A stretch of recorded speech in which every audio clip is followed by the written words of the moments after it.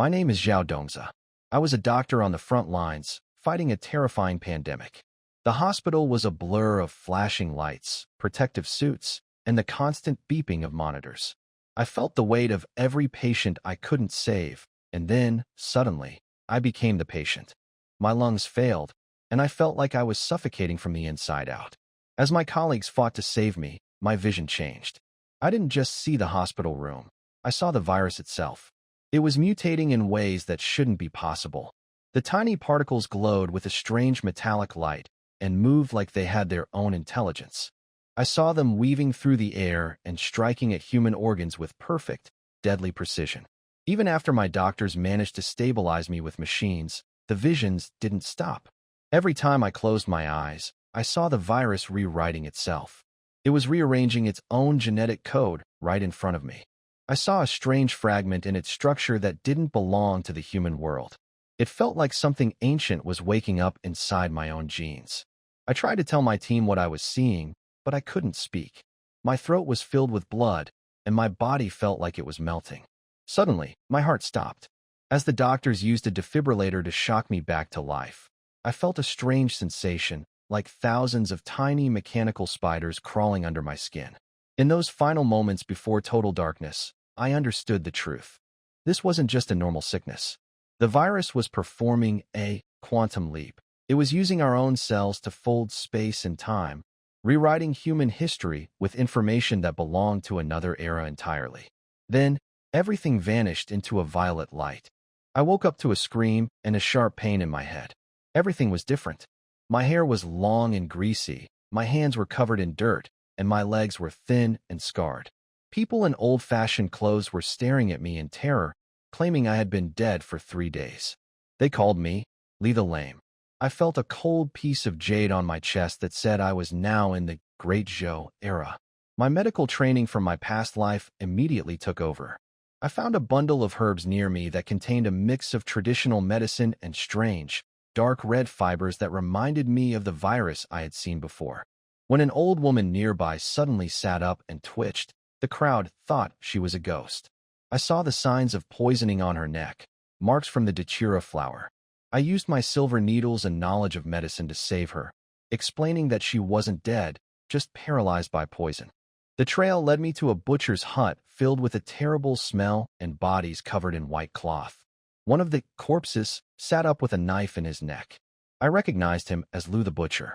Looking closer, I saw the same signs of poisoning I had seen on the old woman, but mixed with something else.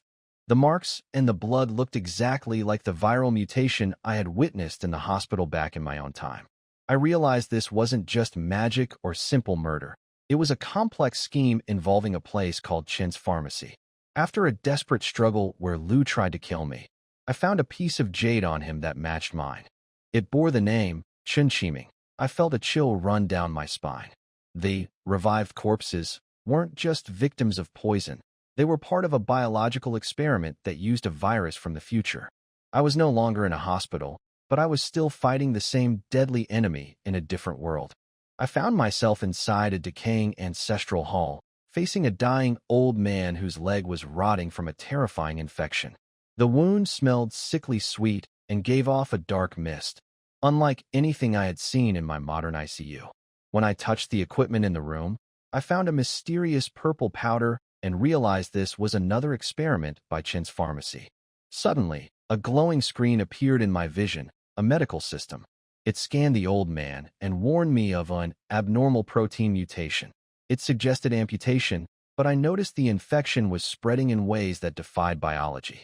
My own hand began to turn transparent, making me realize my life was now linked to this world through some strange soul link. I discovered a hidden bronze cauldron containing the same purple liquid I had seen in my visions before dying in the future. I knew then that this virus was being cultured here. I ignored the standard medical options and chose a legendary acupuncture tool from the system. By using a copper figure and a magnet, I channeled energy to clear the dark mist from the old man's body. The treatment worked perfectly. His flesh began to heal instantly. As the sun rose, I noticed my own body fading, as if I were becoming a ghost. The system screamed a warning about temporal anchor fluctuations, meaning my presence in this time was becoming unstable. Butcher Liu appeared with an imperial gift box, but I was focused on the old man's leg. Where the wound had been, a crescent-shaped scar had formed. It was identical to the surgical scar on my own chest. I realized then that I wasn't just saving a stranger. I was somehow operating on the fabric of my own history. By my 7th day in this era, I had learned to survive as a beggar, using lotus steps to navigate the marketplace. My mentor, Old Huang, taught me how to read the city's undercurrents. While watching a carriage stuck in the mud, I saw armed guards from the Ministry of Justice raid a pawnshop for stolen imperial coins. This wasn't just petty crime. It was evidence of massive government corruption. Assassins from the Northern Bureau arrived, and I had to use my hidden knife and roof gliding skills to defend us. Old Huang urged me to find a secret box containing scrolls that exposed a century-old grain route scandal involving hundreds of officials. As we fought through the rain, I saw the same strange blue patterns in the blood of my enemies that I had seen in my previous life. The situation turned mystical when Old Huang revealed a bronze acupuncture figure that resonated with a strange power. A poison dart struck him, and I saw a crescent-shaped scar on his neck that matched my own. Using the meridian flow technique, I channeled a pale green light into his veins to save him. The medical system in my head warned that my life was now tied to the stability of this timeline. Later that night, my chest burned with a terrifying energy. My blood glowed blue, and my digital system flickered with warnings of a worldline collapse. Old Huang revealed his true identity. He had been a sailor on the legendary voyages of Zheng He and had survived a ghost ship years ago. He carried the same scars and the same mysterious purple infection that was now part of my own blood. I realized that the virus from my time and the ancient Star Art project were the same thing. As I allowed the system to draw energy from my chest to stabilize the old man, our lives merged.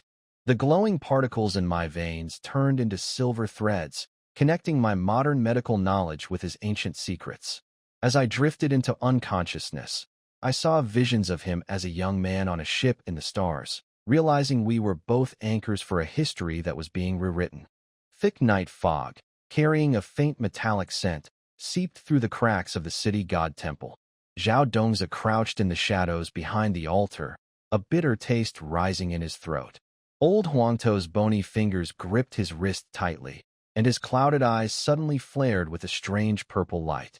The 3 old scars on his forehead began to ooze dark blood. "You fool, your imaginary realm is about to lose control."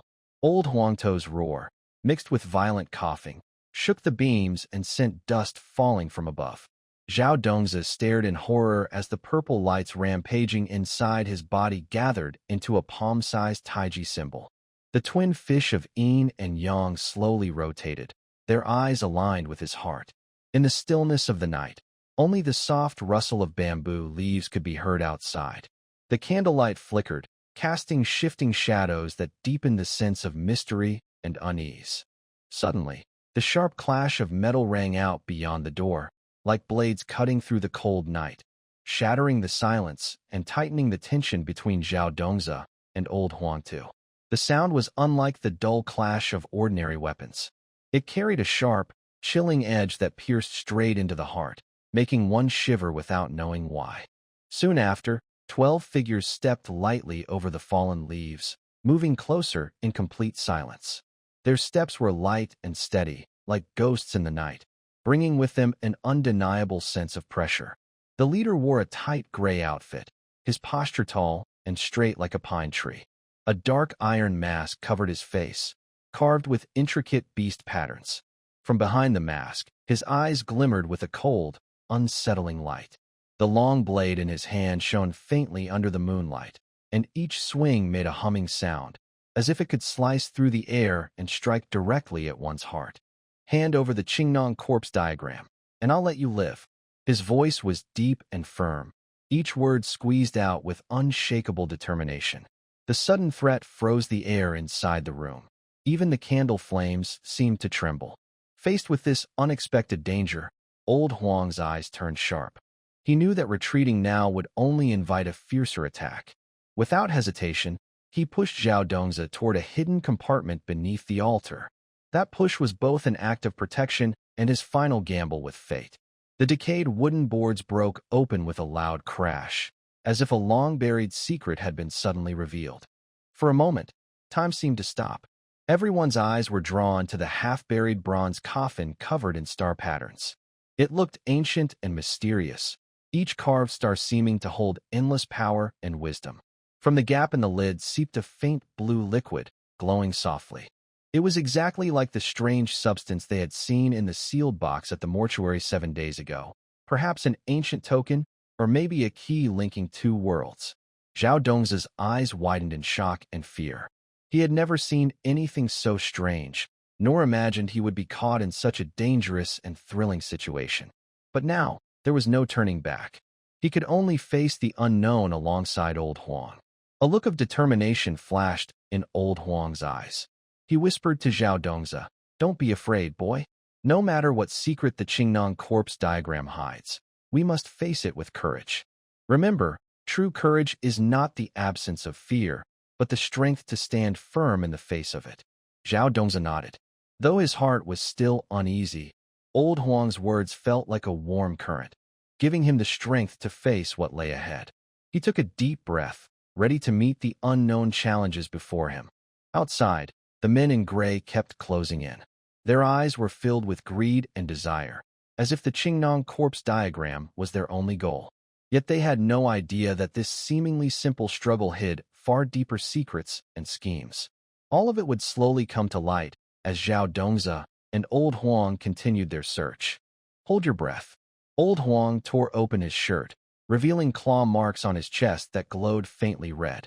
Boy, your spirit energy will become my strength. Before he finished speaking, the yin-yang poison pill exploded, sending waves of dark purple energy across the room. Zhao Dongza felt a sharp pain in his core as the poisonous energy turned into countless tiny symbols that spread through his body. The leader of the gray-clad men swung his blade to cut through the wave, but the moment it touched the poisonous mist, the blade shattered into pieces. His face turned pale as the jade token at his waist cracked. It's the spirit-devouring curse from the Imperial Observatory. Seizing the moment, Zhao Dongza pulled out a willow leaf dagger hidden in his boot. The faded thread around its handle began to glow.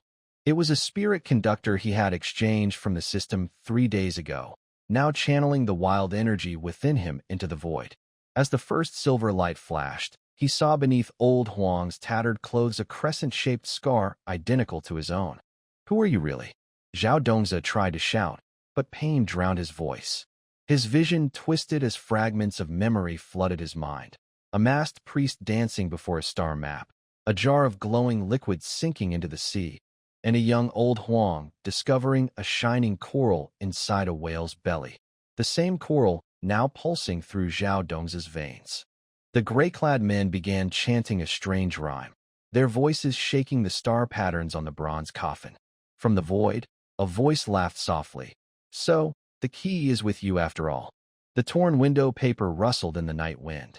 Zhao Dongza stared at the age-spotted hand of Old Huang, watching the dark purple liquid in the gourd ripple with each movement. 7 days ago, when I touched the sealed box in the mortuary, the glowing substance flowing through my veins moved like tiny snakes. Now, it had gathered in my lower abdomen, forming a strange pattern that looked like a Taiji symbol. This is the life-extending pill I spent 30 years creating. Old Huang suddenly began to cough violently. Dark blood seeped through his fingers, shining with a faint blue light under the moon. You've been poisoned by the spirit-devouring goo from the Imperial Observatory.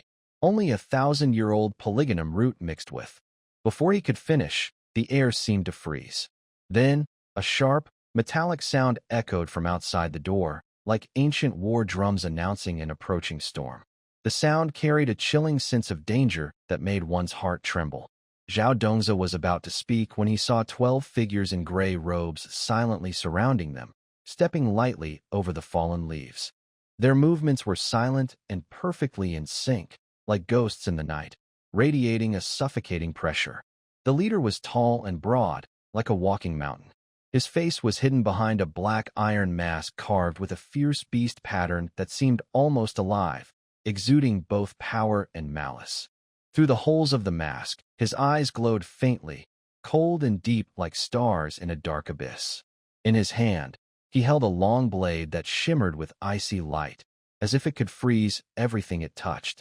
With a slight swing, a flash of cold light cut through the air, forming sharp, crystal-like shards of ice that floated briefly before fading. Beautiful, yet deadly. Seeing this, the hair on the back of Zhao Dongza's neck stood up. A wave of fear surged through him. He knew that the ability to turn inner energy into ice shards was not something an ordinary fighter could do. Memories flashed through his mind until he recalled a passage from the essential martial classics about the illusionary ice technique from the Western regions.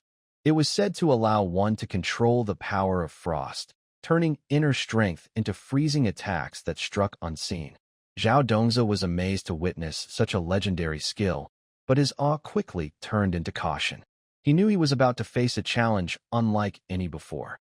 Hand over the Qingnong corpse-dissolving scroll, and you may keep your life. The leader of the men in gray spoke with a voice like rusty metal scraping together. Zhao Dongze suddenly noticed the pattern on the Jade Tiger token at the man's waist. It was identical to the imperial coin he had seen at the pawnshop 3 days ago. The coins, which should have vanished with Zhang He's voyages, were now glowing faintly in the mortuary cellar. At the edge of life and death, Zhao Dongze suddenly remembered the pale yellow sedative in his medical kit. It was the only useful item from the random modern medical pack given by the system when it first activated. He had once joked about how travelers through time always carried strange medicine from the 21st century. Now, as he aimed the syringe at the gray-clad leader, he felt as if he were back in the emergency room, watching a nervous intern inject a restless patient. The sound of a blade cutting through the air came at the same time as the shattering of glass. The sedative turned into a yellow mist that twisted into a small whirlwind under the surge of inner energy. The gray-clad leader stumbled back, clutching his eyes, strange purple marks appearing on his face. The same marks Zhao Dongza had seen on the mad beggar he treated last week. Hold your breath. Old Huang pressed a gourd against Zhao's chest, his cloudy eyes glowing with a strange purple light. Kid, your imaginary realm is about to go out of control. In the midst of the pain, Zhao Dongza saw countless fragments of memory flash before him. A priest wearing a bronze mask dancing before a star map, a clay jar filled with purple liquid sinking into the deep sea, and a young old Huang discovering glowing coral inside a whale's belly. The same coral, now spreading its tendrils through Zhao's veins. The gray-clad men began chanting a strange nursery rhyme, their voices making the star patterns on the bronze coffin shift and swirl. Zhao Dongza heard a voice laughing in the void. So the key really is with you. Before the words faded, old Huang tore open his shirt, the claw marks on his chest glowing red. Kid, your spirit sea will become my nourishment. Seizing the moment, Zhao Dongza pulled out the willow leaf knife hidden in his boot. The faded silk thread wrapped around its handle began to shine. It was the spirit conduit he had exchanged from the system 3 days ago, now channeling his raging energy into the void. As the first silver light burst forth, he saw beneath old Huang's tattered clothes a crescent-shaped scar, exactly like his own. Who are you really? Zhao Dongza's question was drowned in pain. His vision twisted as countless memories flooded his mind. The priest in the bronze mask dancing before the star map, the jar of purple liquid sinking into the sea, and the glowing coral old Huang once found inside a whale, now unfurling its tendrils within his blood. Under the curved eaves of the city god temple at dusk, Zhao Dongza bent down to examine the gray-clad men twitching on the ground. They all wore the same black iron wrist guards, and the Jade Tiger tokens hanging from their belts glowed faintly red in the setting sun, just like the imperial coin stolen from the pawnshop owner 7 days ago. He suddenly noticed a dark red puncture mark on the leader's neck, identical to the one found on the delirious beggar who had died 3 days earlier. Vaporized energy inhalation. Zhao Dongza lifted the unconscious man's chin with a twig, catching a strong scent of bitter almonds. It was the anesthetic formula he had improved last week, mixing diazepam and promethazine inside a bamboo tube, sealed with cloth soaked in wormwood juice. When the gray-clad leader swung his blade, Zhao had deliberately exposed a weak spot, letting the force of the strike tear open the seal so the drug could enter the man's lungs through the air.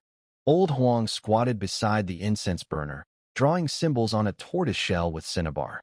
He turned to Zhao Dongzi, eyeing the syringe in his hand. "Kid, that foreign gadget of yours works better than my old life and death spell." Before he could finish, the sound of clashing metal echoed from afar. 12 black horses charged through the twilight, their riders wearing bronze masks shaped like fierce beasts. "Hold your breath." Old Huang suddenly pushed Zhao Dongzi behind the stone monument. His cloudy eyes glowed with a strange purple light. Zhao felt the jade pendant on his chest tremble violently as a red warning screen flashed across his vision. Emergency mission. Treat the pursuers from Medicine King Valley, 0/13. Reward. Unlock temporary operating room space. Failure penalty. Permanent debuff. Enemy of Medicine King Valley. It's you again. Zhao Dongzi struck the air in frustration, remembering the secret report he had found in the morgue 3 days ago. The files marked Starship Project recorded the dark history of Medicine King Valley and the Imperial Observatory working together to create the soul-eating parasite. On the falling locust petals, he could even see faint taiji patterns through his microscope. Old Huang suddenly tore open his robe, revealing claw marks on his chest that oozed dark blood. "You think I pretended to be crippled for 17 years for nothing?" His thin fingers pressed on Zhao Dongzi's wrist, and tears rolled down his wrinkled face. The glowing coral brought back by Zheng He's fleet long ago. They turned it into the mother of the soul-eating parasite.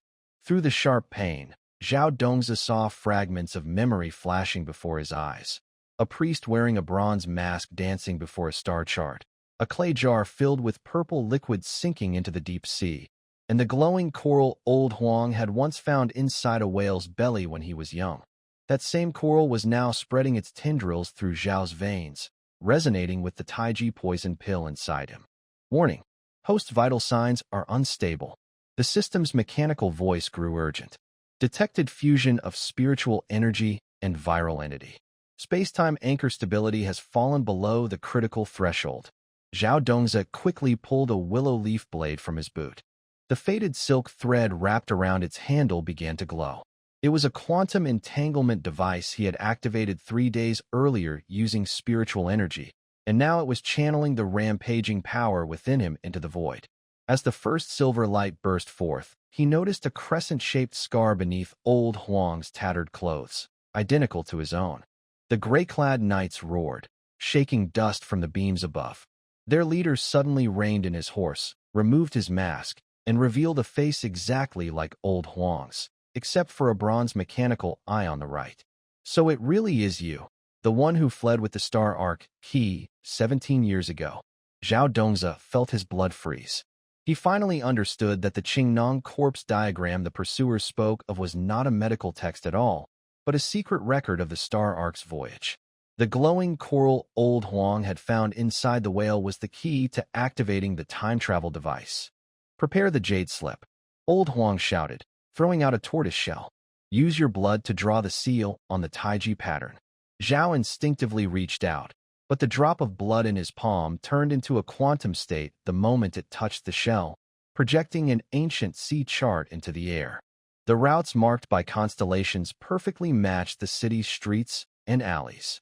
As the first poison dart flew toward him, Zhao Dongzi suddenly smiled. He remembered the patients in the emergency room who had suffered from failure, and now the raging energy inside him seemed to echo their pain. Just before his consciousness faded, he raised his hand toward the void and said, "System, I want to change the mission. Seal the evidence of Medicine King Valley forever in the cracks of time." When the torches of the 7th wave of seekers formed a river of flickering light before the city god temple, Zhao Dongzi finally sensed that something was wrong. He kicked awake Old Huang, who was still snoring. The old man rubbed his eyes and muttered sleepily, "What's all the fuss about now?" Old Huang's cloudy eyes turned toward the temple gate. "Those outside are here for treatment." "For treatment?" Zhao Dongzi peered through the door and was nearly dazzled by the sight. Among the crowd, an old woman leaning on a cane had 3 red snakes coiled at her feet. A monk held a golden-furred monkey nibbling on a peach. And most striking of all, a strong man carried a coffin on his shoulder. The lid trembled rhythmically, as if something inside still had a heartbeat. "Dr. Li." Please, save my wife. The man set the coffin down with a heavy thud, shaking dust from the doorframe. A talisman on the lid glowed faintly purple, its edges scratched and cracked by fingernails. Zhao Dongzi quietly took out a bottle of herbal medicine he had just made yesterday. The glass still bore stains from old Huang's goji tea. Let's be clear first. If she doesn't make it, don't blame me. Before he could finish, the coffin lid suddenly popped open. The bride inside, who should have been lifeless, was smiling with bluish lips. Her fingers had grown unnaturally long, and dark liquid seeped from beneath her nails. Around her neck was a spiral mark, exactly like the one on the wanted criminal who had been found strangled 3 days ago. Emergency mission: purify the corpse toxin. Time remaining, 30 seconds. Reward: Hua Tua bone-scraping knife. Replica. Failure penalty: become the corpse bridegroom. Cold sweat prickled the back of Zhao Dongzi's neck. He stumbled backward, knocking over the incense table.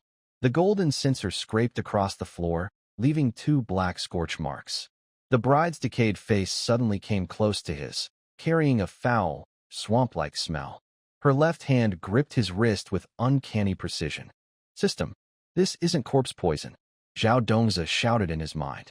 It's the genetic lock from the Starraft project. He caught sight of a glowing quantum mark beneath the bride's collarbone, identical to the parasitic sigil he had seen in the secret archives of the Medicine King Valley. Old Huang, now holding a tortoise shell, traced a charm in cinnabar that burst into golden light. From behind came the strong man's desperate roar. I'll pay anything. Just make her speak again.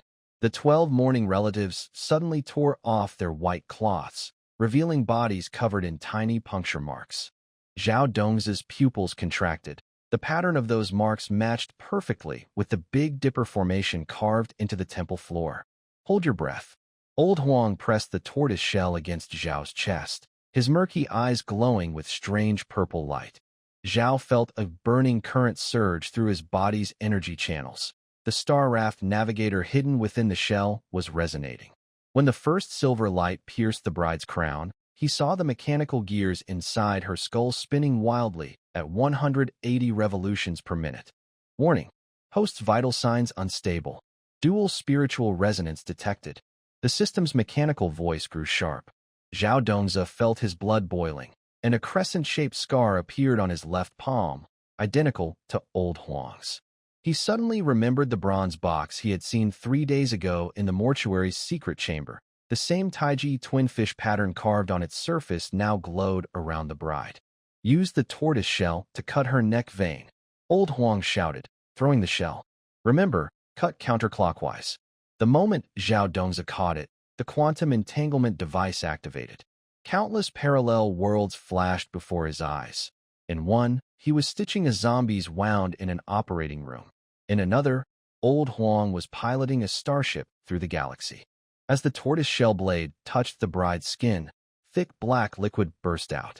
Zhao Dongzi realized this was no ordinary toxin. It was a genetic virus combining ancient cultivation arts with modern biotechnology. He pressed his left hand to his chest, where a neutralizing chip from the starship wreck was buried, now vibrating at high frequency. 15 seconds remaining. Host's energy level below threshold. The system blared. Zhao Dongzi tore open his shirt, revealing a faint Taiji symbol on his chest. Just as the bride's nails were about to strike his throat, old Huang threw burning talismans into the coffin. Flames roared up, and a sharp cry like a baby's wail echoed from within.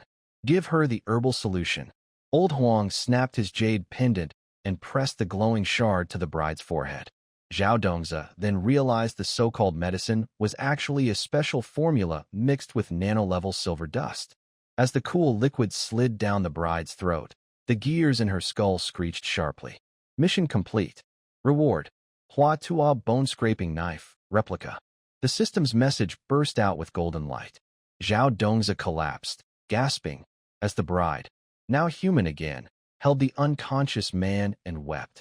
The fading marks on her neck were identical to those on the genetically modified patients in the emergency ward. Old Huang tapped his pipe against the tortoise shell, unlocking a code. A holographic map unfolded in the air. The third lab of the Starship Project is hidden beneath the city god temple. Those who came seeking treatment were actually controlled test subjects. He pointed to the melting, human-shaped ice coffin. You think there's a corpse inside? Wrong. This is a real living incubation chamber. Zhao Dongzi suddenly noticed that the frost on the coffin's surface formed a string of binary code. When he touched it with his blood-stained finger, memories of the starship wreck he had found under the sea flooded back. The inscriptions carved on the ship's hull were now rearranging in his vision into new coordinates, pointing to a secret base deep beneath the valley of the Medicine King. Old Huang, you tricked me. Zhao Dongzi rolled aside to dodge the creature's claw, and a glass bottle fell from his arms. Pale yellow liquid spread across the stone floor, its strong garlic smell mixing with a rotten scent that filled the air. A censer 10 paces away toppled over, scattering ashes that glowed like fireflies under the moonlight. The woman's nails dug deep into the ground, sparks flying from her gray fingers. She suddenly threw back her head and let out a sharp, inhuman cry. The skin that touched the liquid turned black and cracked, smoke curling up her neck and into her clothes. Zhao Dongzi covered his nose and stepped back, noticing dark purple veins writhing beneath the burnt skin. Is this some kind of magical infection? He muttered, staring at her decaying ankle. Then he noticed a familiar spiral mark on her foot. It matched the one on the torn wanted poster in the hospital. The face on that poster, swollen and bruised, now seemed to appear faintly on her forehead. When the second bottle of liquid was poured out, the crowd gasped like a rising tide. The coffin carried by a strong man began to shake violently, and thick black fluid seeped from its cracks. Zhao Dongzi's hand trembled as he held a packet of herbal medicine. The clear liquid inside shimmered with a strange blue glow under the moonlight. It was a special formula mixed with artemisinin.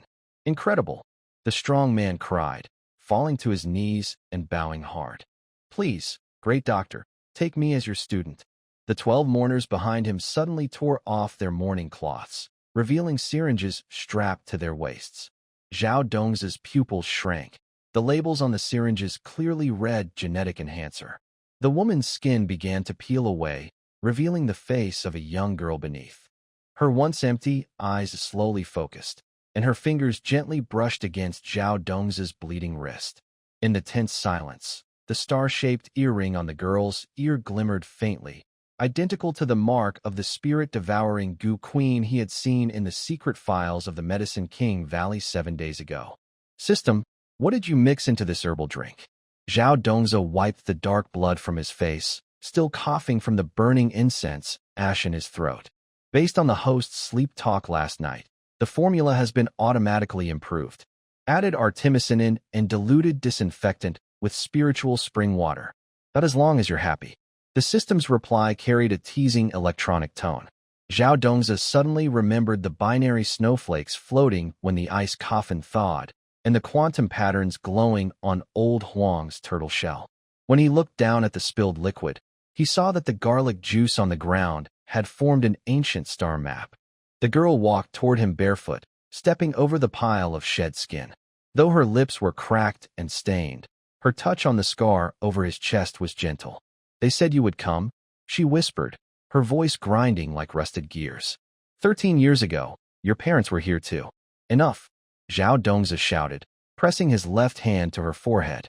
The turtle shell pendant on his neck trembled violently, projecting a hologram into the air. A researcher in a white coat recording data beside a lab table, where a clone with his exact face lay still. The badge on its chest read X07. The girl's body went rigid. An 8-pointed star mark, identical to the one from the Star Arc project, appeared on her neck.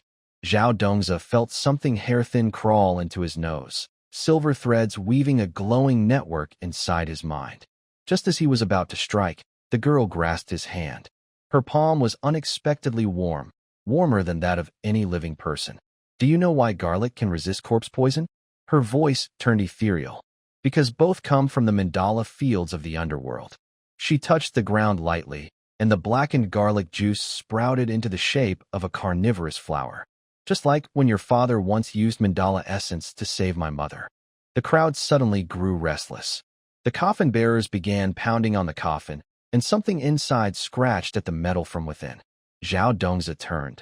Frost on the coffin's surface was melting, revealing pale skin covered in tiny punctures. It was the young scholar who had been buried only yesterday. Hold your breath. Old Huang appeared behind him without warning, slamming the turtle shell hard against Zhao Dongza's back. A strong smell of alcohol filled the air. You brat, your elixir needs a new recipe. The old man shouted, tearing open his shirt. A fierce scar on his chest glowed with golden blood. Zhao Dongza stumbled and fell to the ground. He saw the Taiji symbol on Old Huang's chest resonate with the scar on his own body. Countless fragments of memory flooded his mind. Spaceships under the stars, infants floating in incubation pods, and images of a young Old Huang working in a laboratory. So you're the 13th test subject, the girl said, her voice trembling. They told you to forget. Suddenly, she opened her mouth, and thousands of glowing, firefly-like spirit insects poured out. Zhao Dongza instinctively raised a bottle of herbal liquid, the fluid tracing a perfect arc through the air.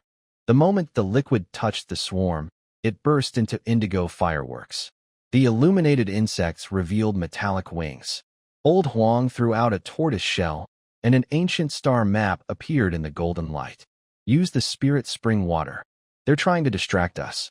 Zhao Dongza suddenly remembered the binary code at the bottom of the ice coffin. The numbers began to rearrange themselves across his vision. As the girl's insects rushed toward him, he grabbed some spilled garlic juice and drew ancient symbols on the ground. The moment the runes took shape, the floor of the temple erupted with sprouting garlic shoots that twisted and destroyed the oncoming swarm.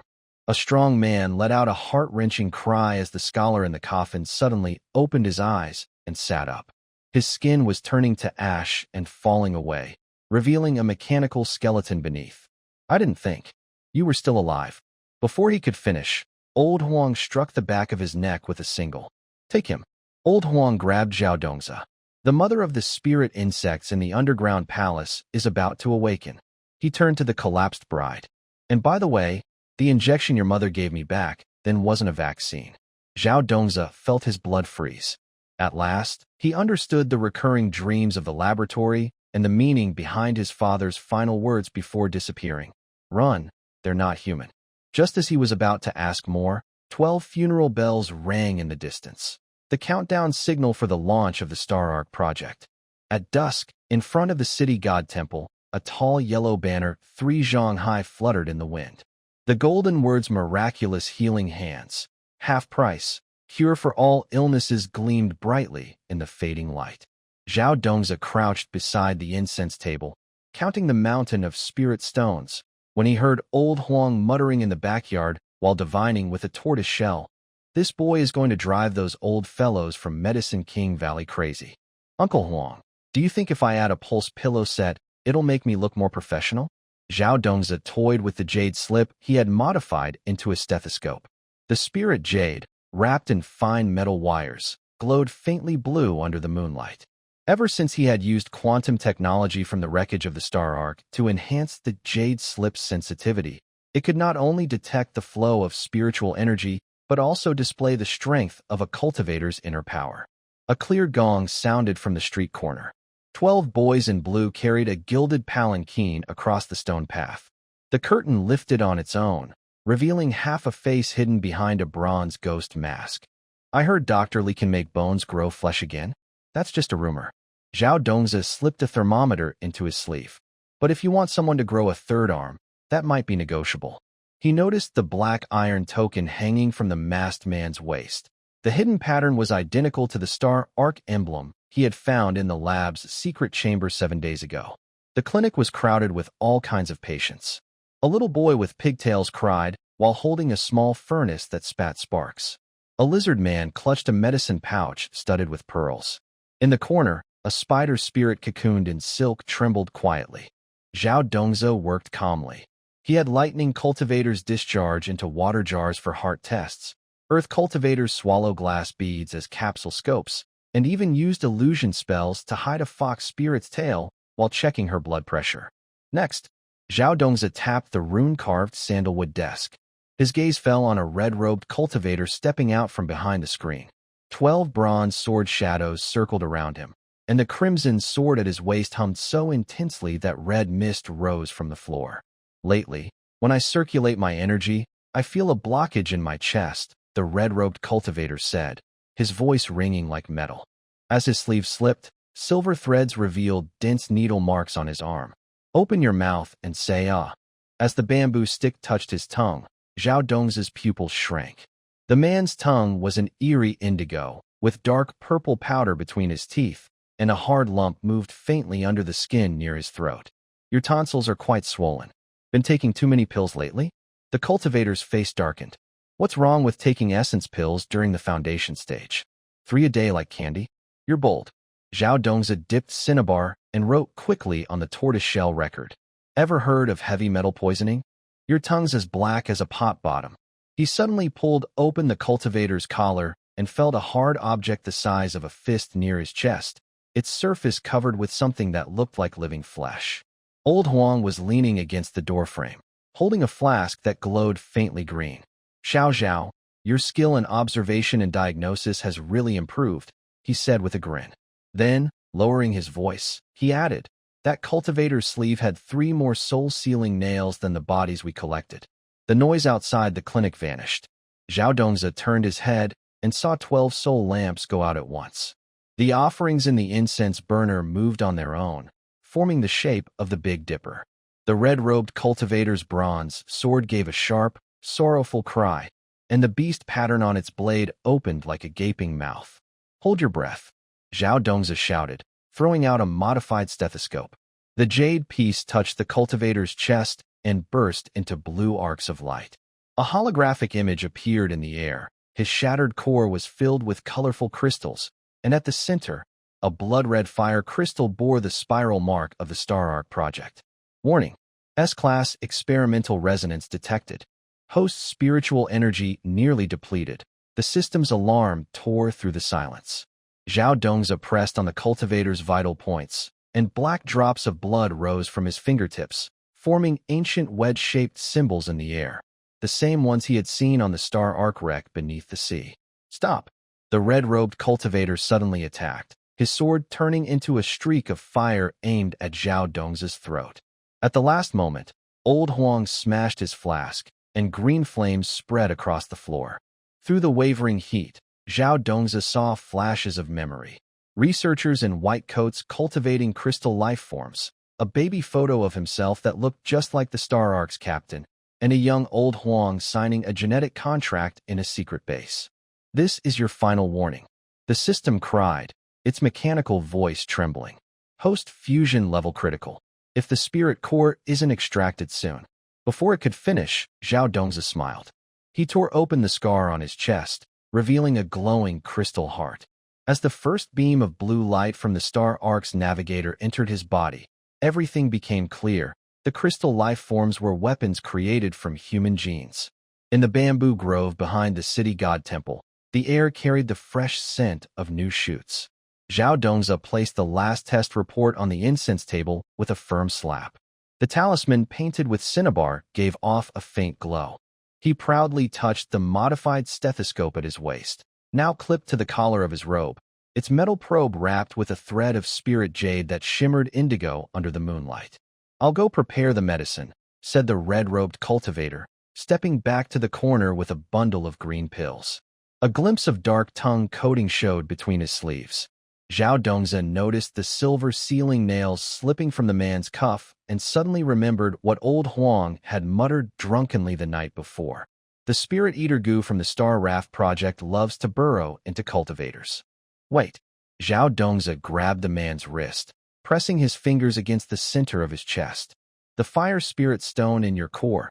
Did you steal it from the Medicine King Valley's treasure vault? The cultivator trembled violently, and the furnace in his arms burst into flames. Zhao Dongza quickly pulled out a modified pressure gauge. The jade plate attached to it rang like chimes when it touched the fire. A holographic image flared in the air. His shattered core was filled with crimson crystals, each marked with a familiar spiral pattern. 50 spirit stones per treatment, guaranteed to cure all ailments. Zhao Dongza shouted in panic, stuffing a lotus leaf packet of mung bean powder into the man's hands. While the cultivator froze in confusion, Zhao grabbed a bronze mirror and looked outside. The twin moons shone together, and 7 meteors streaked down toward the back mountain. In the courtyard, Old Huang fanned himself and muttered, "Kid, your healing skills are getting sharper." He lowered his voice. "That cultivator's sealing nails. There were 3 more than the ones we found on the corpses." At the third watch of midnight, Zhao Dongzi slipped out of the temple. On the holographic map projected from his jade pendant, a strange green light flickered over the graveyard, glowing and fading like a serpent's tongue. Just as he took a step, a wave of pain surged through him. His chest scar burned hot, and the star raft fragment he had swallowed 3 days ago began to resonate with a mysterious frequency. "Uncle Huang." He staggered, clutching a locust tree. The blood he coughed out formed the shape of a sword in the air. "This poison pill." Before he could finish, the sound of clashing blades echoed from afar. Countless sword shadows appeared under the moonlight, each hilt engraved with a tiger emblem. Wherever the sword light passed, the wild grass bent without wind. Old Huang stepped out from behind the tree, wine gourd in hand, a tortoise shell glowing green in his palm.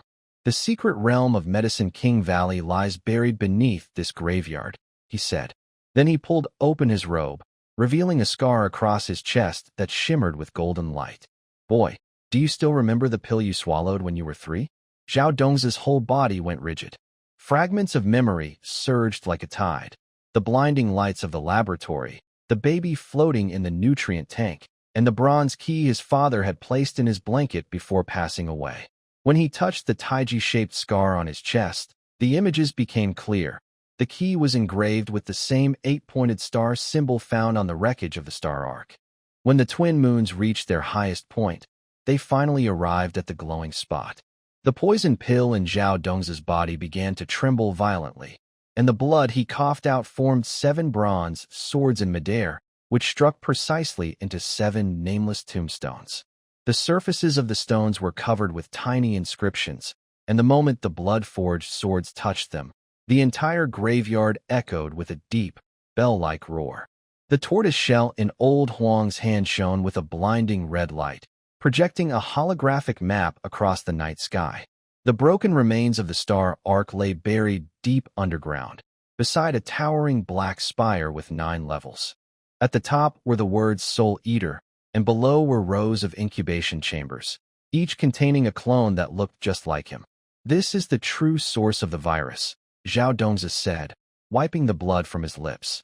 He pressed his finger against the star map on the tortoise shell. "They used our genes to create weapons of war. Even you, Uncle Huang." Before he could finish, the sound of dragging chains echoed from afar. 12 figures in white robes stepped out from behind the tombstones, the quantum marks on their necks identical to the one on the bride's body. Old Huang suddenly smashed his wine gourd to the ground, and flames burst upward. The symbols on the tortoise shell flared with golden light. Seizing the moment, Zhao Dongzi lunged at the nearest white-robed figure. His modified stethoscope pierced the target's head, and terrifying data flashed across the holographic screen. Genetic match 99.9%, post-life signs being consumed. When the first light of dawn broke through the clouds, Zhao Dongzi collapsed beside the fallen altar. In his hand, he clutched the blood-stained bronze key. The system's final warning echoed in his ears, Star Arc Mothership awakening. 72 hours remaining to locate the neutralizing chip. He looked toward the melting ice coffin and saw that the frost on its lid had formed the same taiji pattern as the scar on his chest. Under the twin moons, the ghostly flames of the burial ground began to twist wildly. Zhao Dongzi stepped onto the creaking stairs made of old bones, his flashlight beams sweeping across tombstones carved with ancient oracle bone script. The inscriptions shimmered with a bluish glow under the moonlight. When he noticed that several tombstones repeated the words Shenong, bloodline, and eternal life, a strange metallic taste rose in his throat. This isn't right. He wiped the cold sweat from his forehead as the modified stethoscope suddenly gave a sharp beep. The metal probe pressed against the tortoise-shell-shaped tombstone, and a holographic projection revealed a dense network of veins. Veins that matched the human meridian system exactly. Old Huang, carrying his wine gourd, followed behind. The tortoise shell in his palm glowed with an eerie red light. 30 years ago, before the disciples of Medicine King Valley disappeared, they also found a jade slip carved with the words Shenong, in this very place. He suddenly grabbed the back of Zhao Dongza's robe. Haven't you noticed what all those patients had in common? Zhao Dongza trembled. In the emergency room last night, the wealthy man covered in sores, the beggar who somehow recovered after losing a limb, and the elderly woman who suddenly regained her senses that morning. Their faces overlapped in his mind, identical to the glowing inscriptions on the tombstones before him. A thunderous split the air as the tombstone shattered, scattering fireflies into the night. Zhao Dongza stumbled and fell into a sword case made of cold iron. The bronze hilt, coiled with serpent-like patterns, opened a blood-red eye. At the same moment, a system alert exploded inside his skull. He saw hundreds of versions of himself, all wearing white coats, dying again and again in different times and places, some collapsing on operating tables, others bound to crosses. In the newest vision, one of his other selves held the same bronze blade, pouring crimson liquid into Old Huang's mouth. "Let go," Old Huang shouted, throwing a talisman that burst into a blue lotus flame midair. "That's the soul-devouring blade, forged from tortoise shell." Before he finished, the hilt extended a 3-inch bone spike that pierced Zhao Dongza's palm. Through the pain, countless fragments of memory flashed before his eyes. His mother handing him a bronze key before she passed away, an embryo floating in a laboratory tank, and the forbidden stone tablet in Medicine King Valley with its crucial inscription scraped away. "Who dares?" A phantom of an old man appeared in the air, his voice crackling with static. Zhao Dongza noticed a bleeding star-shaped mark on the man's neck, and his own taiji-shaped scar began to resonate with the crystal core in the phantom's chest. When the first drop of blood fell from his palm onto the hilt, the bronze blade trembled with a sound like a dragon's roar. As blue smoke rose, Zhao Dongza instinctively reached for an alcohol swab. The simple, habitual motion stunned everyone, including the shadow with the bone spikes, who had been laughing wildly. The moment the cotton ball touched the blade, the entire sword mound began to spin, and a deep rumble of grinding gears echoed from below. Countless bronze chains burst from the ground, wrapping Old Huang tightly, while the stethoscope in Zhao Dongza's hand showed a surge of powerful energy. Purification program activated. For the first time, the system's mechanical voice carried excitement. Host DNA perfectly matches the bloodline of Shino, unlocking the ancient medical codex. Zhao Dongza felt a warm current flow into his wound, and the fragments of the star vessel within his blood began to resonate. When he saw the inscription inside the knife's handle, his pupils contracted sharply. It was written in modern Chinese. Clinical Trial Volunteer ID X0000. Old Huang suddenly broke free from the chains, his turtle shell splitting into 8 pieces under the moonlight. He tore open his shirt, revealing a scar on his chest that perfectly matched the bronze blade's pattern. "You fool. Your mother was taken here years ago." Before he could finish, a loud echoed from afar as an ice coffin shattered. 7 figures in star vessel uniforms rose from the ground, the quantum symbols on their chests flashing wildly. Zhao Dongza threw off his blood-stained surgical gown as the ultraviolet sterilization light cut through the night sky. Old Huang clutched his wounded arm, stumbling backward. The turtle shell in his palm split into 8 pieces, revealing golden blood pulsing beneath. "You reckless boy. This is ancient. An immortal doctor who ignores infection control?" Zhao Dongza pressed an alcohol swab to the bleeding forehead of the phantom doctor. "Haven't you read the medical disinfection standards?" Before he finished, the bronze blade trembled with a sound like a dragon's roar, its corroded surface glowing with a flowing silver light. The phantom twisted under the ultraviolet light, shattering into countless fragments. Each fragment reflected a different scene. A doctor in a bird-beaked mask performing surgery on a dying patient, an artificial human awakening in a cultivation chamber, and Zhao Dongza himself standing before an operating table, a strange creature with a serpent's tail floating under the shadowless lamp. "Stop. I am the immortal healer." The phantom condensed into an elderly man, his white coat glowing with eerie blue light. "Do you know this blade cuts more than flesh?" His withered finger pointed at Zhao Dongza's chest, where an 8-pointed star mark, identical to the one on the star vessel wreckage, was glowing faintly.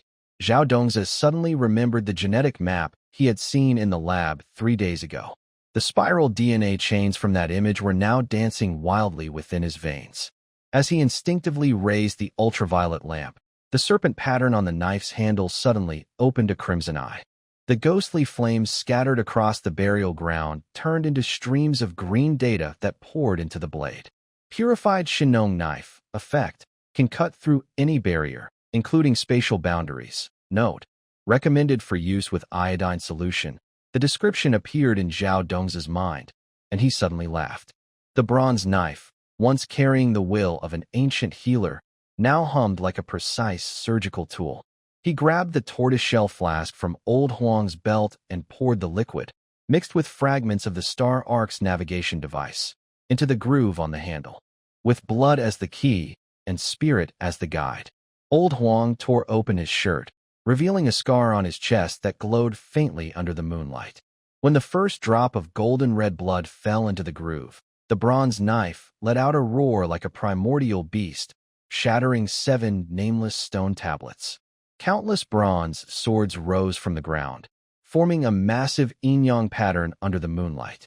The poison pill inside Zhao Dong's body turned into twin moons, their light perfectly aligning with the eyes of the yin-yang symbol. When he reached out to touch the spinning light wheel, 360 bronze acupuncture figures emerged from the earth, each one's Tianqi point glowing with the same quantum mark as the Star Arc project. Heaven shows a sign, Old Huang shouted, pulling him into a frantic run.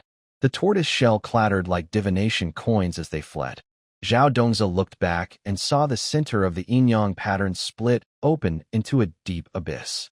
Countless bandaged skeletons reached upward from the darkness, and the one nearest the edge had a face that looked exactly like his own. They didn't notice a pair of eyes watching from the shadows through the hilt of a bronze sword. It was a woman in a white lab coat, her badge reading Star Arc Project Chief Researcher, Lin Wanxiu. On her tablet screen, real-time data showed Zhao Dong's oxygen levels fluctuating wildly, his brainwaves displaying an ancient, unrecorded frequency, and his palm print perfectly matching the control panel of the Star Arc spacecraft. As the yin-yang pattern fully closed, the entire burial ground began to sink. Zhao Dongza felt a sharp pain surge through his body, as if his veins were being pulled away. The Taiji-shaped scar on his chest resonated with a coordinate in the void. In the final moment before losing consciousness, he saw countless versions of himself across time and space, all performing the same action, gripping the surgical knife to cut open the barrier of reality, passing the truth of the Star Arc project to every era of his existence. On the day of Frost's descent, Thunder City was unusually gloomy. The lead gray clouds seemed torn apart, and flashes of blue-violet lightning flickered through the cracks. Zhao Dongza squatted on the clinic's doorstep, eating a pancake. Oil dripped down his rough linen clothes as he looked up at the wooden sign above the door that read Healing Hands. The sign, carved from lightning struck wood 3 days ago, now glowed faintly with an eerie blue light. The first bolt of lightning struck the mountain behind the clinic, splitting a century-old pine tree in half. Zhao Dongza jumped up in surprise, knocking over a shelf of medicine. Brown herbal liquid splashed across the tortoise-shell divination table. Old Huang, who was holding a bronze wine flask and muttering to himself, was suddenly splattered across the face. How many times has it been now? Old Huang wiped his face with the edge of the tortoise shell, his cloudy eyes narrowing. The day before yesterday, it burned the dragon vine we were drying. Yesterday, it destroyed half a cellar of aged orange peel. And today, it even melted your silver needles. In the flickering candlelight, Zhao Dongza gently added a few dry sticks to the brazier. The flames leapt up cheerfully, spreading a warm glow that drove away the chill in the room. His movements were calm and practiced, as if performing a quiet ritual that brought a touch of comfort to the humble space. From time to time, his gaze fell on the cultivator curled up in the corner, filled with concern and sympathy. The cultivator's clothes were torn, his red hair messy over his shoulders. His face showed exhaustion, yet his eyes still shone with unyielding determination. He claimed to have been afflicted by a charm spell from the Hahuan sect, a sinister technique that could cloud the mind and trap one in endless torment. Even so, he remained strong and resolute, earning Zhao Dongza's quiet respect. Zhao Dongza walked over softly and began changing the bandages on the cultivator's wounds. The cloth was stained with dark patches of blood, showing how serious the injuries were. Yet Zhao Dongzhi worked with steady hands, his touch carrying a quiet strength. Each movement seemed to ease the cultivator's pain, smoothing the tension from his brow, as if Zhao Dongzhi's care could calm not only the body, but also the fear and unease within the heart. The graduate held a water jar and drank water loudly and steadily.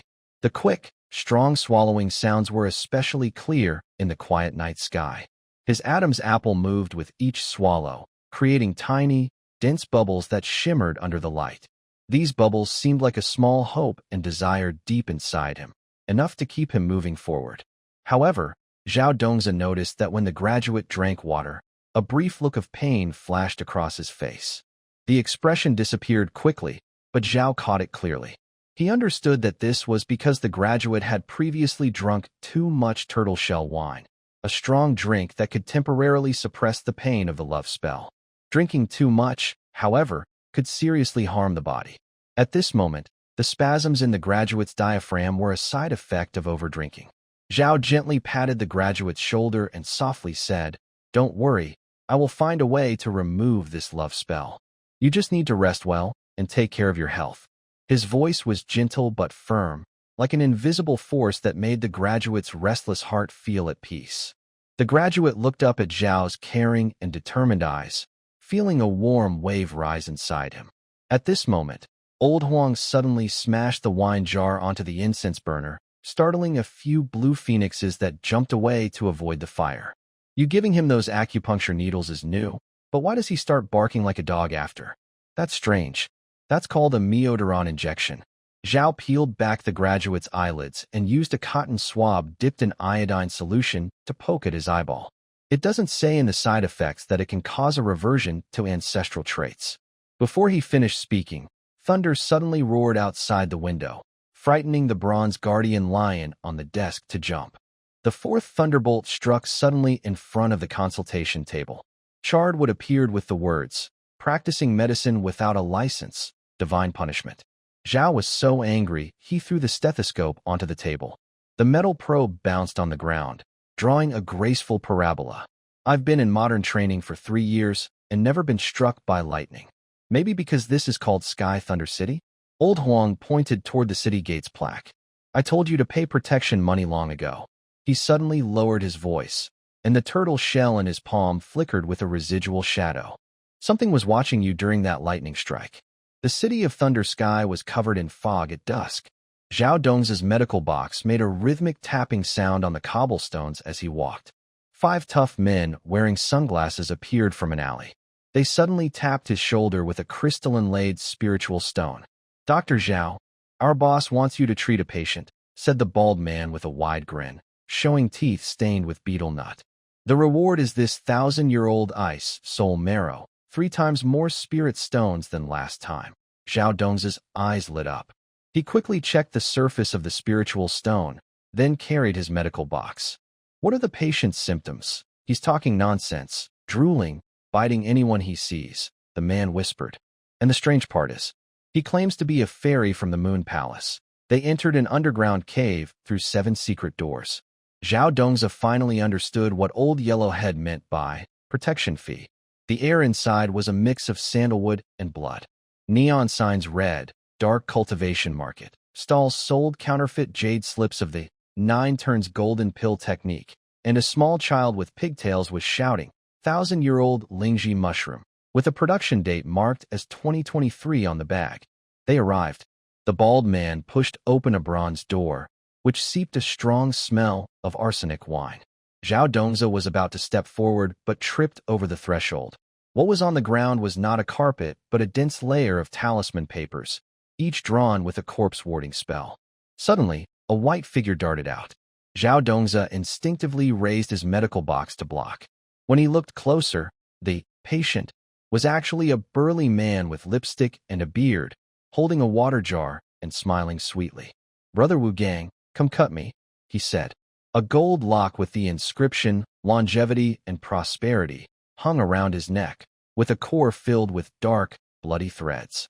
"Is this hysteria?" Zhao Dongzhi took out a stethoscope and pressed it to the man's chest. The metal probe vibrated loudly upon contact. A holographic projection exploded in the air. Inside a shattered dantian, colorful crystals were packed. At the center, on a blood-red fire spirit stone, was engraved the spiral pattern of the Starship Plan. "Don't touch him," the bald man warned just in time. The burly man suddenly lunged, fangs piercing Zhao Dong's sleeve, spitting black blood and saliva onto his hand. Zhao Dongza froze for a moment, then suddenly remembered something. He pulled out a packet of banlingen granules and shouted, "Hold this in your mouth."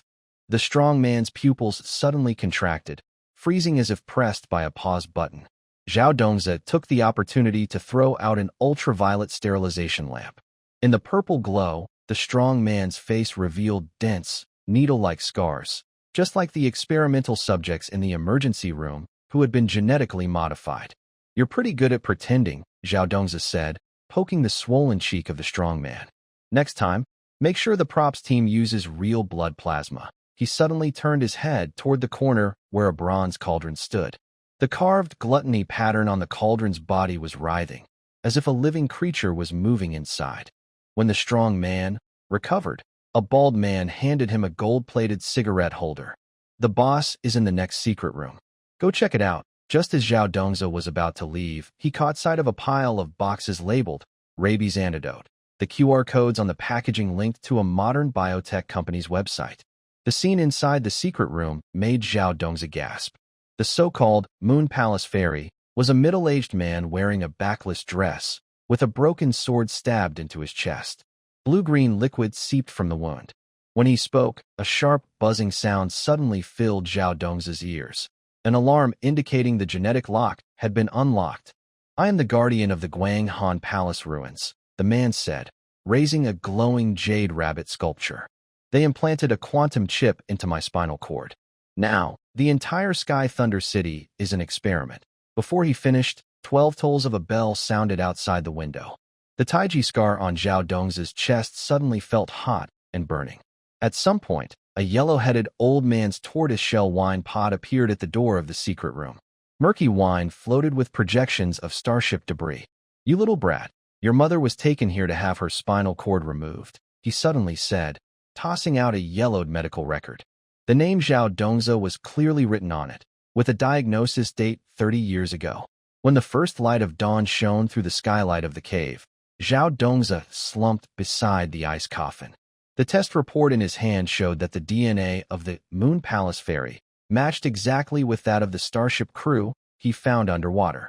The bronze gears on the secret room walls, which seemed decorative, were now reconstructing a vast star route in his retina, ending at a black obelisk in Earth's orbit. When Zhao Dongza was being dragged by a patient and slammed against the wall, the pink spirit crystal on the CT scan suddenly burst out a blinding light. This unformed mark surprisingly matches the quantum symbol he saw on the wreckage of the underwater starship, but now it is rapidly consuming the patient's spiritual energy with the eye. "Is this rabies?" Zhao Dongza shook off the patient's hand, and his back slammed against a stone wall covered with talisman papers. He tore open the patient's bloodstained shirt, revealing claw marks oozing fluorescent blue liquid. "This is probably estrogen overload. Emergency task. Suppress excess hormone secretion. Recommended solution. Inject leuprelin.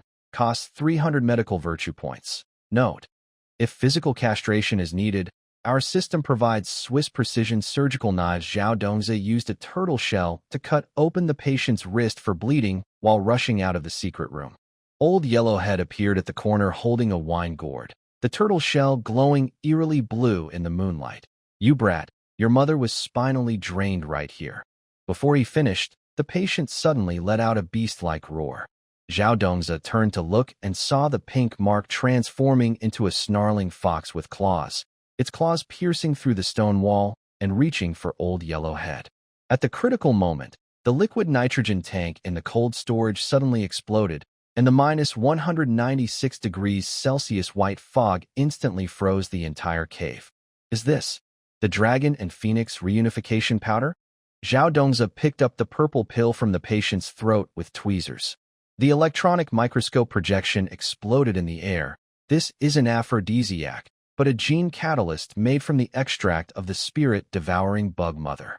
He suddenly remembered the binary frost flowers he saw in the ice coffin 3 days ago. Those numbers were now reassembling into the genetic map of the Starship Project on his retina. The bald man collapsed in the ice debris, trembling. Just a few days ago at the black market auction, the boss stole the Dragon and Phoenix reunification powder from the Medicine King Valley. Zhao Dongzi suddenly smiled. He unbuttoned the patient's chest and shined a UV light on the skin. The seemingly natural cinnabar moles now formed complete interstellar coordinates under the ultraviolet light, revealing the hidden entrance to the Medicine King Valley underground palace. Suddenly, the demon's core emitted a high-frequency buzz, causing the patient's blood vessels to bulge with blue veins. Zhao Dongzi grabbed a scalpel and stabbed his own chest. The Taiji scar on his chest burst with golden light. When the blood dripped onto the metal surface of the cryo gun, the temperature of the underground cave suddenly rose, and the frozen talisman papers began to burn on their own. System, Zhao Dongzi roared in his consciousness space. This is not an ordinary love spell. He saw the Starship nanorobots swimming inside the patient's bone marrow, each mechanical arm engraved with a code identical to his own palm print. Warning: host gene resonance detected. Modern medical methods are prohibited. Zhao Dongzi suddenly sat up with a start, knocking over a box of bright haloperidol. The light blue liquid arced perfectly through the air but was deflected by an electromagnetic pulse released by a demon pill just before touching the patient's skin. He suddenly remembered the binary code inside the lid of the ice coffin when it thawed, and those numbers were now forming new neural pathways in his brain. When the first drop of blood, infused with Starship navigation energy, dripped into the patient's body, the entire cave began to shake violently.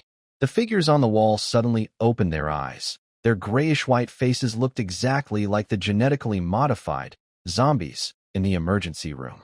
Zhao Dongzi heard a voice laughing in the void. The key is indeed with you. The black market in Thunder City at dusk resembled a giant creature's belly. Zhao Dongzi carried a silver centrifuge through a narrow alley, the clinking of metal against rocks startling a group of glowing centipedes. These luminous insects quickly formed a barrier, but were dispersed by the artemisinin in smoke he casually released, stolen 3 hours earlier from a scholar wearing gold-rimmed glasses. Move aside. Move aside. A bald man with a large bucket ran behind him, holding a bucket with a flushed, bearded man inside. The man was trembling as he drew symbols on his chest, gold powder dripping from his fingers and strangely forming a tiny Bagua diagram on the cracked ground. Zhao Dongzi ran toward the quarantine tent, pulling off his mask, revealing a sweat-soaked blue protective suit.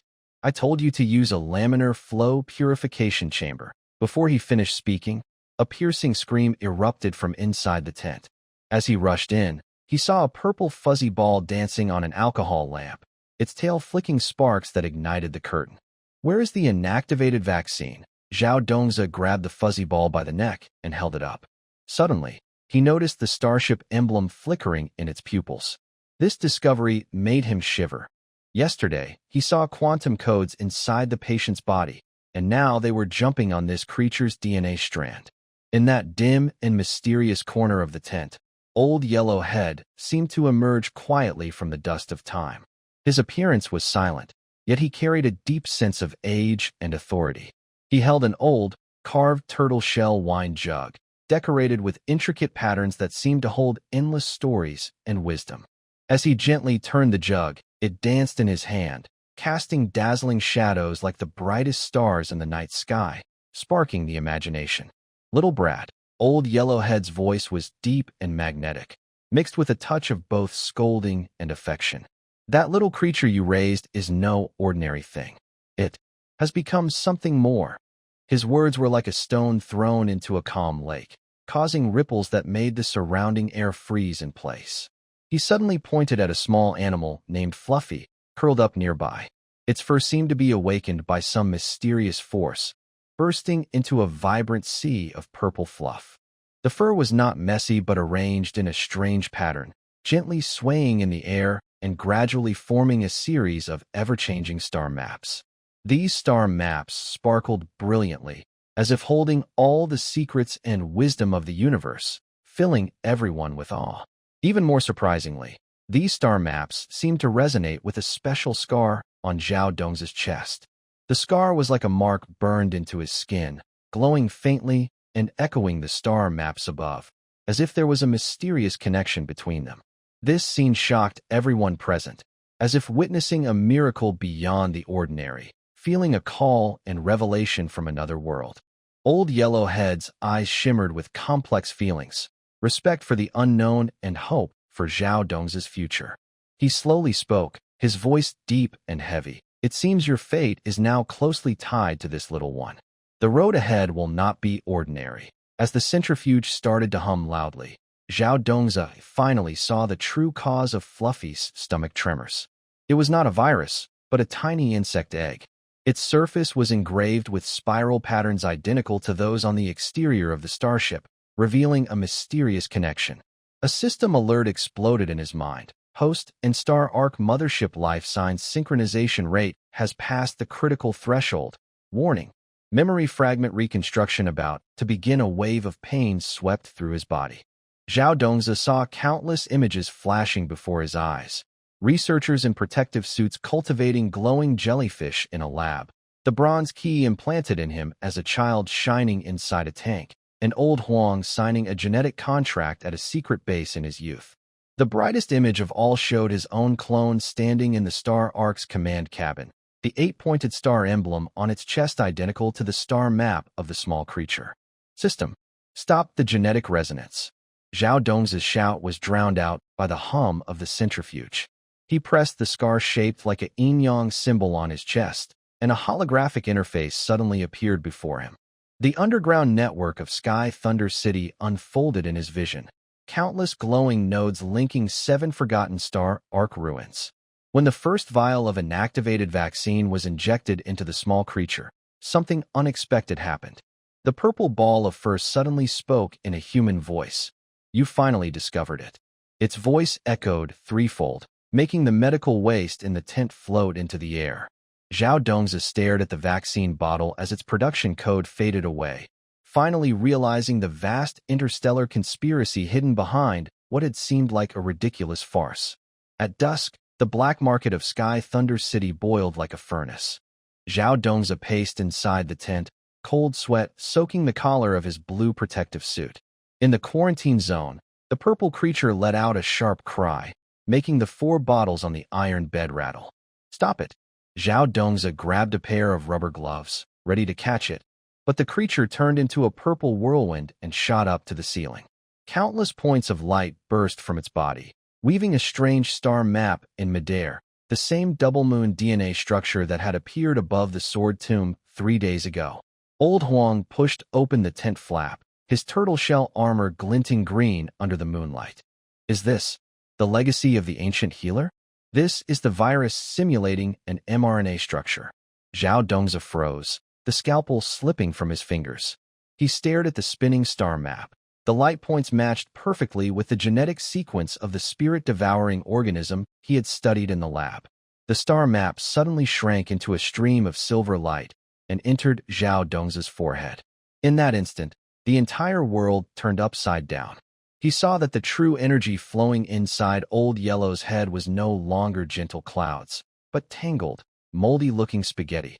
Outside the tent, the monks practicing were cultivating a golden core that now looked like a spiky sea urchin. The most frightening thing was the night sky above. Those spirals of spiritual energy resembled giant, fierce worms. System. Turn it off now, Zhao Dongza shouted, covering his eyes in horror.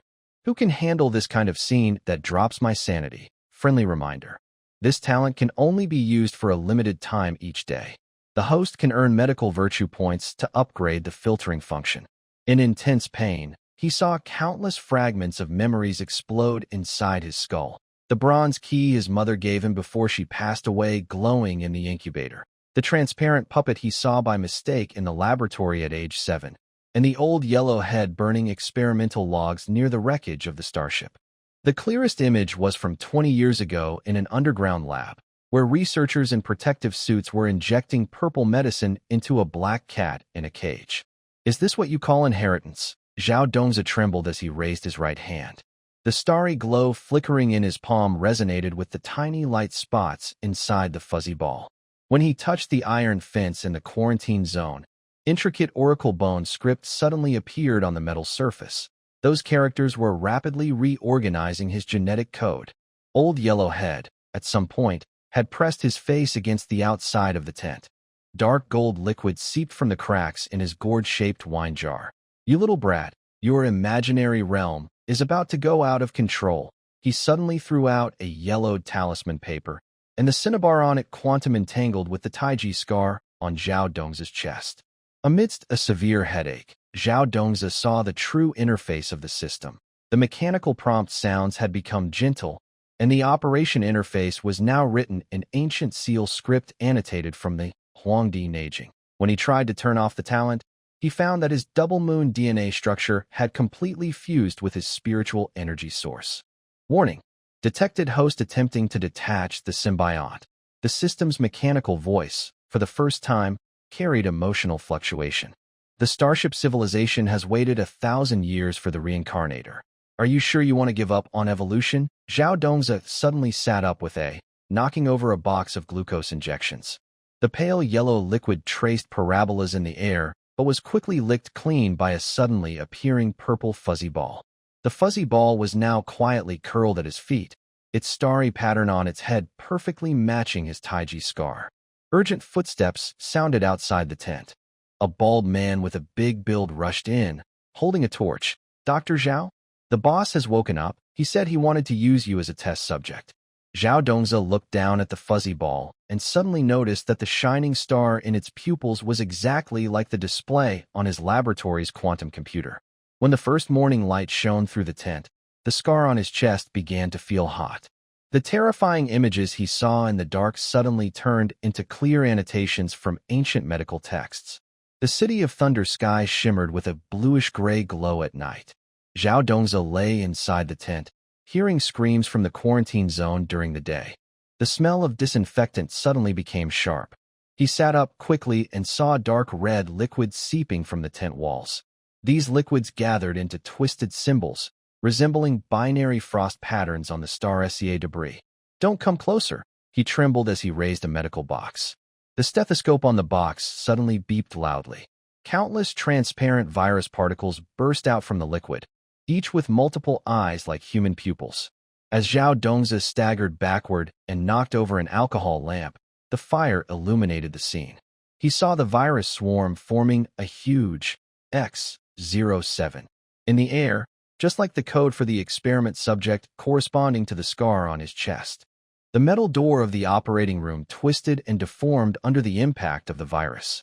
Zhao Dongzi was pulled into a snow-filled operating room by an invisible force. Under the shadowless lamp, another version of himself wore a blood-stained surgical gown, with the Star SEA badge bleeding. When those familiar eyes slowly opened, Zhao Dongzi felt a tearing pain in his soul. "Do you think escaping from Starshock can free you from fate?" The other himself raised a bloodied surgical knife, its blade flickering with a blue light perfectly matching Zhao Dongzi's DNA. "Look at your left pocket. Does that bronze key still feel hot?" Cold sweat soaked Zhao Dongzi's back. He truly felt the bronze key in his pocket heating up. Memories flooded his mind. At age 7, accidentally entering the lab and being pressed against a gene sequencer by his father in a protective suit. At 15, seeing a girl in the emergency room covered in tubes, with a Star SEA mark under her collarbone resonating with the key. And last night, old Huang drunk and muttering that turtle shell divination can only delay, not stop. Ding. A mechanical system sound suddenly shattered the illusion. Zhao Dongzi snapped back to reality and saw 3 purple fuzzy balls sitting on the top of the tent. The heaviest one suddenly spoke, with a strange childish voice. "Dr. Zhao, your heartbeat is so loud." Outside the tent, faint footsteps could be heard. The moonlight outlined a slender figure. A young girl with twin buns carried a blue ceramic jar. The clear water inside reflected not her pale face, but the image of Zhao Dongzi lying on the ICU bed with tubes inserted.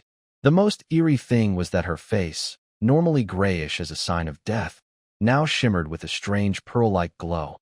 "That's not illness," Zhao Dongzi heard his hoarse voice spill out. His right hand instinctively pressed against his chest scar. Its cause and effect. Before he finished speaking, the girl suddenly giggled loudly, her mouth stretching to her ears, revealing countless tiny holes. The water in the ceramic jar suddenly boiled, and numerous pale arms burst out, wrapping around his neck. Encounter with the heart demon. Doctors cannot self-heal. Hint to breakthrough. Do you remember the first person you saved? A feeling of suffocation suddenly overwhelmed Zhao Dongzi. His retina flashed with an emergency room surveillance image, a blood-covered girl being pushed into the operating room, a star-shaped mark flickering at the back of her neck, identical to the one on a bride's corpse. Under the shadowless lamp, he was holding not surgical forceps, but a bronze key covered in nano-bugs from the Starship Project. Live on, his dry voice echoed in his ears. Zhao Dongzi finally saw the bride in the illusion. Her rotting face, with a mole below her left eye, perfectly matched the genetic map in the Starship Project files. The pale arms that wrapped around him now looked exactly like the clones floating in the laboratory incubation chambers in his memory. When the first light of dawn pierced the tent, Zhao Dongzi, clutching the hot bronze key, staggered to his feet. A faint whimper came from the quarantine area. The purple fuzzy ball was using its front paws to hold a sheepskin scroll filled with genetic codes. Under the sunlight, the writing on the scroll gradually became clear. The countdown to the revival of the zero subject of the Starship Project, 71 hours, 59 minutes, and 59 seconds. After frost descent, the Thunder City was shrouded in a strange blue-purple sky. Zhao Dongzi crouched beside the alchemy furnace, wiping the sweat from his brow. The purple fuzzy ball was rolling around with a ceramic jar, from which a faint purple liquid seeped out, winding into strange symbols on the ground. Those were the words it had just learned yesterday. Sorry. Zhao Dongzi gently shook the small fellow by the back of his neck. Is this helping? The boiling banlangen in the pot bubbled softly, and a faint aroma of roasted sweet potatoes wafted out, completely hiding any bitterness typical of traditional medicine. Suddenly, Old Huang Tu burst open the door, frost covering his shoulders. Something big has happened.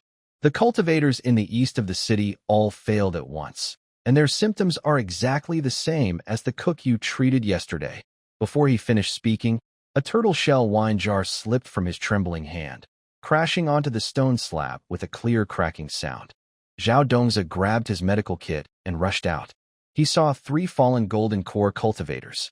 They maintained the standard posture of channeling energy into their bodies, but strange ice flowers bloomed at their dantian points. The worst one was covered in ice crystals, even his eyelashes frozen into frost pillars. What was most puzzling was that all these cultivators had strange smiles frozen on their faces, as if they were enjoying some intense pleasure. The cook from yesterday was like this too. Old Huang Tu unbuttoned his shirt, revealing a chest covered in ice crystals, yet his skin was burning hot. Zhao Dongzi used an infrared thermometer, but the screen immediately displayed error. He crouched down and touched the frost, feeling a piercing cold, yet Old Huang Tu's pulse was pounding wildly. Conflicting cold and heat, yin and yang, are out of balance. Old Huang Tu suddenly spoke in a refined tone. Does this remind you of what's said in the Suan? Yin and yang are separated, vital energy is cut off? His thin, bony finger pointed eastward, where distant sounds of metal twisting echoed. Those were the sounds of cultivators' magic tools turning against each other in chaos. Zhao Dongzi suddenly remembered the details from 3 days ago when he treated the cook. The young man, sweating profusely, also had a tiny star-shaped scar on the back of his neck, identical to the genetic markers in the Star Chain Project files. When he used ultraviolet light to examine it, the scar emitted a strange indigo glow. System, he shouted inside his mind. Check the latest data on genetic mutations for me. Warning. The host forcibly triggers an anti-detection mechanism, decrypting the 3rd-level encryption protocol of the Starship civilization. Key information retrieved. The cold due solar term is the calibration day of the Starship calendar. A sharp pain sweeps through the body. Zhao Dongzi sees countless fragments of memories exploding inside his skull. The smell of a special medicine in the laboratory when he was 7, the star-shaped birthmark girl he saw in the emergency room at 15, and last night, Old Yellowhead drunkenly muttering, "Turtle shell divination can only delay." not stop. The most striking image is of a figure in a white coat, injecting purple medicine into a black cat in a cage. As the first morning light breaks through the clouds, Zhao Dongzi stands on the ruins of the eastern city, holding a blood-stained bronze key. In the distance, the sound of an ice coffin shattering echoes. 7 bodies in starship uniforms emerge from the ground, their quantum markers flashing wildly. Mao Qiao suddenly jumps out of his arms, grabbing a half-burned talisman paper and forming a complete star map in the air. Keep alive. The star-shaped mark on the bride's corpse suddenly glows with golden light. Zhao Dongzi finally understands the repeated laboratory scenes in his dreams, the golden blood jumping on old Yellowhead's turtle shell, all pointing to the same truth. They are all pawns in the Starship project, and the real enemy is quietly awakening within him, entangled with the quantum of the poison treasure. Deep autumn morning fog has not yet dispersed. Zhao Dongzi's outdoor clinic has 12 whale oil lamps lit. Old Yellowhead is curled up beside a bronze fire basin, his skin covered in frost, revealing dark red veins underneath. Every breath stirs tiny ice shards, like frost forming on an air conditioner, Zhao Dongzi says, using tweezers to pick up the ice crystal in his throat. Describe your symptoms specifically. At midnight, the dantian feels cold.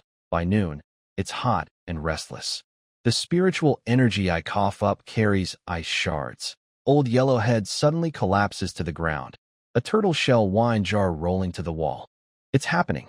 Frost is forming again. Zhao Dongzi quickly covers Old Yellowhead with a turtle shell tapestry, then turns to the watching monks and shouts, "Everyone step back." He lifts the hem of his robe, revealing a modified stethoscope around his waist, a metal probe wrapped with 3 strands of glowing blue spiritual jade silk.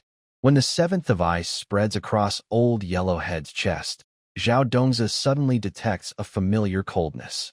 This smell reminded him of 3 months ago, near the wreckage of the sea starship, where glowing blue liquid nitrogen pipes emitted a faint light. He crouched down, fingers just touching the frost, and suddenly was pulled into a whirl of memories.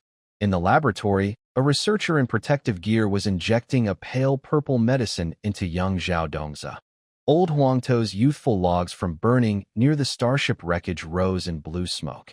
And last night, when the ice coffin thawed, the binary frost patterns on the lid matched the ice veins on Old Huangto's chest. This isn't just a common cold. Zhao Dongzi shook off the fragments of memory, grabbed the medical box, and rushed to the backyard.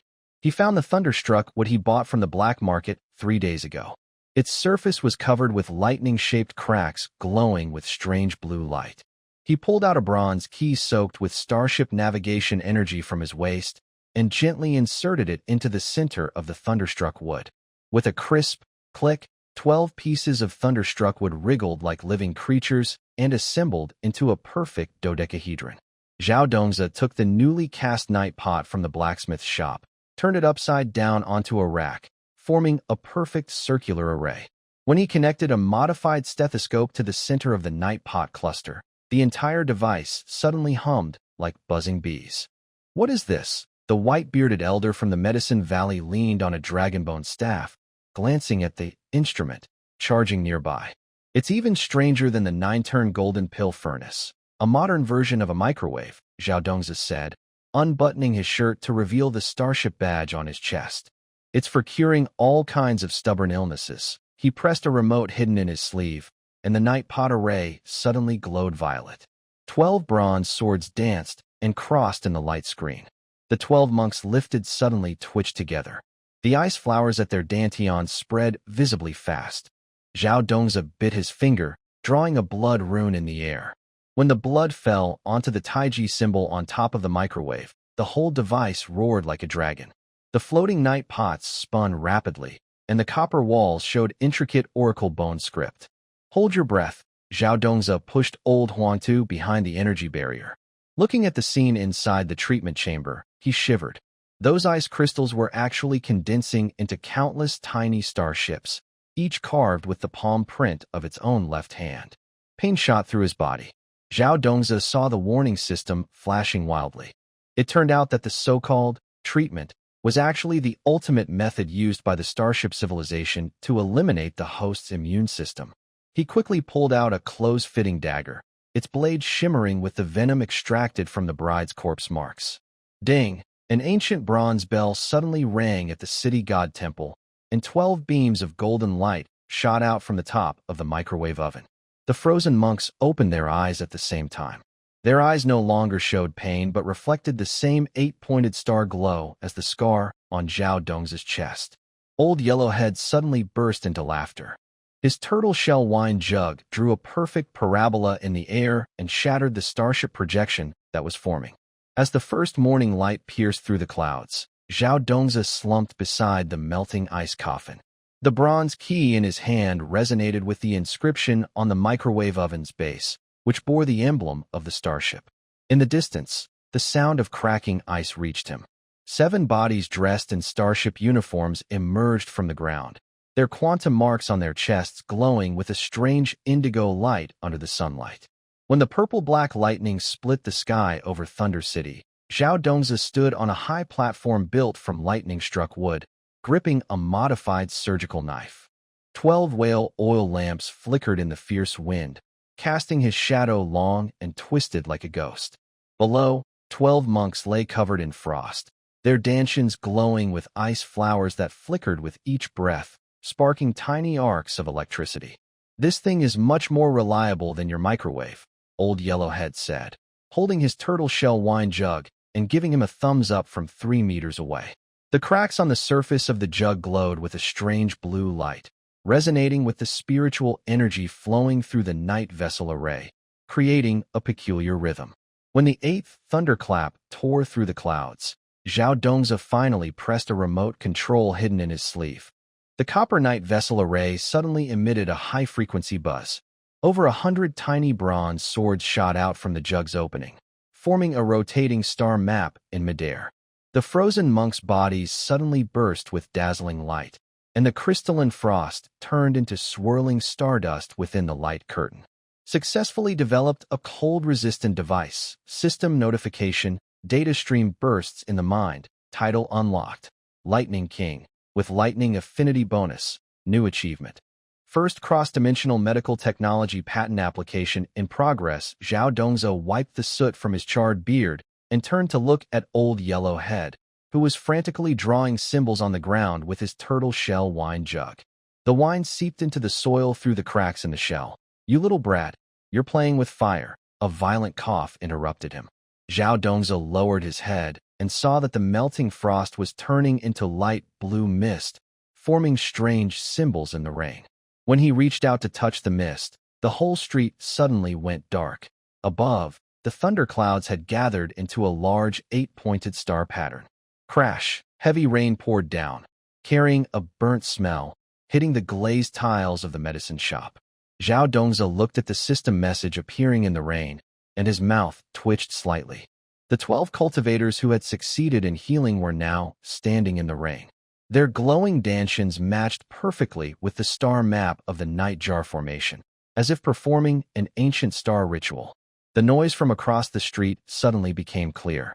8 disciples from the Medicine King Valley carried a golden plaque across the waterlogged street, their embroidered sleeves fluttering loudly in the wind and rain.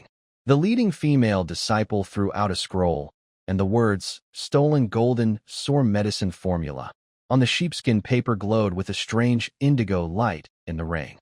"Big sister, check the production date first," Zhao Dongzi said, shaking a porcelain bottle in his hand. The steel stamp at the bottom marked 2023 clearly visible in the rain. He suddenly noticed the silver silk sealing nail slipping from the woman's sleeve, exactly the same as the mark found on the starship wreck 3 days ago. "How dare you?" The woman sneered, flicking her finger to create an ice frost barrier. "This is clearly the lost of the Medicine King Valley. It's a fridge magnet." Zhao Dongzi snapped his fingers suddenly. The magnetic device hidden in the medicine box's inner layer activated instantly. 7 tiny electromagnets shot out from the box, precisely attaching to the woman's spiritual energy nodes. Modern technology-enhanced golden sore medicine. Patent number ZL202-31000001. Want to test the refrigeration effect? The rain suddenly thickened, and countless ice crystals floated in the air. Old Huangtu suddenly leapt out of the shadows, his turtle shell wine jar tracing a perfect parabola in the air. You brat, turn off that thunder technique of yours. The weather is about to change. A fierce thunderclap drowned out his warning. Zhao Dongza watched as the system notification bar kept updating with new achievements, and suddenly remembered the gene map he saw 3 days ago on the starship wreck underwater. The spiral codes were now reconstructing on his retina, entangling with the faint glow inside the cultivators' bodies in the ring. When the first rainbow pierced through the dark clouds, the frost barriers of the Medicine King Valley disciples suddenly collapsed. They looked at each other in shock, their dantians flickering with starry light. Someone suddenly clutched their chest. There, a mark identical to the 8-pointed star scar on Zhao Dongza's chest appeared. Keep living. A voice repeats this phrase in the void. Zhao Dongza turns to look at the melting coffin. The binary frost on the lid is reassembling, gradually revealing the outline of a huge starship. Strangest of all, hidden within the digital code are the longitude and latitude coordinates of his laboratory. Heavy rain washes over the golden plaque of the Medicine King Valley, inscribed with Master of Healing. Zhao Dongza stands in front of a projector made from wood struck by lightning, his fingers stroking a mysterious carved tortoise-shell wine vessel. Suddenly, a floating jade slip emits a bright blue glow, illuminating the icy icicles hanging from the eaves, making them look crystal clear. Now it's my turn. He presses a hidden remote in his sleeve. 12 whale oil lamps ignite with a faint blue flame. As fabric tears, a series of surveillance images made with nano-imaging technology slowly unfold in the ring. In the images, a hooded man is placing dark purple pills into a special wooden box. A close-up shows a jade pendant swinging at his waist, perfectly matching the jade pendant Zhao Dongza wears close to his body. The Bluestone Path in Medicine King Valley suddenly erupts with noise. Elder Whitebeard slams his dragon-bone staff onto the ground with a loud bang. 8 disciples huddle behind the golden plaque, looking frightened.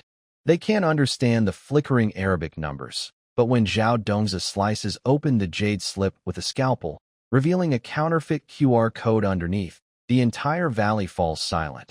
An unprecedented black square mark appears, unseen in the cultivation world. Evidence of your fake medicine sales. Zhao Dongza's voice is clear in the rain. The projection suddenly shifts angle. A mysterious person wearing a bronze Taotai mask pulls out a yellowed copy of the supreme golden treasury of jade liquid from a hidden compartment in a cargo box. The Taotai pattern on the jade pendant matches the pattern on the mask perfectly. Old Yellowhead suddenly steps out of the shadows, the tortoise-shell wine vessel flickering with a residual image in his hand. "Isn't this your long-lost twin brother?" he says, pointing his withered finger at the hooded man in the image. "Look at those features, that blue shirt, tch. Zhao Dongza's temples throb intensely. When the figure in the image turns around, the hem of his raincoat reveals a modified stethoscope, with its metal probe flashing an eerie blue light in the lightning. This discovery made him feel cold all over. 3 days ago, he saw the genetic map on the remains of the underwater starship, and now it was clearly visible on the surveillance screen. Twins, what a joke. He tore open the Taiji scar on his chest.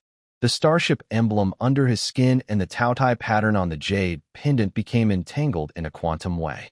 This is me. The me before I traveled through time. Before he finished speaking, the jade pendant suddenly emitted a high-pitched buzzing. Zhao Dongza felt fragments of memory reorganizing inside his skull. The bronze key in the laboratory when he was 7, the star-shaped birthmark outside the emergency room when he was 15, and 20 years ago, on a stormy night, his father slipping a blood-stained jade pendant into his swaddling clothes. The disciples of the Medicine King Valley had already scattered. Only the leading female disciple remained trembling in the rain. Her silver-threaded soul-sealing pin slipped from her sleeve, glowing with indigo light in the lightning, just like the devouring spirit insect mother in Zhao Dongza's petri dish. "Please, comma." She suddenly knelt down, her hairpin's gilded cloud pattern shattering into powder in the rain.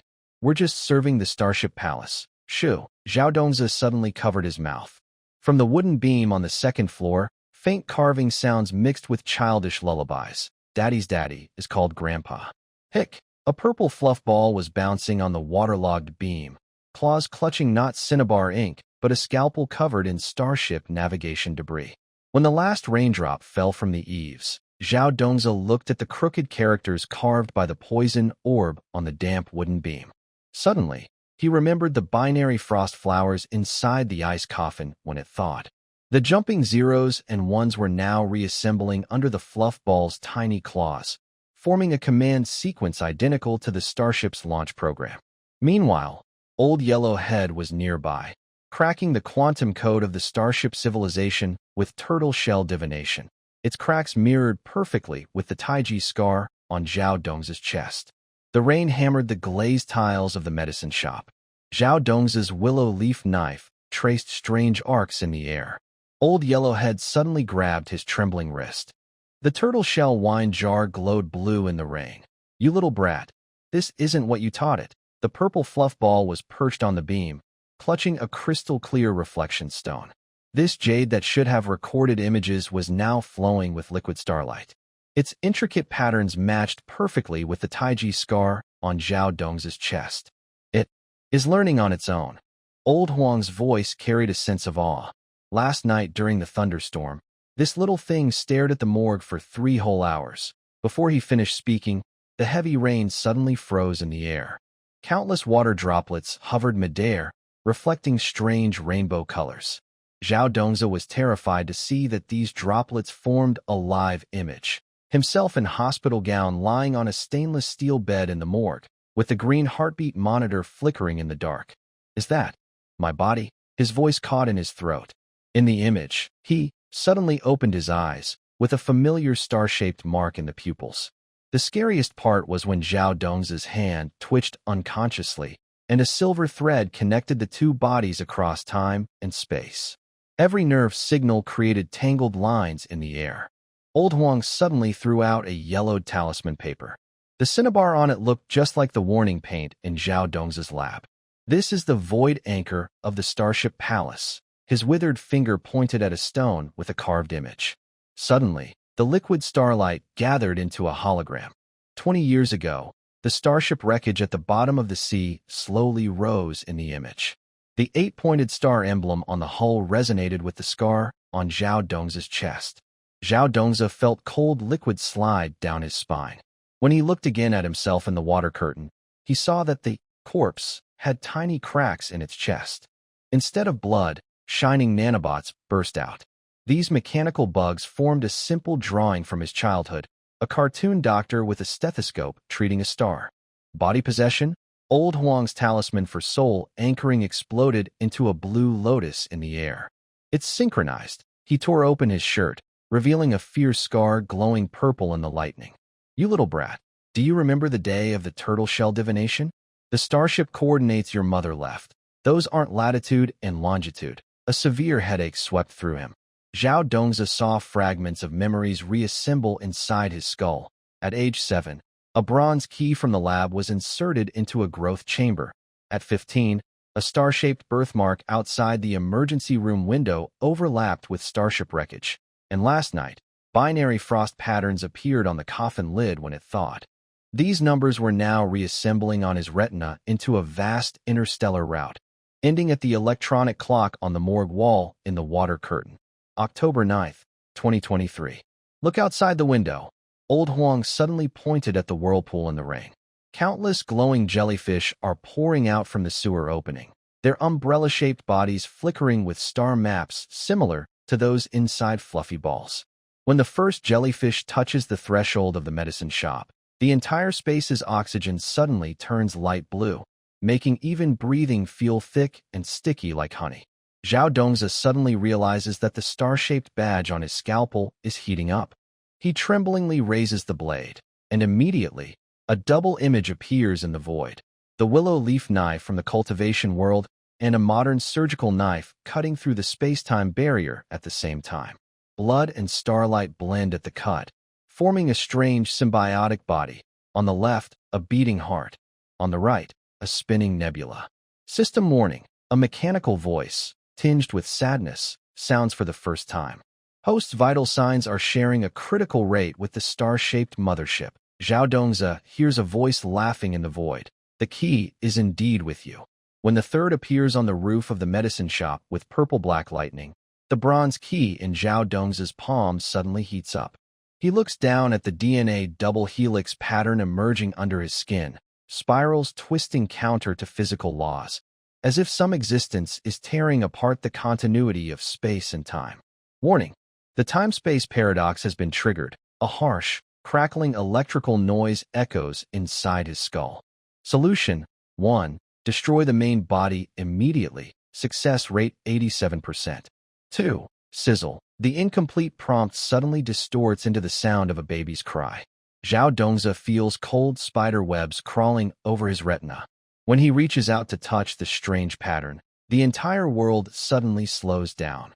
Raindrops freeze mid-air. The liquid surface in the old yellow turtle shell wine jar forms delicate ice flowers, and even the starlight from the sneezing poison treasure solidifies.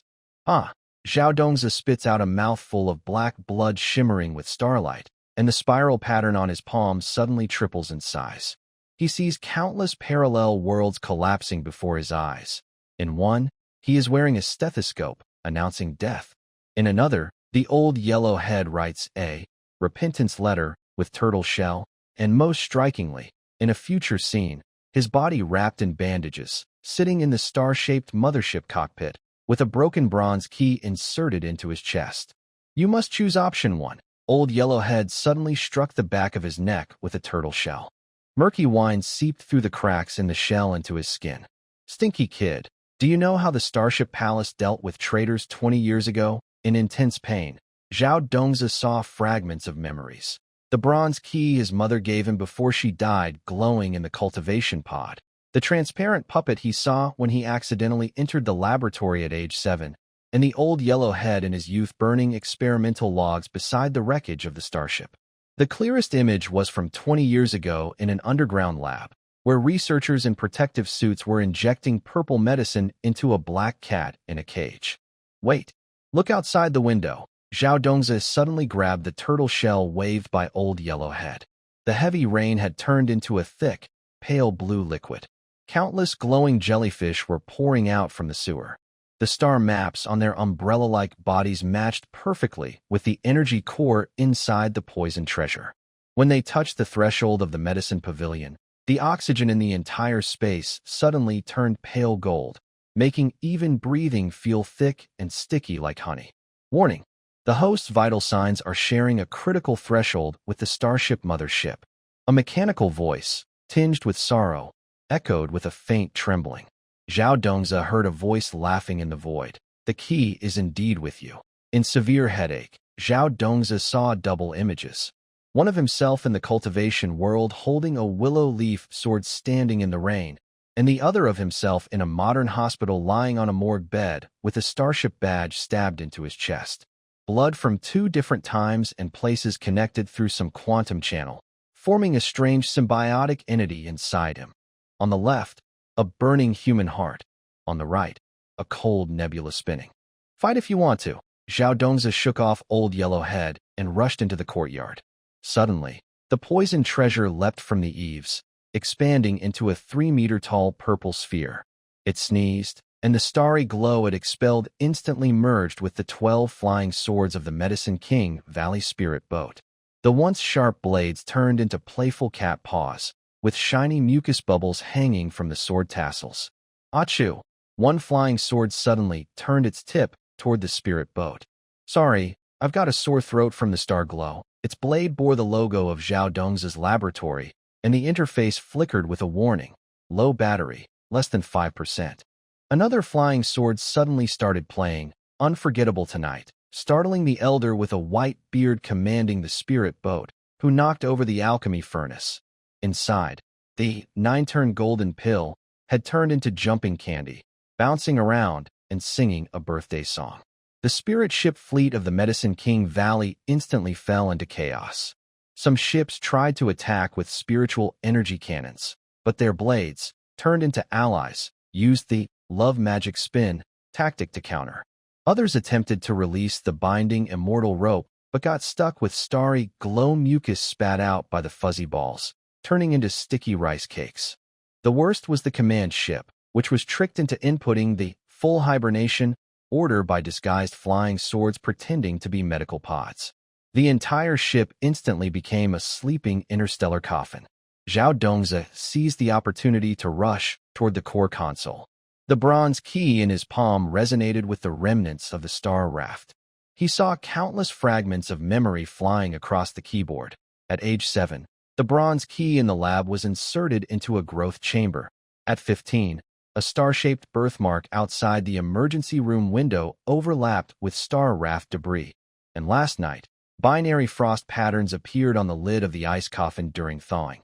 These numbers were now reassembling on his retina into a vast interstellar route, ending at the electronic clock on the wall of the water curtain morgue. October 9, 2023. Keep living. A voice in the void kept repeating this message. Zhao Dongzi turned to see the poison treasure teasing a flying sword. The little guy suddenly opened his mouth, spitting out a Morse code made of starry glow, an emergency signal from his laboratory. As the first light of dawn pierced through the clouds, the Taiji scar on his chest began to heat up, connecting him to the faintly visible star raft mothership on the distant horizon. The rain washed over the carved wooden windows of the medicine shop. Zhao Dongzi quickly clipped the bronze key to his waist, while his medical rubber gloves squeaked loudly on the ground. Suddenly, an old yellow-headed finger, like withered branches, pressed against his backpack zipper. The turtle shell wine jar shimmered with strange blue light in the rain. "Take this," said the old yellow head, pulling out a blood-stained silk cloth, the true copy of the illustrated guide to corpse dissection. Zhao Dongzi's pupils shrank suddenly. On the yellowed silk, the dense Chinese characters looked exactly like the anatomy charts he saw in the emergency room. But the annotations of blood vessel pathways, written in cinnabar ink, were now strangely shimmering with star-like glints. When he touched the pages, a holographic projection suddenly exploded in his mind. Under the shadowless surgical lights, 7 corpses, dressed in protective suits, were undergoing some kind of crystal implantation surgery. 30 years ago, I saw another you. The old yellow head suddenly lowered his voice. Cracks on his turtle shell oozed dark gold liquid. He built a laboratory deep beneath the Medicine King Valley. Zhao Dongzi's neck hairs stand on end. Memories flood in like a tide. The bronze key hidden in the laboratory closet at age 7, the star-shaped birthmark outside the emergency room window at 15, and the binary frost pattern that appeared on the coffin lid when the ice coffin thawed last night. The clearest image is of a stormy night when A himself, wrapped in bandages, was operating a microscope, with a black cat's eye in the culture chamber glowing with strange indigo light. Sudden intense vibrations come from beneath his feet, causing the pharmacy's floor tiles to into spiderweb patterns. Zhao Dongzi stumbles back, knocking over a medical box, while an ultraviolet sterilizer cuts through the rain with a bright beam. 3 purple fuzzy balls leap down from the beams, claws clutching torn star fragments, emitting high-frequency electronic buzzing. Finally found it. A round-faced girl in a white coat steps out of the door, her badge flickering in the lightning with the words, 7th Transcender Management Bureau. Her quantum scanner hums, and the bronze key hidden in Zhao Dongzi's sleeve suddenly floats in the air, resonating intensely with the red beam cast by the scanner. Remaining isolation period is 214 years, the girl says with a strangely gentle voice. But you can choose to live permanently in the Space-Time Management Bureau. Zhao Dongzi suddenly laughs loudly, a surgical knife slipping from his boot into his hand. The blade cuts through, revealing dense QR codes on the damp wooden wall, each pattern matching his laboratory's genetic lock perfectly. "I don't need a retirement home," he shouts, drawing blood and drawing symbols in the air. "Take me to the real laboratory." Old Huang suddenly throws out a yellowed talisman paper, the cinnabar on it quantum entangled with the Taiji scar on Zhao Dongzi's chest. "You little brat, your mother was here." His words are interrupted by tearing sounds from space. 12 bronze ships burst out of the ground, their hulls flashing with the same 8-pointed star emblem as the starship. A poisonous treasure suddenly swells into a 3-meter-tall purple sphere, starry light pouring out and forming countless chains in the air. "Dad, help!" it cries with a sobbing voice. "They stole my charger." Watching the struggling fuzzy ball, Zhao Dongzi suddenly remembers the binary frost pattern inside the coffin lid when it thawed. Those numbers are now reassembling on his retina, pointing to the star map coordinates hidden in old Huang's turtle shell. As the first bronze ship opens its maw to swallow light, Zhao Dongzi suddenly stabs the surgical knife into his own chest. At the moment blood was spraying out, the star seal emblem burst from the wound, clashing fiercely with the quantum barrier of the Management Bureau. Just before his consciousness faded, he saw countless versions of himself across different dimensions repeating the same actions, gripping the bronze key and pushing open the bronze door of the laboratory. On this day of the Little Snow solar term, the streets of Sky Thunder City were covered with sparkling ice shards. Zhao Dongzi walked on the icy stone road, which creaked under his steps, clutching the real copy of the Green Bag Corpse Dissection Diagram. As he pushed open the door, he heard the clash of swords. 3 of his main swords had already been pressed against his throat. "Pay up!" The red-clad female cultivator stomped her foot. The tassels on her sword handle flickered with residual images. "I used your dogskin plaster, and now my Qingfeng sword is starting to lose its paint." The shameful flower tattoo on her chest shimmered with a seductive glow in the cold wind, and beneath her skirt, 12 lightning wood puppets were faintly visible. Zhao Dongzi glanced at the dense red rash-like spots on the sword and suddenly remembered the ultraviolet sterilizer used 3 days ago when treating Old Yellowhead. "Where's the warning sign you put up yesterday?" he asked the apprentice behind the counter. The young apprentice trembled as he raised a wooden board. "It says, use with caution if allergic to metals." "Did you hear that?" Zhao Dongzi tapped the wooden board. The turtle shell wine gourd at his waist jingled crisply.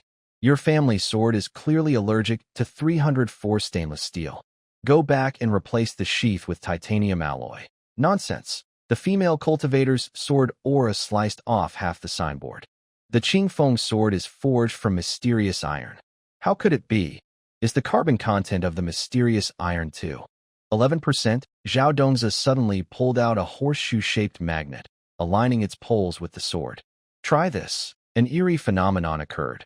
The main sword emitted a shrill scream, and the red spots on the blade seemed to wriggle like living creatures, gathering toward the magnet. The crowd watching burst into cheers. The old woman selling candied hawthorns hid her skewers behind her back. Seamstresses whispered to each other, and even the blind beggar sweeping the street corner pulled out a bronze wine jar from his pocket. Zhao Dongzi looked at the pulsating red marks on the sword and suddenly remembered the metal samples in the laboratory that had been corroded by nanorobots. "Honestly," he said casually, turning the magnet, "this sword should go to the Star Seal Civilization's 4D printer." Before he finished, the female cultivator suddenly summoned the binding immortal rope, and 12 tiny flying swords formed a fan shape around her. Zhao Dongzi quickly drew a close-fitting dagger, and the starry glow on the blade seemed to become entangled with the runes on the flying sword. "Wait!" Old Huang suddenly appeared on the second-floor railing, and his turtle shell wine pot traced a perfect parabola in the air. "You brat! You still haven't explained why my turtle shell can predict earthquakes?" A violent tremor interrupted him.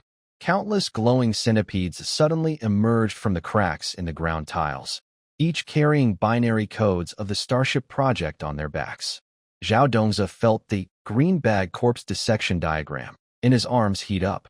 On the yellowed silk cloth, a holographic projection appeared, 7 figures in protective suits undergoing some kind of crystal implantation surgery. System warning. Host has accessed illegal research data. A mechanical voice exploded in his mind. At that moment, Zhao Dongzi stabbed the dagger into his chest. As blood spurted out, the Starship emblem burst from the wound, resonating dangerously with the centipede swarm. The glowing centipedes suddenly changed direction and lunged toward the female cultivator's sacred sword. "My sword!" The female cultivator cried out with tears in her voice. She watched as crystals rapidly grew on the blade, finally realizing this was no ordinary medical disturbance. Those crystals were devouring the iron sword visibly, and the thunderstruck wooden puppet at the hilt let out a dying wail. Zhao Dongzi wiped the blood from his lips and raised the crystallizing dagger. "If you ask me, you should be more worried about the nano-insects lurking inside your bodies," he said. He deliberately let the dagger cut his palm, and the pale blue blood beads falling to the ground formed a perfect double helix of DNA. Suddenly, the crowd fell silent. The old woman selling candied hawthorns took 2 steps back and knocked over her cart. The silver needles of the embroiderers snapped all at once, and even the bronze wine pot of the blind beggar cracked with fine lines.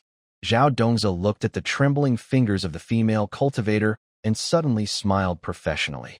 I heard that recently the Starship Palace is looking for doctors who know quantum wave therapy. The female cultivator's sacred sword suddenly emitted a mournful cry.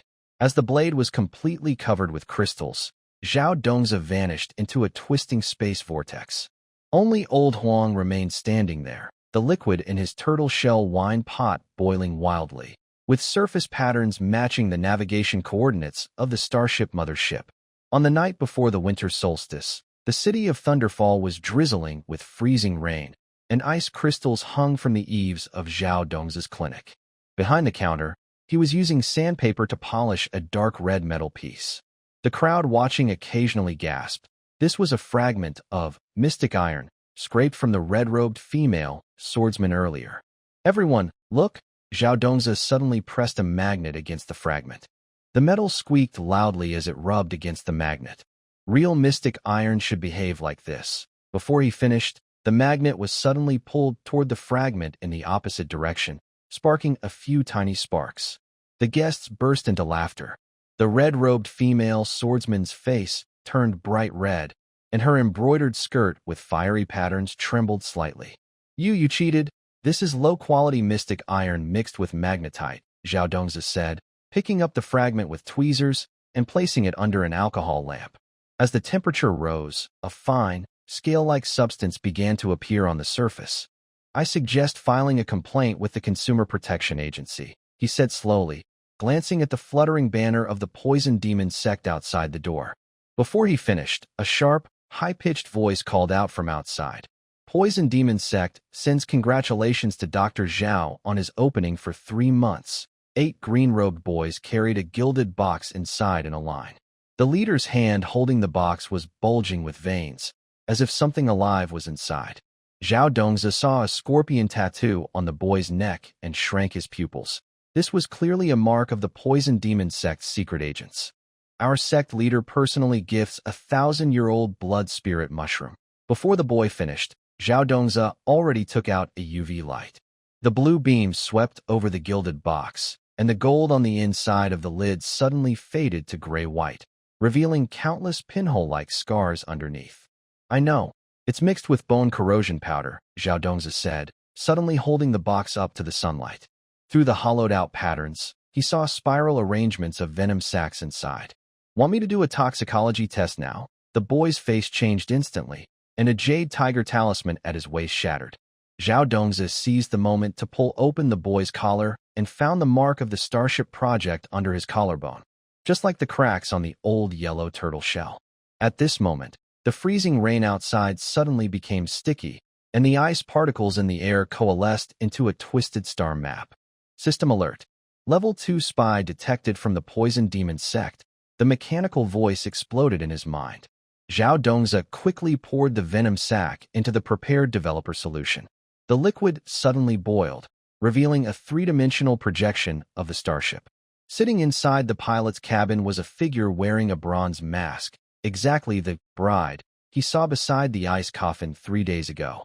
Old Huang suddenly stepped out from behind the screen, the tortoiseshell wine flask spinning in his hand like a fading shadow. You brat, your mother once lost her life's strength right here. His thin, branch-like finger pointed toward the star map forming in the developing liquid. Look at that coordinate. Zhao Dongzi trembled. The star map in the liquid matched perfectly with the binary frost pattern on the thawed ice coffin lid. The coordinates led straight to the Death Valley, the headquarters of the Venom sect. Just then, Du Bao dropped down from a beam, hanging upside down, holding half of a blood-stained starship fragment between its claws, clicking excitedly. Dad! Du Bao blew out a crystal bubble, inside which floated a clone in a protective suit. It says the blood Ganoderma carries Mom's scent. Before he could respond, the Venom sect master burst out from underground. His body was wrapped in glowing insects. each one identical to the spirit-eating bugs Zhao had once studied in his lab. Most terrifying of all, a crimson heart pulsed in his chest, engraved with the same 8-pointed star as the scar on Zhao's chest. "It's been a long time, Dr. Zhao." The sect master's voice sounded like many people speaking at once. "Your mother's cells have divided 320 times in the culture chamber." He opened his mouth wide, releasing a poisonous mist that solidified midair into a photo of young Zhao standing before the wreckage of a starship. A chill ran down Zhao's spine as nanobots from the starship began invading his nervous system. He drew his dagger, its blade shimmering with starlight that resonated with the sect master's crimson heart. When the dagger pierced the sect master's chest, the entire Venom sect stronghold began to collapse. What emerged from the ground were not insects, but tens of thousands of starship robots. "Live on," a voice echoed through the void. Zhao turned toward the melting ice coffin. The binary frost had vanished, replaced by a clear interstellar map pointing to a mysterious coordinate along the Milky Way's spiral arm. Du Bao leapt into his arms, pressing its paw against the star-shaped scar on his chest, emitting a mechanical tone identical to a system alert. "Host and Starship Mothership life signals synchronized. 99.9%. Warning. On the day of the winter solstice, freezing rain mixed with a faint metallic scent struck the glazed tiles of the clinic." Zhao Dong's hand, which was wiping a surgical knife, suddenly stopped. The golden box sent by the envoy of the myriad poisoned sect contained 1,000-year-old blood Ganoderma, now seeping a strange indigo liquid.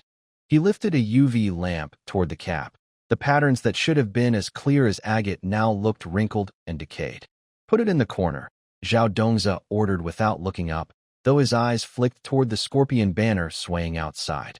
When the 8th green-robed boy stepped over the threshold, the bronze key hidden in Zhao's sleeve grew hot, resonating with the 8-pointed star emblem at the bottom of the box.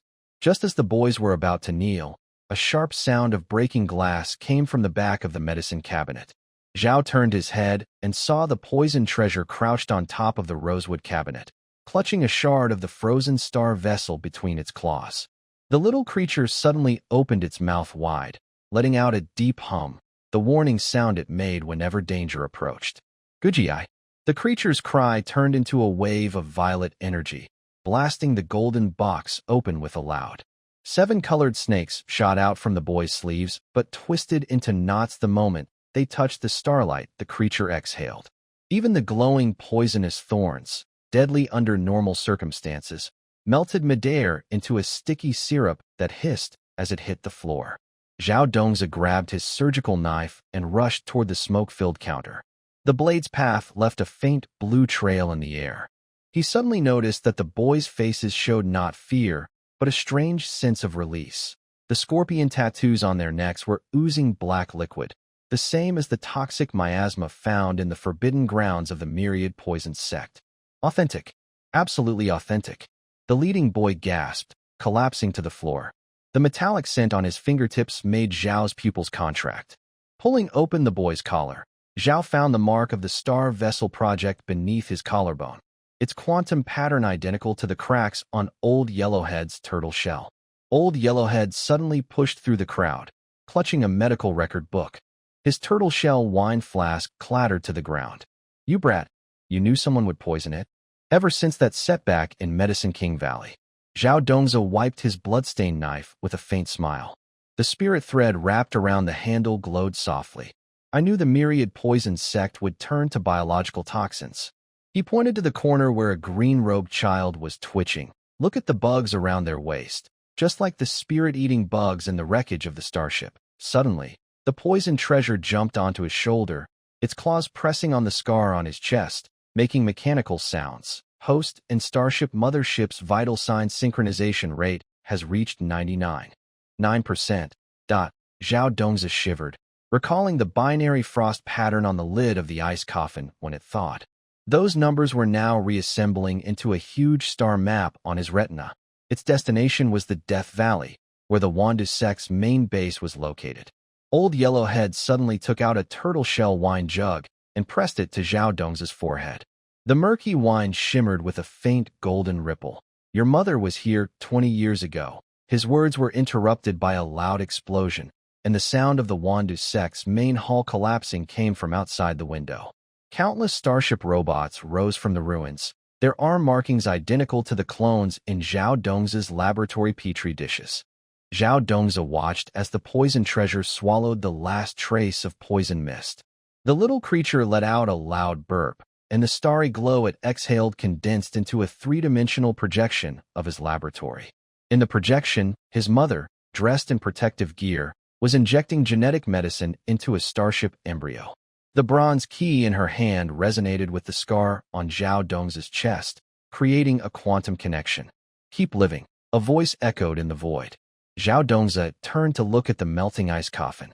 The binary frost pattern on the inside of the lid had disappeared, replaced by a clear star map pointing to a mysterious coordinate deep within the galaxy's spiral arm. The poison treasure suddenly leapt into his arms, claws pressing on the scar on his chest, making a mechanical sound identical to the system alert. Memory fusion countdown. 3 hours. The medical clinic in the dusk was shrouded in strange indigo mist. Zhao Dong's surgical knife suddenly emitted a faint blue glow. The winding metal patterns on it moved like living creatures, projecting memories from 20 years ago onto his retina. The blinding, shadowless lights of the emergency room, the green flicker of monitors, and the woman lying in bed, full of tubes. "Old Yellow, help me check the medical records from the 3rd year of the apocalypse." His voice trembled slightly. The patterns on the knife looked eerily similar to the quantum code he saw last night in the wreckage of the starship. The wooden ladder in the attic creaked as Old Yellowhead held a kerosene lamp and staggered through the dust. In the flickering shadows, the yellowed medical records rustled softly in Zhao Dong's hand. In the 3rd year of the heavenly opening, frost descent, Miss Li had a high fever, coughed blood, and red marks appeared on her palm. Using Qinglong's soup to black blood, suspected to be evil poison entering the marrow, the messy handwriting made Zhao Dong's pupils shrink suddenly. Wasn't this the record of his last critical COVID patient before he traveled through time? His fingers brushed the cinnabar seal at the end of the desk, and suddenly he noticed a dark brown fingerprint left behind. Under the oil lamp's glow, this fingerprint perfectly overlapped with the mark he accidentally left on gauze while bandaging a hunter yesterday. Even the crescent-shaped scar on the knuckle was identical.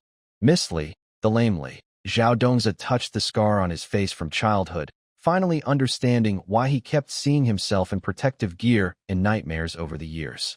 Outside the window, the distant tolling of funeral bells sounded, mixed with faint electronic buzzing in the evening drums, as if countless nanorobots were crawling underground. Suddenly, a toxic creature hung upside down from the ceiling beam, its purple fur wildly dancing in the cold wind. It pressed its front paw against Zhao Dong's chest, and the starry glow in its pupils seemed to entangle with the patterns on the surgical knife. With a crisp snap, a tiny appeared in the Taiji scar on Zhao Dong's chest, and the blue light of the starship emblem poured out like a waterfall. The wooden planks of the attic suddenly trembled violently, and the sealed medical records fluttered wildly. Zhao Dongza looked at the scattered papers, each revealing the same quantum code. Those binary frost flowers he saw on the starship wreckage, now reassembling into a new star map on the yellowed rice paper.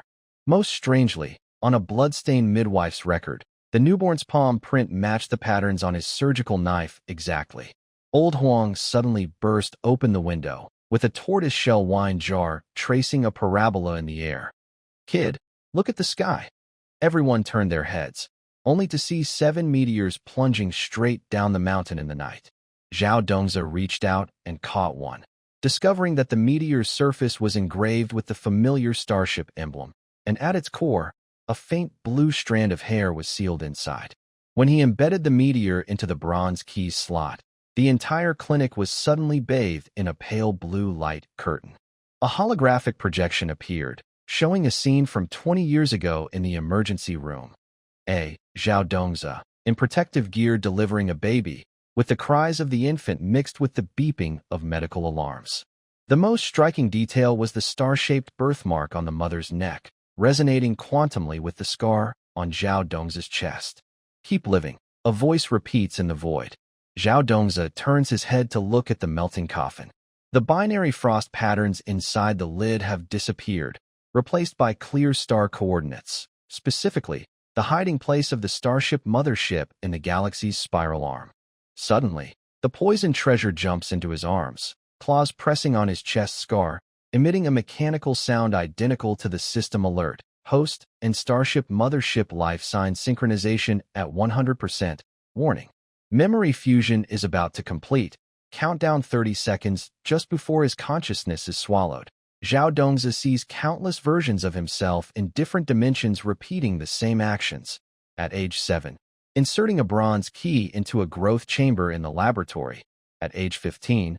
The star-shaped birthmark outside the emergency room window overlapping with the wreckage of the starship.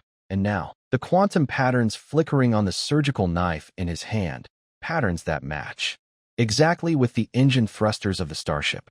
At midnight, the Thunder City suddenly trembles violently. The bronze key in Zhao Dongzi's hand emits a shrill beeping. The holographic projection on the hospital wall shatters into stardust. The electronic clock at the nurse station reverses, and screams echo down the corridor. Patients who should be lying in bed stand upright in the void. Warning. Temporal anchor point, abnormal fluctuation, mechanical sounds, and data streams flood into his mind. Zhao Dongzi sees countless golden chains hanging from the void, each precisely wrapped around the ankles of unconscious patients. When he reaches out to touch one, a navigation interface of the starship appears under the skin, and a familiar gene code flickers on the holographic keyboard. The jade pendant in his hand suddenly emits a dazzling blue light. The stainless steel door of the morgue ignites spontaneously. Zhao Dongzi rushes into the embalming room filled with formalin smell, witnessing the most terrifying scene. His own body, lying in the coffin, slowly sitting up. The sutures at his neck burst open, revealing a pulsating star-shaped birthmark underneath. The strangest part is, the moment he raises his hand, all the electronic devices in the hospital emit mournful sounds simultaneously. The scene of the modern hospital overlaps with the medicinal hall of the cultivation world before his eyes. He sees another himself, using a stethoscope to deliver a baby, and the star-shaped mark on the mother's neck matches perfectly with the scar on his chest. A loud ringing in his ears interrupts his thoughts. Old Huang Tu pushes open the window and rushes in, his turtle shell wine jar leaving a blue arc across the night sky. "You brat, people from the Medicine King Valley and officials' guards are here," he gasps, pointing downstairs. 12 bronze prison carts are spewing purple poisonous mist, and instead of prisoners, they carry trembling cultivators. Zhao Dongzi narrows his eyes and notices that the hidden spirit-absorbing formation under the prison carts matches the patterns on the remnants of the starship. When the white-bearded elder raises a gold-embossed scroll, Zhao Dongzi suddenly laughs out loud. The inscriptions on the scroll are clearly a modified version of the Qing Nong corpse dissection diagram, and the electronic seal at the end is still flickering.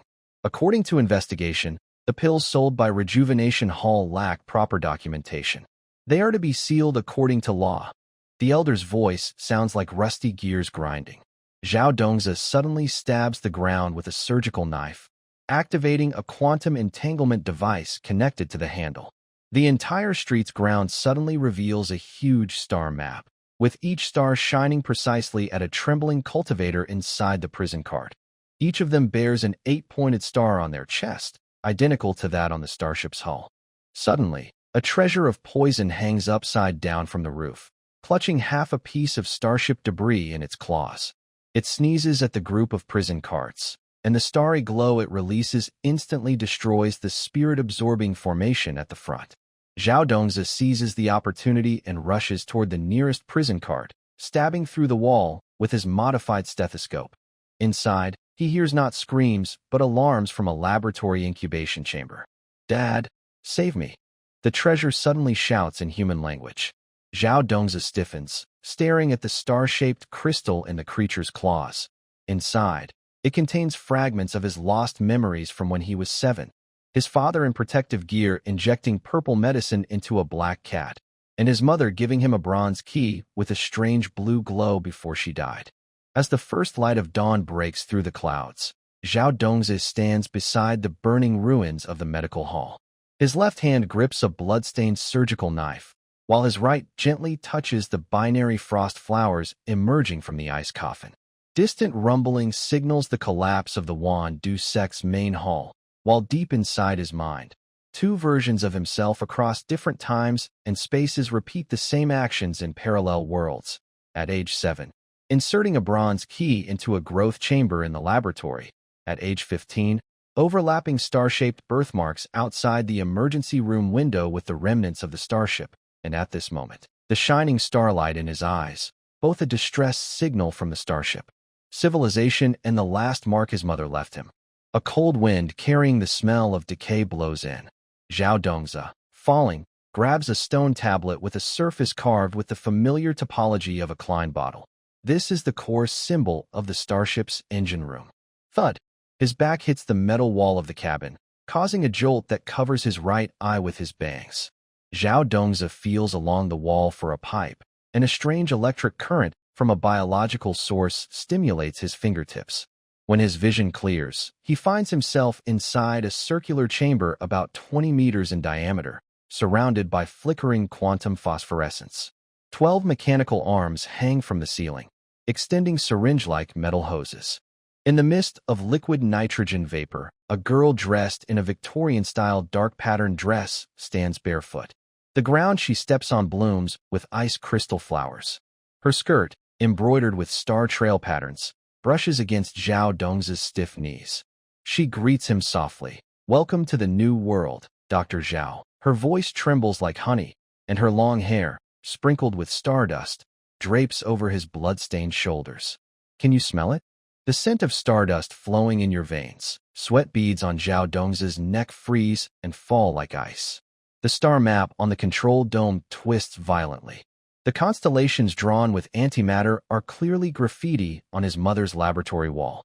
On a stormy night 20 years ago, when his mother shoved him into an escape pod, his star-shaped birthmark flickered eerily, just like now.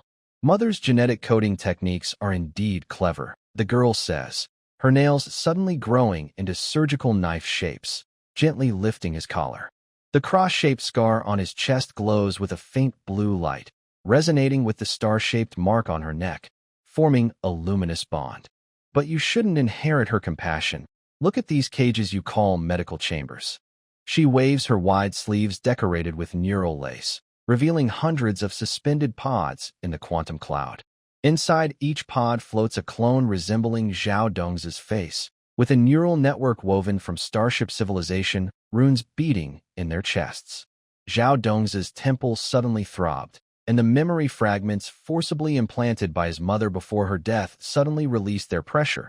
Those scenes showed the night before the starship Starshaw crashed, with over 10,000 genetic engineers carving the spark of civilization into the core of the curvature engine.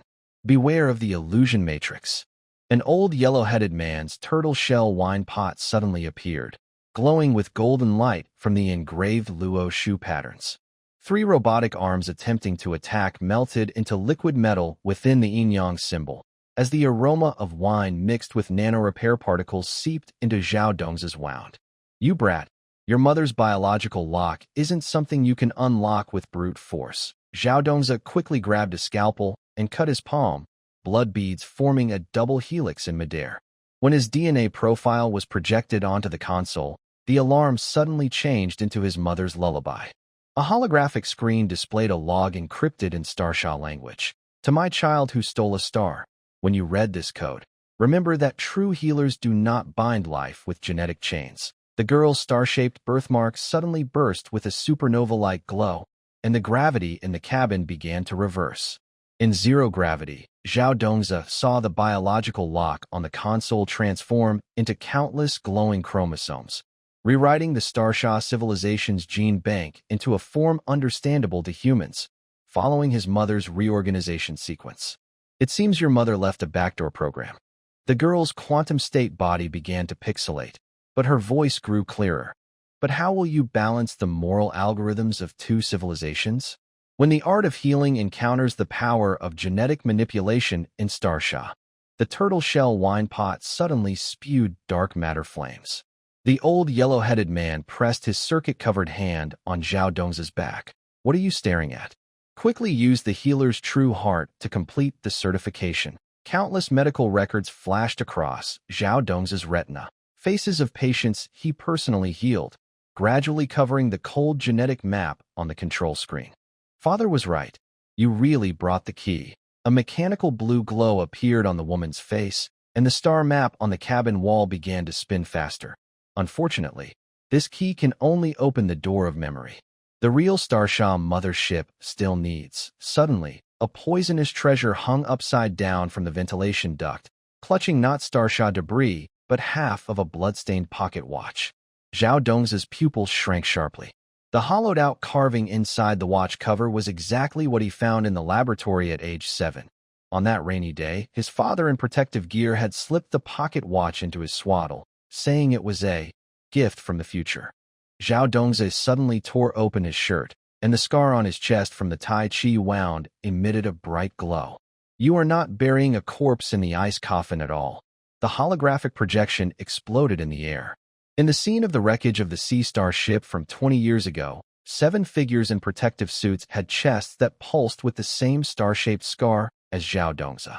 The most striking was the experimental subject labeled X07, whose face perfectly matched that of the woman at this moment.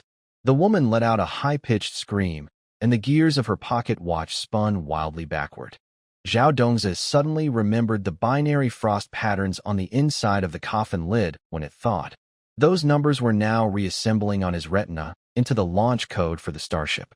When the first laser shot from the ceiling, he instinctively raised his scalpel. Its cold reflection caught the resonance between the bronze key from the laboratory 20 years ago and the energy lock of the starship wreckage. Zhao Dongze slowly opened his eyes in a glowing ocean woven from mycelium. The strong smell of disinfectant made his temples throb. This scent had lingered under the operating room's shadowless lamp before, but now it strangely seeped into the sealed space of an ancient tomb. He couldn't tell if he was in a modern ICU or an ancient forbidden place. Mycelium hung from the ceiling like a glowing blood vessel network, each fiber pulsing rhythmically, casting a cool blue light on the stone walls and outlining complex patterns similar to human neurons. Dr. Zhao, you have great courage. The voice of the poison master, accompanied by the rustling sound of spores breaking the air, came from behind him. The bronze mask shimmered with a cold luster in the glow. When the person raised their arm, Zhao Dongze noticed that their skin looked sickly pearl white, as if long soaked in formalin. The master's fingertips lightly tapped, causing the mycelium to contract, cracking the blue stone ground beneath his feet into web-like fissures. Many recognize the bone erosion powder, but few use it as a seasoning. You are the first. The master's mask moved slightly as he spoke, black mist seeping from the cracks. It reminds me of the mad chef from the Western poison sect. Unfortunately, his tongue was long ago fed to the Gu-Eagle. Zhao Dongze swung the living vine wrapped around his wrist, dark purple sap flowing along the veins. You really know how to pick your places. He deliberately used a scalpel to cut a filament near the tip of his nose. As the venom touched the air, it immediately released a faint blue smoke. If ancient people from 1,000 years ago knew that later generations used biological weapons to pickle food, they would probably be so angry they would come back to life from their coffins. The cult leader chuckled softly, his Adam's apple moving under the mask, making a metallic scraping sound. Suddenly, a sharp buzzing pierced his eardrum. Zhao Dongze looked down and saw dozens of crystal pupae emerging from the fungal mass. The shells of the pupae displayed dense ancient symbols. When he reached out to touch them, the symbols seemed to come alive and slide into his eyes, transforming into glowing coordinates in his memory palace. These were the core codes of the gene bank at the Medicine King Valley. Lead the way, Zhao Dongze said. He shook off the attacking venomous pupae, and the fungal filaments immediately wrapped around their ankles, pulling them toward a stone wall. Under the watch of countless glowing spores, they stepped onto a corridor paved with bones. Each skull had a bronze star-shaped nail hammered into the top, resembling the navigation device he saw on the starship wreck. As the cult leader's robe brushed past, the fungi on the wall suddenly lost their color, revealing hidden mechanical structures beneath the skin. The sound of gears meshing was like the engine restart of a starship from ancient times. The decayed soil crumbled away, revealing a bronze door embedded in the wall. The door handle was shaped like a coiled snake, with a recessed pattern in the snake's eye. Zhao Dong's temples throbbed. This was a fingerprint lock. He pretended to adjust his hair, subtly touching the bronze key at his waist. This artifact, brought from his father's laboratory, was resonating with the door handle. A faint golden mist seeped out from the gap in the door. "Don't rush." The cult leader suddenly held his wrist. His mask split open, revealing a mechanical eye flickering with binary code. "My laboratory can't compare to Dr. Zhao's. I didn't even install iris recognition." Before he finished speaking, the entire bronze door suddenly rotated and reassembled like a Rubik's Cube. The flat surface transformed into a layered star map, with the lock's keyhole aligning perfectly with the star pattern on Zhao Dong's chest scar. When the first moonbeam shone through the underground, Zhao Dongzi finally saw the full view of the secret chamber. Tall bronze pillars, about 10 meters high, were entwined with glowing vines. At the top of each pillar floated a glass sphere filled with dark purple liquid, inside which floated thousands of embryos, from single-celled organisms to humanoid forms. In the center, a fetus wearing a space suit had a star-shaped birthmark on its chest that Zhao Dongzi recognized all too well. "Welcome to the Life Laboratory." The leader's voice was altered with a voice changer, carrying strange electronic noise. 2,000 years ago, your ancestors used gene scissors to modify Earth's creatures, but they never expected a divine healer to return with an alien key. She rolled up her left sleeve, revealing black patterns under her skin that matched the mechanical structure inside Zhao Dong's pocket watch. Zhao Dongzi suddenly remembered the binary frost patterns on the inside of the ice coffin lid when it thawed. Those numbers were now reassembling in his retina as the launch code for a starship. As the leader pressed her palm on the DNA recognition area, the underground palace suddenly shook violently. The mycelium network glowed red like a waking nerve center. Hundreds of coffins shot out from the walls, and the etched Klein bottle topology on their lids proved they came from outer space. "This door can only be opened with the bloodline of a healer," the leader said, her finger brushing over the bronze snake scales. Blue poisonous mist seeped from the gaps. "In 30 years, I have tested 99 living beings." "Excuse me, please move aside." Zhao Dongzi suddenly raised his hand to press on the snake's eye socket. Vines around his wrist tightened around the other's neck. "At times like this, you should shout, 'Open sesame.'" Before he finished speaking, the entire snake-shaped ring suddenly glowed neon green, and the mechanical gears played a tune like the Frozen music box. The mycelium network trembled violently. The glowing fibers hanging from the ceiling poured down like a heavy rain. Zhao Dongzi staggered back half a step, nose filled with a stronger disinfectant smell. This scent was exactly the same as inside the bronze door he had just seen. Suddenly, he realized something. He tore open his collar to reveal a crescent-shaped birthmark below his collarbone. "Maybe try this." The bronze mask in the leader's hand cracked in half, revealing a mechanical face covered with circuit patterns. A hologram exploded between them, twisting countless gene chains into Zhao Dong's full image. A perfect match. The rival of the healer's bloodline, who has waited 300 years, has finally arrived. The heavy bronze door slid open to both sides, and cold white light mixed with the pungent smell of formalin. Zhao Dongzi covered his nose and mouth, seeing the walls filled with dense chemical equations glowing with eerie indigo light. The molecular formula for nitroglycerin was labeled Improved Thunderbolt Pill, with crooked oracle bone inscriptions beside it reading, "Using lightning tribulation essence as a guide, it can break the innate body of the Tao." The leader picked up the dusty experiment log on the control panel, and the holographic screen suddenly activated automatically. A figure in protective gear was recording. 214th failed interdimensional transmission. Psychic receptor shows rejection reaction. Suggest using the coronavirus as a carrier. Zhao Dong's scalpel was already at the leader's throat, the binary code engraved on the handle resonating with the starry coordinates on the log. "When you put Klein bottles into the deceased coffin, you shouldn't forget to add anti-counterfeit marks to the DNA lock." His gaze swept over the floating werewolf embryo in the incubator, each specimen's abdomen marked with the Federation's purple crystal badge. Suddenly, the hologram switched scenes. A woman in a white coat was live streaming from the lab. "Look, everyone, this is the real secret to eternal life. Just inject this vaccine containing ancient god genes." The image suddenly distorted into snowflake noise. Zhao Dong's pupils shrank instantly. Her face was eerily identical to an old photo of his father's lab from 20 years ago. The incubator suddenly emitted a piercing alarm. All embryos opened their blood-red eyes simultaneously. Zhao Dongzi threw out vines that wrapped around the nearest crystal chamber.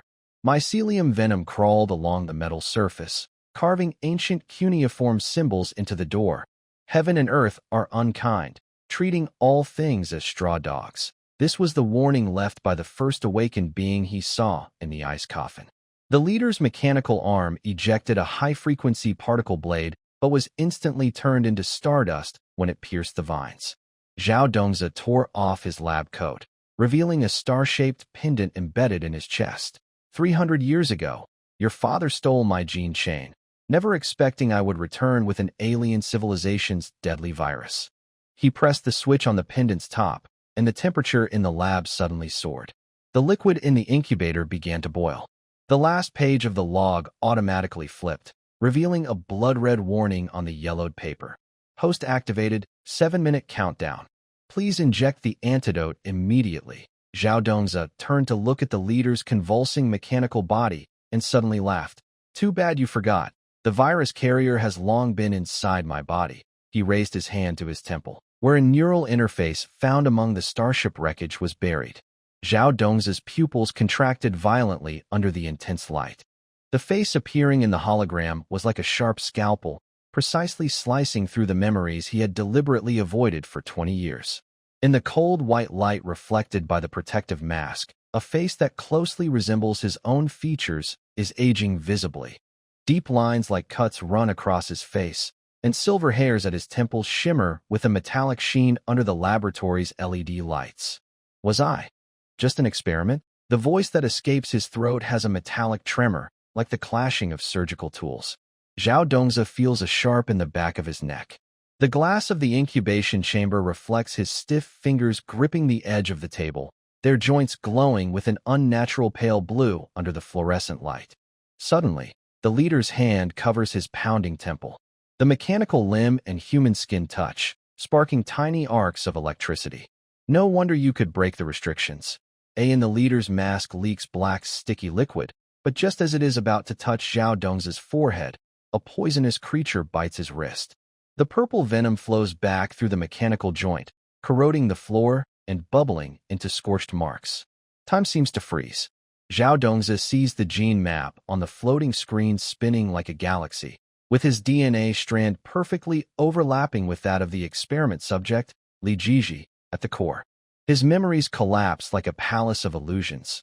20 years ago, the smell of disinfectant mixed with blood fills his nose. He recalls the small boy coughing up blood on the iron bed, the nurse's terrified scream, and the words, "failure," circled in red on the medical records. Let go of my dad. The hand turned into a surgical knife, stopped just 3 millimeters from the leader's carotid artery. The blade shows dark purple veins similar to the vines on Zhao Dongzi's wrist. As the mask fragments fall, Zhao Dongzi finally sees the crescent-shaped scar below the leader's left eye, mirroring the birthmark on his own collarbone perfectly. The holographic projection suddenly switches to a live surveillance feed. A researcher in protective gear turns around, and the chip implanted in the back of his neck glows faint blue under the cold light. Zhao Dongzi recognizes the figure who appears in the lab every morning at 5:30. Memories flood like a tidal wave. The twin babies in the incubator, the secret photos secretly slipped by the nurse, and the other empty bed in the emergency room late at night. Older twin brother, the leader gently touches the old scar on his face with a mechanical finger. Liquid nitrogen sprays from a broken pipe, freezing into frost on the ground. No, he's the experiment you abandoned 30 years ago. His voice, processed through an electronic synthesizer, carried the characteristic distortion of the specimen library. When you lie in the sterile pod receiving cryogenic freezing, this body is being fitted with bionic organs, repeating the cycle of death and revival inside the virus cultivation chamber. Zhao Dongzi felt a burning sensation at the star-shaped birthmark on his temple, resonating with the fungal network on the laboratory's dome. Countless holographic interfaces unfolded on his retina, showing terrifying data in the gene editing logs. They shared 89.7% of their gene sequences, but Li Jiji's mitochondrial DNA contained fragments from the Cthulhu civilization's phage. Inside the embryo cultivation chamber, the embryos suddenly opened their blood-red eyes, and the Starship Federation badge on their abdomen confirmed the most frightening suspicion. What was called medical immortal bloodline was merely a biological marker used by alien civilizations for selecting experimental subjects. Suddenly, the poison treasure emitted a high-frequency beep, and the transformed medical pod automatically opened its layered panels, revealing a silver box filled with neural connection wires. Zhao Dongzi recognized the binary code on the box lid, the last brain-machine interface model developed by his father before disappearing. When his fingers touched the cold metal surface, the fungal network in the entire laboratory suddenly glowed with a blood-red light, and warnings carved in ancient microbial script appeared on the walls. Post-fusion countdown, 30 seconds. The explosion from the cultivation chamber shook the bronze door, causing it to tremble. Hundreds of mutated creatures, glowing purple all over, broke through the liquid nitrogen barrier. Their skin looked like melting wax figures, dripping thick purple liquid that eroded the ground, forming steaming pits. Poison treasure instantly spread its 8 metallic wings, wrapping Zhao Dongzi in a protective shield that smelled of disinfectant. Mechanical arms clashed with the beast's fangs, sparks flying. Biocompatibility. Zhao Dongzi stared at the warning lights flickering wildly on the control panel, fingers typing ghostly shadows on the keyboard. In the holographic projection, a researcher in protective gear was cutting open a wolf-like creature with a laser pen, dark red blood splattering onto the bulletproof glass and forming strange totems. Suddenly, the entire laboratory tilted, and Zhao Dongzi slammed into the data storage unit. A dull pain at his temple made him realize the explosion-proof glass was cracking. Inspection. Li Jiji looked down from above, standing on a 3-legged spider demon. His mechanical eye reflected a bloody glow under the emergency lights. While you lay in the life support pod waiting to die, did anyone ever examine your fate? He raised his hand and knocked away the flying bat-shaped creature, whose densely spined wings perfectly matched the star-shaped birthmark on Zhao Dongzi's chest. Suddenly, the surgical robot emitted a sharp alarm. Its high-frequency vibrating blade cut the approaching scorpion-tailed insect in half. Seizing the moment, Zhao Dongzi input an emergency command. The sealed lock of the incubation chamber exploded one after another, releasing more monsters with human faces. Their eyes showed strange hexagonal compound structures, and the black patterns flowing under their skin resembled the protective suits in the master's laboratory. Da Vinci system activated. A mechanical voice accompanied the hum of metal moving. A 4-meter-tall silver surgical table rose from underground. The robotic arms moved skillfully to avoid attacks, and the laser targeting device precisely aimed at the monster's vital points. Zhao Dongzi watched the virtual health bar on the robot's chest, suddenly noticing that the code matched his medical bracelet on his wrist exactly. When the last gargoyle was melted into molten metal by the plasma beam, the entire underground palace began to shake. Li Jiji stepped onto the collapsing fungal web and jumped to the dome, followed by 12 mutated night owls with glowing green eyes. "Welcome to the Gene Ark," he said, spreading his arms. The incubation chamber array unfolded into a fan shape at his feet. "Take a look at these blossoms of civilization blooming in the cracks of time." Zhao Dongzi staggered backward, his back hitting an icy wall covered with circuit patterns. The emergency lights turned his pupils red. 500 copies of himself floated in the pale blue liquid, reminding him of the cold storage cabinets in the hospital morgue. In the central chamber, a young man in space armor was carving on the wall with a laser pen. This was clearly the last image of his father before he disappeared 20 years ago. Experiment 214, welcome home. A mechanical female voice suddenly became gentle. The liquid inside the incubation chamber rippled. Gene lock decryption progress, 98%. Memory fusion will complete in 7 minutes. Zhao Dongzi saw his ID photos appear on each chamber's surface, showing ages from embryo to old man. The oldest man was raising a withered hand toward the camera.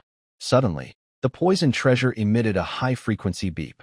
The protective shield displayed a star map resonating with the scar on Zhao Dongzi's temple. As Zhao Dongzi touched the chamber, waves of memories flooded in. The pain in the cryogenic chamber, the alarms in the laboratory, and the tendrils of cells stretching in the petri dish.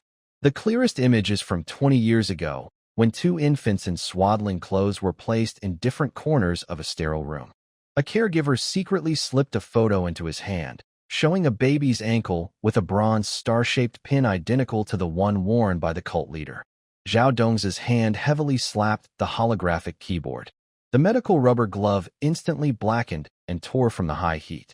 Blue data streams burst out from the broken protective glass, casting distorted shadows on his face. Deletion permission denied. Highest authority fingerprint. Li Jiji's scar. The mechanical female voice was cold, like an electronic obituary from a funeral home. Zhao Dongzi felt his neck hairs stand on end. The version of himself supposed to be in a cold storage chamber was now the master of the entire lab. Surprised, Li Jiji's voice suddenly boomed from speakers all around, with a strange, joyful echo. You are the original sample. We are all defective copies. In the hologram, a researcher in a white coat turned around, revealing a mechanical blue eye. In their hand, a test tube floated with dozens of embryos, each with a face exactly like Zhao Dongzi's. Suddenly, the toxic device emitted a high-pitched beep. Blood-red data waterfalls flooded Zhao Dongzi's retina. He saw fragments of memories flashing like uncontrolled quantum entanglements. On a stormy night in 2023, in an intensive care unit full of tubes, a dying young man signed an electronic signature in a fog of consciousness. Inside a cultivation chamber, hundreds of amber embryos with his genetic code slept in liquid nitrogen, and standing opposite him was the most perfect clone among countless copies. Memory tampering was very successful, wasn't it? Li Jiji's figure appeared on all screens, his white coat fluttering without wind. Now, let's complete the final fusion. 12 puppets in interstellar armor burst out from the ventilation ducts, their joints replaced not with flesh but glowing circuit boards. Zhao Dongzi grabbed a plasma cutter from the lab table, holding it across his chest. The blade reflected the pulsating black veins on the other's neck, clear signs of an impending interstellar virus outbreak. Suddenly, violent tremors shook from beneath his feet. The cultivation chamber array shattered like dominoes. Zhao Dongzi was thrown into free fall, crashing into a data storage unit. A dull pain at his temple told him the explosion-proof glass was cracking. Through the gradually breaking protective shield, he saw rainbow-colored flames flowing down the corridor. This was the death aurora after the superconducting liquid nitrogen pipe burst. Of course you got into trouble, a hoarse voice broke through the alarm. An old man dressed in a Zhongshan suit hung upside down from the ventilation duct, holding a pair of fish-shaped jade pendants that shimmered with strange blue light. Zhao Dongzi recognized this face covered with age spots. It's the caregiver who secretly gave him a photo 20 years ago. Now, the old man's mechanical prosthetic arm revealed the same bacteriophage patterns as in the master laboratory. As soon as the jade pendant was embedded into the control panel, the ruins began to collapse in ways that defied physics. Zhao Dongzi grabbed the old man's waistband in zero gravity and saw countless holographic screens showing Li Jiji with wild smiles. The cells, floating in the incubation chambers, suddenly opened their eyes, with pupils showing the same Klein bottle structure as the star engine. We will meet again, Li Jiji's voice, mixed with the hum of machinery, gradually faded away. In his last fragments of consciousness, Zhao Dongzi saw pieces of the truth. The fish-shaped jade pendant was a Star Federation coordinate beacon. The old man was the only uninfected original experimenter, and the so-called crossing was merely consciousness jumping between parallel quantum worlds. As the void swallowed the last purple light, the vines on his wrist suddenly resonated with the jade pendant, dark purple liquid flowing along his veins toward his heart, where the antimatter bomb trigger left by his father was hidden. The Putian medical palace in the dusk was shrouded in faint purple miasma. 100-year-old ginkgo leaf fluttered like a butterfly in the strong wind. The sword energy drawn by the poisonous treasure's fingers carved deep grooves into the sandalwood plaque. The newly carved Putian Medical Palace characters in official script had not yet dried when they were mostly devoured by fungal spores. When Zhao Dongzi pressed his hand to his chest, a strange burning sensation came from his fingertips. It was supposed to be the scar where he was stitched, but now a three-dimensional relief of a palm print appeared. Sharp edges of the broken bronze mask face glinted blue in the moonlight, perfectly matching the taiji pattern on his waist's fish-shaped jade pendant. Fungal filaments emerged from cracks in the plaque, weaving into glowing DNA double helix symbols in the air. "Tell me," Zhao Dongzi said. As he turned, the scalpel flashed coldly past the old man's temple. The old man, holding a blue porcelain wine jar, suddenly froze. The steam rising from the jar's spout condensed into an ancient seal character, Tuo, in the air. Old Huang Tu took a sip of herbal brew, the amber liquid flowing like a galaxy in the twilight. The 108th generation successor of Hua Tuo, also working as a cleaner at the Time and Space Management Bureau. Suddenly, he rolled up his left sleeve, revealing a mechanical prosthetic arm with the same bacteriophage patterns as in the master's laboratory. "By the way, that jar of pickled cucumbers in your fridge is the most expensive tribute from Chang'an during the Tang Dynasty." Before Zhao Dongzi could complain, a sharp sound of metal striking stone came from the east wing. Through the carved wooden window, 12 bronze swords were drawn at the same time, tracing the path of the Big Dipper in the evening sky. The elders of the Medicine King Valley's robes fluttered in the strong wind, and the scroll they held showed dark red sword marks winding like a river of blood. "Welcome the Holy Sun back to the clan." The leading white-bearded elder's forehead was covered with gold foil talismans, his voice loud enough to shake the roof tiles.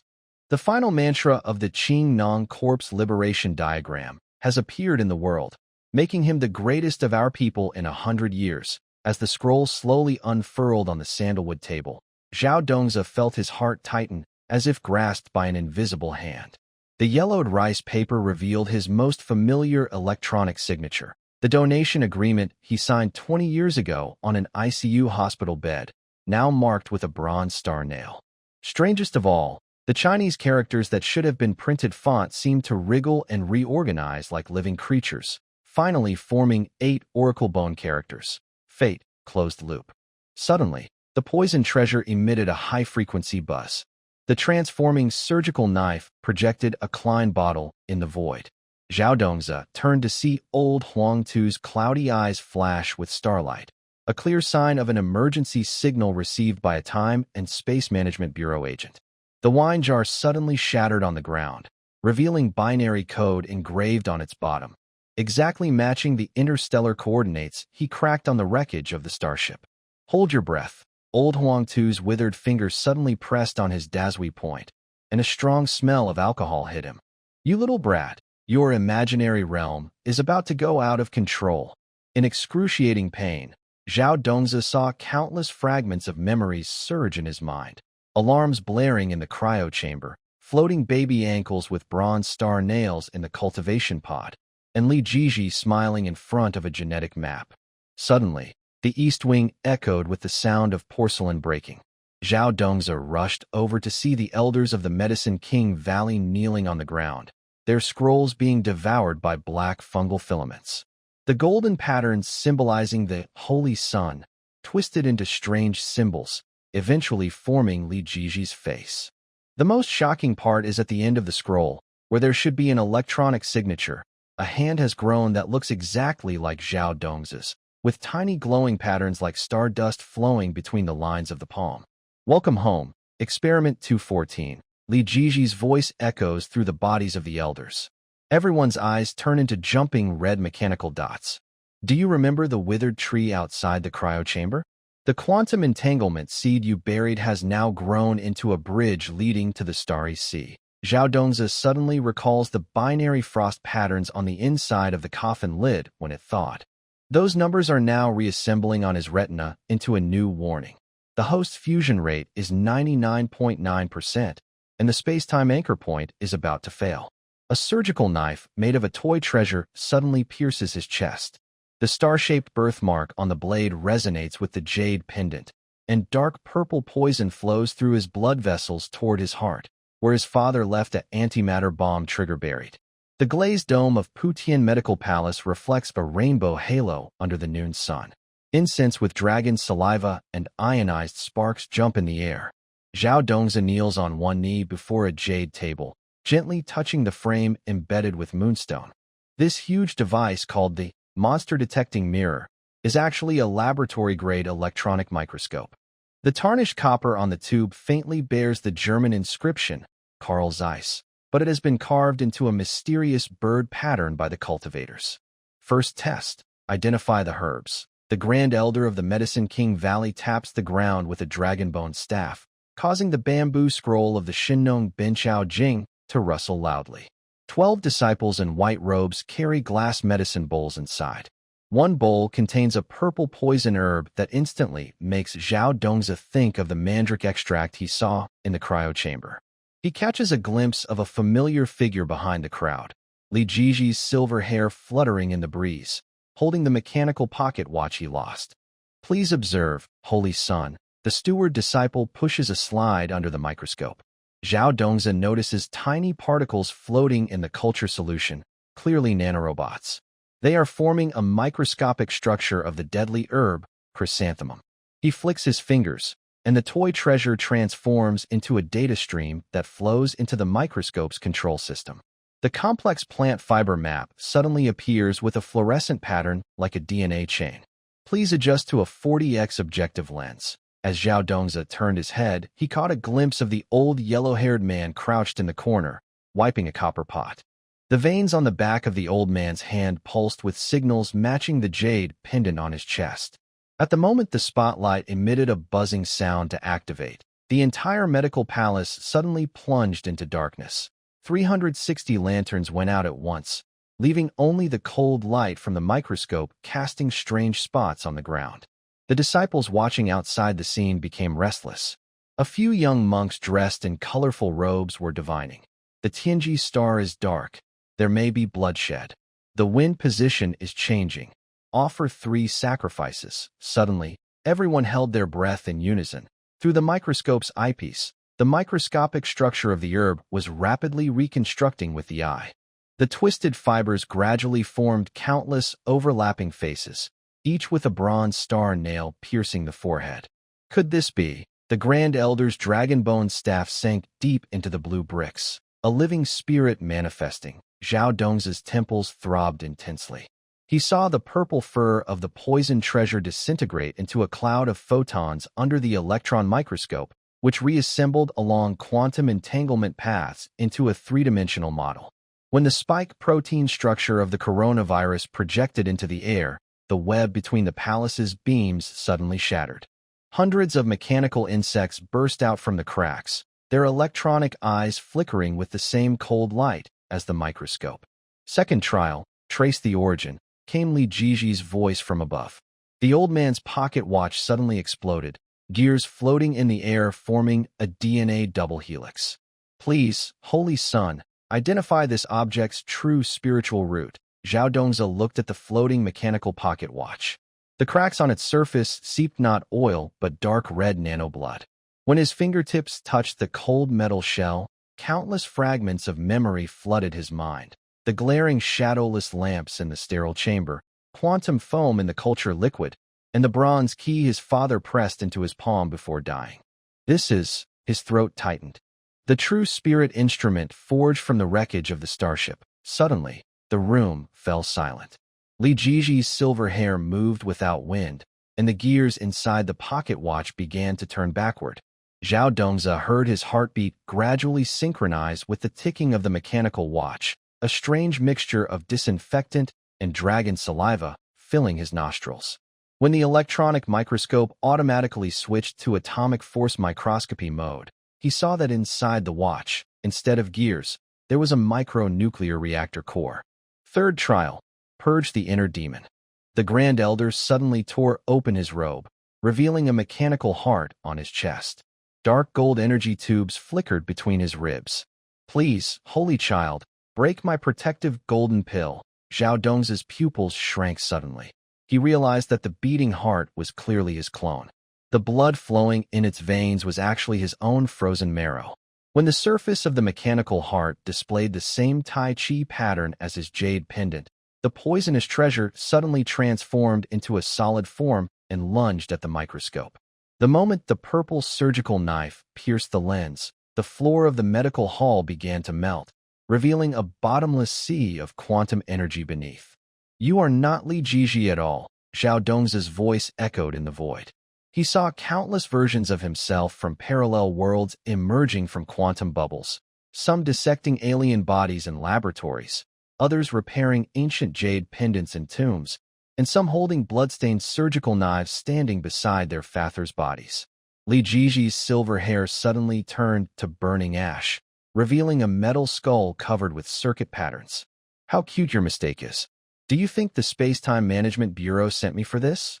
As he spoke, 49 lanterns in the medical hall simultaneously exploded. Flying glass shards formed a huge star map in the air. That was the galactic arm structure Zhao Dongza had seen on the wreckage of the starship. Just as Zhao Dongza's fingertips were about to touch the truth, the poisonous treasure suddenly emitted a shrill alarm. He saw his memories twisting like corrupted film, finally freezing on a critical scene. Outside the cryogenic chamber, an ancient dead cedar tree was sprouting new buds, devouring a bronze star nail, while dark red nanoblood flowed inside the trunk. Above the dome of the Putian Medical Hall, 12 soul lamp lanterns floated. The ghostly blue flames reflected in the thick incense inside the bronze cauldron, making it even more viscous. Zhao Dongza tapped the frame of the sky viewing mirror with his fingers. The ripples on the nano-coated surface shimmered with tiny silver flashes under the moonlight. The gene map on the holographic screen flickered like a suspended galaxy, echoing eerily with the purple toxic plant in the corner that glowed with phosphorescence.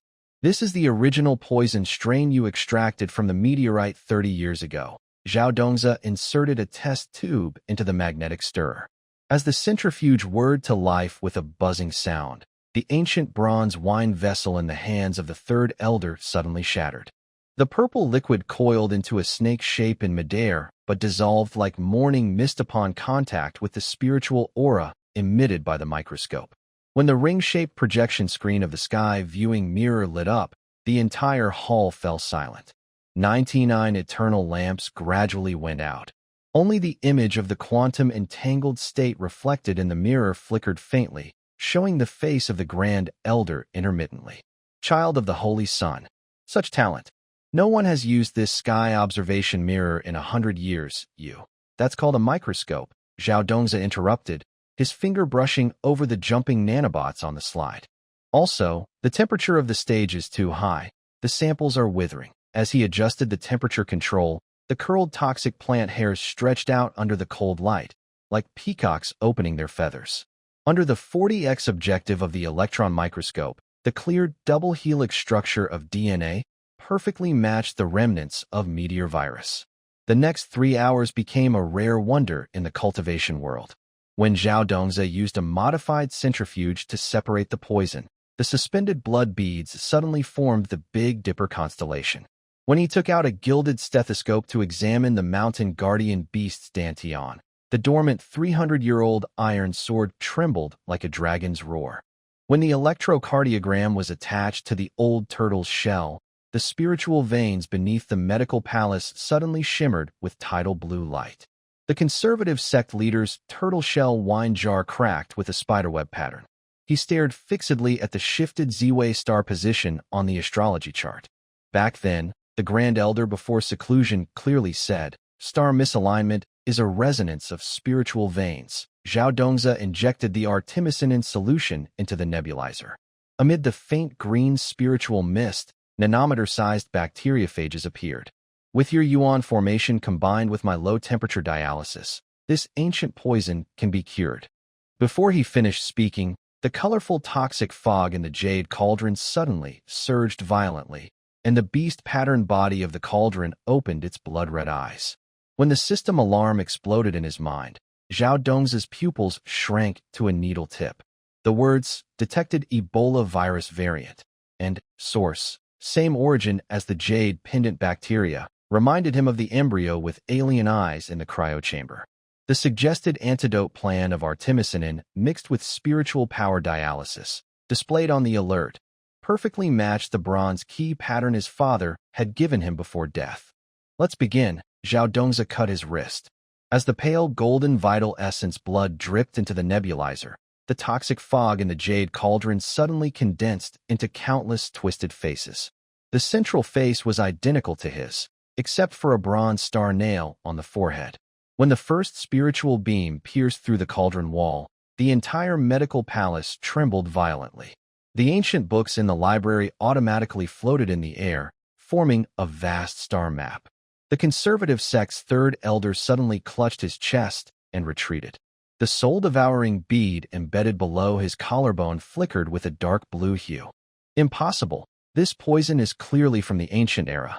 Zhao Dongzi pressed the stethoscope against the cauldron, and the intense heartbeat made him shiver.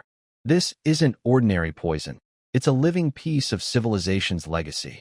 When the molecular structure of artemisinin resonated with the spiritual energy beam, countless bronze gears suddenly appeared inside the cauldron. Their clicking sounds perfectly matched the operation noise of the starship wreck in the laboratory. The dragonbone staff in the Grand Elder's hand screeched as the tip, embedded with a luminous pearl, cracked open a fine fissure. "Who are you?" Zhao Dongzi looked at the three-dimensional virus model floating in the air, memories flooding back like a tide. The moment the alien embryo in the cryochamber opened its eyes, the strange knowledge pouring into his mind suddenly became clear.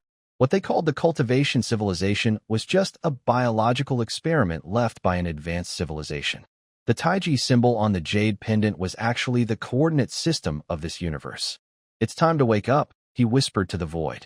Suddenly, the bronze key on his chest shot out a beam of light. The toxic fog inside the white jade cauldron disintegrated into basic particles under the light, but during reassembly, it formed a new genetic chain. As the first dawn pierced through the glass dome, mechanical hums echoed from the underground medical hall. Hundreds of bronze coffins engraved with star maps were breaking the ground and emerging. The colorful poison mist inside the bronze cauldron gradually dispersed in the spiritual energy beam. Zhao Dongzi removed his mask and wiped the sweat from his brow, then suddenly noticed the faint carvings on the inside of the cauldron wall. These were not ordinary inscriptions, but a precise array of tiny pits. When he traced the cauldron's edge with his infused spiritual power, the floating genetic map suddenly overlapped with the projected star map, pinpointing the longitude and latitude of Guinea in West Africa on the dome star chart. "Is this what you call ancient?" Zhao Dongzi's voice echoed through the vast hall as his fingertips unconsciously stroked the Taiji pattern on his jade pendant. Memories flooded back. The alien embryo floating in the cryochamber, nanobots jumping inside the petri dish in the laboratory, and the bronze key his father gave him before he died, engraved with a star map identical to the one on the cauldron wall. The purple smoke rising from the bronze medicine cauldron drifted between the beams and pillars of the medicine hall. The apprentice knelt on a 9-turn spiral cushion, his knuckles turning pale from exertion. The artemisinin solution in the glass cup rippled in circles, and the jade-colored glow moved along the cup's wall, like trapped moonlight surging beneath a cold pond. "This potion is made from the essence of yellow wormwood stems and leaves, now glowing with a cold light that seems out of this world." When Zhao Dongzi's dark wide sleeves swept over the table, he noticed a rusty smell mixed with the sandalwood. He turned to look at the purple sandalwood desk of the third elder and saw the elder's turtle shell brush, which had been passed down for 17 generations, suddenly break while recording the supplement to the Compendium of Materia Medica. The crisp sound of the 1,000-year-old turtle shell fragment falling startled the surrounding candles, causing their flames to flicker. Ink droplets splattered onto the yellowed pages of the Shinong Materia Medica, forming strange, mysterious symbols. "Third elder." The second elder's cry caught in his throat. Dark gold ink spread wildly across the bamboo scroll, twisting lines breaking through the cracks of insect damage, finally forming a bright red cross symbol. The red color, unlike traditional ink or paint, looked like a fresh wound on an ancient scroll, as if the burning mugwort in a bronze vessel had stained everything with a cold, disinfectant smell. Suddenly, the medicine hut fell into strange silence. Zhao Dongzi stared at the slowly forming symbol on the bamboo scroll, then suddenly remembered the star map he saw 3 days ago in the secret chamber of the Imperial Medical Office. The new guest star appearing east of the Ziwei Palace, now perfectly aligned with the position of this blood-red cross. His fingers brushed the gold-threaded needle pouch at his waist, and he noticed tiny water droplets had formed on the cold silver needles, just like the frost that suddenly crystallized on a glass slide during a demonstration by a woman in white using a microscope. Dongzi, look at this artemisinin. The trembling voice of the medicine boy broke the silence. The solution in the glass cup suddenly reflected a prism of colors, casting a faint blue glow on the boy's forehead, like the reflection of glasses worn by Western doctors.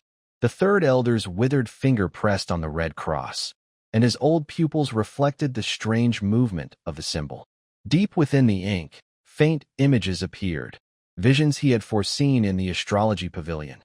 Countless white-robed people walking through glass buildings, iron birds flying over turtle shells inscribed with oracle bone script, and soaking in amber-colored liquid was the very artemisinin that the medicine boy held in his hand, crossing centuries.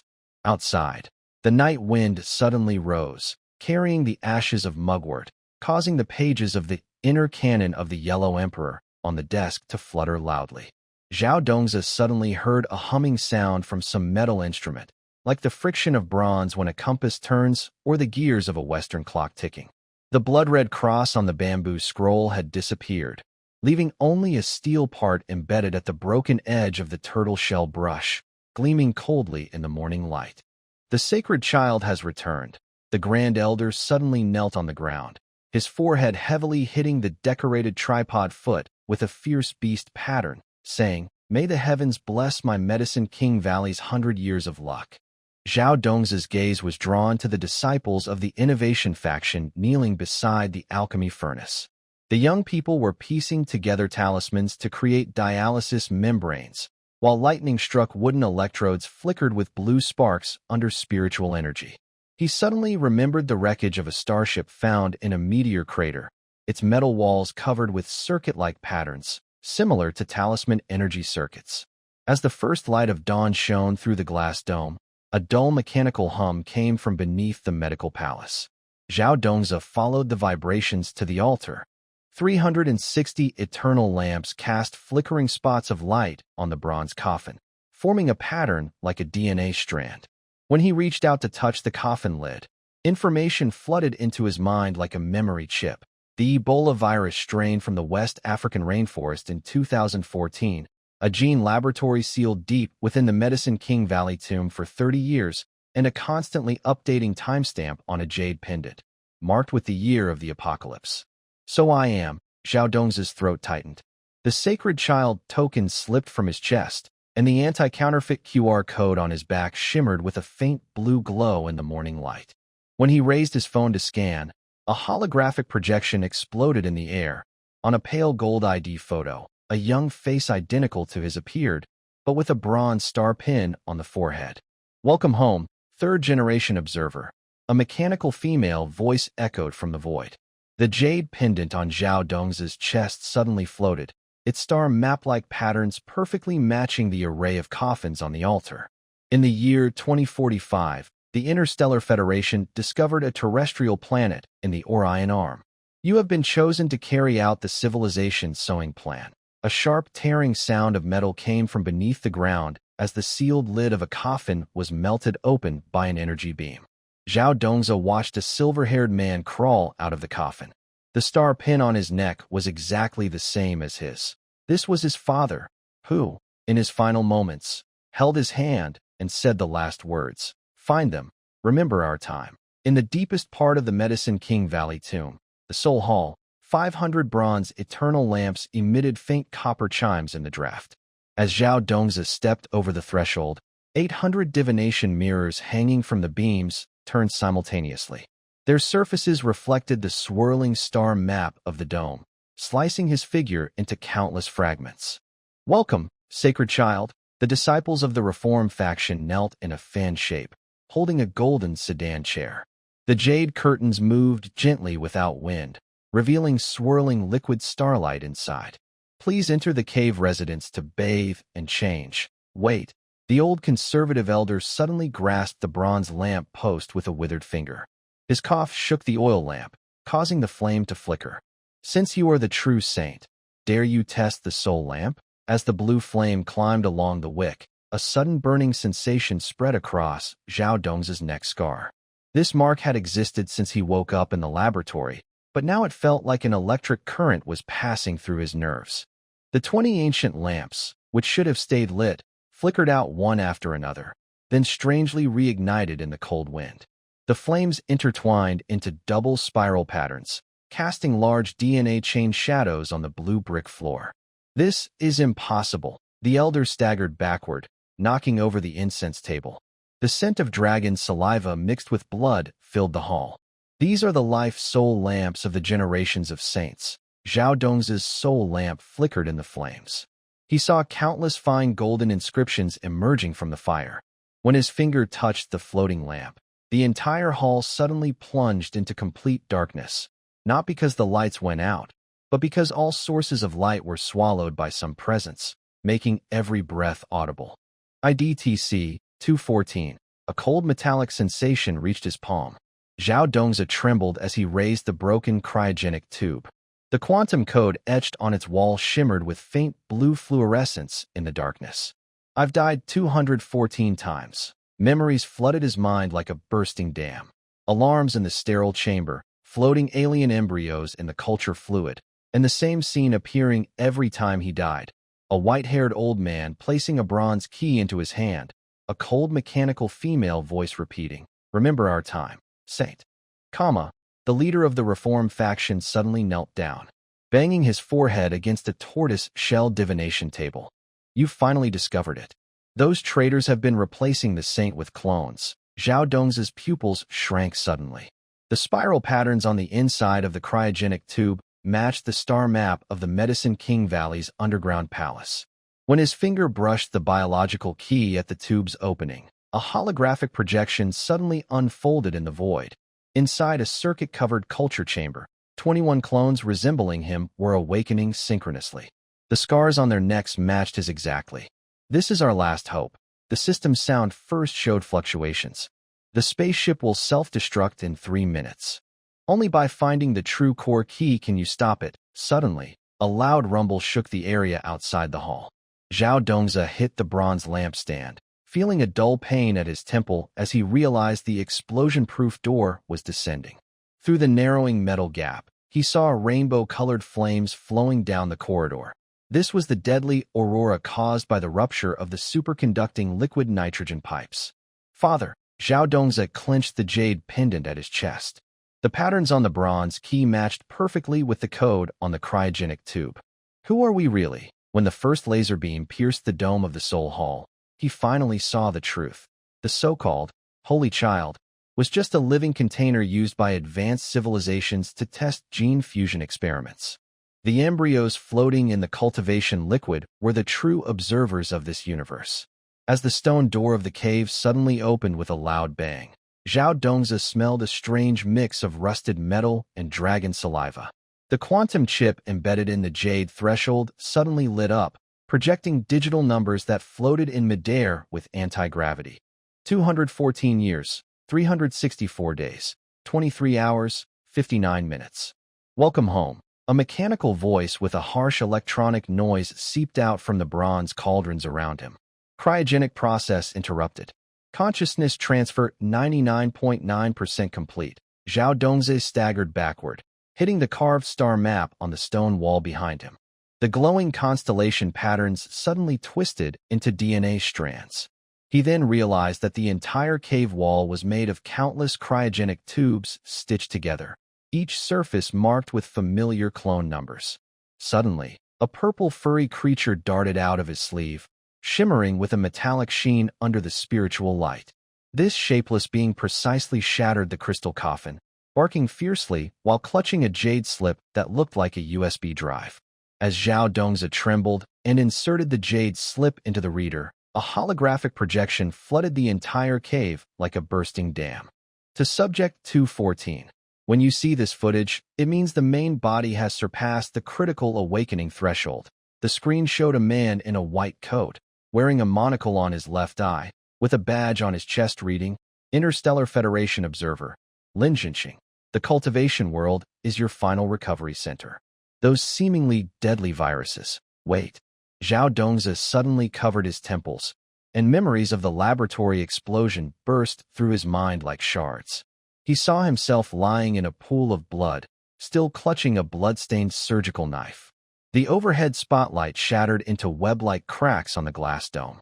The alarm from the emergency device and the countdown on the electronic clock in the cave overlapped eerily. The virus is a carrier for the gene repair program, and lightning is a way to force-activate the nanorepair factors inside you, said the man in the hologram, operating a 3D projection. Behind him, a rotating galaxy map spun. When we recovered the remnants of the starship, we detected vibrations from the cosmic strings. Your gene sequence just happens to resonate with the 28 constellations. Are you treating me like a lab rat?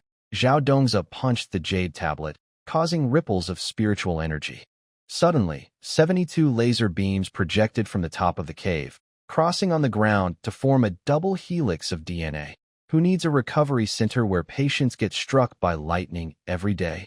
Suddenly, the poison treasure emitted a high-pitched scream, and purple light particles boiled inside it. Zhao Dongzi noticed the little creature now had golden, QR code-like patterns all over its body. When it opened its mouth, it spat out a glowing blue plasma ball, just like the quantum key used in his lab to read genetic data. It's not a lab rat. The man in the hologram suddenly smiled strangely. Behind him, the star map twisted into a black hole shape. We are your parents. With those words, Zhao Dongzi's memory palace collapsed. He saw himself as a baby opening his eyes inside a sterile pod, with a monitoring camera blinking with the same symbol as his father's badge. He remembered when, at 12, his father had handed him a bronze key, and outside the window, starship wreckage streaked across the clouds, leaving rainbow-colored tails. The 214th failed iteration of the gene fusion experiment. The man's voice suddenly became ethereal. The hologram started to pixelate and break apart. But this time, you finally awakened both the spiritual veins of a cultivator and the quantum consciousness of an interstellar observer. The cold tubes in the cave walls burst simultaneously, and silver liquid crawled like living creatures up the walls, gathering into a flowing galaxy on the star map. Zhao Dongzi felt something cold pierce the back of his neck. He reached up and touched a scar under his skin, which was heating up. When he looked up again, the digital clock showed January 1st, 2:15, midnight. A dull mechanical sound came from the cave entrance, an ominous countdown to the self-destruction of the starship. Remember, when you hear 3 chimes. The holographic image throws out its final half-sentence before completely fading away. Zhao Dongzi sees his father's figure gesturing in the quantum foam. What he thought was a last words gesture now has a different meaning against the star map background, crossing index and middle fingers to form a T, with the thumb pressing at the base of the ring finger. This is clearly the key gesture used in the laboratory to activate the genetic lock. Suddenly, the toxic treasure emits a shrill alarm. The plasma sphere it spits out explodes in the air into a 12-pointed star formation. Zhao Dongzi looks at the starship control panel appearing in the light array and finally understands why his spiritual power is so abundant after each lightning strike. Those lightning bolts are not natural phenomena, but directed energy pulses emitted by the starship. So you never really left? Zhao Dongzi tears off the jade pendant around his neck.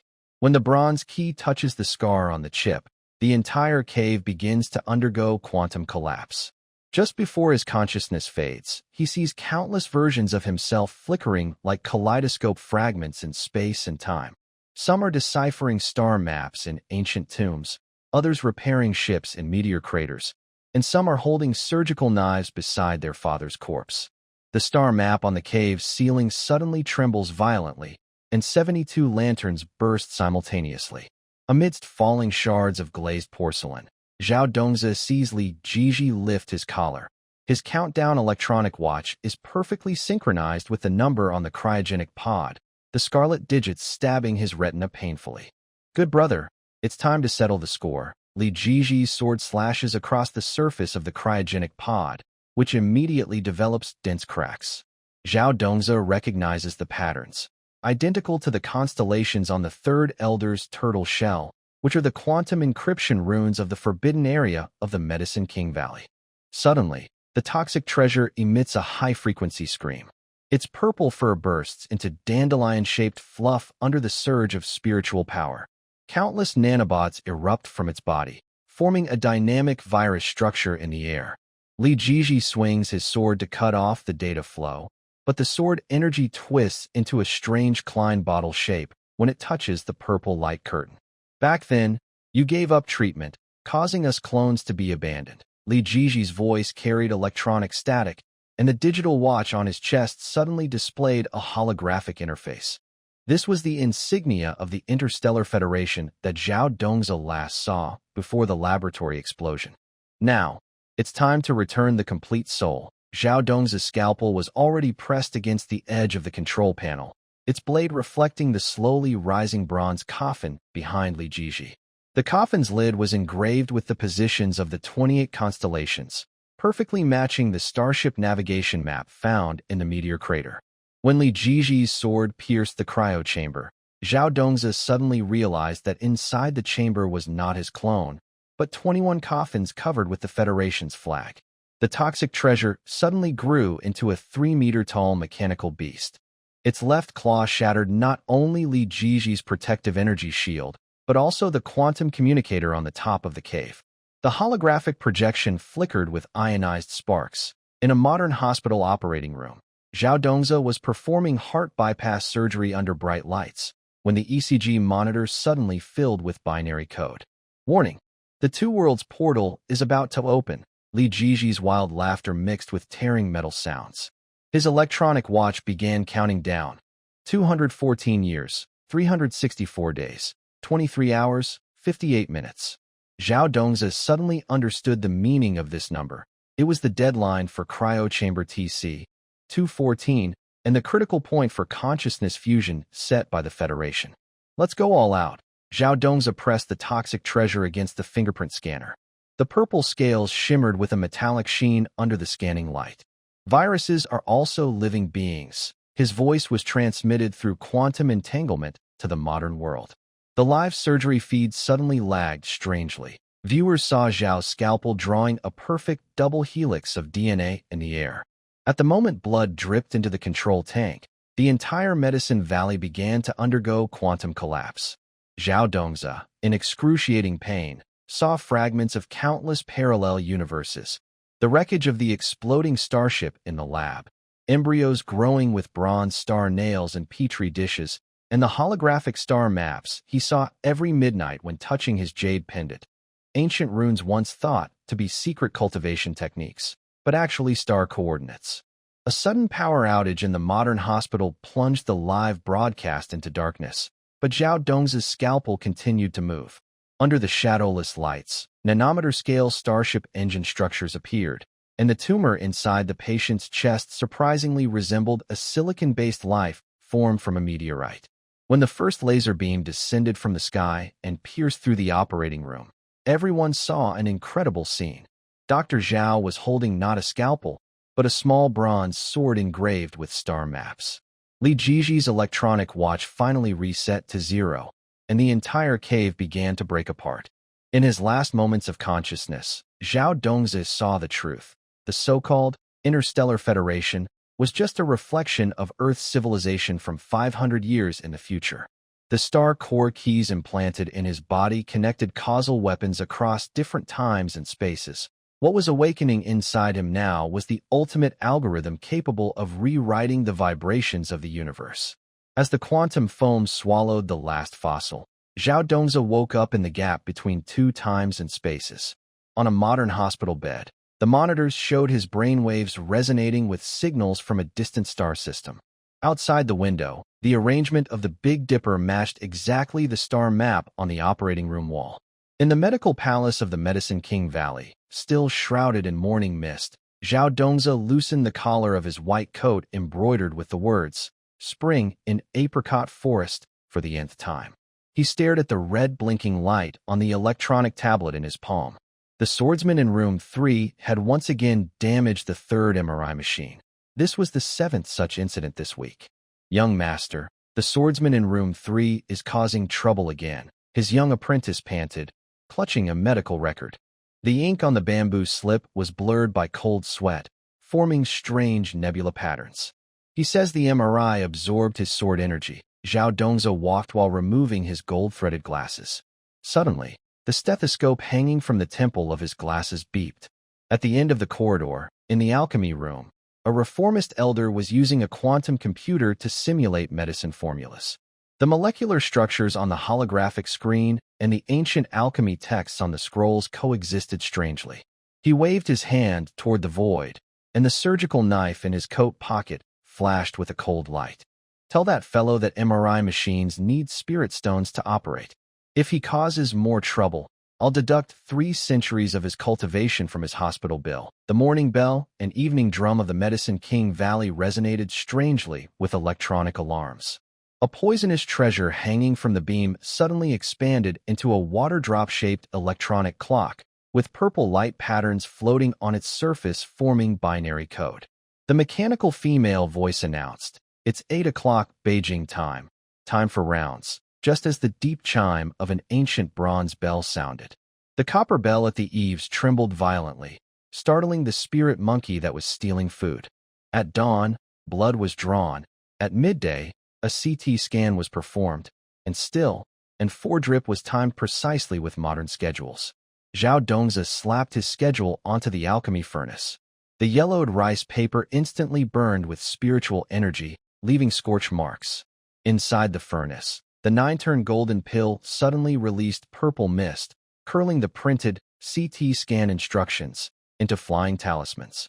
Am I a cultivator or just a busy worker? When the reformist elder rushed in on a magnetic levitation skateboard, his white coat displayed a smart jade pendant live-streaming spiritual energy fluctuations. Saint. The medicinal bath area experienced another spiritual energy overload. His words were cut off by a sudden alarm. Conservative disciples rushed out of the pill room, holding turtle shell divination boards, and fragments of divination symbols in the air formed the words, "Medical reimbursement failed." Zhao Dongzi sighed with a smile, glancing at the old conservative elder curled in the corner.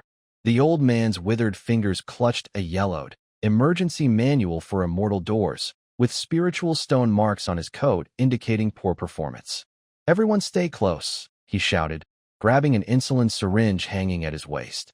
"Today, all elders' spiritual veins will undergo a 3D ultrasound. Those exceeding the limit, bladder meridian injection," suddenly sounded a digital voice behind him. The little gadget had transformed into a mini medical drone, using a laser scanner to check his spiritual energy levels. Host adrenaline exceeds the limit. Injection of sedative recommended. In the medical palace square, medical cultivators in nanoprotective suits set up a quantum acupuncture device. Soft green beams of healing light wove a meridian map in the air, blending strangely with the golden glow from an old Taoist peachwood sword. Suddenly, a storm of data streams swept in. 5G signals from modern hospitals pierced the space-time barrier, projecting real-time news bulletins over the square. Breaking. Putian Medicine King Valley introduces AI-based traditional Chinese medicine diagnosis system. Cultivators hospitalized en masse sparks hot debate. 87 cases of quantum aftereffects reported. Expert analysis. Spiritual energy overload may be caused by cosmic radiation. Saint.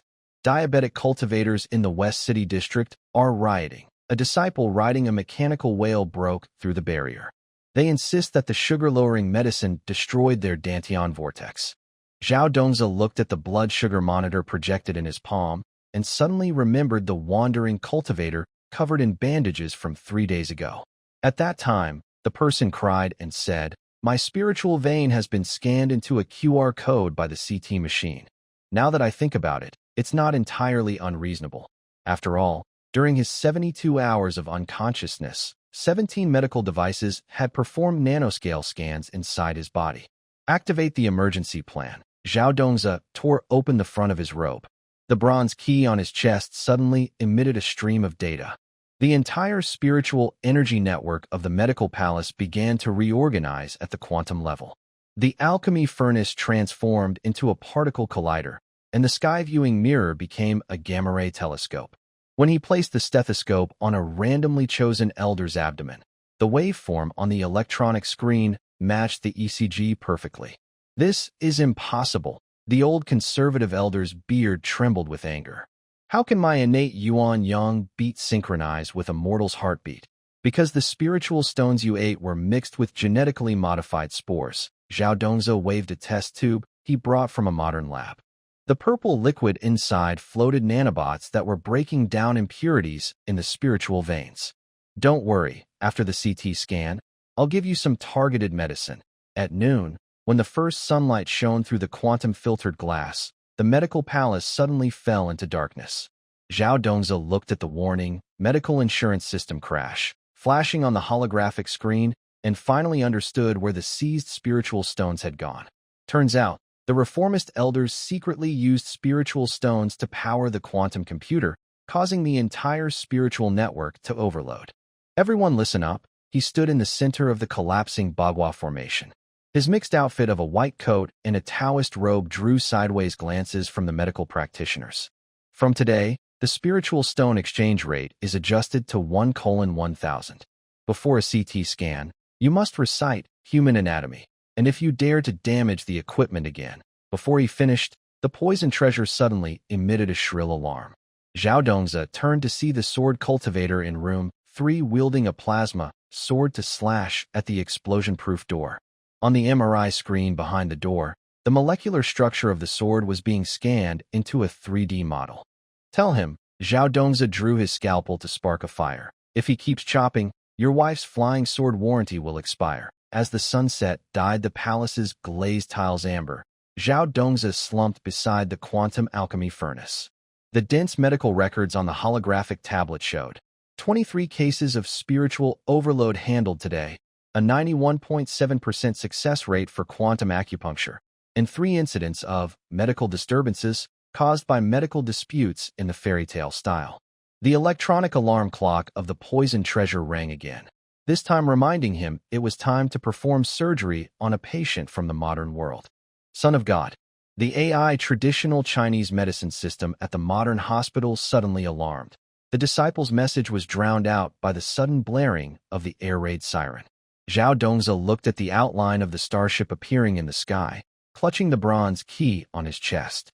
Behind him, the 1,000-year-old ancient cypress in Medicine King Valley was growing wildly, its bronze star nails on the trunk echoing the starry sky. Some sleeping civilization seemed to be awakening. On the LED screen in the cardiology department of Peking Union Medical College Hospital, Zhao Dongzi, wearing rubber gloves, was moving his fingertips over a 3D projection.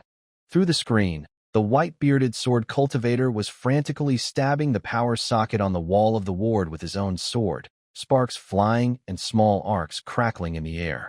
"Patient has obvious atrial fibrillation." AI voice came from the ceiling, as a conductive gel patch was handed over by a mechanical arm.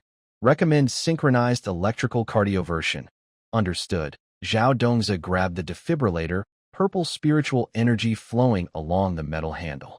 "Old sir, shall we try a poison to fight poison?" The sword cultivator's cloudy eyes suddenly shone brightly, and the veins stimulated by electric shocks bulged under his snowy beard. When the defibrillator electrodes touched his chest, the ward's monitor suddenly displayed an astonishing scene. Across thousands of miles, in a modern hospital, the patient's ECG waveform suddenly became orderly, as if an invisible hand was smoothing it. "Ventricular fibrillation has automatically corrected." The nurses stood stunned with record sheets in hand. The beeping monitor suddenly became cheerful, as if playing a strange electronic pastoral song.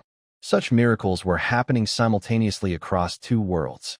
When Zhao Dongzi was giving an enema to cultivators in the cultivation world, 20 food gods voluntarily requested to open there in the digestive clinic. When he performed sterilization on spiritual beasts, 300 stray cats in the animal shelter showed inexplicable resistance to the sterilization collars. It wasn't until he promoted the ding-ding clock-in system in Medicine King Valley that he finally broke the hornet's nest. I have cultivated for 500 years. How can I accept such humiliation? The Grand Elder swung his sword to smash the holographic clock-in device, pixels splashing like stars filling the sky. Medicine King Valley is not a workshop. Well said. Zhao Dongzi summoned the cloud-based attendance record as a stream of light blue data wove into a bagua diagram in the air. Last month, you were late 18 times, fell asleep during morning meetings 7 times, and twice uploaded the Piyuan Dan recipe to TikTok. Suddenly, the entire Medicine King Valley fell into a strange silence.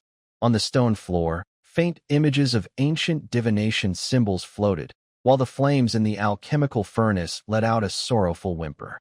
The conservative disciples collectively covered their chests and took 3 steps back. Their robes embroidered with runes crackled with static electricity. You're trying to destroy my spiritual roots. The third elder, leaning on a dragonbone staff, suddenly coughed up ice shards. Long ago, the supreme elder clearly said, "What important thing did he say?" Zhao Dongzi suddenly appeared behind the senior elder. His electronic badge reflected a cold light in the morning sun. Did he say to keep up with the times? To follow the will of heaven? Suddenly, a treasure creature leapt down from the beam, pressing its paw on the holographic clock icon. Its purple fur exploded into dandelion-like data streams. Countless nanorobots burst from its body, scanning the entire spiritual vein network of the Medicine King Valley in detail.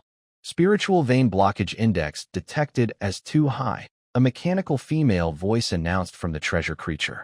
Recommended to activate quantum massage therapy, combined with modern meditation music for treatment. The senior elder's bronze sword clanged to the ground. The embedded luminous pearl in the hilt cracked open, revealing a beating quantum chip. You. The old man trembled as he pointed at the sky. Who exactly is transmitting power in the virtual realm? Zhao Dongzi took off his gold-threaded glasses to wipe them. Suddenly, a cross-time chat window appeared on the lens. His colleagues from the modern hospital were mentioning in the group chat. Director, the spiritual power CT you invented can really detect a cultivator's natal magic treasure? Yesterday, it even found a micro-wormhole inside a congenital sword cultivator. Meanwhile, a dull rumble came from beneath the Medicine King Valley. The starship wreckage, sealed for 300 years, was awakening. The sound of bronze gears grinding and the ping of clock-in alerts produced strange resonance. Zhao Dongzi looked at the flickering spiritual vein data on the holographic screen and suddenly realized those ancient formulas, revered by the elders, might actually be the key to unlocking interstellar civilization. Saint, cultivators in the West City are now using swordsmanship to grab takeout. An order-giving disciple, riding a fire-breathing flying vehicle, broke through the barrier, clutching a KFC bucket with a QR code cut into the fried chicken. They say drone delivery will pollute the purity of sword intent. Zhao Dongzi looked at the intertwining streams of spiritual energy and drone flight paths in the sky, then suddenly smiled wryly. He turned to the innovative disciples assembling the quantum pill furnace. A bronze key peeked out of his white coat pocket. This was the key to opening the starship, now vibrating in sync with the DingTalk workgroup messages on his phone. Morning fog at the Putian Medical Palace swirled with quantum dust, forming tiny light spots on the bronze cauldron. Zhao Dongzi stood in the shadow of the corridor, watching 3 supervisors glide across the Tai Chi formation on floating skateboards. The leading man, wearing glasses, took off his sunglasses.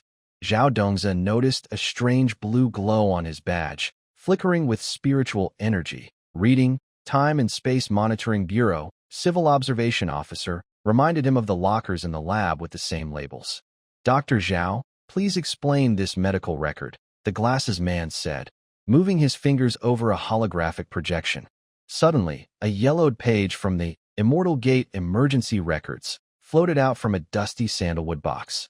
It detailed a case where sword cultivator Li Xuanjin's Dantian collapsed because of reckless thoughts. Zhao Dongzi toyed with a scalpel in his white coat pocket. The star pattern on the handle shimmered in the morning light. The patient swings a sword 3,000 times a day, but forgets to eat breakfast. Classic cognitive disorder, he said, then suddenly pulled aside a senior's robe to reveal an insulin syringe at his waist.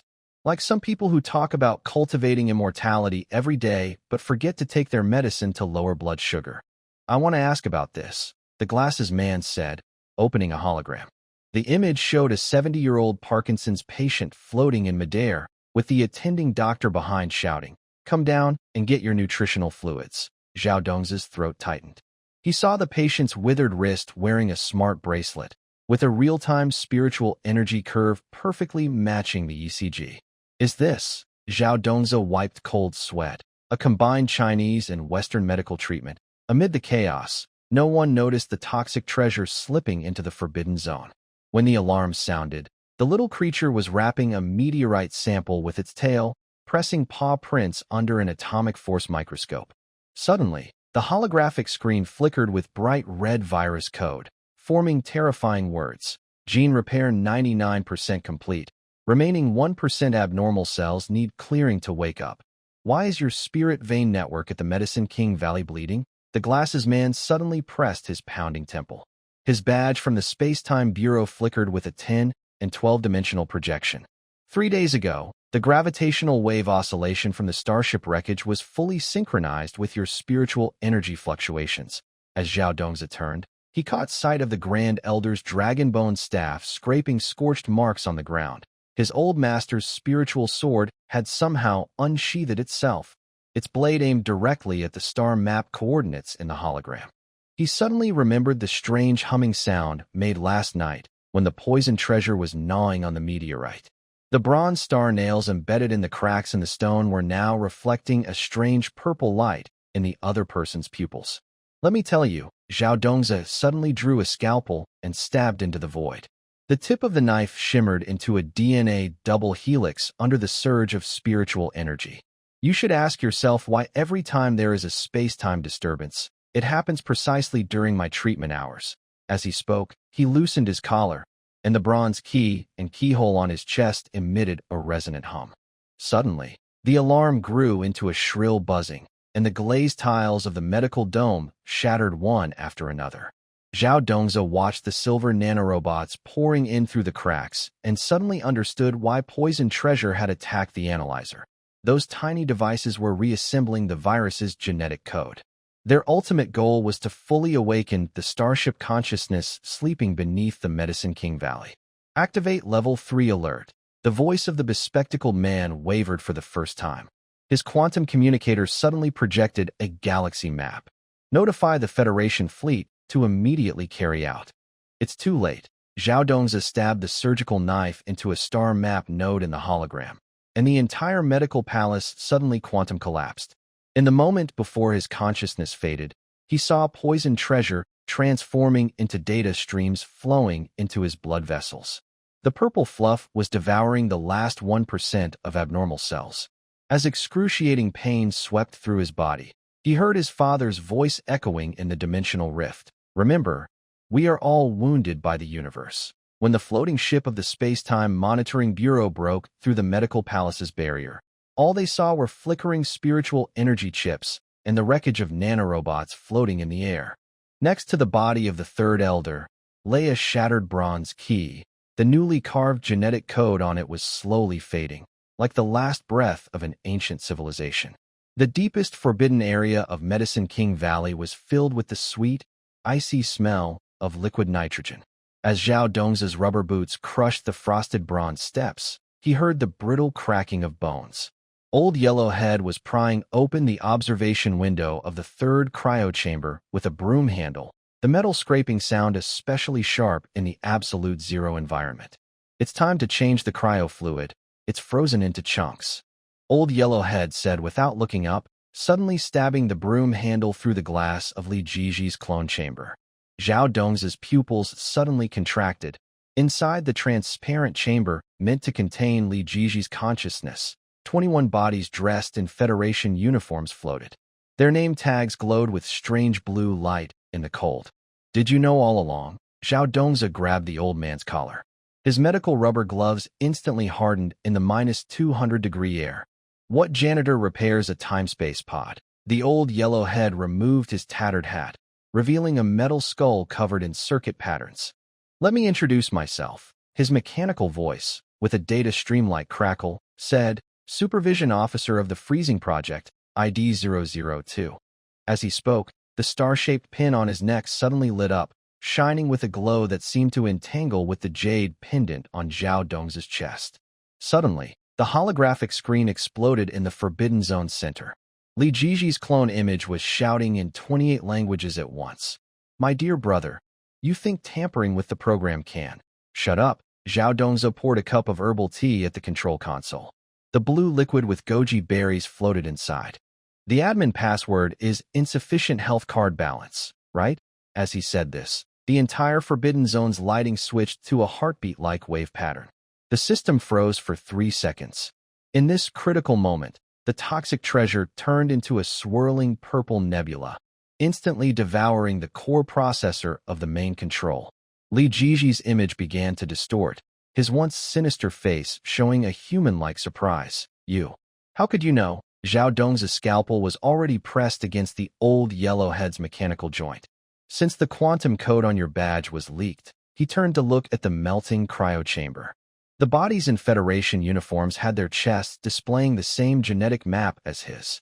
Do you know why every time there's a space-time disturbance, it happens during my medical hours? Suddenly, the dome of the Forbidden Zone shattered with the sound of glass breaking. Zhao Dongza looked up to see thousands of bronze coffins emerging from the ground. The carvings on the lids, showing the 28 constellations, matched perfectly with the starship navigation map he found in the crater. In the central coffin, a man in a white coat was writing in an experiment log, his left ring finger adorned with a bronze wedding ring identical to his father's. Welcome home, third-generation sower. The man's voice carried the smell of disinfectant typical of a laboratory. A holographic projection displayed the emblem of the Interstellar Federation in front of Zhao Dongza. We have waited 300 Earth years, finally seeing the observer whose gene sequence is fully mature. Suddenly, the little creature emitted a high-pitched scream. The data it devoured formed a complete spaceship control interface.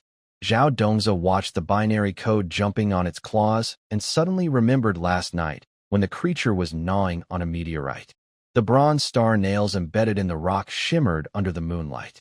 Now, the coordinates of those star nails matched perfectly with the spaceship array on the holographic screen. Let's get this over with. Zhao Dongza stabbed a surgical knife into the quantum core of the main control panel. Blood dripped from the blade onto the keyboard, forming a secret gene key. I'll tell you who the real administrator is. The Earth healthcare system has long been embedded with a space-time anchor. When the first antimatter shockwave tore through the Forbidden Zone barrier, Zhao Dongza saw the truth in the flood of data. The so-called freezing plan was just the ultimate test for selecting observers by advanced civilizations. The preserved clones were actually versions of himself from different times and spaces. Behind the old yellow head numbered 002 lay the cruelest survival law of the universe. Only by becoming a godslayer could one survive the cycle of reincarnation. Deep inside the Medicinal Valley's underground palace, the server emitted a dying hum. Zhao Dongza's fingertips left afterimages on the holographic keyboard. Behind him, the little creature floated, wrapping its tail around data cables, with glowing blood beads seeping from its purple fur, proof of its forced consumption of the space-time anchor core. Your lines sound like those of a third-rate villain. Zhao Dongza suddenly turned around. His surgical knife traced a quantum entanglement path in the air. Besides, the real boss. His gaze pierced through layers of data fog, locking onto the faint outline of a white coat in the shadows. Applause erupted like a supernova. A girl with a round face, dressed in a white coat, stepped out of the hologram.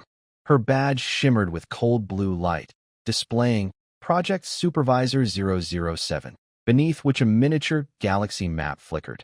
Thank you for completing the final test. Her voice was woven from string theory, each syllable trembling with cosmic scale. Zhao Dongza suddenly smiled. He tore off his blood-stained white coat, revealing a fierce cross-shaped scar on his chest, an eternal mark from the laboratory explosion 3 years ago, cut by spaceship debris. Test? He held the bronze key in front of his chest, and the metal surface displayed the same code as the girl's nameplate. It's better to say this is your worst human creation experiment in 300 years. Suddenly, the holographic projection twisted into a whirlpool. The scene of a modern hospital operating room collided with the spiritual energy flow of the cultivation world in the void. Zhao Dongzi saw another version of himself sewing a heart valve under a shadowless lamp, while the faint golden liquid flowing through the spiritual vein network perfectly matched the nanobots inside the patient. When the ECG beeping synchronized with the spiritual energy tide, all the clone chambers in the cultivation world exploded simultaneously. Thousands of bronze coffins rose from underground, and the engraved positions of the 28 constellations on the lids were reassembling into a star map. Congratulations, Project Supervisor 007 gently tapped the air. The poison pill inside Zhao Dongzi suddenly spun like a windmill. You are the only subject to undergo synchronized treatment across 2 worlds. Her pupils turned into silver-gray mechanical eyes. The price is becoming an anchor. Zhao Dongzi suddenly pressed his hand to his chest, feeling a burning pain from the vibrating strings of the universe. He saw countless fragments of memories floating in the poison pill. The bronze key his father gave him before dying glowing in the spaceship cabin. The mechanical head hidden in Li Jiji's silver hair, and the strange smile at the corner of his mouth when swallowing the time-space anchor core. The most painful memory was a forgotten moment.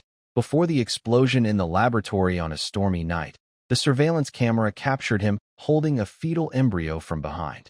Anchor, Zhao Dongzi's laughter mixed with blood.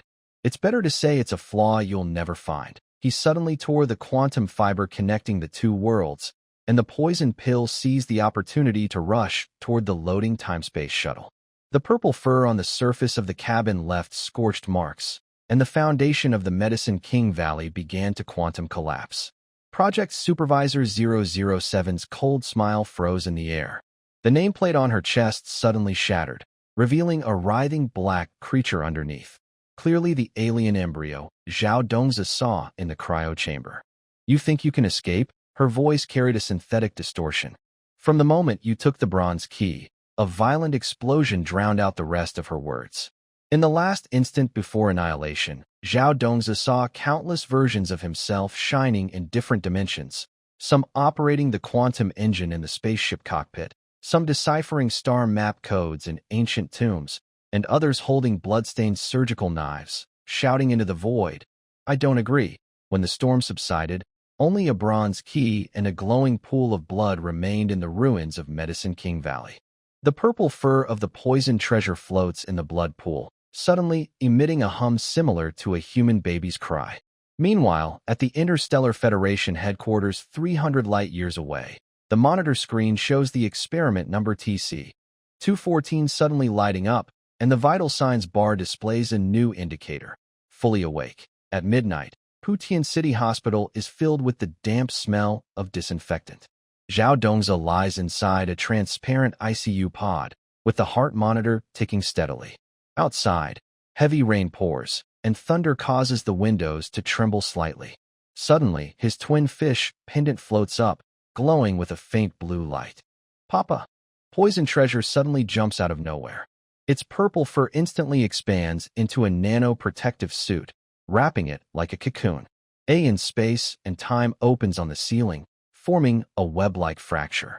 Li Jiji's signature sword, wrapped in purple lightning, slices through the air, perfectly aligning with the Big Dipper projection on the hospital wall, matching the 28 constellations engraved on the sword. The sword's tip pierces Zhao Dongzi's chest, and he feels cold liquid flooding into the wound. Amidst intense pain, he sees 2 images at once. Under the shadowless lights of a modern operating room, the chief surgeon holds his left hand. In a cultivation world's pill room, a white-haired elder's surgical knife presses against his dantian. Both knives cut through the void simultaneously, severing the same gene chain. Gene repair complete. 100%. Welcome back to reality in a violent tremor. Zhao Dongzi sees countless fragments of memories flying in the rain. The bronze key his father handed him during the laboratory explosion spinning in the firelight, the blue glow flickering beneath Li Jiji's silver hair and mechanical skull, and the strange smile when Poison Treasure swallowed the space anchor core. When he opens his eyes again, the ICU monitor emits a crisp beep. As his heart rate returns to normal, raindrops outside the window suddenly hover in midair. The plant person who was in a coma for 3 years has woken up. The nurse's cry is filled with tears. She pushes the treatment card inside, and the QR code on her badge glows faintly under the light. Zhao Dongzi turns to look at the bedside table. Beneath the glass, there is no longer a crumpled medical record but a smooth, warm twin fish pendant, entangled with the one floating in the center of the room, creating quantum entanglement. Old Huang, with a bald head, taps the corridor wall with a broomstick. The sound of metal hitting tiles strangely matches the rhythm of ancient war drums.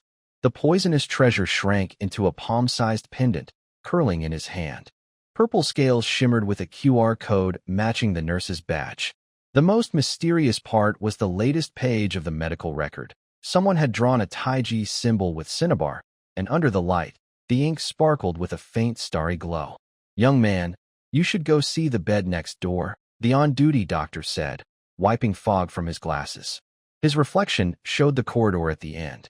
That old professor. Well, the old man in a Taoist robe is drawing charms on the hospital bill with a brush. When Zhao Dongzi sat up from his bed, he noticed his legs were wrapped in spiritual bandages. As he pushed open the door, the rainstorm suddenly stopped. The night sky revealed the star trails unique to the cultivation world. On the glass wall of the hospital building, countless lightning bolts formed a huge star map. Below, the emergency room's LED screen scrolled a holographic advertisement. Interstellar Medical Beauty Center Grand Opening Special. Quantum Scar Removal. 3 centuries of cultivation for a new look. What shocked Zhao Dongzi most was in the corner of the emergency room. Li Jiji, dressed in nanoprotective gear, was curled up there. Instead of a bronze sword, he held a mechanical syringe with a countdown timer. When Zhao Dongzi's gaze met Li Jiji's, the other's mechanical eye suddenly displayed a holographic interface, showing a warning. Gene homology, 99.99%. The LED lights in the ICU of Putian City Hospital emitted a faint blue glow in the rainy night.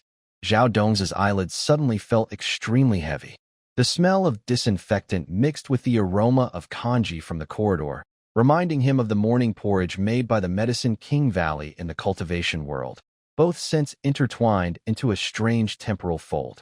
The beeping of the heart monitor and the midnight drum beats overlapped perfectly, as if invisible hands were controlling the rhythm of 2 worlds at once.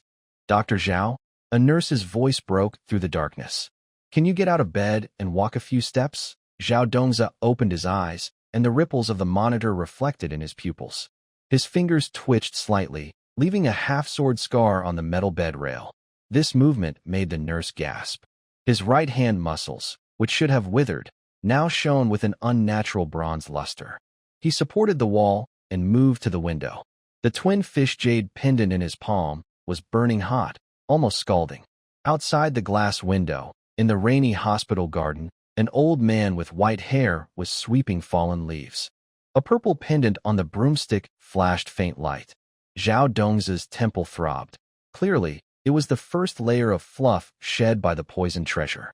"Sir," Zhao Dongzi pushed open the window, causing a swirl of spiritual energy. Raindrops touching his palm instantly turned into ice crystals. "Your sweeping stance looks just like the 3rd sword move." The broom suddenly slipped from his hand and flew into the air, tracing mysterious patterns. The old man made a sword gesture, and falling leaves froze midair into a Tai Chi symbol. "Young man, your medical record says you were unconscious before? Now you believe in traditional Chinese medicine's meridians, right?" He suddenly moved closer to the window, his withered finger poking at the jade pendant on Zhao Dongzi's chest. "Let's see if you trust the meridian theory now." Zhao Dongzi felt a jolt of electricity run down his neck. Deep in the old man's pupils, faint mechanical lines appeared, features only the conservative elders from the Medicine King Valley had. He then noticed the bronze star-shaped pin embedded in the broomstick, arranged exactly like the jade pendant on his chest. When the director and interns rushed in, Zhao Dongzi was drawing symbols on a medical record with a cotton swab. The brain CT scan was projected onto the wall, and the white coats fell silent. Areas that should have been dead were flickering with star-like points of light. The director's glasses reflected an incredible scene. Between Zhao Dongzi's brain folds, glowing lines like a quantum computer shimmered. The points of light formed familiar star map fragments, matching the star chart found in the meteor crater. This can't be, the director's voice trembled. Brain death from the car accident 3 years ago. How could there be this? Suddenly, the poisoned treasure emerged from Zhao Dong's pocket, transforming into a data stream flowing into the CT machine. The points of light on the screen began to reorganize, reconstructing the last image from the laboratory explosion. Him holding a baby embryo, with the jade pendant on his chest emitting the same purple glow. Doctor, the patient has a star-shaped birthmark behind the ear. The nurse's cry broke the silence. Zhao Dongza reached for the new scar on his neck, where a tiny QR code was appearing. When he licked it with his tongue, he tasted disinfectant from the lab. The old man appeared behind him without warning, his withered palm pressing on his shoulder. Zhao Dongza heard the whirring of gears inside the old man's chest, a faint hum like a miniature nuclear reactor. The meridian map resonates with star paths, and the flow of qi and blood secretly aligns with quantum entanglement, the old man said, his voice rough, like sandpaper rubbing bronze. It seems the stubborn elders of the Medicine King Valley were right. You are, suddenly, the intern shouted, pointing outside the window. During the heavy rain, the inpatient building was collapsing into quantum chaos. The glass curtain walls reflected countless figures of cultivators flying on swords. Zhao Dongza turned his head and saw his right hand turning transparent. Instead of blood, shimmering nanorobots flowed through his veins. The emergency plan. The director's shout was drowned out by the roar of the space-time rift. Zhao Dongza felt something cold pierce into his bones. It was the locator chip implanted in his lab years ago activating. When he looked up again, the old man's figure shattered into points of light within the quantum turbulence. Only a broom lay quietly on the ground, its handle engraved with the number TC 214. Suddenly, the light from the brain CT scan exploded, and the entire ward began to undergo quantum collapse. In his final moments of consciousness, Zhao Dongza saw countless versions of himself flickering like kaleidoscope fragments across space and time. Zhao Dongza dissecting alien bodies in the lab, Zhao Dongza repairing ancient bronze in a tomb, and Zhao Dongza lying in the ICU, the jade pendant on his chest glowing hot. As blinding white light swallowed everything, he heard a voice laughing in the void. Welcome home, third-generation sower. The smell of disinfectant in the emergency hall thickened into a gel-like substance. Zhao Dongza flicked the spiral pattern at the end of a silver needle. 36 alloy needles glowed faintly blue in his palm. Suddenly, the ceiling lights crackled, and he turned to look at the fluctuating waveforms on the heart monitor. The curves, which should have been regular sawtooth patterns, now flowed like a musical staff. Director, what is happening? The head nurse supported the suddenly tilting monitor. The CT images, under quantum entanglement, turned into countless points of light. When Dr. Zhao was giving an injection to the car accident patient, the monitor's readings just before she finished, the emergency room door was pushed open by the sound of a wind chime. The injured family members, wrapped in bandages, staggered in, clutching a tattered ancient book. The yellowed pages displayed the 4 characters, Tai Divine Needle, glowing with a dark gold fluorescence. Zhao Dongza's pupils shrank. The silver needle at his Tianqi point was pressed against his finger. The intense spiritual energy caused the magnetic resonance imaging device hidden inside his white coat to vibrate at high frequency. Hold your breath, he commanded, his fingers forming a sword-like gesture to cut through the void. The quantum-entangled spiritual force wrapped around the patient's chest. The silver needle, normally inserted into the chest, hovered in midair. Its tip resonated perfectly with the 4.0 T magnetic field of the MRI, matching the heart valve's frequency. Suddenly, an ear-piercing alarm sounds in the corridor, and countless photons scatter like frightened fireflies on the surveillance screen. The smell of disinfectant in the corridor is suddenly cut through by flickering blue lights. Night shift nurses, still sleepy from early morning, wake up as their phones on the table vibrate. When all 26 screens light up at once, the projection of a bronze beast-head incense burner shatters against the tiled wall, and a live auction countdown from an international auction house begins to swallow all lock screens. Zhao Dongza's fingers, holding a medical record folder, suddenly turn cold. The camera zooms through the lock clasp of a gilded wooden box with dragon carvings, focusing on yellowed rice paper. The rhythmic beeping of monitors suddenly turns into ringing ears. On the bottom right corner of the Dunhuang manuscript transcription from the 13th year of Jingguan, a cinnabar inscription glows with a faint blue light, like a ghostly flame crossing centuries. The scene suddenly zooms in on the fragile edge of the paper. Half a coffee stain, like amber solidified at the edge of a wormhole, and a faint Starbucks logo stain near dark red fingerprints. Memories from 3 months ago flood back. Late at night, when the MRI's temperature control failed, he placed an iced American on the 3D scanner to adjust settings, the coffee cup's bottom rippling on a parchment-colored note. Dr. Zhao, a nurse's distant call from the corridor reaches him.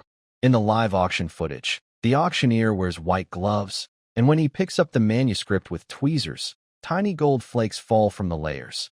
These are the nano anti-counterfeit layers he designed for ancient book restoration. A cello-like narration spreads in the silence. Carbon-14 testing shows this manuscript's digital signature technology is 20 years ahead of its time. Suddenly, the infusion pump alarms loudly, startling the head nurse, who knocks over a bottle of iodine. Zhao Dongzi takes a step back, hitting the metal railing of the mobile care cart with his lower back, and the medical records in his arms scatter like snowflakes. Among the fallen papers, a page of experimental notes from 3 months ago sneers at him. The coffee stain in the lower right corner of the yellowed rice paper mirrors the live auction scene perfectly. At this moment, the ceiling lights in the corridor suddenly go out, but all the phone screens continue to glow eerily. The 26 blue lights illuminate Zhao Dongzi's pale face, and the auctioneer raises the gavel. 30 million. First bid. He suddenly notices the inside wall of the wooden box at the edge of the camera frame, where fresh scratches beneath the gilded layer faintly overlap with marks from last night's lab safe. As the first strike shatters the glow of the electronic screen, Zhao Dongzi's smartwatch suddenly flashes a red alert. In the faint blue surveillance footage, behind the auctioneer, a copper mirror reflects a figure in protective clothing. An individual with a badge on their chest, flipped in the mirror, revealing a new type of space-time positioning code that has not yet been activated. The item combines traditional medical wisdom with modern technology. The auctioneer, wearing white gloves, brushes his finger along the edge of a manuscript. Starting bid, 3 million. May I ask VIP guest number 3? Zhao Dongzi suddenly stands up and knocks over his chair. The clinking of silver needles falling into a stainless steel tray makes the room fall silent instantly. He opens the window, and the spring sun of March shines through the haze onto the flower bed below. An elderly man in Tai Chi clothes bends down to pick up fallen ginkgo leaves, with faint golden spots like tiny holes visible in his white hair. Old Huang, your health insurance card, Zhao Dongzi shouts loudly, feeling a rusty taste in his throat. The old man waves his hand absent-mindedly, his fingers like dry branches drawing ancient symbols in the air. Suddenly, the ginkgo leaves float and gather, forming a pattern of medicinal herbs. Huangqi 3 qian, Angelica 5 qian, move qi at dusk. When the emergency department director rushes out, all he sees are swirling golden leaves condensing into glowing ancient medical symbols in the air. The security guard, chasing after a broom, hears the whirring of the MRI machine. The brain images on the screen gradually reveal ancient river and Luo shoe patterns. Meanwhile, in a quantum collision laboratory thousands of miles away, the abnormal energy wave curve on the monitoring screen perfectly mirrors the resonance frequency of Zhao Dongzi's spiritual power. In the rehabilitation training room, the anti-slip floor simulates the movements of Tai Chi cloud hands on an elliptical track. Zhao Dongzi balances on a beam, adjusting the resistance of a bicycle. Suddenly, a needle-like pain shoots through his neck chip. You know, in your past life, you were the chief alchemist of the Medicine King Valley. He spins the handlebars to dismiss the virtual projection, and the meridian diagram in the holographic screen flows like a golden stream with his movements. The head nurse rolls her eyes and hands him a metal force meter rod. Under the blue glow of the device, her blue birthmark on her wrist feels slightly warm. Then you are still my holy son, she says deliberately, stretching her tone. Lift your leg. 3, 2, 1. The muscle strength curve on the display suddenly erupts with 9 golden rays, startling the rehabilitation plan on the wall, which falls to the ground in a flurry. Zhao Dongzi reached out to catch the falling paper. On the back of a certain document, messy handwriting caught his eye. Gene sequence comparison result. Li Jiji, clone code 001, compatibility 99. 97%. At that moment, the jade pendant at his waist suddenly floated up, projecting a hologram of the recognition conference in the cultivation world. Under the spotlight, a middle-aged Taoist priest clapped and laughed. Behind him, a pill furnace floated, spewing purple clouds. A banner displayed golden characters reading, "Congratulations on the saint's return," but in the shifting light, tiny carvings revealed the words, "Congratulations to Director Zhao Dongzi on returning to work." Xiao Zhao, the head nurse, suddenly poked his waist pendant. Why does this thing still have a vibration function? Before she finished speaking, the Taoist in the hologram turned to give a silencing gesture to the camera. Zhao Dongzi looked down and saw the intricate patterns on the pendant's surface writhing, as if some living creature was trying to crawl out of the ancient jade. In the late-night neurosurgery lab, cold white light glowed. Under Zhao Dongzi's white coat, faint dark patterns of a Taoist robe could be seen. When he bent down to check the low-temperature cabinet, his breath froze into frost flowers in the nitrogen vapor at -196 degrees Celsius. 214 samples. His finger brushed the electronic label, and Li Jiji's name appeared in the cold, blood-red hue. No wonder patients who fail to be rescued keep mysteriously disappearing. Suddenly, a rustling sound came from the ventilation duct. Zhao Dongzi was about to draw his electromagnetic pulse gun when the lab door was slammed open. The director entered, holding a UV flashlight. His white coat fluttered, and his badge revealed a dark red mark of the Medicine King Valley. "Looking for this?" he asked, lifting a test tube rack. The 214 blood samples shimmered under the blue light like flickering fireflies. A clone taken from the morgue 10 years ago. There should be a backup somewhere. Zhao Dongzi's silver needle had somehow already pressed against the director's back, resonating with the Taiji symbol on his chest. "Where is Li Jiji's original body?" he demanded, his voice mixed with the alarm siren in the lab. "And those patients you turned into half-mechanical beings." The director suddenly burst into laughter. Under his white coat, 6 mechanical arms extended, each wrapped with glowing spiritual veins. "Why ask obvious questions, your holy son?" His voice sounded like multiple channels speaking at once. "When the Medicine King Valley was destroyed, it was you mortals who betrayed the covenant first. Now, the entire medical system is our testing ground. Those patients are just..." The alarm suddenly tore through the air, and dozens of shadows flashed outside the lab's bulletproof glass. Zhao Dongzi suddenly let go. Just as the director hit the liquid nitrogen tank and it exploded, he grabbed the jade pendant and threw it at the ventilation opening. The Taoya-patterned jade pendant split into an 8-trigram diagram in midair. All the clone samples instantly vaporized into golden dust. Meanwhile, the emblem of the Medicine King Valley on the director's chest resonated at the same frequency as the quantum entanglement device in Zhao Dongzi's office. When morning light shone through the morgue's window, Zhao Dongzi stood by the dissection table, tidying up the blood-stained surgical knife. Deep inside the refrigerated cabinet, Li Jiji's body had a half-bronze key embedded in his chest, fitting perfectly with the broken part of the jade pendant. The corridor echoed with the laughter of the morning nurse. Last night, another intern went missing from the emergency department. They said he went on a cloud journey with the holy sun. A heavy rain washed the hospital's glass curtain wall into a twisted crystal facade. Zhao Dongzi stood outside the director's office, unconsciously rubbing the jade pendant in his white coat pocket. The projection on the wall showed a rotating image of a meteor crater. The seemingly random circular patterns gradually revealed a pattern of the 8-trigram array under his violet eyes.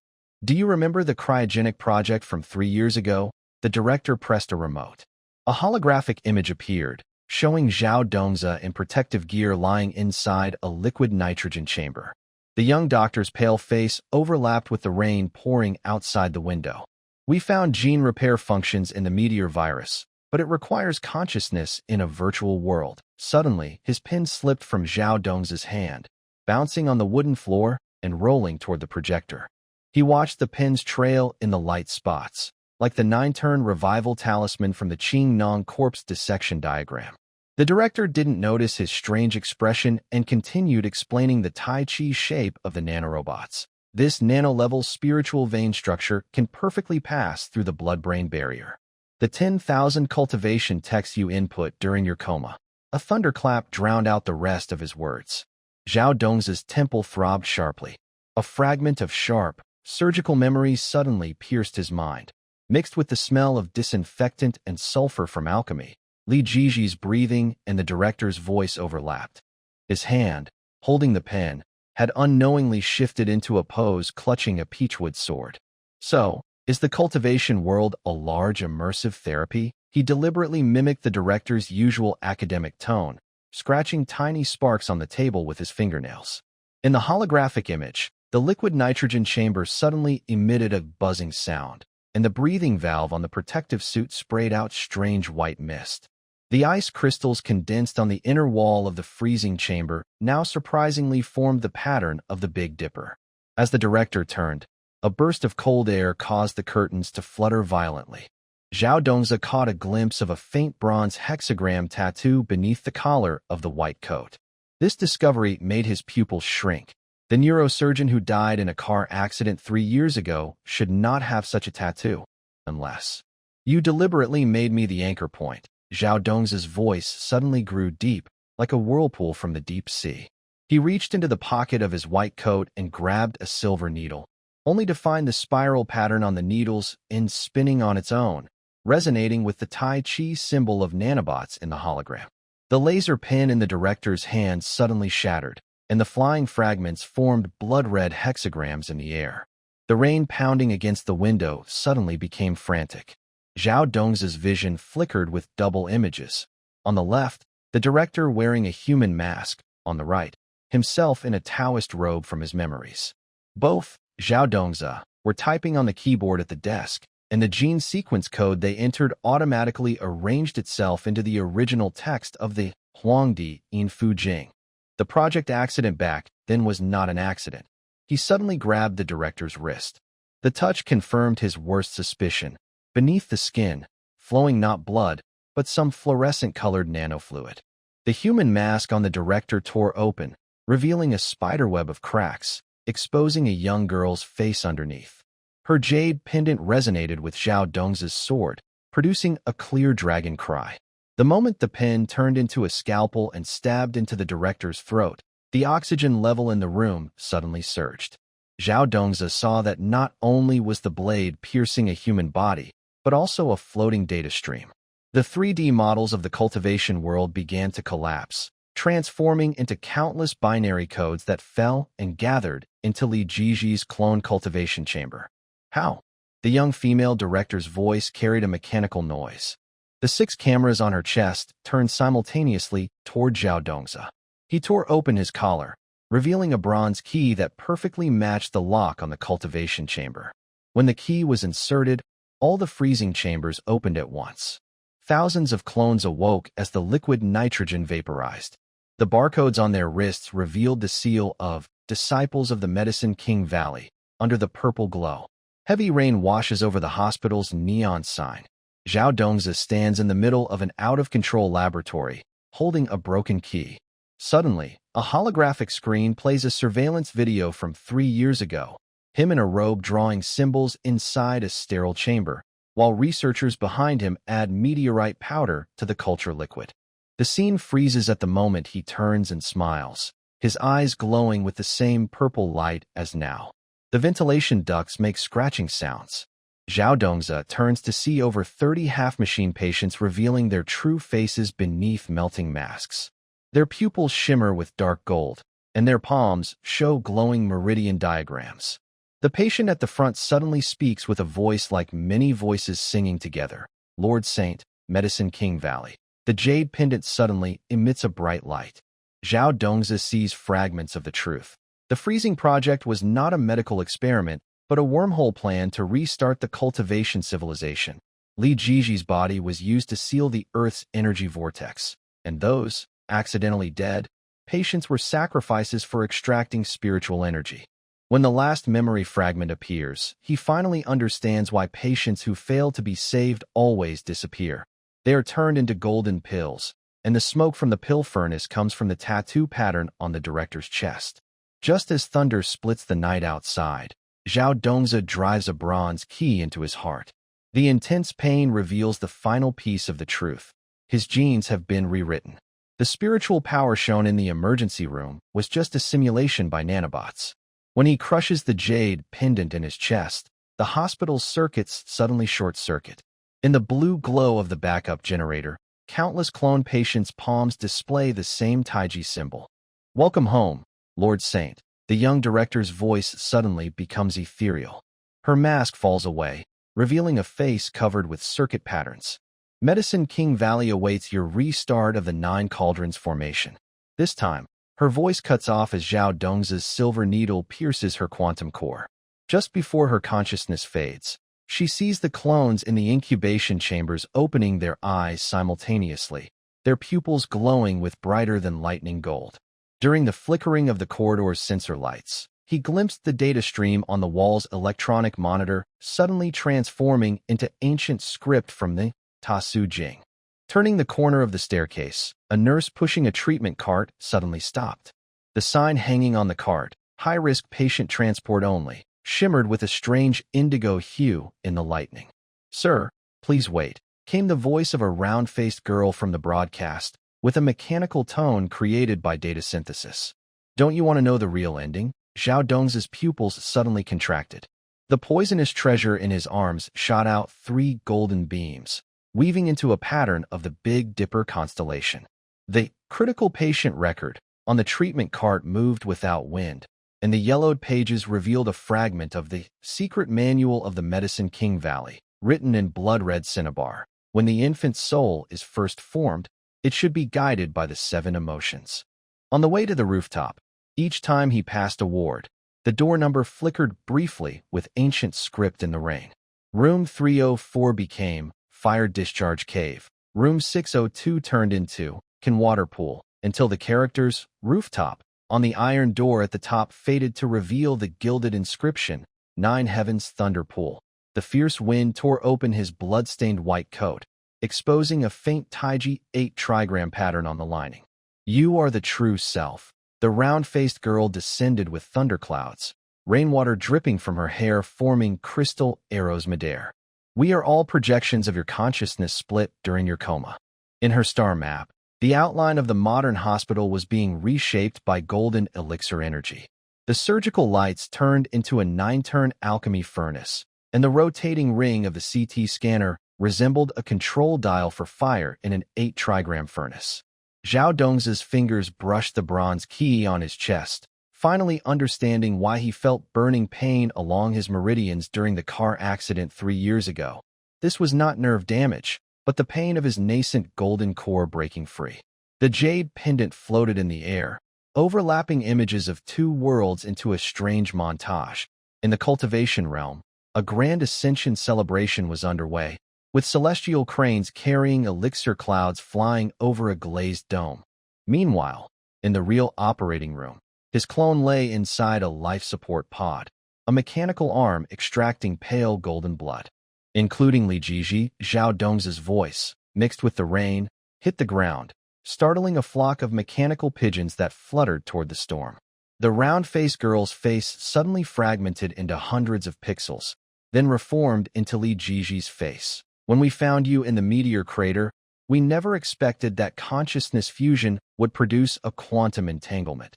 She tore open her collar, and the beating in her chest was not her heart, but a purple-gold pill absorbing lightning. Suddenly, countless mechanical tendrils extended from the edge of the rooftop, binding Zhao Dongzi to a marble pillar inscribed with runes. At this moment, the rain became thick and ink-like, each drop reflecting different versions of the past. Him in a Taoist robe preparing pills in a lab, him in a white coat giving injections in an emergency room, and even a scene where he holds a scalpel, cutting open his chest to take out a shining bronze key. The real purpose of the freezing project back then, Li Jiji's voice echoed from all directions, each tone trembling with different emotions. It was to use quantum tunneling effects to build parallel worlds during your split consciousness. In the storm clouds, countless holographic screens appeared, showing patients transformed into half-mechanical beings in underground labs, undergoing spiritual vein reshaping, with quantum entanglement devices like Zhao Dongzi's inserted into their temples. Zhao Dongzi suddenly burst into loud laughter, his voice shattering the binding charms. The metal shell of the poison treasure cracked open, revealing the core Taiji crystal, the quantum chip he had secretly implanted into patients in the emergency room over the past 3 years. All the transformed clones suddenly opened their eyes together, their pupils glowing with red mechanical light, forming a torrent that broke through the quantum firewall of the control room. It's time to end this. Zhao Dongzi tore off the data cable from his neck, allowing his consciousness to flow into the jade pendant. The boundary between the two worlds collapsed with a loud bang. The alchemy furnace in the cultivation world spilled blood into the real world, and the mechanical arms in the operating room formed a Bagua diagram in the air. When he inserted the bronze key into the void, he saw countless parallel worlds blooming and fading within the dimensional rift, each with a figure in a white coat moving between the laboratory and the pill room. When the final lightning split the clouds, Zhao Dongzi made a choice that defied all expectations. He crushed the jade pendant, letting quantum dust seep into his veins, causing his body in the real world to turn transparent. Below the ascension platform in the cultivation world, the holy child, waiting to undergo tribulation, suddenly opened his eyes. It was clearly Li Jiji's face, with a familiar bronze glow beating in his chest. As dawn broke through the clouds, Zhao Dongzi stood at the edge of the rooftop, fingertips still tingling from the heat of the broken jade pendant. Last night's heavy rain filled the air with damp sandalwood scent, mixed with the aroma of angelica from the herbal pharmacy downstairs. It formed a visible swirl of spiritual energy right before his eyes. He looked down at the flowing quantum patterns in his palm and suddenly laughed. Perhaps this was what cultivators called sudden insight. Dr. Zhao, patient in bed 3, is talking about flying on a sword again. Old Huang pushed his stethoscope and rushed in from the safety corridor, his silver beard shining with a golden glow in the morning light. The copper compass hanging at his waist suddenly hummed loudly, its needle spinning wildly toward the east. "You need to see this." As Zhao Dongzi turned around, he saw the electronic clock on the nurse's station showing the date, July 15th, 2026. In the world of cultivation, this date is considered an auspicious day called auspicious chi from the east, but in reality, it marks the first successful capture of spiritual energy from quantum entanglement. He reached into his white coat pocket and took out a USB drive. The metal case, inscribed with "Poison Treasure," shimmered with a faint blue in the sunlight. This device, made from a meteorite core, was transmitting data to the director's computer. When the first rays of sunlight pierced through the clouds, the boundary between the cultivation world and the real world seemed to dissolve like a thin veil. The glass wall of the hospital ward reflected two images. On the left, the flying eaves and beams of the Medicine King Valley branch, and on the right, the metal plaque of the International Medical Center. The moment Zhao Dongzi inserted the poison treasure into the computer, the centrifuge in the lab suddenly emitted a roar like a dragon's cry, and the cancer cells in the petri dish turned into dispersing golden dust under the monitor. "Refined Yuan pill improvement plan." The director's voice trembled with disbelief. "This can't be true." The molecular structure on the screen was spontaneously reorganizing, with black nodes representing cancer cells blooming into lotus-shaped points of light under the nourishment of spiritual energy. Outside the window, exclamations rose one after another. More than 30 patients in the hospital square opened their eyes simultaneously, their wrist barcodes glowing with golden meridian patterns in the morning light. 3 years later, at the International Medical Summit, Zhao Dongzi stood on the stage. Behind him, a projection screen played a continuous loop of astonishing scenes. Malaria spots on African children's foreheads fading under spiritual infusion, withered arms of elderly Middle Eastern patients regrowing capillaries, and even footage of the Antarctic research team curing frostbite-induced cell death with a modified Tai divine needle. When he mentioned, "The way of medicine transcends time," A listener dressed in a dark gray suit suddenly coughed violently. That was the current head of the space agency. The badge on his chest flashed with the unique cloud and thunder patterns of the Medicine King Valley under the spotlight. As the champagne tower at the award ceremony reflected rainbow-colored light, Zhao Dongzi met intern Xiao Lin in the restroom. The girl was copying medical instructions with a pen, but the tip automatically formed ancient-style medicinal formulas. "Teacher Zhao, my pen." She looked frightened as the ink seemed to solidify into tiny charms in the air. "Is it contaminated by spiritual energy?" "That's a good sign," Zhao Dongzi said, placing a jade pendant keychain in her palm. The metal surface immediately showed the patterns of the Hichu and Luoshu diagrams. "Remember, when your pen starts writing by itself, try drawing a decree with it." Suddenly, an ear-piercing alarm sounded in the corridor. They turned to see security chasing a man in hospital clothes. As he ran, bloodstains he left behind froze in the air into the pattern of the Big Dipper constellation. At the celebration dinner that evening, the space agency director sat beside Zhao Dongzi. About that meteorite heading to Earth, he lowered his voice, and the Bordeaux red wine in his glass rippled. "We detected quantum patterns inside it that matched the jade pendant from Medicine King Valley." Zhao Dongzi clenched the bronze key on his chest, suddenly realizing that the star map on the banquet hall ceiling exactly matched the constellation map from the cultivation world. Orion's belt stars marked with the ancient name, Pajun Star. When the event ended, Xiao Lin caught up and handed him a notebook. "Teacher Zhao, my decree seems to." She opened the pages, where crooked charms were automatically correcting their strokes, finally forming the words, "Seal evil." A shooting star suddenly streaked across the night sky. Zhao Dongzi looked up and heard a familiar mechanical voice in his mind. "New mission. Prevent the meteor from falling. Target coordinates locked." He looked toward the parking lot and saw his car transform into a bronze chariot covered with runes. As he opened the door, the director dressed in a Taoist robe peeked out from the passenger seat, 6 cameras on his chest flashing simultaneously. "Your Holiness, this mission requires your personal." Before he finished, the car's radio suddenly broadcast the news. "Tonight at 8 p.m., global astronomy enthusiasts will witness the century's meteor shower, with the largest meteor estimated to have a diameter of over." As Zhao Dongzi started the chariot, he caught a glimpse in the rearview mirror of the new intern live streaming on her phone. "Who understands this, family? I just started my new job and already encountered a medical miracle. Now Dr. Zhao is about to go save the world again."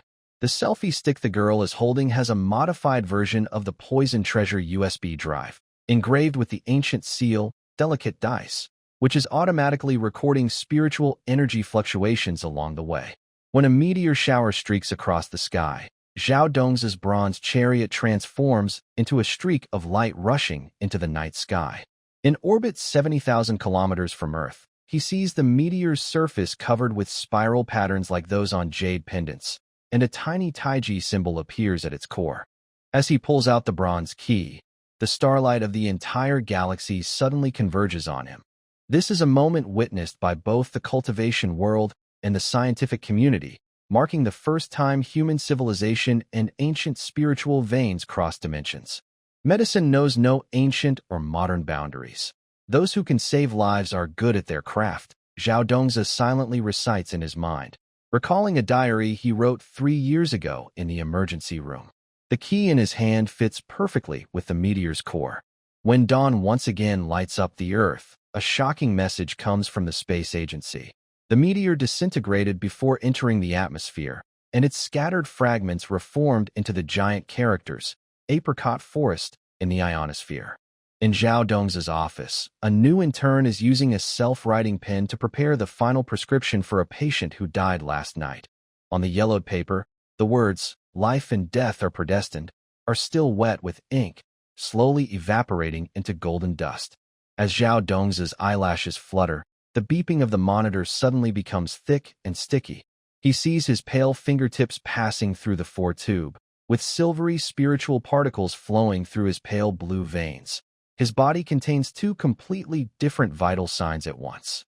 The LED lights on the ceiling cast barred shadows, eerily resembling the demon-locking formation of a sacred sect's forbidden area in the cultivation world. "Dr. Zhao?" Can you get up and walk a few steps? The nurse's voice sounds as if coming through a water curtain. He then notices dark red bloodstains on the hem of his white coat, unsure if it's iodine from reality or blood light from demon slaying in the cultivation world. As he leans on the wall to move, the twin fish jade pendant hidden in his sleeve suddenly heats up. Gold-colored liquid seeps from the wound stitched with brocade, forming an octagram pattern on the ground. When he opens the window, the hot August wind carries the scent of osmanthus flowers. In the garden downstairs, an old man was bending over, sweeping fallen leaves. The soft rustle of his bamboo broom matched the rhythm of the pure heart chant. Zhao Dong's pupils tightened. On the man's faded canvas bag was an embroidered pattern, the long-lost nine-fold rejuvenation seal of the Medicine King Valley. "Sir," he called out, using the respectful title he had used for 20 years in the world of cultivation. The old man turned sharply, and the bamboo broom snapped in two. The flying splinters froze midair, forming the shape of the Big Dipper. Only then did Zhao Dongza notice two strands of green hair among the man's gray locks, gently moving though there was no wind. "You were treated with Western medicine before you fainted, right?" the old man asked, his slightly pointed teeth glinting like jade. He bent down to pick up half of the broom. "Now you believe in the meridian theory of traditional medicine, don't you?" As he spoke, the broken bamboo pieces in Zhao Dong's palm rejoined themselves, their veins aligning perfectly with the meridian chart of the human body. When the attending doctor burst through the window with several interns, they were stunned by what they saw. Zhao Dongza was using a cotton swab dipped in saline to draw symbols on his medical chart, and the heart monitor beside him began to pulse in the rhythm of an ancient melody. Even stranger, the holographic brain scan that had just been brought in showed the once gray, damaged area now glowing like a swirling nebula. "This is impossible." The neurology director's glasses reflected streams of rapidly changing data. His brain tissue was declared inactive 3 years ago. His words were cut off by the sudden ring of a phone. Zhao Dongza noticed a bronze token sticking out of the director's pocket, its cloud and thunder pattern stained with fresh red ink, the very mark used by the Medicine King Valley to seal traders' souls. As the interns gasped, Zhao Dongza slowly raised his bandaged hand. When the morning light passed through his fingers, everyone saw golden meridians glowing beneath his skin, intertwining with the clear fluid in his foretube in a strange quantum pattern. A young nurse suddenly cried out. The electronic needle on her hand had turned into a jade-like sword, humming in sync with Zhao Dong's heartbeat. "Prepare the MRI machine," the director shouted, but Zhao Dongza was already walking toward the garden. The old man was watering a cactus with the broken broom, and the droplets in the air formed tiny floating pills. "How did you know I needed the frost toad's essence for the formula?" Zhao Dongze asked, watching as the old man took out a jade bottle from his bag. The words carved on it, "Made in the Medicine King Valley Alchemy Room, Year of Wushu," made him tremble. That alchemy technique wasn't supposed to exist for another 300 years. The moment the old man dropped the medicine juice into Zhao Dong's palm, he finally saw the double pupils in the other person's eyes. As the first strand of spiritual power flowed from his fingertips into his meridians, the hospital's electrical system suddenly malfunctioned. LED lights in the corridor burst one after another, and the backup generator roared like a dragon. In intense pain, Zhao Dongza saw his shattered soul reassemble. Memories of reality and cultivation intertwined like a double-sided embroidery. On the left, he was wearing a white coat treating cancer patients. On the right, he was wielding a peachwood sword, searching through mountains of corpses and seas of blood for a life-saving spiritual herb. "Your nascent soul is sealed inside the hospital's earth veins." The old man suddenly smiled strangely. Behind him, the wisteria trellis swayed without wind, and the vines transformed into a three-dimensional star map of the Medicine King Valley. "Want to know how to break the contract between life and death?" When his withered finger pointed at Zhao Dong's chest, he felt something cold pierce his heart. An engraved silver needle, with a red string attached to its end, and a familiar double-fish jade pendant devouring his spiritual energy. Suddenly, a crisp sound of porcelain breaking echoed from the end of the corridor. When Zhao Dongza turned his head, he saw the new intern, Shaolin, kneeling on the ground. Her broken thermos cup was leaking purple liquid, which condensed into the words, soul departure, in the air. Even more strangely, the numbers on her nurse's watch, which should display the time, had all turned into hexagrams from the Tuibei 2 prophecy. St. Lord, outside the window, the ginkgo trees suddenly moved without wind. Hundreds of leaves formed a huge teleportation array in the air. 17 branches of the Medicine King Valley have been slaughtered simultaneously, and the resonance rate of the jade pendants has reached 97%. As the mechanical voice exploded in Zhao Dong's mind, he saw the director's bronze badge suddenly lift into the air, transforming into a chain that wrapped around his neck. Hand over the Chaos Cauldron, or the spiritual energy network across Asia-Pacific will be severed in 3 moments. In excruciating pain, Zhao Dongzi tore the red string from his jade pendant around his neck. As the double fish turned into a streak of light rushing into the sky, he heard an ancient sigh. Healers are meant to save the people from water and fire. Why divide boundaries? When his consciousness reassembled, he found himself lying inside a circular MRI scanner. On the holographic screen before him, countless golden points of light formed a deadly trap spanning 1,000 years. These lights were both the nascent souls of cultivators and the hope of modern medicine. While adjusting his glasses, the metal frame reflected a cold gleam in the morning light. He stared at the shiny silver needle in Zhao Dong's hand and suddenly remembered the report from the pathology department 3 days ago about the young man declared brain dead, whose neck vertebrae showed perfect Tai Chi symmetry. Quantum entanglement. His voice sounded rusty, like gears grinding. You don't really think you can use such nonsense? No, it's the revival of spiritual energy, Zhao Dongzi said, flicking his fingertips.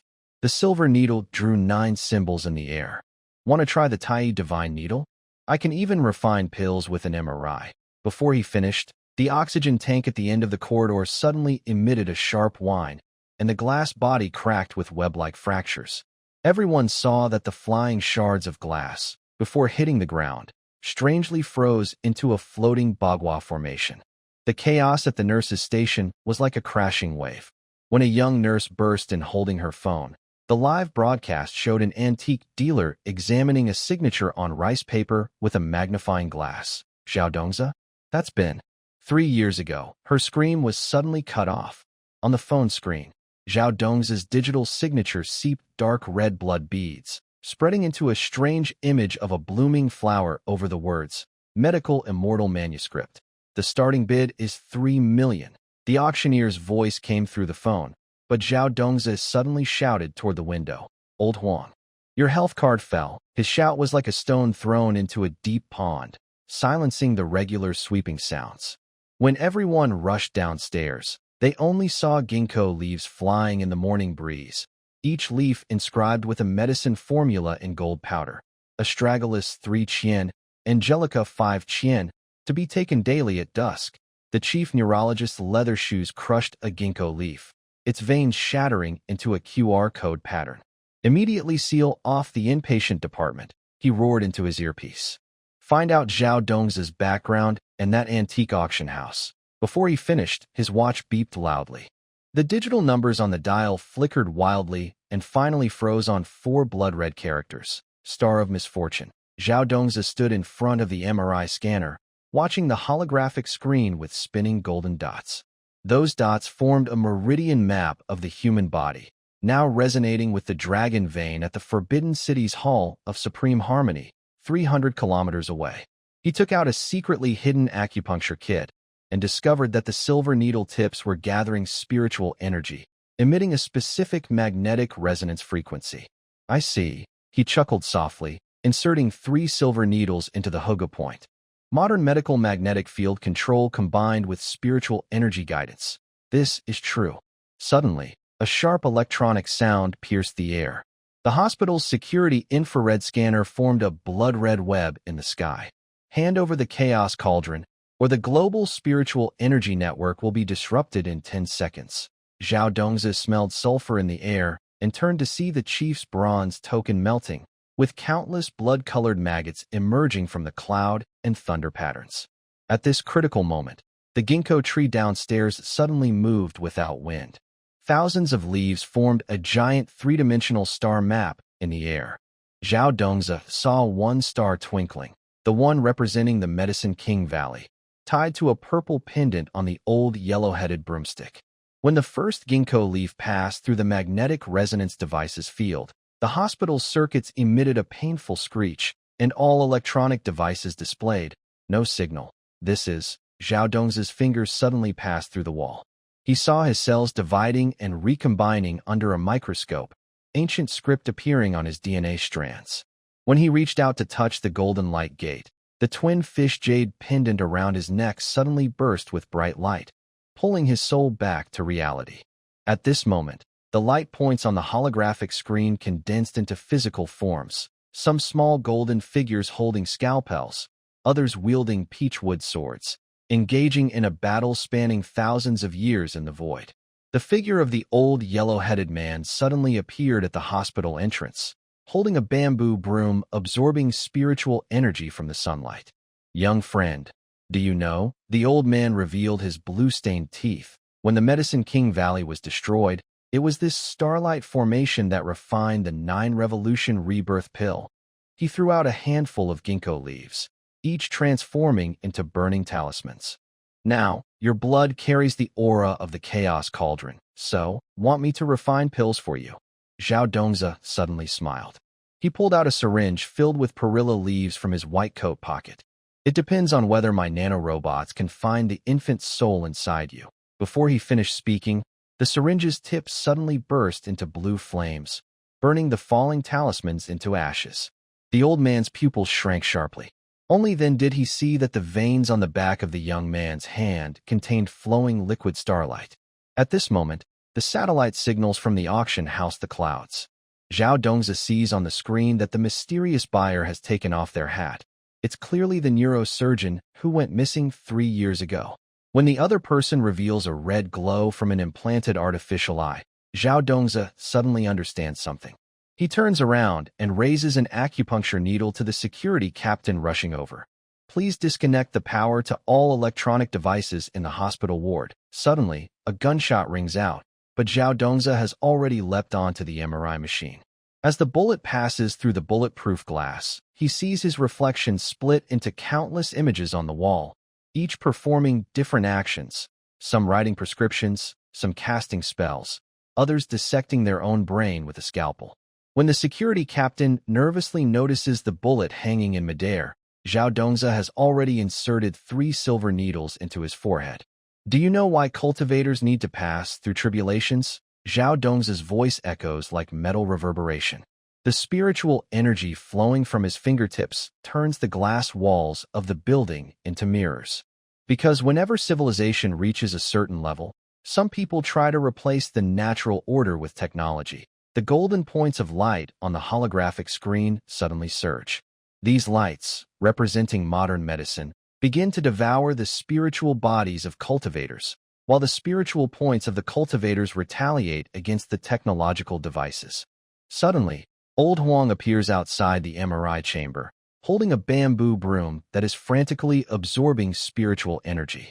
"Quick, cut off!" The old man's words are interrupted by an electromagnetic pulse, causing the hospital's lights to flicker unpredictably. In intense pain, Zhao Dongzi sees his primordial spirit rise from the Earth's meridians. The figure emerging from the chaotic mist looks exactly like the pancreatic cancer patient he personally killed 3 years ago. "So that's how it is," Zhao Dongzi suddenly laughs. He breaks the red string around his neck, and the twin fish jade pendant transforms into flowing light that merges into his body. At the moment of fusion between the jade pendant and his primordial spirit, he hears an ancient sigh echoing in his ears. Healers transcend time. Saving lives is not about techniques. The entire hospital suddenly plunges into darkness. Countless golden points of light rise from underground, forming a galaxy that stretches across the night sky. The floor-to-ceiling windows of the rehabilitation room reflect 2 figures. Zhao Dongzi, balancing on a mobility scooter, suddenly stiffens because he notices that Nurse Shaolin's shadow appears strangely pale blue in the sunset light. "Did you know? In your previous life, you were the chief alchemist of the Medicine King Valley." He deliberately pressed the jade pendant close to his chest, watching the red mark flicker on the other's wrist. "Today, The Holy Sun hasn't fed me any mind control soup. Xiaolin suddenly grabbed the jade pendant he was waving. At the moment her fingertips touched it, a holographic projection exploded in midair. 36 palace gates appeared one after another. In the center, a golden throne floated, with Zhao Dongzhi's spiritual infant surrounded by dozens of white-haired elders. The elder in front, with a cinnabar dot on his forehead, had a face exactly like Xiaolin's. The Medicine King Valley was destroyed 700 years ago. Xiaolin's voice suddenly became ethereal. Her white coat's third button moved by itself, revealing an embroidered symbol of the 9 turns reincarnation charm. But she suddenly showed sharp teeth. Her nails grew into 3-inch-long jade claws. If the Holy Sun is willing to help me recover my stolen life treasure, I might consider. Suddenly, alarms tore through the air, and hurried footsteps sounded in the corridor. Zhao Dongzhi took the chance to stuff the jade pendant into Xiaolin's pocket and rolled off his hoverboard. When he pushed open the safety door, he saw that everyone's pupils in the night shift nurse station glowed with strange green light. Their white coats fluttered without wind, and the hems were embroidered with dark symbols from different sects. Muscle strength test? Zhao Dongzhi deliberately raised his right leg, revealing a fierce scar on his knee. This move caused a hidden surveillance camera to suddenly explode, shattering glass fragments that formed blood-colored talismans in the air. He quickly reached for the fire hydrant on the wall.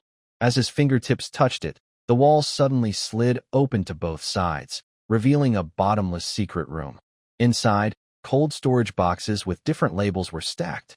On the top box labeled, Director's Personal Items, there was a pattern of twin fish jade pendants. Zhao Dongzhi was about to touch it when familiar footsteps sounded behind him. Looking for this, the neurosurgery director appeared holding a flashlight. His white coat revealed a blue-gray Taoist robe embroidered with the blood-red words, Soul Devourer. When Zhao Dongzhi turned around, he caught a glimpse of the bronze badge on the director's chest. The blood-colored cloud and thunder pattern made his pupils shrink. This was the same deadly weapon seen at the antique auction 3 days ago. Before he could speak, the director suddenly threw 3 talismans. The liquid in the cold storage exploded, and a purple-black mist formed, with over 100 twisted faces emerging within. Zhao Dongzhi's voice suddenly grew deep and powerful. Pointing at the empty test tube at the end of the table, he gave a cold smile. The original cells you took from my bone marrow 3 years ago should have evolved into. Before he could finish, the director's robe began to flutter without wind, and 7 bone knives shot out from his sleeves. As Zhao dodged, he caught sight of the ancient characters carved on the blades, Traitor of the Medicine King Valley. So, you found out after all. The director tore open his collar, revealing a golden spiritual core still pulsing in his chest. Within the swirling mist above it appeared a face identical to that of the pancreatic cancer patient who had died in Zhao's car accident. If you hadn't sealed my spirit core into the earth's veins back then, the Medicine King Valley would never have. A sharp alarm suddenly echoed through the floor. The emergency lights in the hallway stretched their shadows into twisted shapes. Seizing the moment, Zhao tore off the red string around his neck. The twin jade pendants turned into streaks of light and merged into his body.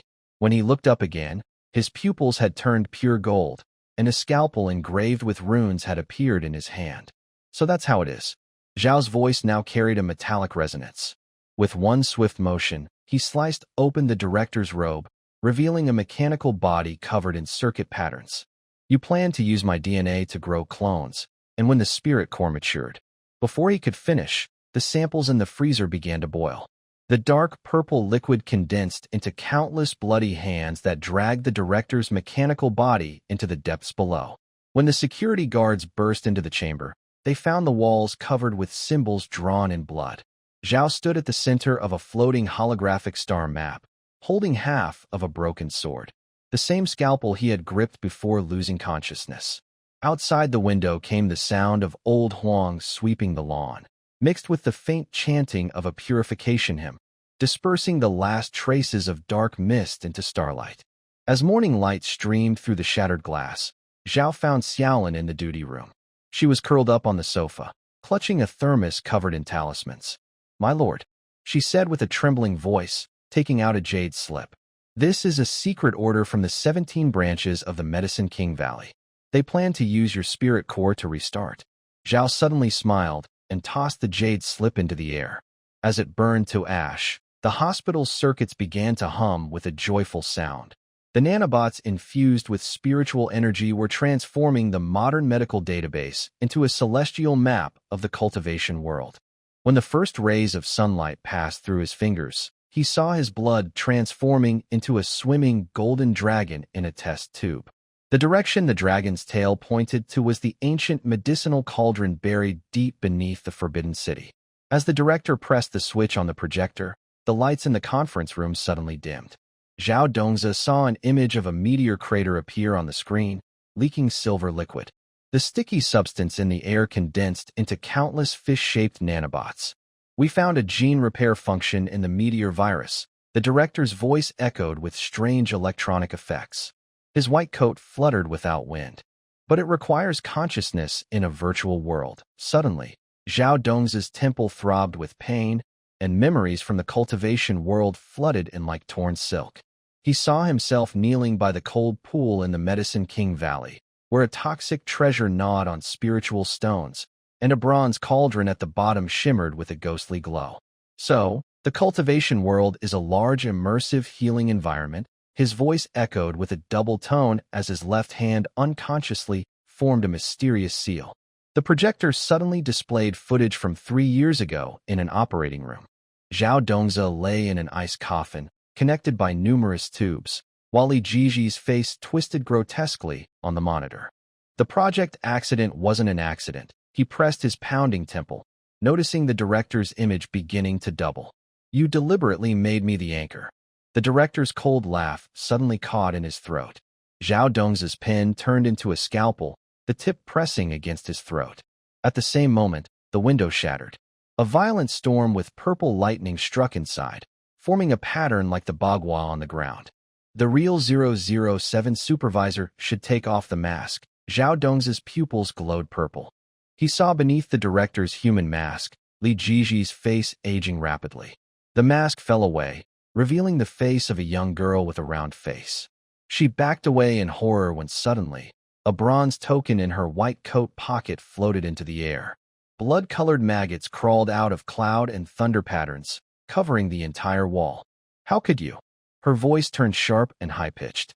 "You clearly formatted my personality." Zhao Dongzi unbuttoned his collar, revealing a star map on his chest that perfectly matched the meteor crater on the projector.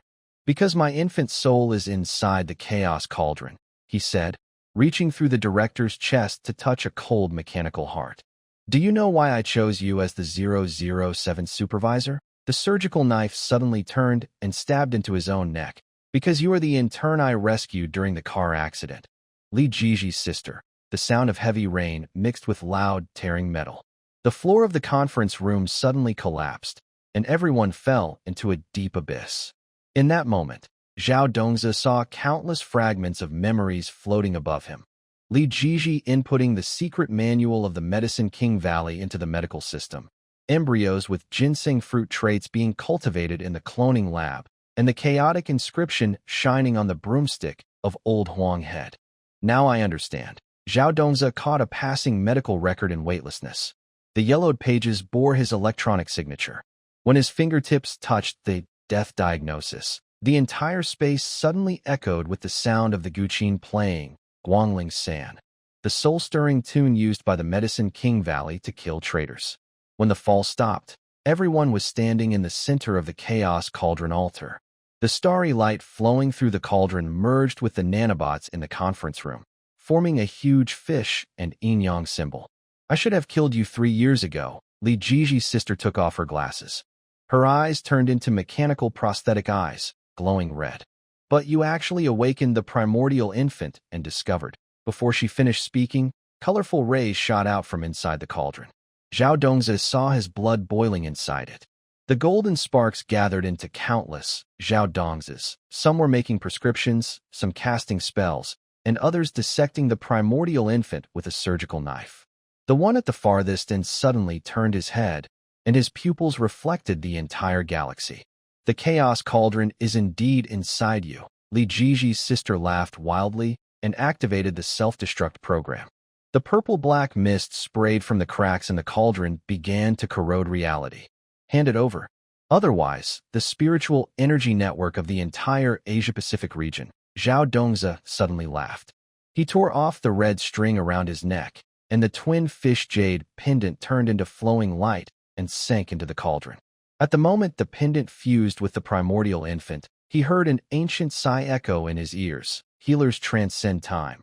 Saving lives is not about spells. The entire altar started to collapse, and Li Jiji's sister's mechanical shell was shattered into dust by lightning.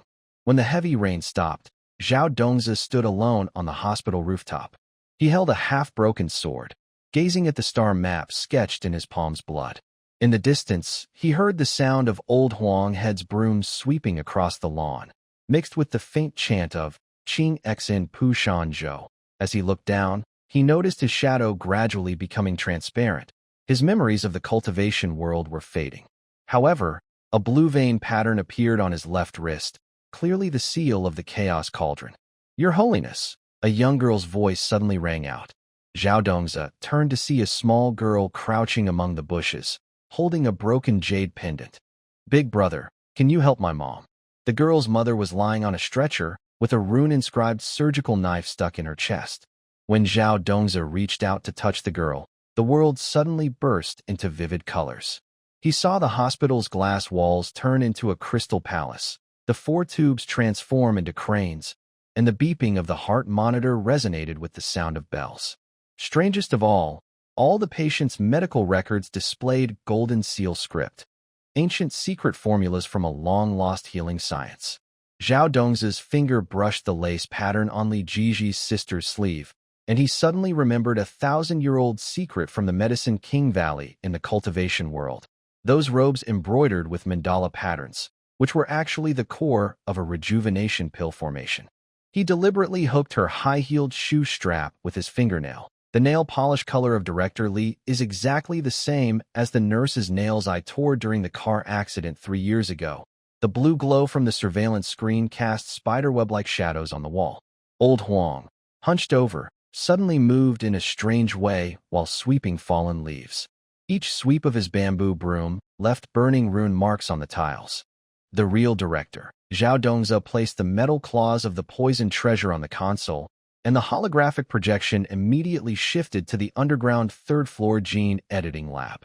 Hundreds of petri dishes floated in liquid nitrogen, each containing embryos that resembled his face.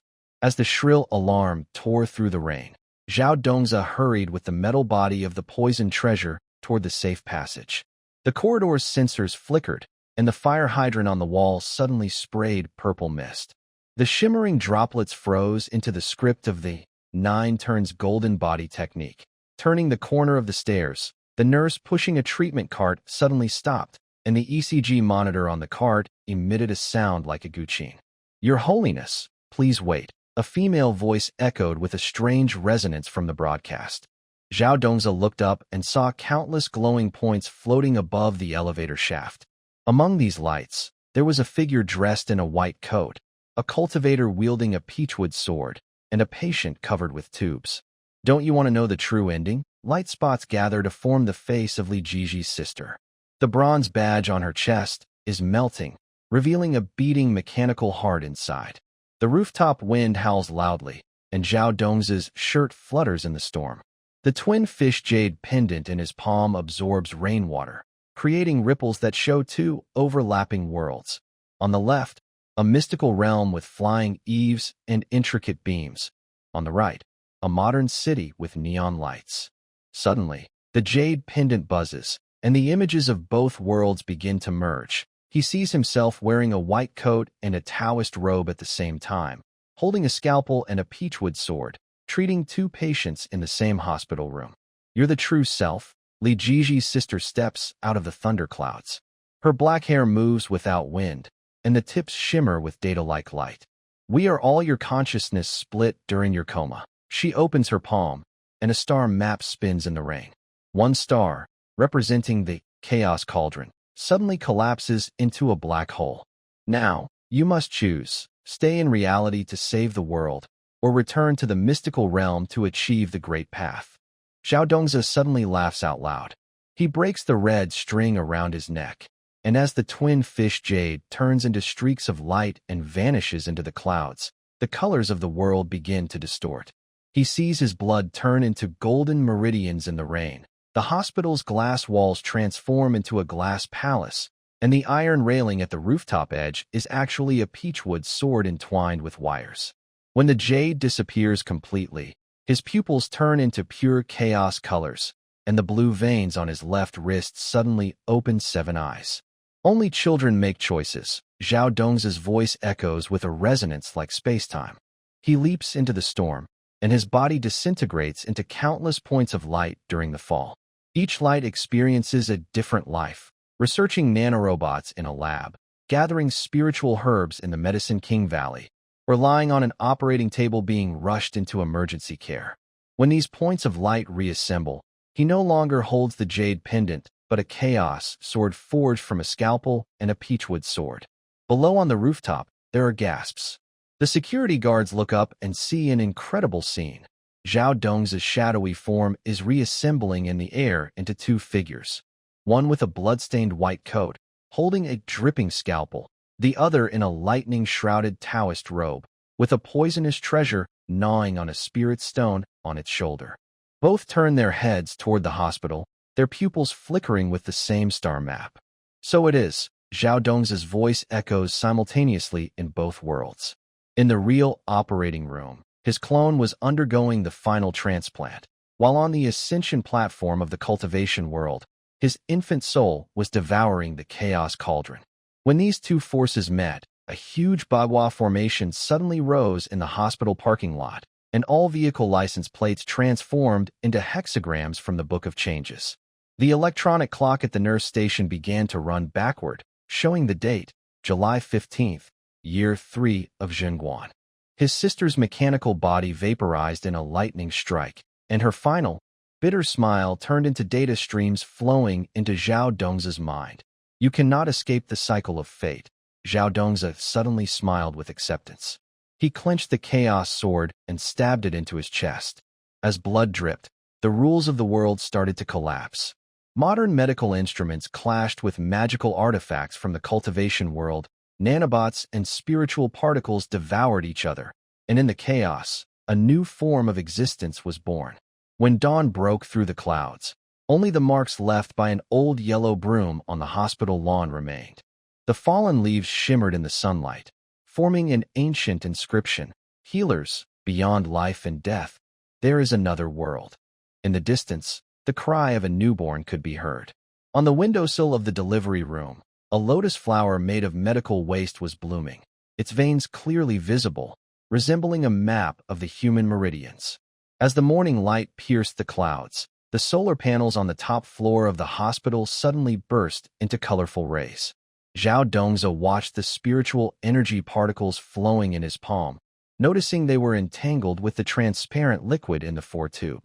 At the end of the corridor, the emergency light suddenly went out, then flickered back on, revealing that the hospital notice on the wall had turned yellow and now displayed the rules of the cultivation sect's gate.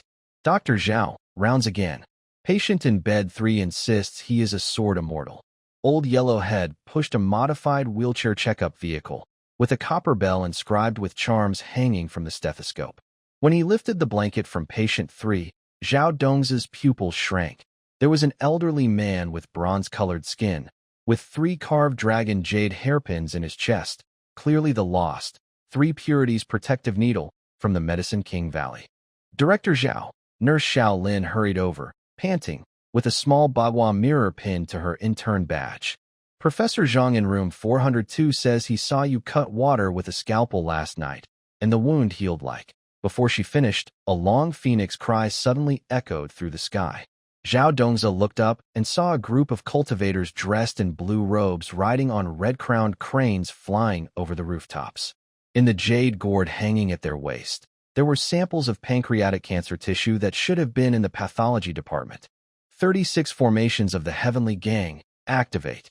The old yellow-headed broom suddenly transformed into a mighty spear, pinning falling phoenix tree leaves into the shape of the Big Dipper constellation.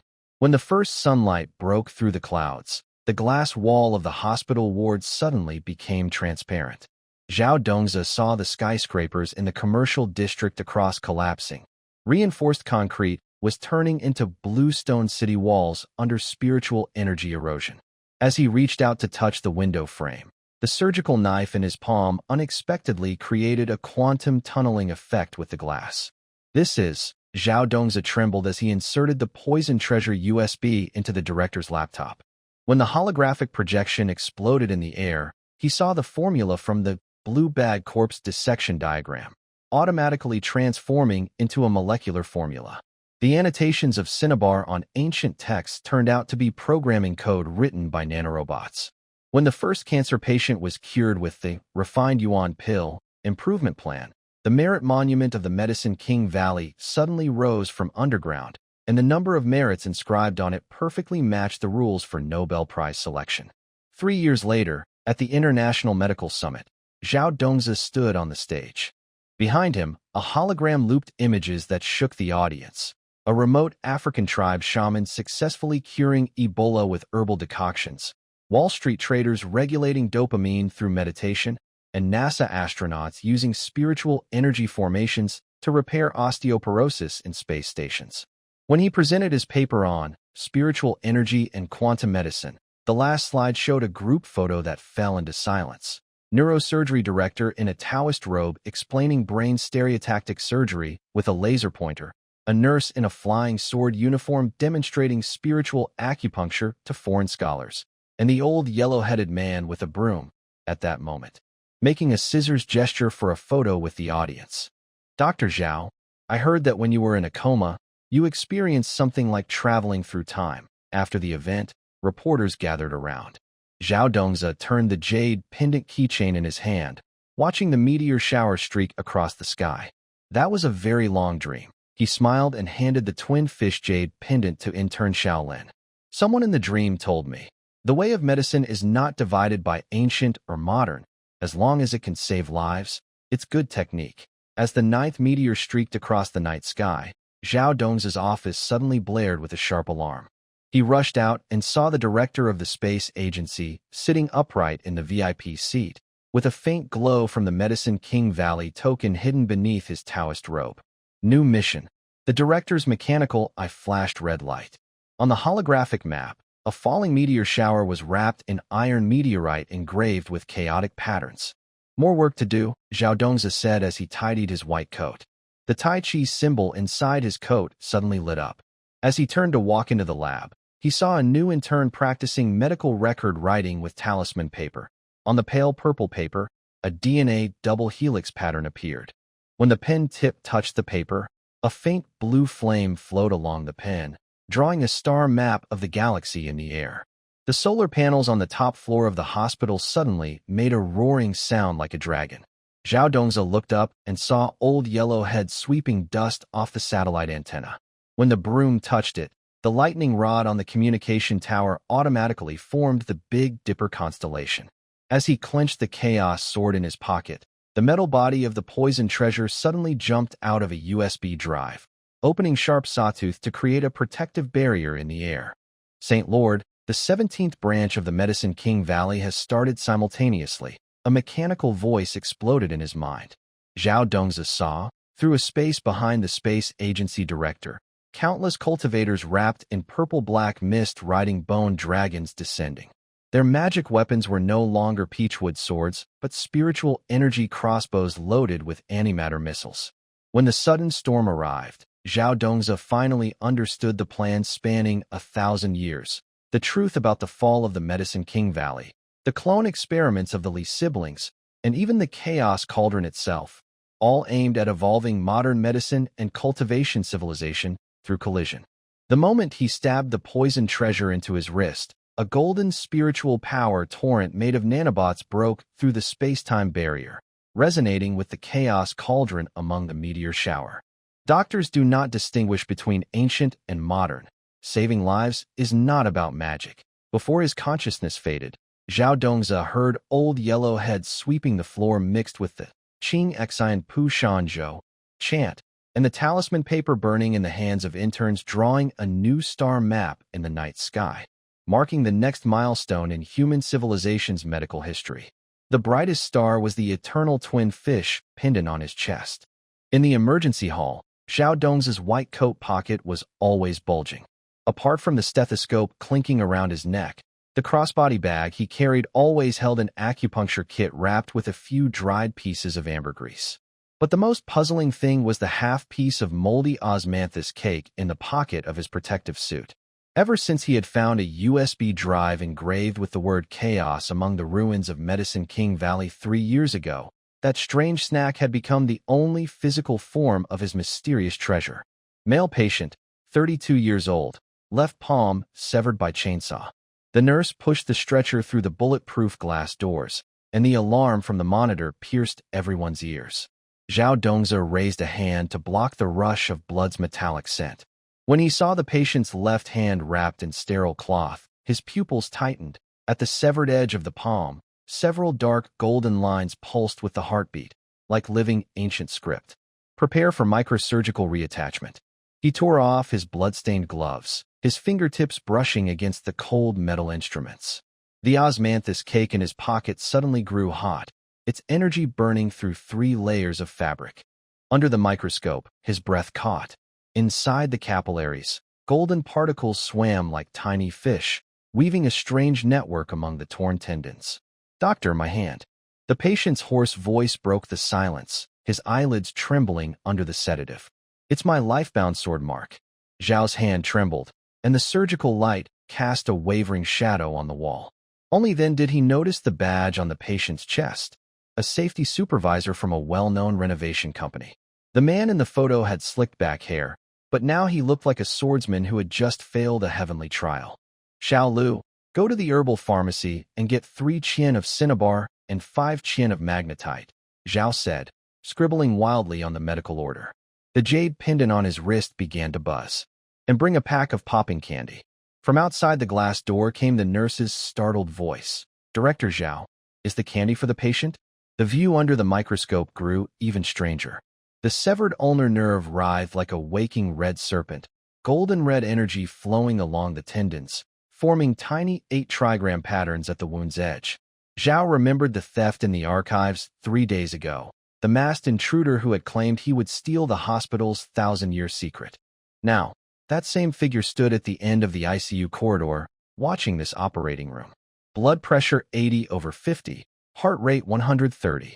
The anesthesiologist's voice came through the headset. Zhao tore open the osmanthus cake's wrapper. The mold glowed faintly blue under the surgical light. As he bit into the darkened cake, the USB drive shot out of his pocket, tracing a ghostly blue arc through the air. At the moment the holographic projection exploded in the operating room ceiling, everyone froze in place. The screen that should have shown the patient's vital signs now reflected an ancient star map. The Big Dipper's handle pointed toward the patient's heart, and the golden particles were actually remnants of stars forming a tiny galaxy. "Is this a spirit-eating bug?" Xiao Lu's voice trembled. Her intern badge suddenly transformed into a copper plate engraved with charms. "Last week, the homeless man we dissected also had this golden sand inside." Suddenly, the operating table shook violently. Xiao Dongzi saw that on the monitor, instead of a heartbeat, flowing characters from the Nining manual appeared. When he reached out to check the patient's wrist pulse, he heard a clear clink of jade hitting stone. Those were not human blood vessels. "Prepare high-frequency cauterization." Xiao Dongzi tore off his blood-stained glove. A bronze-colored bagua symbol appeared in his palm. The poison treasure USB drive pulsed in his hand, projecting a fragment of the ancient book, Tian Gang's sword technique, onto the wall. Suddenly, a sword pattern burst from the patient's palm, forming a 3-foot blue blade in the air. "Cut it off quickly," he shouted at the stunned nurses. The sound of a saw and the whine of sword energy filled the operating room. Broken bones vaporized amid the interplay of spiritual power and laser. When the last of the golden particles was absorbed into the USB, the patient's ID tag turned to ash, revealing a hidden jade slip, an ancient secret manual called Soul Transfer and Life Extension Technique from the Lost Medicine Valley. Urgent footsteps echoed down the corridor. Xiao Dongzi looked at the new cultivation diagram on the USB, a bitter smile forming on his face. He knew this incident was far from simple. When Nurse Xiao Lu brought red cinnabar, a strange red glow flickered deep in her pupils, just like the eyes caught on the security camera 3 days ago in the archives room. Director Zhao, the Chinese medicine pharmacy said. Xiao Lu's voice suddenly distorted.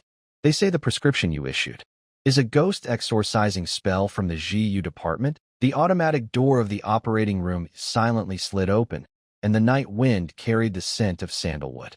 Zhao Dongzi turned to see the metal doors of the VIP elevator reflected 17 figures of cultivators, their magical weapons cold light piercing the green exit signs. Osmanthus cake dissolved into powder in his palm.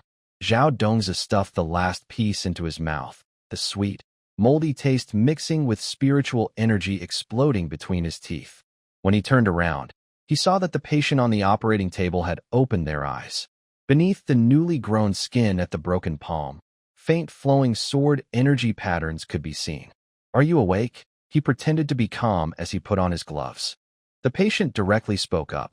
"Dr. Zhao, do you know that the callus on my palm?" Before he finished, sparks suddenly flew from the hospital's electrical system. Zhao Dongzi looked out the window at the night sky, where 29 meteors were streaking through the atmosphere, forming a giant question mark in the star trail above the Medicine King Valley. The Poison Treasure USB suddenly emitted a loud buzzing sound. A holographic projection in the air showed a frightening scene. The meteors were covered with metal shells engraved with chaotic patterns, and inside each meteor, there were over 100 lotus-sitting corpses. The jade pendants on their chests matched the style Zhao Dongzi saw 3 years ago in front of the Merit Monument. "Your Holiness, the 17 branches of the Medicine King Valley have all started simultaneously." The mechanical voice exploded in his mind, and Zhao Dongzi finally understood the truth behind this storm. When he reached out to check the patient's wrist pulse, the wires connected to the life monitor suddenly sparked with dazzling spiritual energy arcs. That was not a human electrocardiogram. Suddenly, the operating room went dark. In the absolute blackness, Zhao Dongzi felt for the patient's Adam's apple. Instead of blood, his fingertips touched a sticky spiritual energy liquid. When he sealed the patient's forehead with the Bagua seal, the hospital's lights suddenly came back on. The monitor showed that all the Diamond Sutra books on the bedside tables burst into spontaneous flames, and the ashes formed a huge, innate Bagua diagram in the air. "So that's how it is." Zhao Dongzi tore off his blood-stained white coat, revealing a Taiji-patterned robe underneath. When he stabbed the Poison Treasure USB into his wrist, a golden stream of nanobots broke through the space-time barrier, resonating with the restless spiritual energy in the operating room. The sword energy in the patient's palm suddenly changed direction, condensing into a gentle, thread-like sword strand that wrapped around his finger. When the first rays of dawn pierced through the clouds, Zhao Dongzi stood on the top floor of the hospital ward, gazing at the fading star trails in the sky. The Poison Treasure USB transformed into a bronze compass in his palm, with its needle pointing toward a distant sea in the east. The osmanthus cake in his pocket had turned into a magical pill filled with spiritual energy, while in his white coat pocket, there were 3 more items: a stethoscope, an acupuncture pouch, and half a piece of faintly fragrant osmanthus cake. In the light blue mist, Zhao Dongzi still carried those 3 strange objects in his white coat pocket. The stethoscope shimmered with tiny silver flashes. The acupuncture pouch's tie was wrapped with a faded red string, his main magical tool taken from a falling monk last week. As for the popping candies in his protective suit pocket, they vibrated softly inside the fabric as he pedaled his bike. "Dr. Zhao." Nurse Xiao Lu hurried into the changing room, panting heavily. Her intern badge flipped around as she ran, revealing a talisman drawn in cinnabar on the back. "There's a Taoist priest causing trouble at the registration desk. He says his spirit infant is stuck inside the CT machine." Zhao Dongzi's silver needle nearly pierced the acupoint, called Higu. This was the 7th emergency case involving a cultivator this week. Since the Spiritual Energy Revival Medical Guide went viral on the Dingtang Forum, the usually quiet emergency hall had become a gathering place for cultivators failing their tribulations. He looked at his blood-stained surgical cap in the mirror and suddenly remembered a patient 3 days ago, an amputee wrapped in bandages, practicing 9-sun divine skill with his tongue in the ICU, pushing his heart rate to 180. Tell him to set up a pill furnace at the door of the CT room, Zhao said while tying his shoelaces and pulling out his phone. And brew 3 pots of boys for him. The message on the screen made his pupils shrink. The 17 branches of the Medicine King Valley were all acting strangely, and the closest one was at their hospital's underground sewage treatment station, 300 meters below. When he pushed open the emergency department door, a strong sulfur smell hit him. An old man dressed in gray-white Taoist robes was chopping at the self-service machine at the registration desk with a peachwood sword. The metal shell melted into red-hot iron under the sword's energy. I am Lu Mingyang, the 37th generation head of Penglai Island. The old man's beard and hair floated without wind, and a golden light of his spirit infant hovered above his head, piercing through the ceiling. In the smell of disinfectant, lotus flowers formed in the air. This CT machine swallowed my main spirit infant. The head nurse trembled as she raised her phone. Dr. Zhao, the radiology director in the CT room, said, "They are performing enhancement scans on the spirit infant," Zhao interrupted. Zhao Dongza had already put on rubber gloves. His fingertips drew a reversed character, Imperial Edict, on the forehead of the old Taoist. "Please inform the radiology department to prepare 81 long-lasting lamps." And he suddenly caught sight of the jade pendant at the old man's waist, the one engraved with the words, "Chaos," and featuring a dragon pattern, identical to the design on the Poison Treasure USB drive in his pocket. The shadowless lamp in the operating room flickered violently as the old Taoist entered. Zhao Dongza watched the golden light of the floating infant soul and suddenly remembered the ancient technique of resurrecting the dead by borrowing a corpse. When the old man's infant soul turned into blue smoke and entered the forehead of the patient lying on the transfer bed, he quickly grabbed the other's wrist pulse. "Old man, are you trying to take over the body? Young friend, you misunderstand." The old man's infant soul emitted a deep, bell-like voice. "I only want to borrow this body to retrieve my main magic treasure from 300 meters underground." As he spoke, the monitor on the patient's chest suddenly sparked, and the electrocardiogram turned into the seal script of the Tao Te Ching.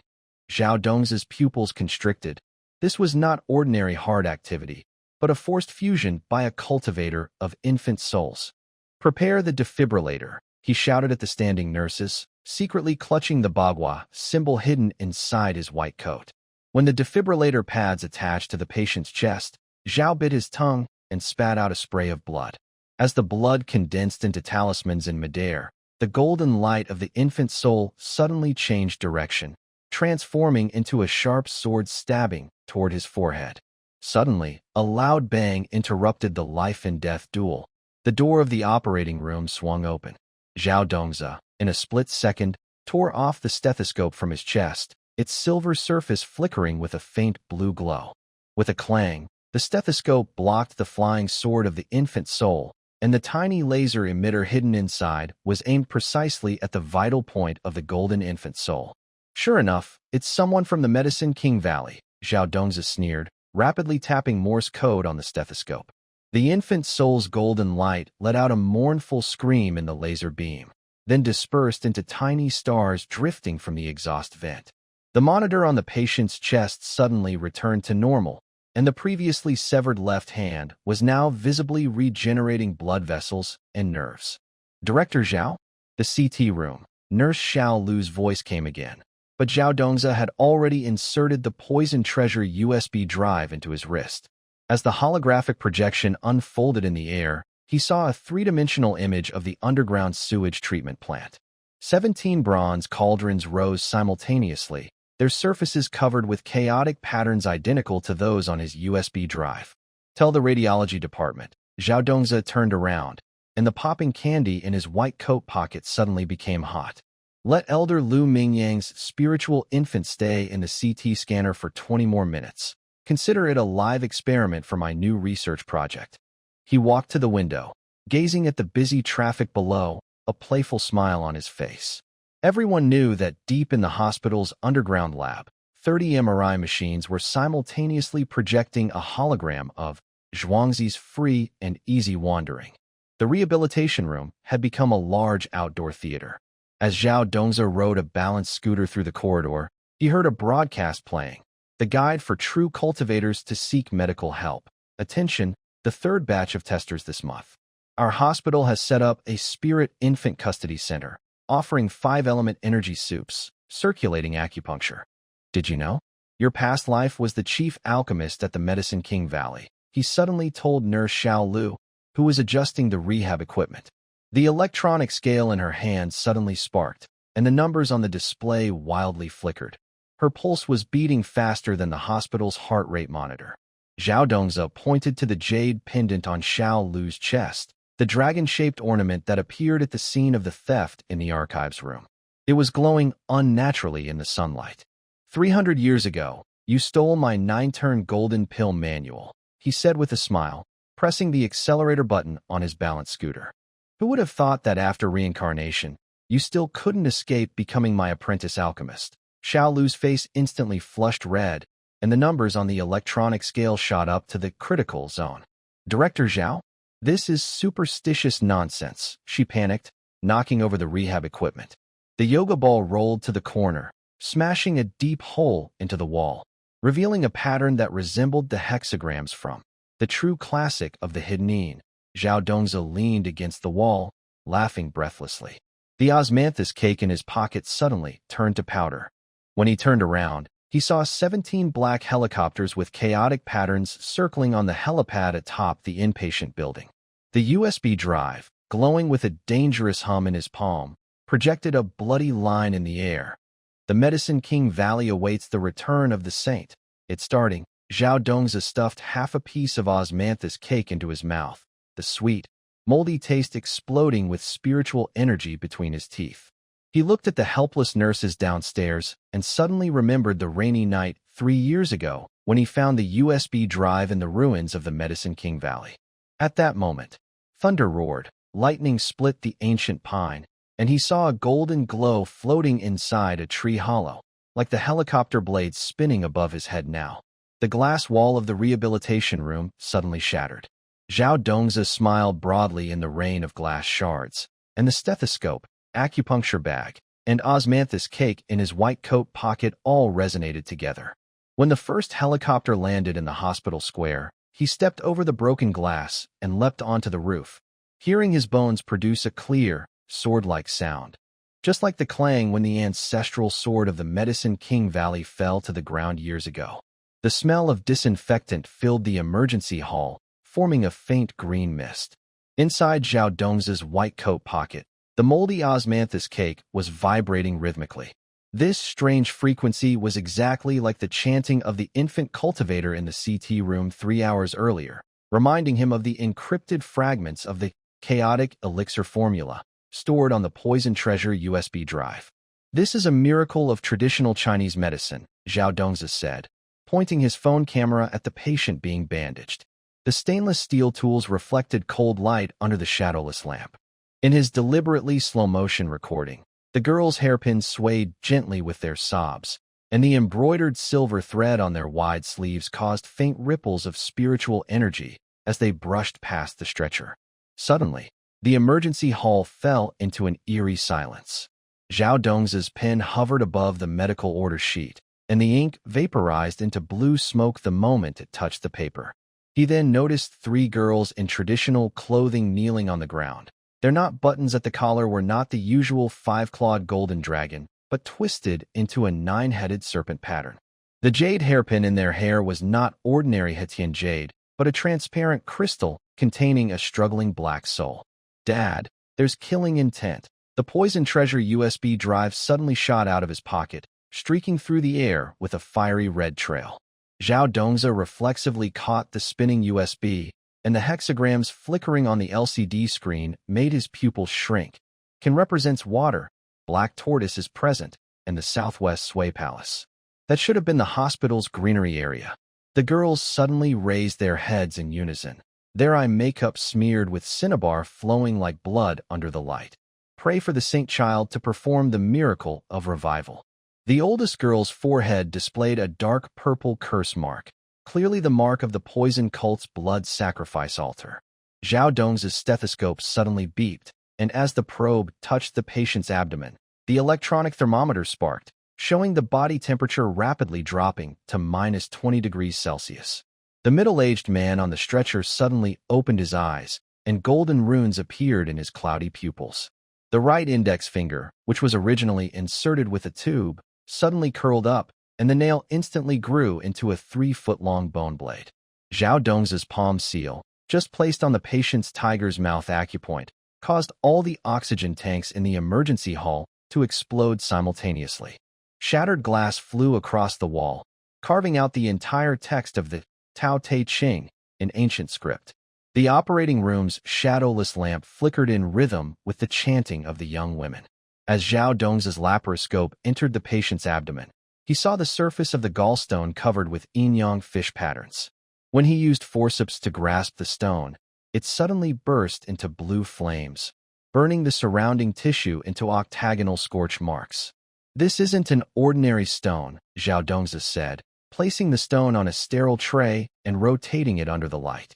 Through a magnifying glass, he saw that the crystal structure inside the stone resembled a miniature alchemy furnace, with remnants of purple gold pills still unburned inside. Suddenly, crimson flower petals floated outside the window, each inscribed with a blood curse of the poison sect. When they landed on the ground, they automatically assembled into a three-dimensional diagram of the heart-devouring curse of the poison voodoo. At this moment, the poison treasure USB drive emitted a shrill buzzing. As the holographic projection unfolded in the air, Zhao Dongzhi saw a terrifying scene. Countless bronze cauldrons engraved with chaos symbols rising from the hospital's drainage system, filled with floating fetal-shaped corpses, each wearing a jade pendant identical to those found at the scene of the blood case at the Medicine King Valley 3 years ago. "Papa!"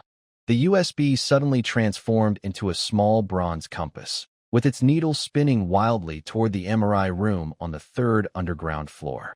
As Zhao Dongzhi tore open his surgical gown and rushed out, he heard the sound of chains dragging on the ground behind him.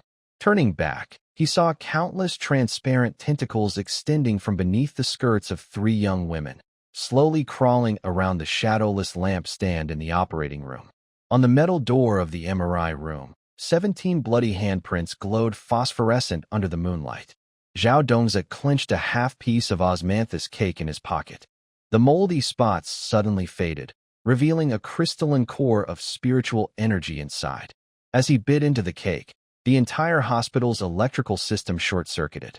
When the backup generator started, all the patient's pupils in the surveillance footage turned into vertical slits.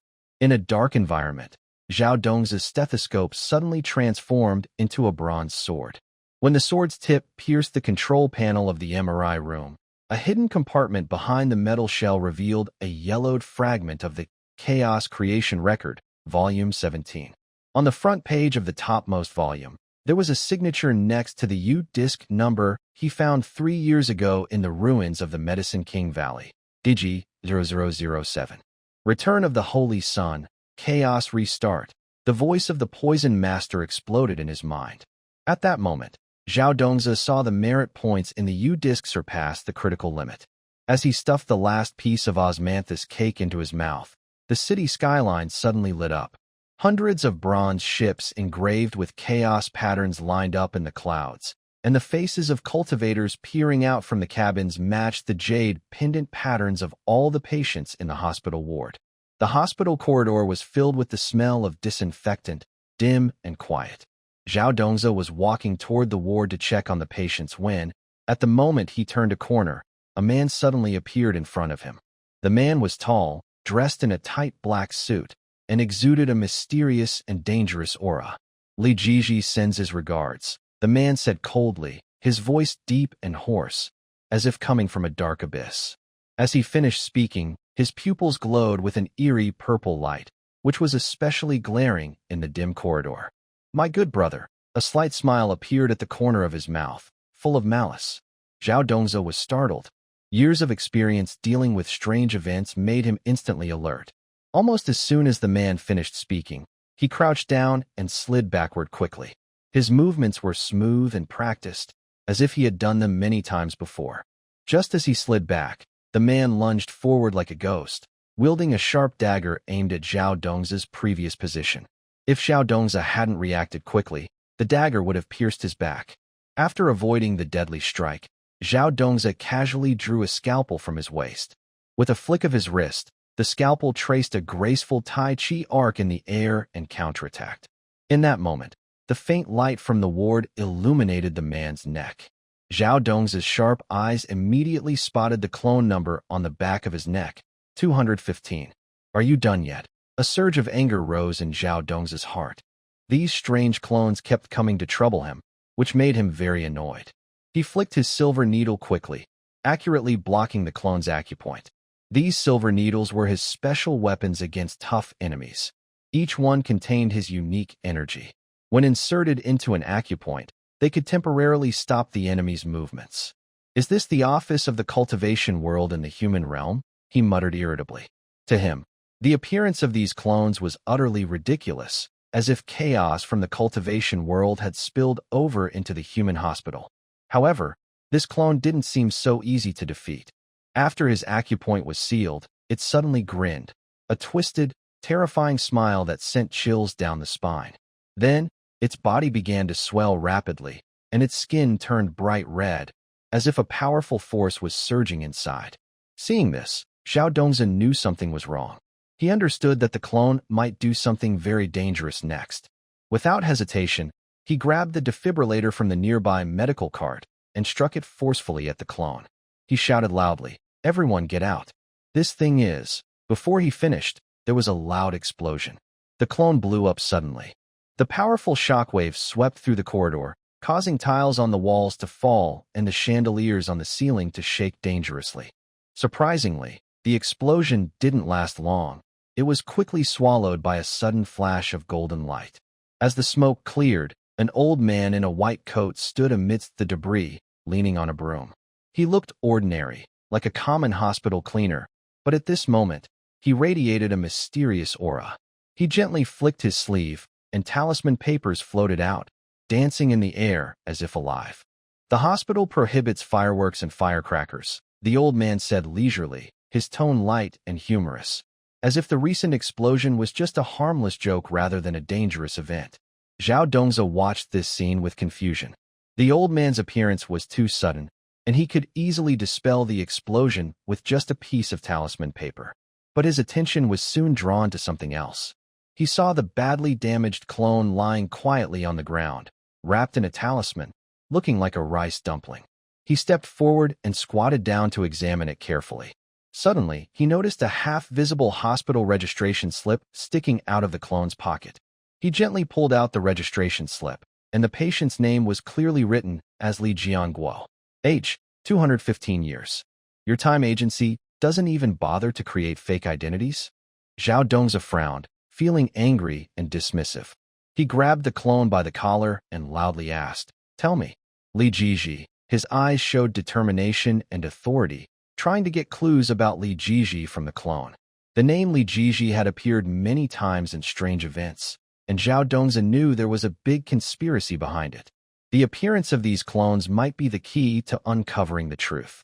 Elsewhere in the hospital, patients and staff were frightened by the recent explosion. Nurses hurried to calm the patients, while doctors checked if the hospital was damaged. In the corridor where Zhao Dongza was, a tense and mysterious atmosphere filled the air. Old Huangtu looked at Zhao Dongza with a faint glint in his eyes. He put down his broom and slowly approached him. "Young man, this is not simple," he said in a deep, steady voice, as if he knew many secrets. Zhao Dongza looked at Old Huangtu, curious about who he was. "Who are you? Why are you here? And those talisman papers you just used?" Zhao Dongza asked eagerly, hoping for answers. Old Huangtu smiled slightly, but didn't answer directly. He looked up at the ceiling of the corridor and said slowly, "This hospital seems normal, but it hides many secrets. The appearance of these clones is just the tip of the iceberg. Li Jiji is involved in forces and plots far beyond your imagination." Zhao Dongza frowned, knowing Old Huangtu was telling the truth. From the various events he had encountered, the forces behind Li Jiji seemed everywhere and used very strange methods. "Can you give me some hints? I need to understand all this. I can't let them continue to do wrong," Zhao Dongza said sincerely, full of hope and determination. Old Huang too was silent for a moment, then took out an old, worn notebook from his pocket. He flipped it open and pointed to a blurry symbol on the page. Look at this. It's an ancient symbol closely connected to the time agency and the forces behind Li Jiji. If you want to find the truth, start with this symbol. Zhao Dongzi took the notebook and carefully examined the symbol. The symbol looked like a twisted hourglass, surrounded by strange lines, as if holding some mysterious power. What does this symbol mean? Zhao Dongzi asked. Old Huang shook his head. I'm not sure of its exact meaning, but I know it relates to chaos in time and space. The appearance of these clones probably means they are conducting some dangerous experiments. At that moment, the clone wrapped in a spell suddenly made a faint sound. Zhao Dongzi and Old Huang quickly moved closer. They heard the clone say intermittently, Li Jiji wants to change time. Before finishing, the clone went silent. Zhao Dongzi stood up, feeling more heavy-hearted. It seems Li Jiji's plan is really about time. We must stop him quickly. He clenched his fists, showing firm determination. Old Huang patted Zhao Dongzi's shoulder. Young man, this path will be dangerous, but I believe you can uncover the truth. I will help you secretly. After speaking, Old Huang picked up a broom and slowly disappeared at the end of the corridor. Zhao Dongzi watched Old Huang's back and secretly vowed to find out the truth. He carefully kept the registration slip and the notebook with the mysterious symbol, then began to think about his next move. In the hospital's security room, guards were nervously replaying the recent surveillance footage. They were surprised to find that before Old Huang appeared, the screen showed a blank space, as if time had stopped at that moment. This strange phenomenon caused much discussion among the guards, who wondered what secrets might be hidden behind it. Outside the hospital, in a corner, a black car was quietly parked. The windows were closed, and several mysterious people sat inside. They looked toward the hospital with grim expressions. One of them picked up a phone and whispered, "The clone failed." Zhao Dongzi seems to have found some clues.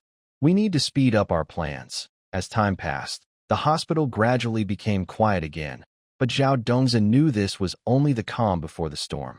A bigger crisis was quietly approaching, and he had to be fully prepared to face the upcoming challenge. He sat at his desk, the light illuminating his determined face. His eyes showed his strong desire for the truth and his fearless courage against evil forces. The morgue at 3 a.m. glowed with a cold, bluish light. Inside Zhao Dongzi's white coat pocket, a moldy osmanthus cake was vibrating regularly. The vibration matched the spiritual energy left over from the explosion in the emergency hall 7 hours earlier. He could even hear the anti-slip pattern on the sole of a special agent's boot, made in 1997. Your time and space agency doesn't even bother to make fake identities, Zhao Dongzi said as he lifted the drawer of cold storage cabinet 214. The stainless steel handle left a dark red mark in his palm. The face of the clone girl looked waxy in the cold air, but the tattoo number on her neck was slightly moving. An alive code printed by nanobots, secreting a faint purple glow. Suddenly, an alarm blared through the morgue walls. Zhao Dongzi saw on the corridor monitor that the director, with messy hair, was waving his arms outside the ICU. Zhao Dongzi, what kind of pills are you making in the ICU again? The director's smile appeared as he watched. The alchemy furnace was a second-hand item from a junk market, with boiling banlangen and dual Huanglian herbs inside, glowing with strange oil-like sheen, and integrated Chinese and Western medicine, made with the blood of special agents. The director's roar caught in his throat. On the monitor, 3 COVID-19 patients who had taken the medicine were bending the bed rails with their bare hands. Their veins flowed with fluorescent nanobots. Zhao Dongzi took off his rubber gloves, revealing a bronze Bagua symbol on his palm. Director, look, this is recorded in the Compendium of Materia Medica. Placebo effect, the director suddenly shouted, breaking into a squeak. Zhao Dongzi looked at the English words on his phone screen and suddenly realized that this was a disturbance program implanted by the Time and Space Agency. He quickly stabbed himself in the tiger's mouth acupoint with a silver needle. In great pain, he heard a Morse code encrypted from a USB drive in his pocket. Late at night, Zhao Dongzi sneaked into the backup passage of the morgue. The sensor light cast twisted footprints beneath him, and those spots of light formed the pattern of the He Tu Luo Shu divination symbols. When he opened drawer 214, the LED light in the fridge suddenly shattered, and a cold finger touched the back of his neck in the darkness. You should know that each time a clone dies, your genetic lock loosens a little. The girl's voice sounded like sandpaper polishing jade. The storage ring on her chest flashed a faint blue glow. This was the magic treasure seized from the monk who jumped from the building 3 days ago. As Zhao Dongzi turned around, his scalpel was already drawn, reflecting the swirling Klein bottle pattern in her pupils. The clone suddenly grinned, her entire face peeling away like snake skin. In that moment, revealing mechanical bones beneath, she raised a syringe. Seventh memory overload failed again. A more advanced mimicry core is needed, just as the needle pressed against Zhao Dongzi's neck artery. The other bodies in the fridge suddenly opened their eyes, their eyeballs flickering with the same green glow. Zhao Dongzi loosened his tie, revealing a Taiji-patterned robe underneath. When the 8-trigram seal was placed on her forehead, the temperature in the morgue dropped sharply, frost forming the pattern of the 8 trigrams on the surface of the freezer. The Space-Time Bureau didn't teach you. Do clones need to leave a live sample as a key? He bit his tongue, spitting blood mist that froze into a symbol of the 9 Palaces hidden trigram in midair. The clone's mechanical arms suddenly tripled in length, and the green liquid in the syringe vaporized into poison gas upon contact with the blood mist. Zhao Dongzi dodged into a maze of stacked coffins, hearing the friction of metal joints behind him. Those bodies, supposed to lie in ice coffins, now used claw-like tools to carve dark symbols of the Space-Time Bureau into the walls. Warning: Host's genetic lock has been unlocked to the 3rd level. A mechanical voice suddenly echoed in his mind, causing Zhao Dongzi's pupils to shrink. He then noticed that the palm print on his left hand was fading, replaced by a 3-dimensional pattern of the Tiangang sword technique. When the first sword energy pierced through the fridge door, the entire morgue's lights switched to a red alert mode. The clone girl who rushed out had transformed into a half-human, half-mechanical form, her chest housing a faint blue cold fusion reactor. There's no time left. Experiment 77 is about to wake up. Zhao Dongzi threw out a deadly USB drive, projecting a hologram that formed the double helix of DNA. This was the Chaos Gene Map he found 3 years ago in the ruins of the Medicine King Valley.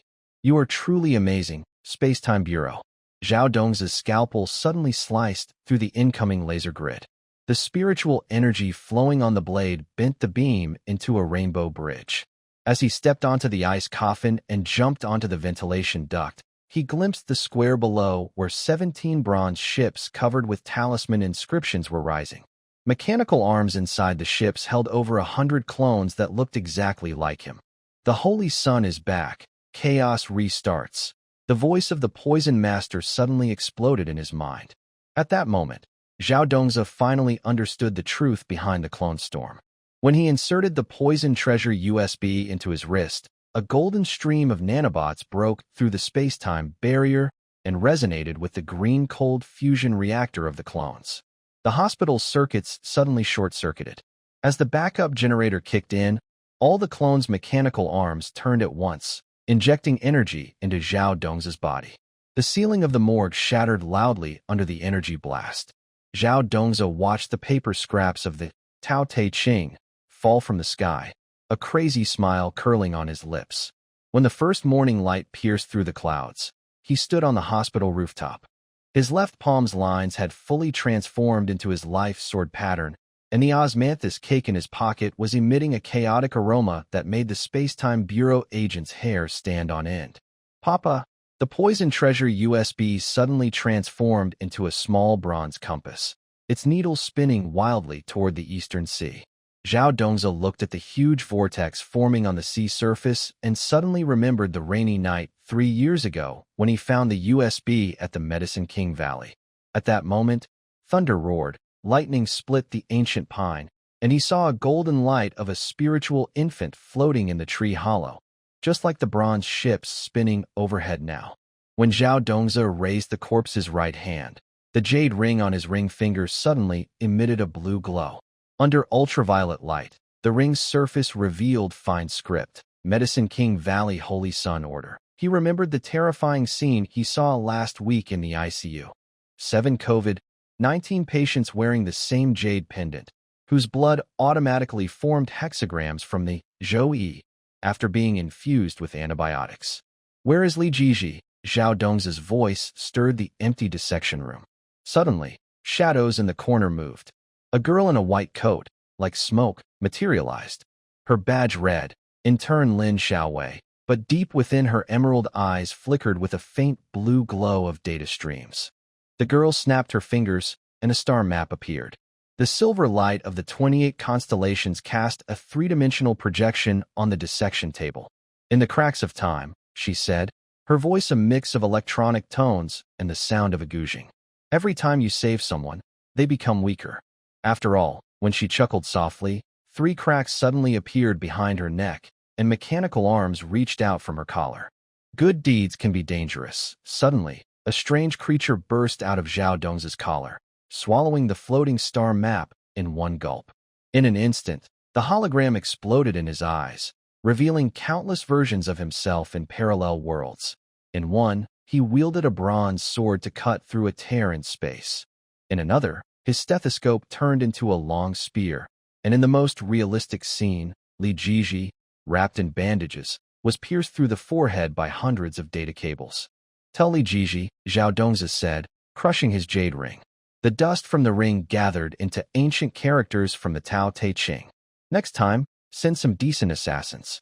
We can't rely on them for ICU performance bonuses." As he turned, he noticed the fingerprint lock on the refrigerated cabinet door.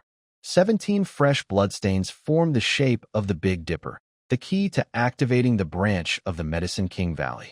At dawn, Zhao Dongzi rested in the duty room. In his dream, the Millennium Merit Steel of the Medicine King Valley suddenly sprouted a USB port, and the weathered stone surface wriggled with data streams. The strange creature turned into a sunglasses-wearing USB sprite, dancing a mechanical dance in front of the steel. When the tune of "The Most Dazzling Folk Style" echoed through the valley, Zhao Dongzi woke up abruptly, clutching a blood-stained note. "The game has just begun. You're good, brother." Outside the window, the old cleaner with a yellow head was carving symbols into a pile of ginkgo leaves with a broom handle. Zhao Dongzi squinted. The seemingly random piles of leaves were actually arranged with millimeter precision, forming a meridian map. The most bizarre part was at the heart position, where someone had drawn a tiny 214 with withered twigs, the number of the clone in the morgue.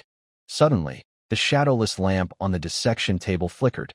When Zhao Dongzi turned around, he saw that Lin Xiaowei's badge had somehow transformed into a bronze compass, its needle spinning wildly toward the underground nitrogen storage room on the 3rd floor.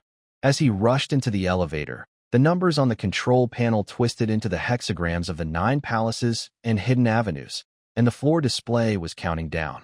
On the metal door of freezer number 214, 17 bloodstains froze into frost flowers in the minus 196 degrees Celsius air. As Zhao Dongzi sliced open the seal with a scalpel, the vaporized nitrogen carried the sound of the Diamond Sutra chanting, rushing toward him. When his palm touched the hatch handle, the entire hospital's electrical system suddenly short-circuited. At the moment the backup generator started, all patients' pupils in the surveillance footage turned into vertical slits. In complete darkness, Zhao Dong's stethoscope suddenly transformed into a bronze sword. As the sword's tip pierced the liquid nitrogen chamber's control panel, a hidden compartment behind the metal shell revealed a yellowed fragment of the Chaos Creation Record, 17 volumes. The topmost volume's title page bore his signature and the U-shaped flash drive number he found 3 years ago in the Medicine King Valley ruins, DG-0007. Saint returns, chaos restarts. The voice of the Poison Master exploded in his mind. At that moment, Zhao Dongzi saw the merit points in the U-shaped drive surpass the critical limit. When he finally bit into the last piece of osmanthus cake, the city skyline suddenly lit up. Hundreds of bronze ships engraved with chaos symbols lined up in the clouds, with cultivators' faces peering out from the cabins, matching the jade pendant patterns of all the patients in the hospital ward. The ground in the hospital square suddenly cracked open, and 17 bronze pillars covered in talismans rose from underground. Zhao Dongzi looked at the 9 turns golden pill diagram, swirling around the pillars, and suddenly understood that this chaos was just a trial set by the Medicine King Valley. As the first rays of dawn pierced through the clouds, he gently touched the air 3 times. The stethoscope, acupuncture kit, and osmanthus cake in his white coat pocket resonated together. Inside them were the 3 legendary artifacts left by the ancestor of the Medicine King Valley: hearing and saving suffering, golden needle to pass calamity, and spirit cake for life. The old yellow-headed cleaner was standing under a ginkgo tree, his withered finger gently brushing the trunk. The raised rings on the bark suddenly opened 7 blood-red eyes. Zhao Dongzi saw 17 familiar figures in the shadows of the tree, clones of girls who appeared in the medical records room, emergency hall, and morgue. They were weaving a glowing bloodline network inside the tree. When he tried to look closer, morning fog suddenly spread. The old yellow head waved his broom, sweeping away the golden leaves on the ground. Each leaf turned into a flickering QR code, which, when scanned, revealed images of Li Jiji at various time points. The toxic treasure U-shaped drive suddenly vibrated in his palm.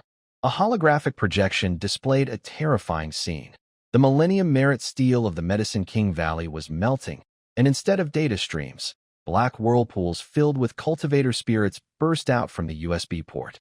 The inscription carved at the bottom of the steel was in Zhao Dongzi's handwriting. "May I sacrifice this body to pass through countless calamities." Morning light filters through the large windows of the outpatient hall, casting mottled patches on the plastic chairs in the waiting area. Zhao Dongzi stares at the report printed by the printer, which suddenly sprays indigo ink, creating strange rune-like patterns on the suggested department section. As he reaches to take the paper, it suddenly flutters on its own, edges igniting with blue flames, and quickly burns the words, "Respiratory Department," into a passage from Li Saw, Dr. Zhao, the test results for patient 3. The intern, Xiao Wang, stammers as his voice trembles. When the CT skin slips from his hand, the metal tray suddenly emits a melody like the tune of Guangling's San. At that moment, Zhao Dongzi bends down to pick it up and notices that the lung images on the film form a rude hand gesture. Upon closer inspection, each bronchus contains ancient script characters from Nining Manual. What are the patient's symptoms? Zhao Dongzi's stethoscope just touches Xiao Wang's shoulder when the latter suddenly twitches. A pen from his white coat pocket shoots out 7 ink arrows, carving out the Big Dipper constellation on the wall. Self-proclaimed failed foundation building caused spiritual energy to reverse. Xiao Wang pushes up his glasses, and suddenly a projection of the Hichu and Luoshu appears on his lenses. Actually, he just burned his esophagus eating spicy hot pot. As the clinic door opens, a strong scent of medicinal herbs mixed with angelica and sulfur hits the air. Aunt Li from the Chinese medicine pharmacy is swinging a copper scale at the shelves, with goji berries arcing through the air like divers, while Isatis root gathers on the ground into a bagua formation. Who the heck mixed the Yuanqi pill into the Luwei Dihuangwan? She yells at the air. The scale behind the counter suddenly opens its bloody eyes, threatening. Believe it or not, I'll make these turtle descendants all. A girl dressed in traditional Han clothing bursts in, clutching the hilt of a sword, and the entire room's medicinal aroma suddenly stalls. She has almond-shaped eyes, cherry lips, and tassels hanging from her temples adorned with 9 luminous pearls. But the most striking feature is the long, transparent sword she carries. When Zhao Dongzi gestures for her to sit, the sword suddenly emits a trembling sound like a dragon's roar. Fellow cultivator, give this humble one a full-body spa. First, clarify this. Zhao Dongzi presses his stethoscope on the girl's wrist pulse. Is this sort of free gift for topping up your phone, or is it inherited? Before he finishes, the sword sheath suddenly ejects a 10-inch-long blade, tracing a path like the map of rivers and mountains. The young woman calmly inserted the tip of her sword into the armrest of the treatment bed. The solid wood immediately oozed with fresh blood, quickly forming a blood-red peony on the sheet. Suddenly, an explosion came from the pharmacy area. As Zhao Dongzi rushed out, he saw Aunt Li's broom drawing symbols on the ground, while the licorice on the shelves twisted and crawled toward the exit as if alive. The strangest thing was the Angelica cabinet. The cylindrical herbs had grown faces and were shouting. let us return to the Valley of the Medicine King. Your Highness, the branch of the Medicine King Valley has been activated. Suddenly, a toxic USB drive popped out of Zhao Dong's pocket. A hologram formed in the air, showing a disturbing scene. The hospital's drainage pipes were leaking black slime, and floating within the slime were over 100 bronze coffins engraved with chaotic patterns. The closest coffin to the outpatient hall bore the ID badge of intern Xiao Wang. Tell Li Jiji, Zhao Dongza crushed the CT scan in his hand, and the dust in the air coalesced into a spell from the Burning Heaven technique. Next time, send an assassin who can cook. This spicy hot pot incident almost turned my career into instant noodles. He turned to the girl biting into an apple and saw her sword greedily absorbing the apple's spiritual energy. The apple peel suddenly displayed the pattern from the 9 turns golden pill diagram. A helicopter on the top floor of the inpatient building suddenly emitted a buzzing sound. Zhao Dongza looked up and saw 17 bronze flying ships covered in talismans flying in formation through the clouds. Mechanical arms extended from their cabins, clutching over 100 clones that looked exactly like him.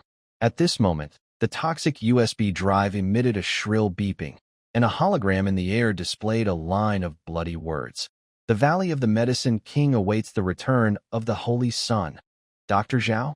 The call bell at the nurse station suddenly sounded like a set of chimes. Emergency hall. Before the words finished, the entire hospital's circuits short-circuited. As the backup generator kicked in, all electronic screens displayed a hologram of Zhuangzi's free and easy wandering. Inside Zhao Dong's white coat pocket, a moldy osmanthus cake suddenly transformed into a streak of light, merging with the toxic USB drive to form a giant chaotic cauldron pattern in the air.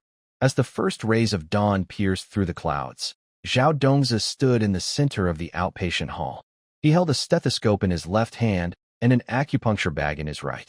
In his pocket, half a piece of osmanthus cake was emitting a chaotic aroma that made the special agents of the Time and Space Bureau feel uneasy.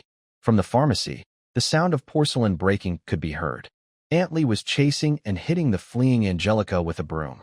Meanwhile, inside the consultation room, the girl was using the tip of a sword to carve words on Zhao Dong's pen. Next to the words, "Good doctor," she had drawn a crooked thumbs-up gesture. The morning fog had not fully lifted, and the emergency hall's electronic screen flickered with strange purple light. Zhao Dongza stared at the registration information bouncing on the screen, noticing the words, "neurology," slowly wriggling, as if countless ants were nibbling at the text. He casually clicked the mouse, but instead of the usual interface, a three-dimensional map of the 17th branch of the Medicine King Valley appeared. This was strange. How could the updated his system from yesterday show such a screen? He heard a cold voice behind him ask, "Which department does Sword Spirit do nursing in?" Turning around, he saw a face covered by a moon-white veil. The woman's red mole on her forehead was vivid, but when she lifted her veil, Zhao Dong's pen clattered to the ground. The girl's face resembled one of the Medicine King Valley's 3 elders, but there was a blood tear mark under her left eye. "Your Holiness, the poison cult has injected poison into the registration system." Before she finished speaking, the entire hospital's broadcast suddenly blared with a sharp alarm. "Attention, all medical staff. Abnormalities in the MRI room." Zhao Dongza grabbed his white coat and ran toward the emergency hall. Through the glass, he saw the metal door of the MRI room oozing dark red liquid, like the clone culture fluid he saw in the morgue 3 days ago. As he pushed open the MRI room door, a cool scent of sandalwood hit him. The normally silent equipment was now playing the Great Compassion mantra, with sound waves forming tangible ripples on the walls through 16-channel speakers. The scan on the display was no longer human tissue, but live footage of the Medicine King Valley. Li Jiji, dressed in modern patient clothes, was frantically spray-painting the word, "Destroy," on a merit monument. Behind him, 17 bronze cauldrons were trembling simultaneously 3,000 meters underground. Cross-border signal interference detected. Wearing a gas mask, the repair worker trembled as he raised the walkie-talkie. This machine suddenly said it was a mirror that reveals spirits in its past life. His words were interrupted by a sudden mechanical female voice.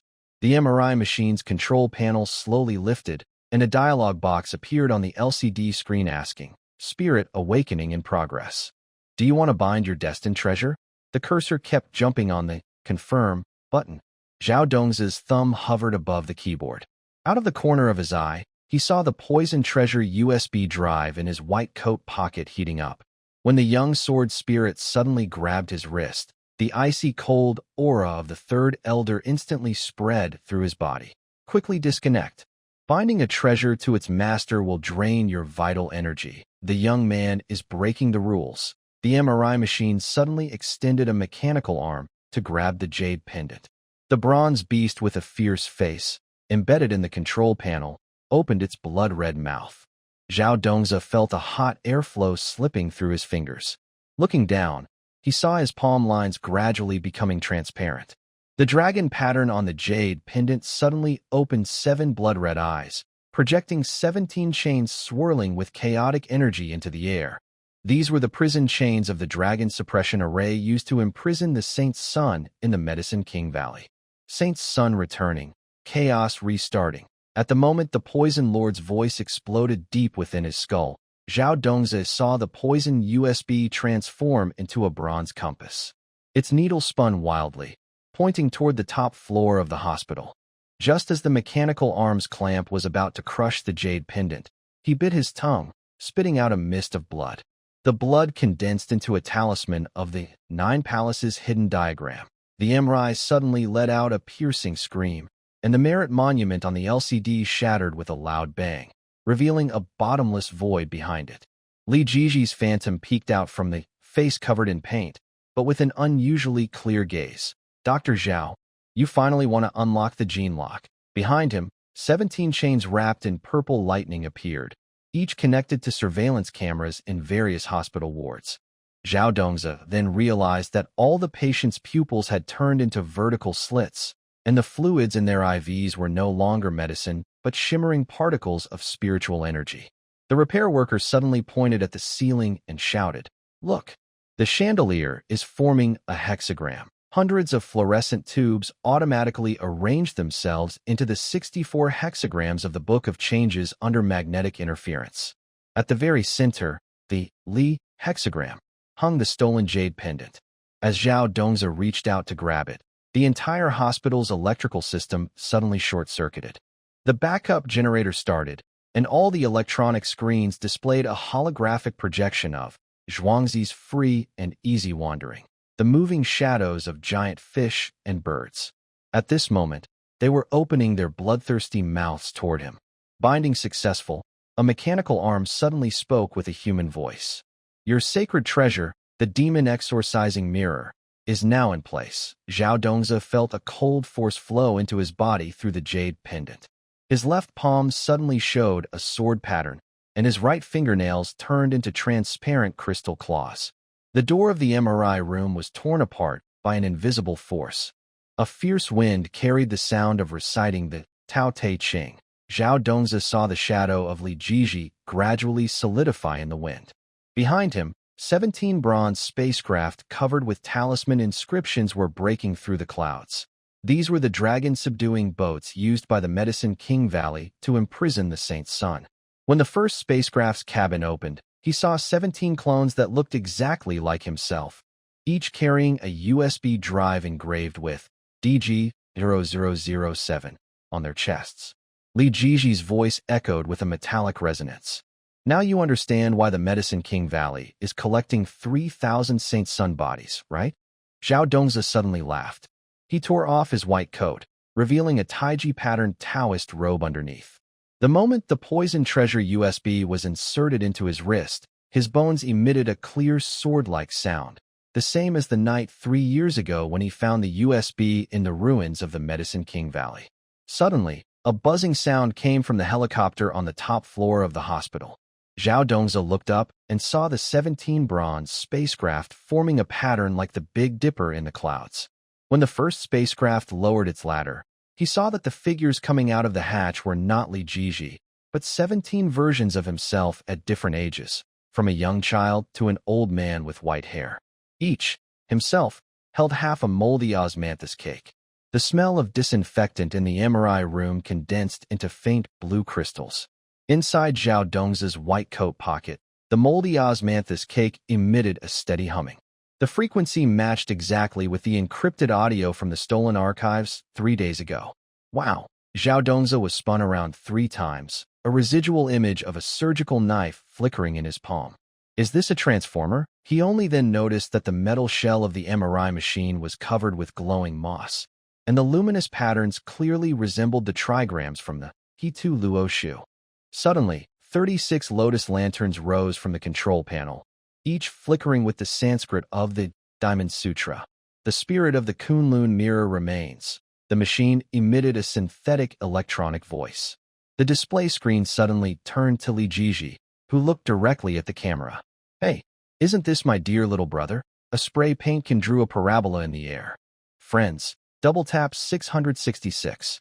Today, we're dismantling the public toilet at the Medicine King Valley. Outside the scene, comments flooded in wildly. Some cheered, 666. Dr. Zhao is awesome, while others asked, where's Medicine King Valley? Please reply quickly. Zhao Dongzi grabbed a fire axe and swung it at the control panel. As the blade struck, the merit tablet on the LCD screen suddenly burst into purple flames.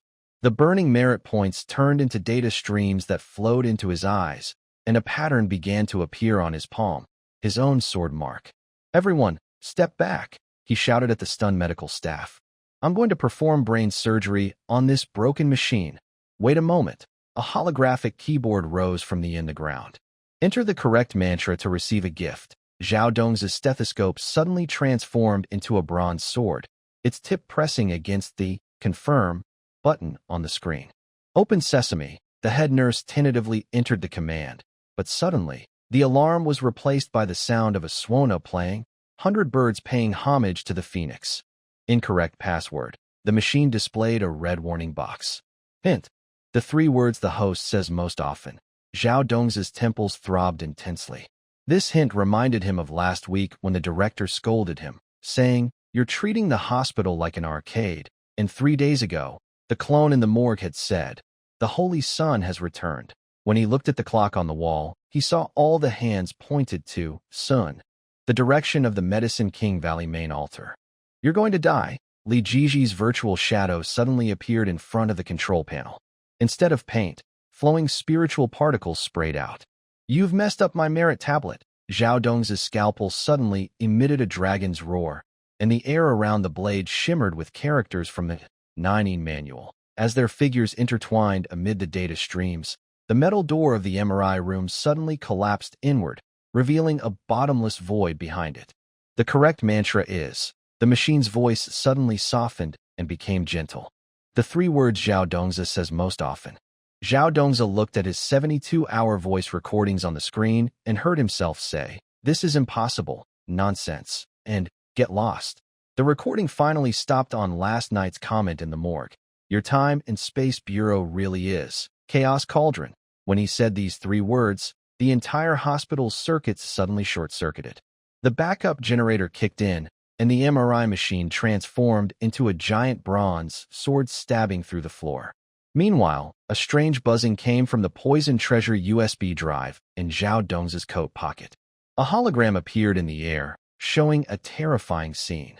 The Millennium Merit steel of the Medicine King Valley was melting, and instead of data, a black vortex swirling with spiritual energy of cultivators burst out from the USB port. Binding successful. Suddenly, a mechanical arm grabbed his wrist.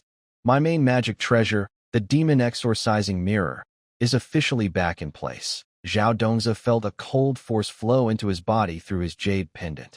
His right fingernails turned into transparent crystal claws, and his left palm displayed a sword mark symbolizing his main weapon.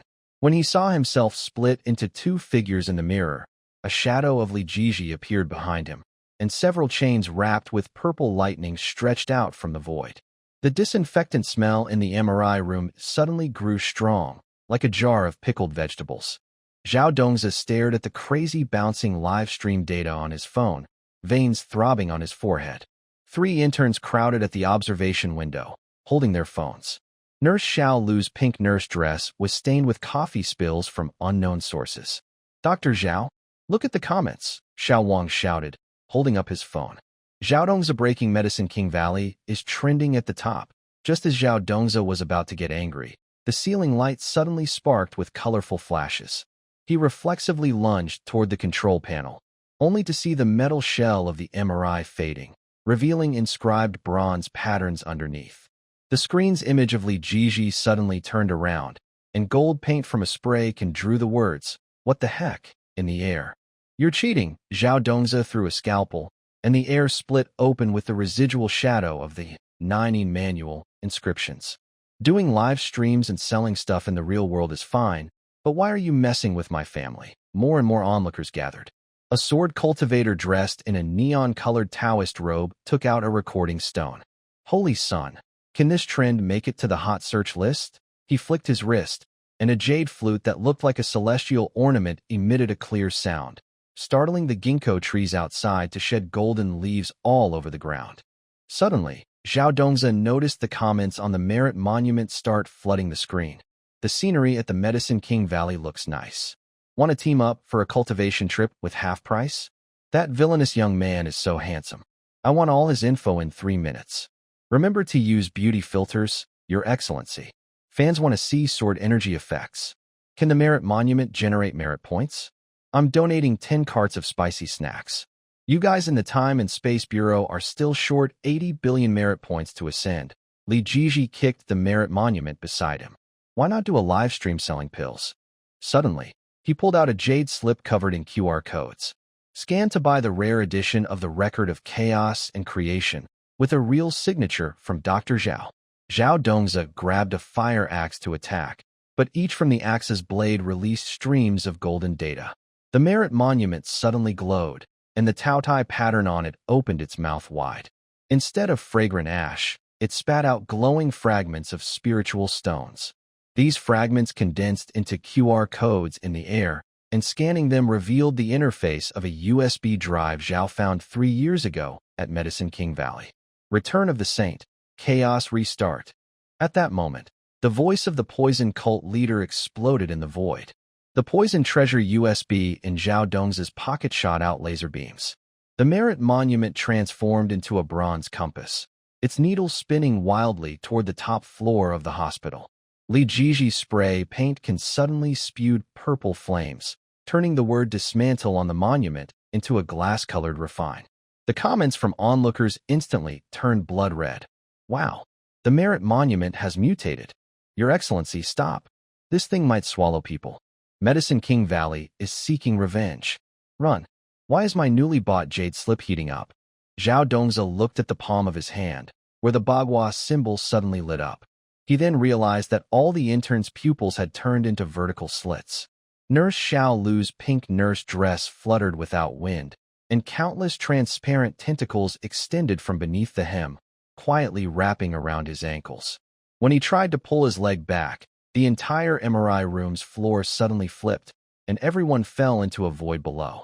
Looking down, Zhao Dongzi saw the moldy osmanthus cake in his white coat pocket glowing, while the poison treasure USB had transformed into a bronze tripod, devouring the surrounding light. When Zhao Dongzi opened his eyes again, he found himself standing under a ginkgo tree in the hospital courtyard. 17 bronze spaceships covered in charms are lined up among the clouds. Inside the ships, mechanical arms reach out, holding over 100 clones that look exactly like themselves. The poison treasure USB drive in his palm emits a loud buzzing, and a hologram projects a line of blood-red words in the air. "The Medicine King Valley awaits the return of the Holy Sun. Dr. Zhao." The head nurse's voice comes from behind. "Emergency room." Before she finishes, the hospital's power suddenly shorts out. The backup generator kicks in, and all electronic screens display a hologram of Zhuangzi's free and easy wandering. In Zhao Dongzi's pocket, a moldy osmanthus cake suddenly turns into a streak of light, merging with the poison treasure USB, forming a large chaotic cauldron pattern in the air. As the first morning light breaks through the clouds, Zhao Dongzi stands in the center of the outpatient hall. He holds a stethoscope in his left hand and an acupuncture kit in his right. The remaining half of the osmanthus cake in his pocket emits a chaotic aroma that makes the space-time agent's hair stand on end. From the pharmacy, the sound of porcelain breaking comes. Aunt Lee is chasing a fleeing Angelica Root with a broom. Meanwhile, the girl in the consultation room is carving words into Zhao Dongzi's pen with the tip of a sword. Next to the words, "Good doctor," she has drawn a crooked thumbs-up gesture. "Follow the host so you won't get lost. Let's boost the rockets." Li Jiji, with a shiny, oily face, squeezes in front of the MRI machine, wildly waving a hand with the number 6. Behind him, over 30 medical students holding phones wear fluorescent vests with Medicine King Valley Branch printed on them, each with a thermos covered in charms tied to their waist. Zhao Dongzi, holding a bottle of cefazolin just brought from the nurse station, still has blood-stained gel under his nails from stitching the clones. When he sees the live stream where Li Jiji is spraying the words, "Zhao Dongzi's special," onto the Merit steel, his stainless steel tray suddenly clinks. The infusion bottle filled with saline is frosting over. "Times have changed, little brother." Li Jiji suddenly threw out a binding fairy rope, and the data stream caused the nylon cord to flutter loudly, making Zhao Dongzi's white coat wave wildly. "Now, traffic is king." Before he finished speaking, Zhao Dongzi threw a silver needle from his acupuncture bag. The 9 needles traced the Big Dipper constellation in the air. "Well said. Then I'll give you a trending topic. Online influencer livestream attacked doctor and was detained." A strange pink-purple thundercloud appeared above the Medicine King Valley, and the MRI machine at the hospital emitted a sharp beeping. Zhao Dongzi turned to see a warning box flashing on the control screen, filled with dense code mixed with ancient script from the Tao Te Ching. "Illegal crossing detected. Emergency recall initiated." He then noticed his poison treasure USB drive in his white coat pocket was heating up, with 17 chains wrapped around chaotic patterns appearing on its surface. Double-click to follow the live stream. "Tomorrow I'll teach everyone how to refine pills with a CT scanner," Zhao Dongzi shouted at the camera before disappearing. A force pulled him upward toward the ceiling. In his last view, Li Jiji's spray paint can exploded in midair, turning into countless spiritual particles that formed the blood-red characters. "The Holy Sun returns." When Zhao Dongzi fell under the ginkgo tree in the hospital lobby, the osmanthus cake in his pocket emitted a chaotic aroma that made the Space-Time Bureau agents gasp. He rubbed his aching temples and heard exclamations from the nurse station. Turns out, the live broadcast signal from the MRI room penetrated the hospital's soundproof walls, looping on all the electronic screens in the medical area, showing a close-up of his handsome side face. Dr. Zhao, the head nurse, rushed over in 10-centimeter-high red heels, with strands of hair torn out by patients' families stuck to her temples. "Explain why there's a recording of your ancient costume live stream in the MRI room." Zhao Dongzi touched his still-heated stethoscope, glancing at her badge, number 007, reminding him of the clone number he saw 3 days ago in the morgue. Suddenly, he noticed the blinds in the director's office swaying rhythmically, a strange pattern beyond normal physics making his pupils shrink. It's a new topic for the medical metaverse." Zhao Dongzi pulled out a crumpled, Spiritual Energy Revival Diagnosis and Treatment Guide from his drawer. Between the pages, a CT scan showed a patient's gallstones arranged in a hexagram pattern from the Book of Changes. "Look at the interaction volume of this barrage. Definitely a new way to popularize medical science." The director stared at the glaring 1,000,000 views behind the display, and a strange light flickered in his eyes behind his glasses. As he turned around, the hem of his white coat moved without wind. A bronze key engraved with chaotic patterns peeked out of his pocket. "Little Zhao, next week the Health Commission leaders will visit." Zhao Dongzi was about to speak when a laser suddenly shot out from the USB drive in his pocket. A hologram appeared in the air, showing a frightening scene. The metal shell of a magnetic resonance machine was fading, revealing bronze patterns covered with charms underneath. The paint in Li Jiji's spray can was not paint, but shimmering particles of spiritual energy. And most terrifying, the audience members holding their phones had pupils turned into vertical slits. "The Holy Child returns. Chaos restarts." At that moment, the voice of the poison demon lord exploded deep inside Zhao Dongzi's skull.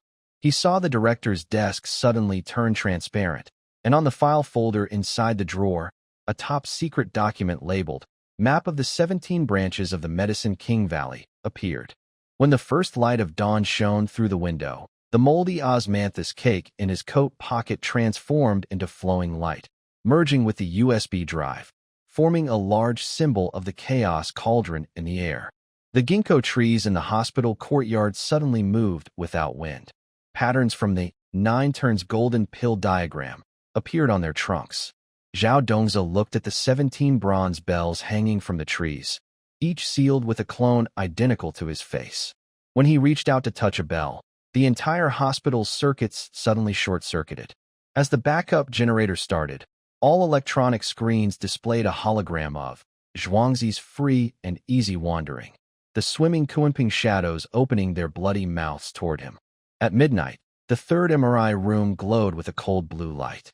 The moldy osmanthus cake in Zhao Dongzi's coat pocket emitted a steady beeping.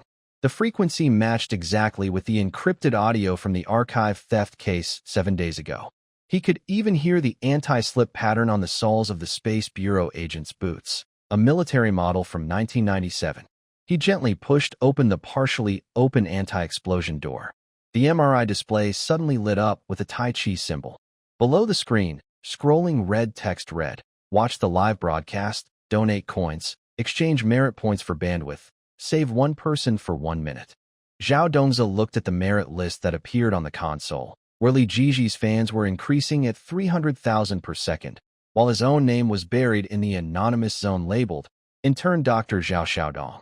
Let's hear your conditions." Zhao Dongzi took out the Poison Treasure USB drive, its metal shell glowing with a strange blue light under the moon. When the hologram projected in the air formed a fragment of the Chaos Creation record, a mechanical arm suddenly extended from the MRI machine, with a tiny camera the size of a fingernail aimed at his pupil. Merit points exchanged for bandwidth. Saving one person equals 1 minute. The merit list on the display suddenly refreshed, showing that Li Jiji's followers had surpassed 2.14 million. Zhao Dongzi looked at the jumping numbers and suddenly remembered 3 days ago in the emergency room, when an internet celebrity was shouting, "Saint Sun is awesome," while holding up a phone. He loosened his white coat collar, revealing a Taiji patterned robe underneath, and his fingertips traced the symbols of the 9 palaces' hidden trigrams in the air. Is it about popularity? Zhao Dongzi opened the hospital's official Weibo account. In the trailer he uploaded, he was wearing a stethoscope, standing in front of the MRI machine, with a flashing LED sign behind him that read, "Saint Sun Doctor Online Consultation." When he pressed the post button, the comment section flooded with messages like, "Looking forward to Dr. Zhao's live alchemy," and "Suggest renaming to Zhao Immortal." The next morning, the merit steel at the Medicine King Valley suddenly went black. Zhao Dongzi, rubbing his sleepy eyes, entered the consultation room, where Nurse Xiao Lu was holding her phone and shouting, "Something's wrong." Li Jiji's live stream was hacked. He rushed into the network monitoring room and saw that on the Merit Steel's live feed, countless comments like, "Dr. Zhao is so handsome," were swallowing the original cultivation content. Li Jiji's virtual shadow flickered wildly in the data stream. The latest model of the memory stone was crushed by him. "How dare you pollute the cultivation world with modern technology?" Zhao Dongzi watched his follower count plummet and sneered coldly. He quietly pressed the Poison Treasure USB close to his earpiece. "Tell Medicine King Valley, if they want to regain the live stream rights, they must exchange the innate 8 trigram stone from the 3 pure halls." Suddenly, the consultation room door burst open. 60-year-old Grandpa Zhang rushed in, holding an ECG lead wire. "Dr. Zhao? I drank the talisman water you made. Now I can ascend." The old man's withered wrist was wrapped with colorful silk threads, each tied with coins inscribed with charms. Zhao Dongzi stared at the wildly fluctuating data on the monitor. He suddenly noticed Grandpa Zhang's eyelashes trembling slightly. That wasn't the frequency of a living person. He turned around and drew a silver needle. Just as the needle tip touched the patient's wrist pulse, the oxygen tanks in the hall exploded simultaneously. Flying shards of glass formed ancient script from the Tao Te Ching in midair, and Grandpa Zhang's ECG waveform now perfectly matched the footage from the Medicine King Valley blood case 3 years ago. In the most famous maternity hospital in Linghuan City, the atmosphere always feels a little different. Not only do they care for human mothers, but various magical creatures often come here to welcome new life. That day, sunlight shone through the mottled clouds onto the hospital corridor, but the scene at the delivery room door made the on-duty doctor, Zhao Dongzi, feel uneasy. Zhao Dongzi wore a neat white coat, with a stethoscope hanging around his neck. Usually calm and confident, he now frowned as he looked at the delivery notice posted on the door. The serious and official notice had been mischievously altered. The third rule, no magical tools allowed inside, was exaggeratedly changed to flying swords permitted during delivery, with crooked, playful writing.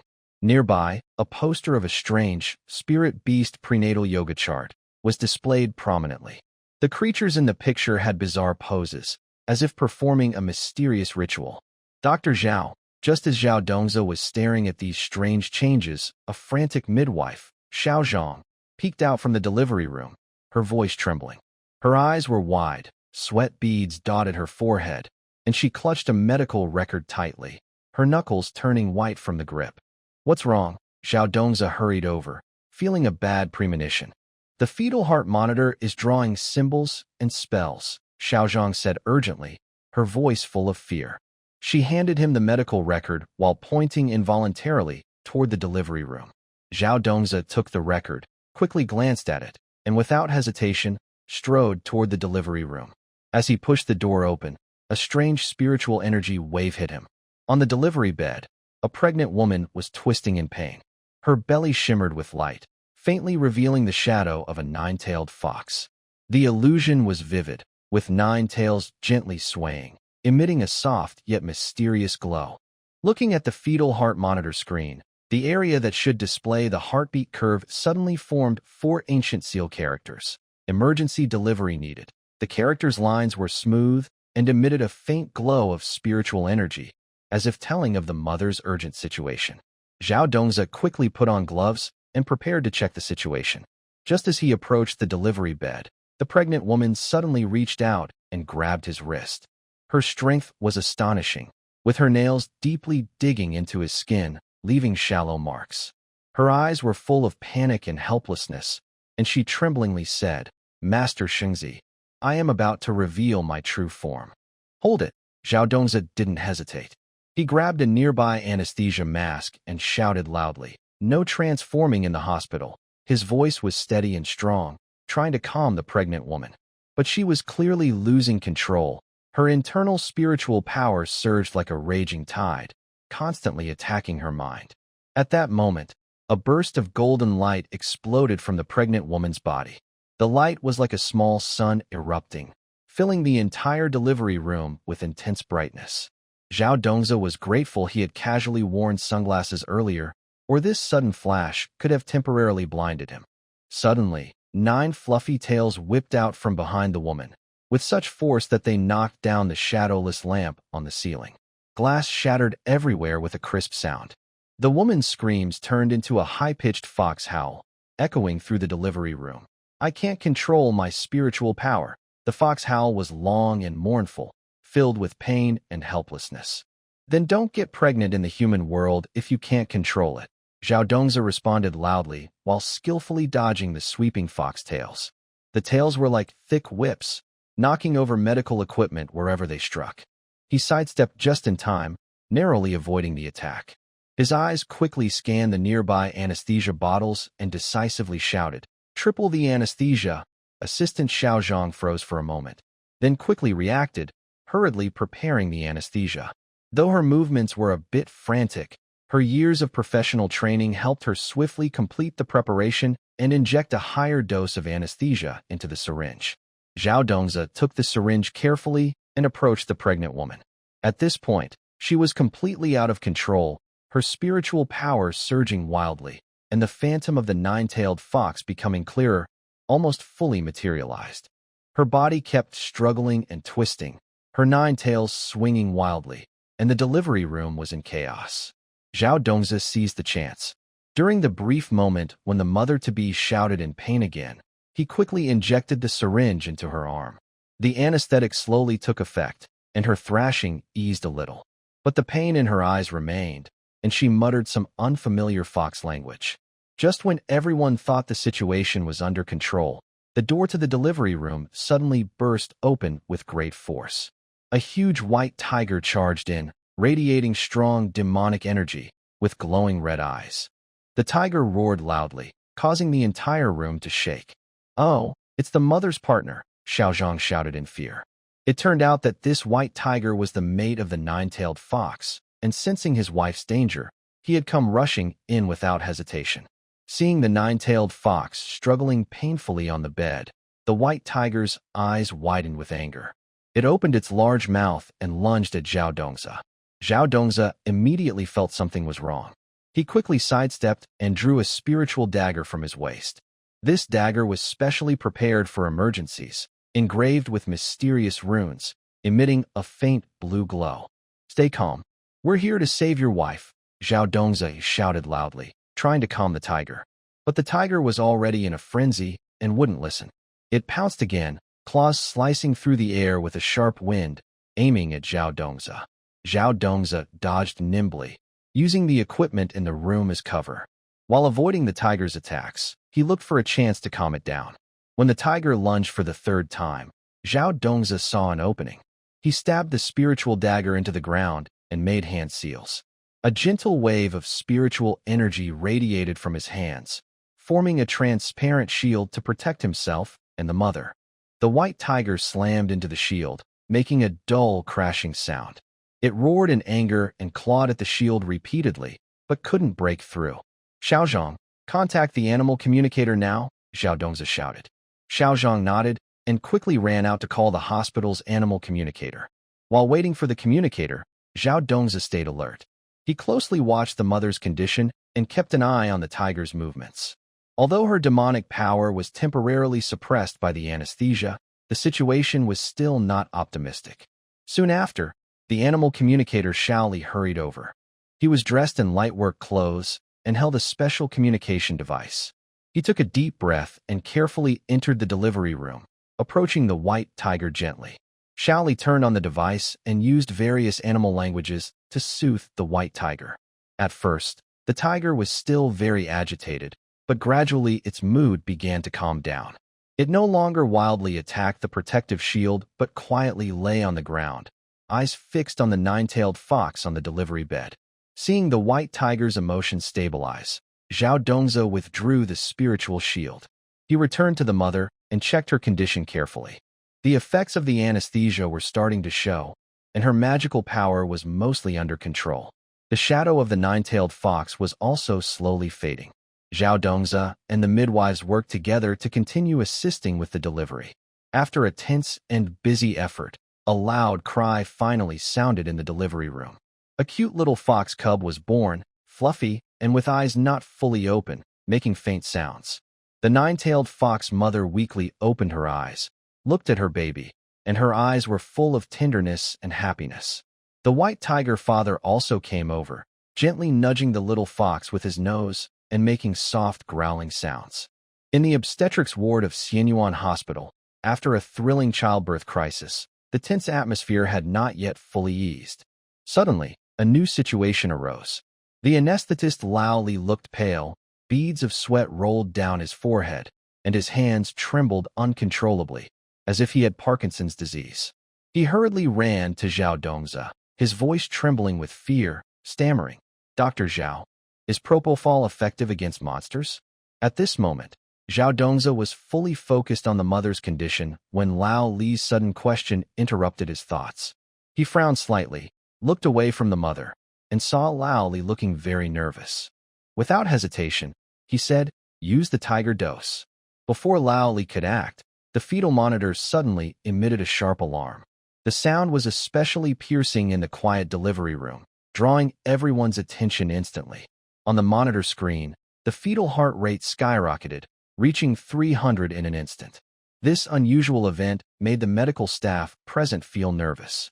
At the same time, the ultrasound screen nearby showed a surprising scene.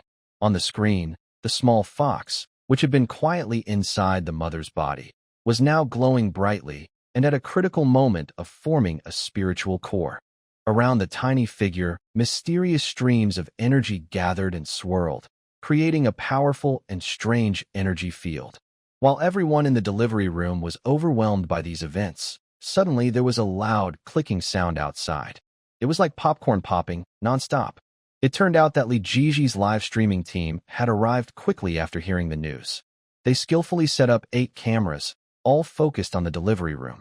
The team leader stood at the front, smiling excitedly, and shouted into the camera, "Friends, come see this. It's a rare moment witnessing the reincarnation of the nine-tailed fox immortal. Send gifts, and when we reach 10 rockets, we'll give out a protective charm." His enthusiastic words spread quickly online, drawing many viewers' attention. Zhao Dongzi heard the noise outside and saw the live stream team openly trying to promote the so-called witnessing the reincarnation of the nine-tailed fox immortal. He suddenly felt angry. He knew this behavior not only disturbed the normal medical process, but also carried superstitious ideas that could mislead the public. Without hesitation, he reached out and grabbed a surgical knife from the operating table. He forcefully threw it at the live streaming phone. The knife flashed through the air and accurately pierced the phone, smashing the screen and stopping the live broadcast instantly. Zhao Dongzi loudly shouted, "Security! Remove these superstitious troublemakers." His voice echoed through the delivery room and outside, full of authority. At this moment, the mother, who had been semi-conscious due to anesthesia, suddenly woke up and softly said, "The Holy Child is so fierce." Her voice was gentle and sweet, with a hint of playfulness. Then she slowly added, "Back in the Medicine King Valley, you even touched my tail." As soon as she said this, the atmosphere in the room became strange. All the medical staff looked at Zhao Dongzi with curiosity, surprise, and confusion. Zhao Dongzi was caught off guard by the mother's sudden words, almost dropping the hemostat in his hand. His face instantly turned bright red, and he said shyly and angrily, "This patient. Even medical disputes need to follow basic rules." He tried to hide his embarrassment with a firm attitude, but secretly wondered what nonsense the pregnant woman was talking about. However, even more surprising things were yet to come. Just as everyone was still immersed in this strange atmosphere, the speaker on the ceiling suddenly emitted the distinctive electronic sound of the MRI machine. What she said is true. This voice echoed through the quiet delivery room like a thunderclap. Then, the electronic voice continued, "In your past life, you wiped out all the spiritual pets in the Medicine King Valley." Hearing this, Zhao Dongzi felt dizzy. He never expected that such absurd words would be confirmed by the hospital equipment. His mind quickly flashed with vague memories of a past life, scenes of himself in a beautiful mountain valley, surrounded by various spiritual pets. He happily stroked their fur and interacted closely with them. The scene seemed to match what the pregnant woman said about the Medicine King Valley. At this moment, the medical staff in the delivery room could no longer hold back and started whispering. "So Dr. Zhao has such a past life. No wonder the pregnant woman said that." Small murmurs filled the room. Zhao Dongzi tried to stay calm. He knew he couldn't let these sudden events disturb him now. The most important thing was the condition of the patient and the newborn. He took a deep breath and loudly said, "Everyone, stop discussing this. Focus on the patient and the baby." Hearing Zhao Dongzi's words, the staff regained their focus and turned their attention back to the pregnant woman and the little fox baby. Anesthetist Lao Li, though still nervous, carefully injected the sedative dose as Zhao had instructed. As the drug slowly entered the patient's body, she gradually calmed down and stopped talking nonsense. Meanwhile, the little fox's spiritual pill formation process was proceeding in an orderly and tense manner. Zhao Dongzi and the other medical staff closely watched the ultrasound images. They saw the spiritual energy around the little fox growing stronger, eventually condensing into a soft blue glow internal pill. When the pill was formed, the little fox trembled slightly, and then the surrounding spiritual energy gradually stabilized. Seeing this, Zhao Dongzi finally let out a sigh of relief. He knew that the little fox baby had successfully passed the crucial stage of forming its core. Next, they needed to ensure the baby was born smoothly and grew up healthy. Thanks to the joint efforts of Zhao Dongzi and all the medical staff, the little fox baby was finally born safely. The tiny creature was fluffy all over, with bright eyes, very adorable. It made a few young, innocent sounds, as if announcing its arrival to the world. After experiencing a series of difficulties, the mother gradually regained her strength. She looked at the baby in her arms, smiling happily. Zhao Dongzi was nearby. carefully recording the mother's and baby's health data to make sure everything was normal. This magical and strange scene in the delivery room, though intense and exciting, ended happily. During this process, Zhao Dongzi also learned some surprising things about his past life. He realized that in this mysterious and unknown world, many more wonderful things awaited him. Outside the delivery room, after security drove away Li Jiji's live broadcast team, they left in frustration. The hospital returned to its usual calm, with only occasional sounds of babies crying, as if celebrating new life. Zhao Dongzi stepped out of the room, looking at the busy corridor filled with people. He felt deeply moved. As a doctor, he understood that his duty was not only to treat physical illnesses, but also to handle all kinds of unexpected situations. Every time he successfully solved these problems, it strengthened his resolve to protect life. "Shut up!" Zhao Dongzi and the mother almost shouted together, their voices echoing in the delivery room, full of frustration and helplessness. The chaotic scene had pushed their patience to the limit. At this critical moment, something even more strange happened. The poisonous treasure, which had been placed aside as a research sample, suddenly seemed to be controlled by some mysterious force.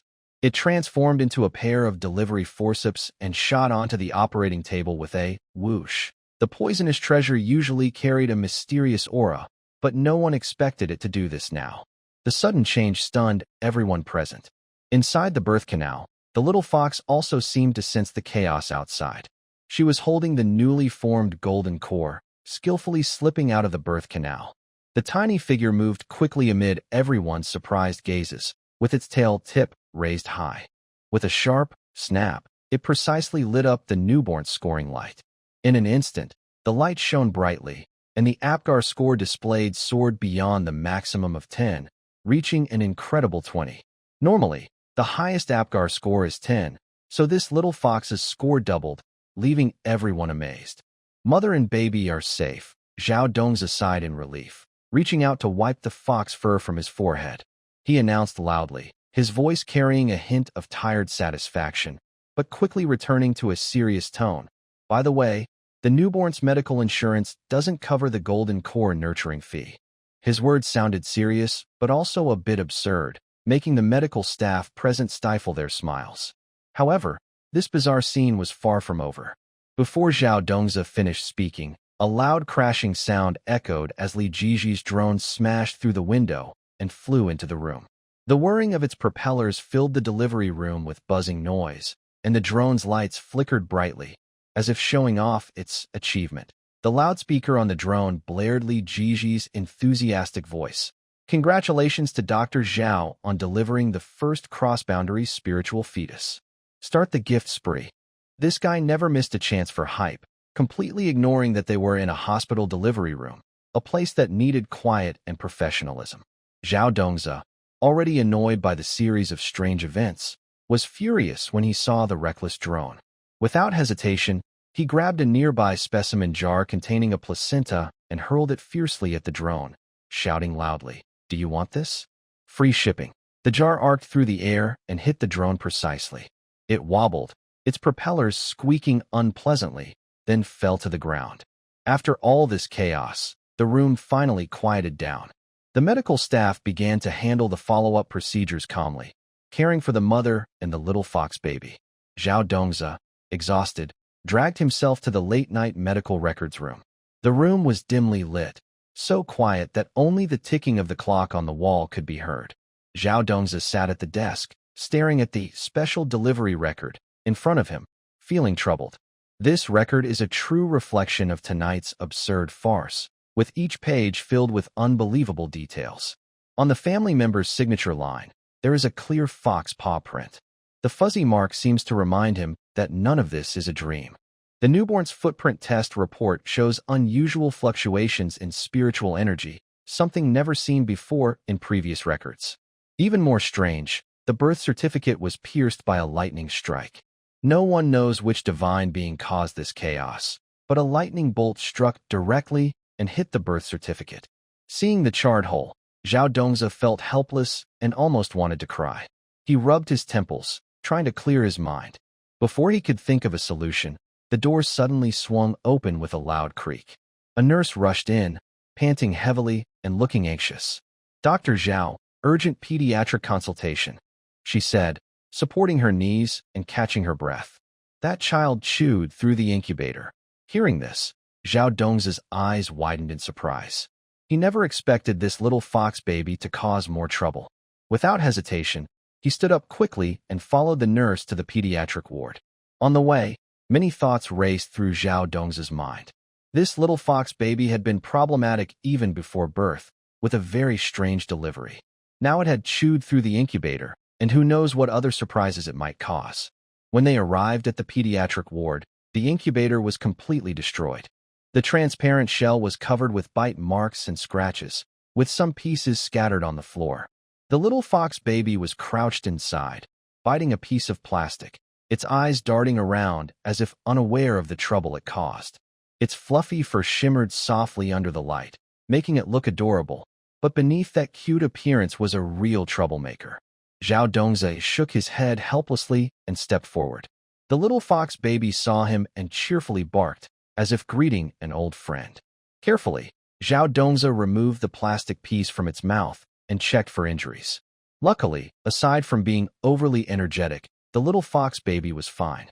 At this moment, the pediatric doctor came over with a wry smile and said, "This little one is quite destructive. We've never seen anything like this before. Normal incubators can't contain it at all." Zhao Dongze nodded and thought for a moment before saying, "This little fox isn't an ordinary creature. It has strong magical power. We need to find a special place to settle it." Then, everyone began to discuss plans. After some talk, they decided to use an empty storage room in the hospital. They would transform it into a temporary home for the little fox. The room had strong walls and an iron door, which could prevent the fox from running around and causing damage. During the renovation, Zhao Dongze stayed nearby. He watched the busy workers and felt a mix of emotions. What happened that night was very strange and unbelievable, beyond what he had known before. But as a doctor, he had to handle these unusual situations and make sure every life was cared for properly. Once the room was ready, the little fox was moved inside. It happily ran around in its new home, curious about everything.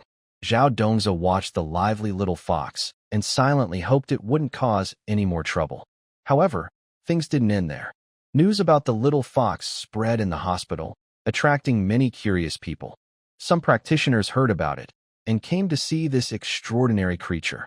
The hospital became lively, with many visitors, and the order started to become a bit chaotic.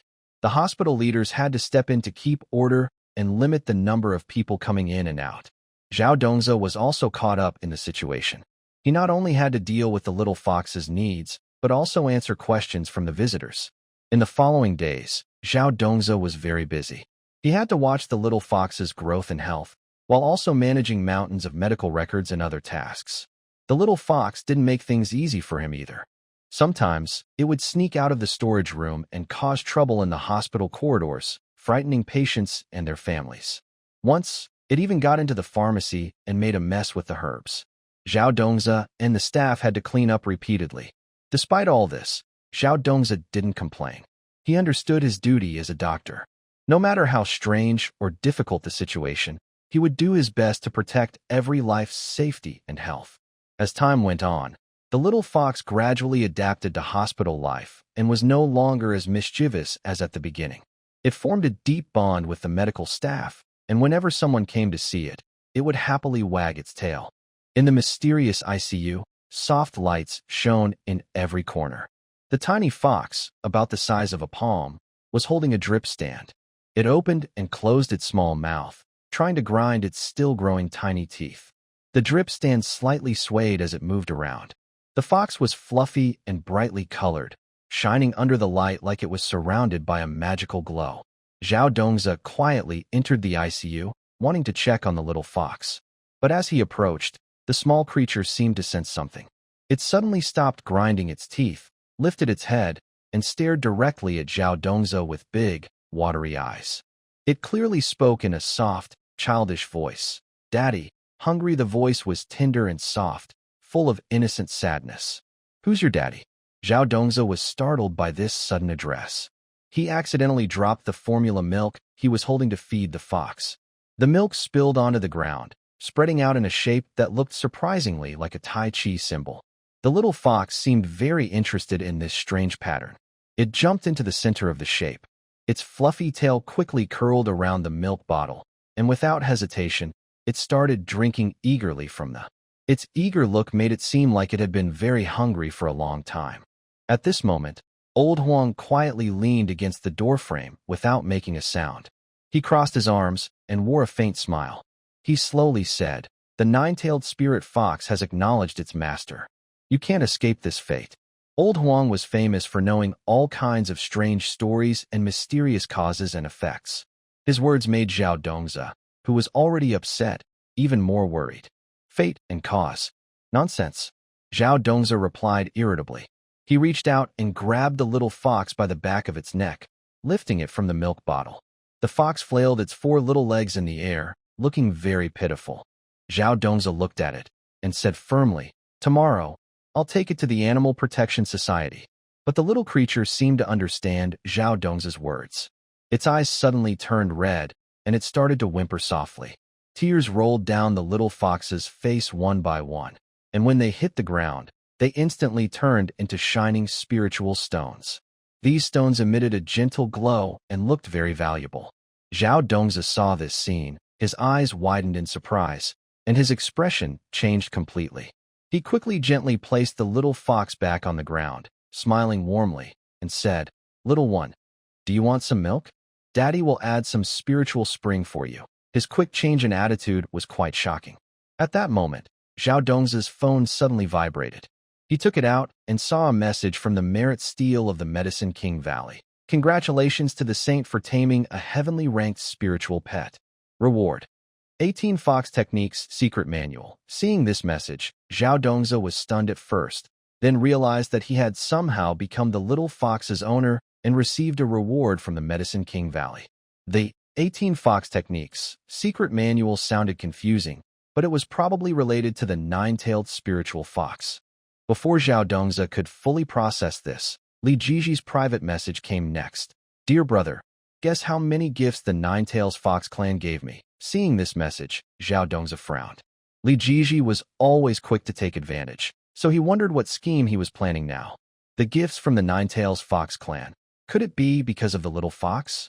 The more Zhao Dongzi thought about it, the more he felt things were not so simple. He put away his phone and looked back at the little fox. By now, the little fox had stopped crying and was staring at him eagerly, occasionally making woo-woo sounds, as if urging Zhao Dongzi to prepare food for it. Zhao Dongzi sighed helplessly, thinking that this little fellow really brought him a lot of trouble. He turned and walked to a nearby cabinet, searching for suitable milk powder for the little fox, carefully adding some precious spiritual spring. In this world full of magic and mystery, spiritual springs had miraculous effects, nourishing the body and boosting spiritual power. As Zhao Dongzi prepared the milk, he was also thinking about how to handle the various challenges coming his way. After mixing the milk, Zhao Dongzi took the bottle and approached the little fox. As soon as the little fox saw the bottle, it jumped excitedly, clutching the bottle with its small paws and eagerly drinking. Watching the satisfied look on the little fox's face, Zhao Dongzi couldn't help feeling a strange sensation in his heart. This little guy, although mischievous and troublesome, somehow seems quite adorable at this moment. While the little fox was drinking milk, Zhao Dongzi began to think carefully about what old Huang had said. The nine-tailed spirit fox recognizing a master. What does this cause and effect really mean?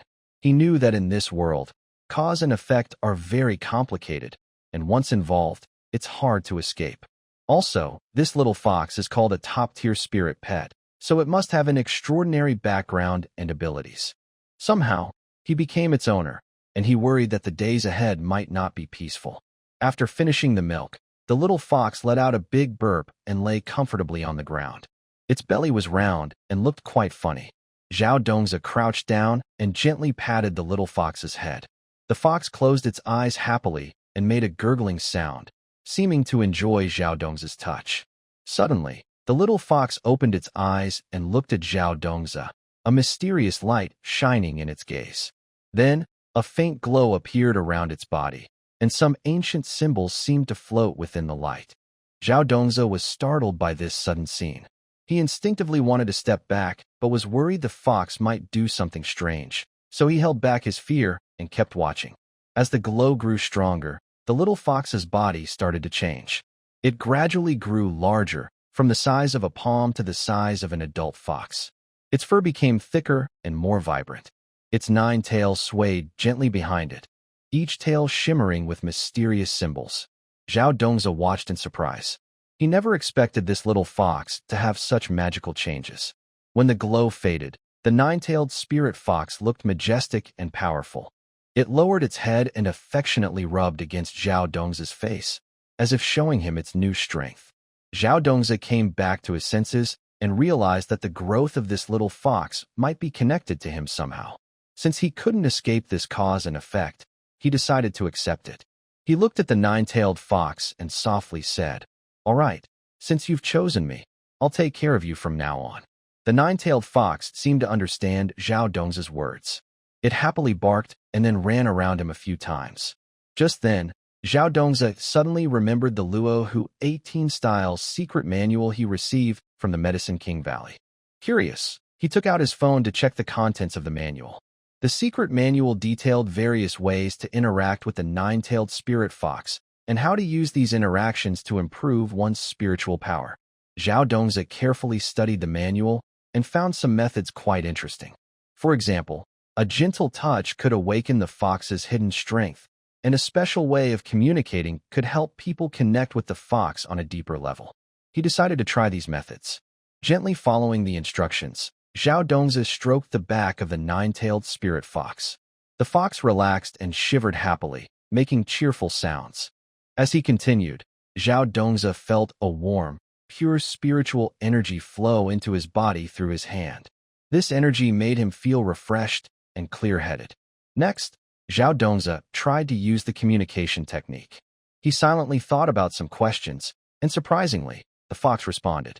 Through this mental connection, Zhao Dongzi learned about the fox's thoughts and feelings. He realized that the fox had accepted him as its master because it sensed a familiar and comforting aura from him, which made it feel safe. While Zhao Dongzi and the fox enjoyed this wonderful interaction, suddenly, loud noises came from outside the door. Zhao Dongzi stood up cautiously and went to see what was happening. He saw a group of elegantly dressed people approaching the room, led by a kind-looking old man with a serious gaze. Before Zhao Dongzi could ask anything, the old man spoke first. "Young man, we are from the 9-tailed fox clan. We heard that our young one has accepted you as its master, so we came to see you."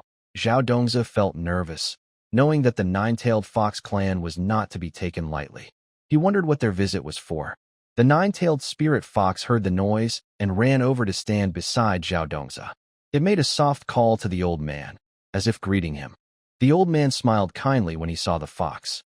He looked at Zhao Dongzi and said, "Since it has accepted you as its master, you are now a friend of our 9-tailed fox clan. But you must take good care of it and protect it from harm." Zhao Dongzi quickly nodded, promising to take good care of the fox. The old man then looked at the fox again, reached into his pocket, and took out a beautiful box to give to Zhao Dongzi. He said, "This is a small gift from our 9-tailed fox clan. It contains some treasures that can help the growth of spiritual foxes. It's also our way of thanking you for taking care of it." Zhao Dongzi took the box with gratitude.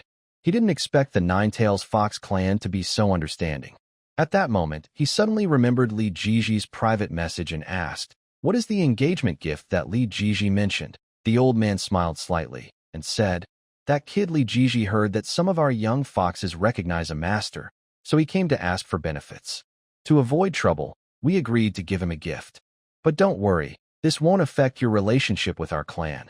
Zhao Dongzi realized the situation and felt speechless about Li Jiji's actions. However, what he cared about more now was how to face the future life with the 9-tailed spirit fox. After seeing off the members of the 9-tailed fox clan, Zhao Dongzi returned to the guardian room. He looked at the 9-tailed spirit fox with deep feelings. So many strange and wonderful things had happened today, from the mischievous little fox at first to meeting the 9-tailed fox clan. It all felt like a dream. In the hospital room of Xianyuan Hospital, Zhao Dongzi looked helplessly at the mischievous little fox in front of him. The little fox was lying on the bed, happily gnawing on a stethoscope. Its adorable yet naughty appearance made him both amused and exasperated. Sunlight streamed through the window, casting a golden glow on the fluffy body of the little fox. Zhao Dongzi originally wanted to give the little fox a simple checkup, but unexpectedly, the little creature became very interested in the stethoscope and grabbed it to chew on. Just as Zhao Dongzi was about to take the stethoscope back from the little fox's mouth, his gaze was suddenly attracted by something on the fox's forehead. Between the soft fur on the little fox's forehead, there was a faint, small black dot. Zhao Dongzi leaned in carefully and discovered it was a tiny electronic chip. The chip was embedded under the fox's skin and was hard to notice without close inspection. It emitted a faint glow, as if telling its unusual nature. Zhao Dongzi was startled. He knew very well that in this world where cultivation and technology intertwined, such a chip was no coincidence. He immediately decided to conduct a more detailed examination of the little fox. So he took the little fox to the CT scan room. Inside the scan room, the machine flickered with various indicator lights and made a soft buzzing sound. The little fox seemed curious about this strange environment, squirming restlessly on the examination bed. Zhao Dongzi gently comforted the little fox, trying to keep it quiet. As the CT scan proceeded, images of the little fox's head gradually appeared on the screen. When the images were fully displayed, Zhao Dongzi's eyes widened suddenly. He saw an implant inside the little fox's head, glowing with strange light. The light was not very bright, but very clear, standing out in the dark environment of the skull. On the surface of the implant, the number 007 was clearly visible. Next to the number, there was a unique symbol, the logo of the Time and Space Agency.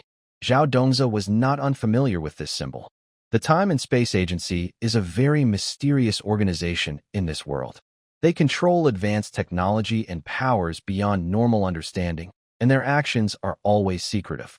Seeing this symbol, many questions flooded Zhao Dongzi's mind. Why did the agency implant such a device in the little fox's brain? What secrets are hidden behind this? Old Huang. Zhao Dongzi was anxious and furious. He didn't care about anything else and kicked open the duty room door angrily. The door slammed loudly, echoing down the quiet corridor. At that moment, Old Huang was secretly sitting in the duty room, holding a bottle of glucose, about to put it in his mouth. He was startled by the sudden loud noise and Zhao Dongzi's shout. His hand trembled, spilling the glucose all over the floor. He choked and coughed, his face turning red, finally catching his breath.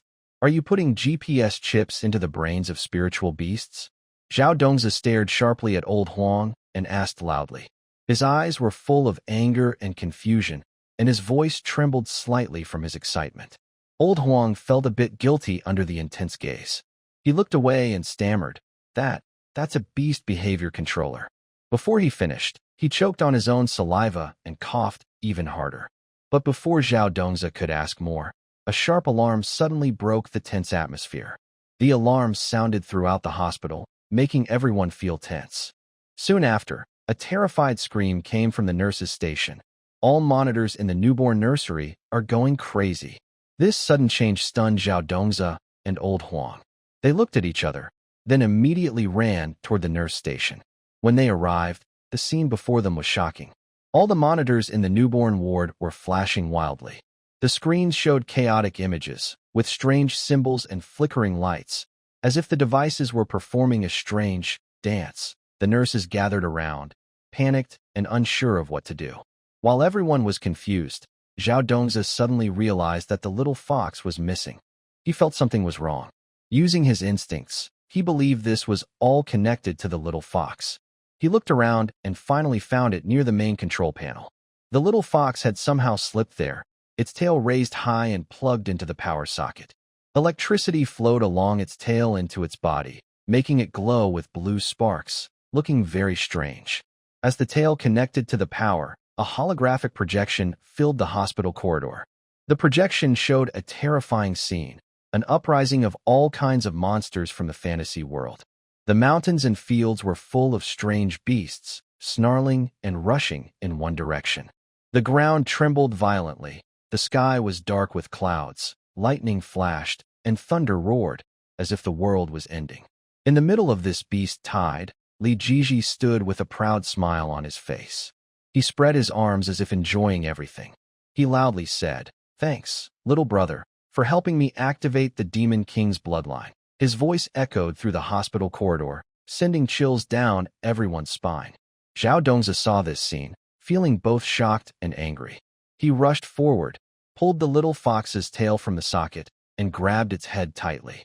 He scolded loudly, "Speak! Are you a spy?" The little fox was frightened by Zhao Dongzi's sudden action. It whimpered, looking very wronged. It struggled desperately to get free, but Zhao Dongzi, furious, refused to let go. "Tell me, what is going on? What conspiracy do you have with Li Jiji?" Zhao Dongzi demanded, his eyes showing a fierce look. The little fox, seeing no hope of escaping, could only look at Zhao Dongzi with pity and start to speak. It told Zhao Dongzi that it was just an ordinary little fox before, but during an accident, it was captured by the Time and Space Bureau. The Bureau implanted a so-called beast behavior control device in its mind, aiming to use it to control the monsters in the cultivation world. Li Jiji somehow learned this secret and secretly colluded with the Bureau. He wanted to use this chance to activate the hidden Beast King bloodline inside him. He had been waiting for the right moment, and the chaos caused by the little fox in the hospital was just what he needed. He successfully activated the program for the Beast Horde uprising. After hearing the little fox's explanation, Zhao Dongzi's anger eased a little. But he knew the situation was much more complicated than he thought. If the Beast Horde uprising was not controlled in time, the entire cultivation world would face a huge disaster. Now what should we do? How can we stop all this? Zhao Dongzi asked anxiously, his eyes fixed on the little fox, hoping to get an answer. The little fox hesitated for a moment, then said, "To stop this, we must find the control center set by the Bureau in the cultivation world and destroy the device. Only then will the Beast Horde uprising stop." Zhao Dongzi nodded. He knew this was a difficult task, but he had no choice but to do it to save the cultivation world. He decided to act immediately, working with the little fox to find the control center and stop this terrible disaster. Before leaving, Zhao Dongzi arranged things at the hospital. He asked the medical staff to take good care of the patients, especially the babies in the nursery, to ensure their safety. Then he and the little fox left the hospital and set out on a journey full of unknowns and dangers. On the way, Zhao Dongzi and the little fox moved carefully. They didn't know where the control center was or what dangers they might face. But they both held firm beliefs. They must stop the Beast Horde uprising. As they went deeper into the cultivation world, the atmosphere grew more tense. The peaceful and quiet forests now seemed oppressive. Birds no longer sang, and wild animals hid away. It was as if the whole world was trembling in fear of the coming disaster. After a tough search, they finally found the control center set by the Bureau in a hidden valley. It was a huge metal building surrounded by various high-tech defense systems. The main door was tightly closed, giving off a cold and mysterious feeling. Zhao Dongzi and Little Fox quietly approached the control center. They needed to find a way to break through the defenses and enter the building. As they were thinking, suddenly a group of robots appeared from all directions. These robots looked strange, shining with metallic light, and their eyes shot red lasers toward Zhao Dongzi and Little Fox. Zhao Dongzi and Little Fox reacted quickly. They worked together, cleverly avoiding the robots' attacks. Zhao Dongzi used his magic, sending beams of light from his hands to hit some robots, making them stop moving temporarily. Little Fox used her agility to dodge between the robots and launch small attacks now and then. After a fierce fight, Zhao Dongzi and Little Fox finally broke through the robot defenses and reached the main door of the control center. Little Fox used her special sensing ability for electronic devices to find the control switch. She pressed the switch with her paw, and the door slowly opened. They entered the control center, which was filled with complex instruments and equipment. In the middle was a large console with blinking lights, the core device controlling the beast uprising. Zhao Dongzi rushed forward without hesitation, intending to destroy the device. But just as he was about to reach the console, a powerful energy barrier suddenly appeared and pushed him back. Seeing this, Little Fox quickly ran over and worked with Zhao Dongzi to figure out how to break the energy barrier. After some effort, they found the weak point of the barrier. Zhao Dongzi focused his mind, using his strongest magic to attack the weak spot. With a loud bang, The energy barrier was successfully broken. Zhao Dongzi rushed forward and smashed the key equipment on the console. Instantly, all the instruments stopped working and the lights gradually went out. At the same time, in different parts of the cultivation world, the originally wild and violent monsters suddenly stopped. Their eyes cleared, and they dispersed peacefully. The disaster threatening the entire cultivation world was finally stopped. Zhao Dongzi and Little Fox, exhausted, walked out of the control center. Looking at the peaceful cultivation world, they felt very happy. The little fox curled up on the hospital bed, its eyes darting around. It occasionally made soft, NNG sounds, which were gentle yet a little sad. Suddenly, it opened its mouth and spat out a small USB drive. The drive rolled a few times on the clean white sheets before stopping. Then, an even more amazing scene happened. The poisonous treasure that was nearby suddenly flashed with light and transformed into a reading device, which connected easily to the USB drive. Zhao Dongzi's previously furrowed brow relaxed instantly. His face showed surprise and hope. He quickly moved closer and stared intently at the screen connected to the reader. As the screen lit up, a video began to play slowly. The video paused at a corner of the hospital. Li Jiji appeared sneaky, holding a small bottle, with a clever look in his eyes. He looked around to make sure no one was watching, then hurried over to a pregnant woman's nearby milk tea. He quickly unscrewed the bottle and poured its contents into the tea, doing it smoothly and secretly. The small bottle contained a shape-shifting pill. Is he trying to cheat? Zhao Dongzi looked at the video, his face turning dark with anger, but a cold smile appeared at the corner of his mouth. He clenched his fists, then suddenly seemed to think of something. He pulled out a vaccination record book from his pocket with a sinister grin.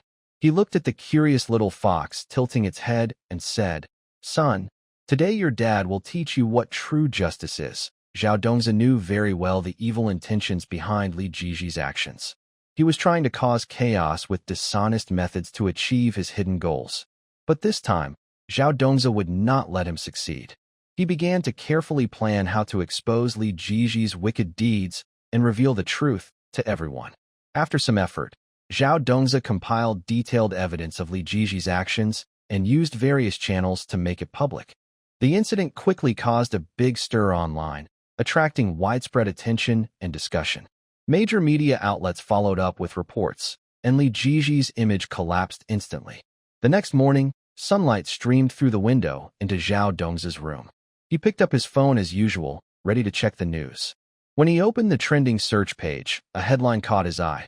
A popular internet celebrity animal trainer's live stream fails, suspected of getting their mystical pet wet with. Seeing this trending topic, Zhao Dongzi couldn't help but smile knowingly.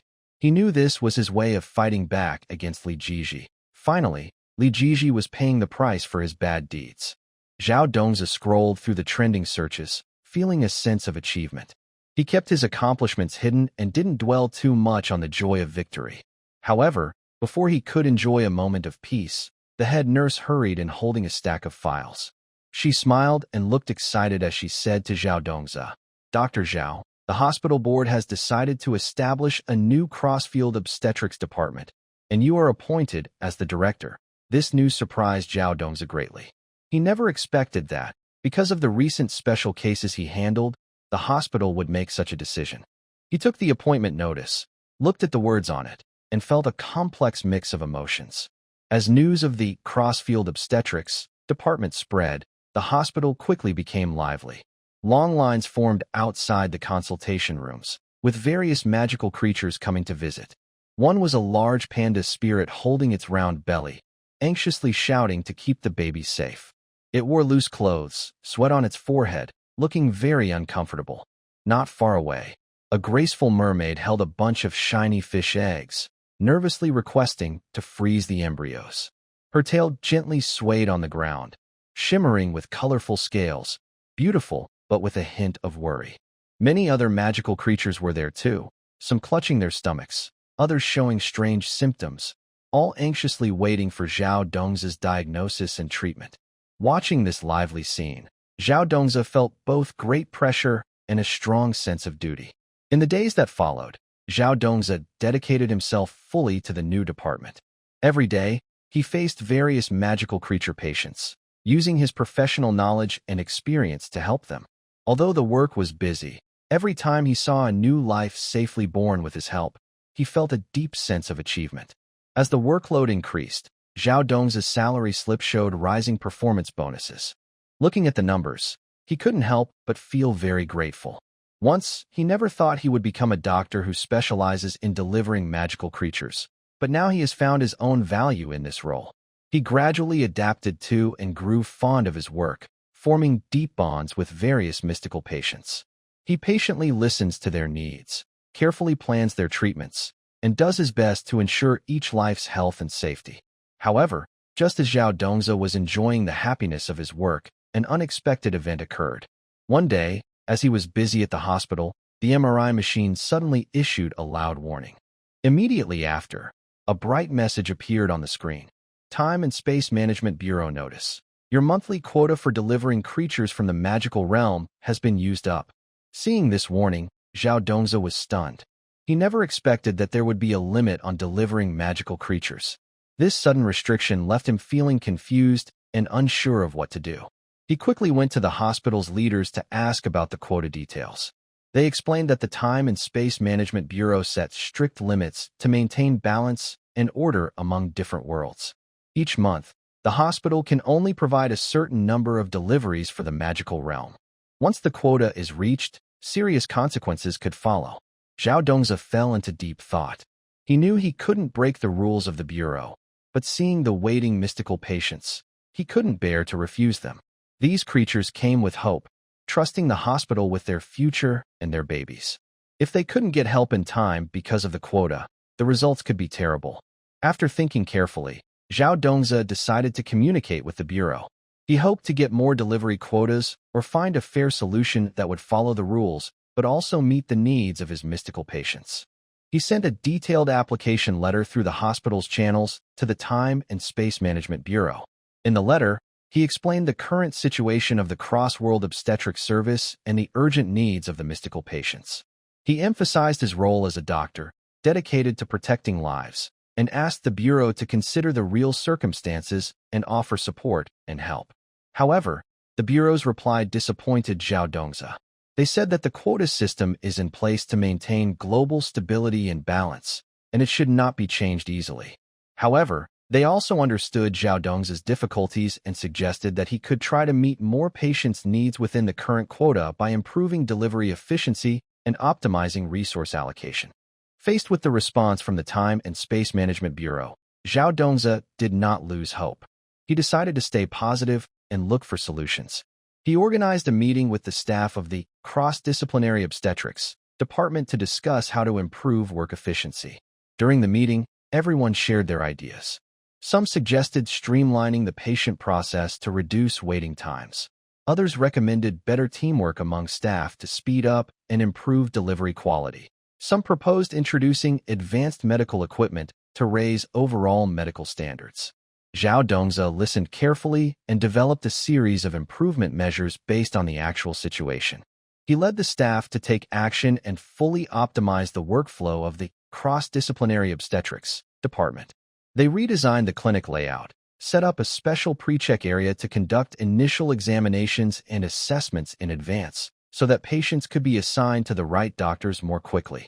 They also strengthened training and communication among staff to ensure smooth cooperation during deliveries, reducing mistakes and delays. Additionally, Zhao Dongzi actively sought external support.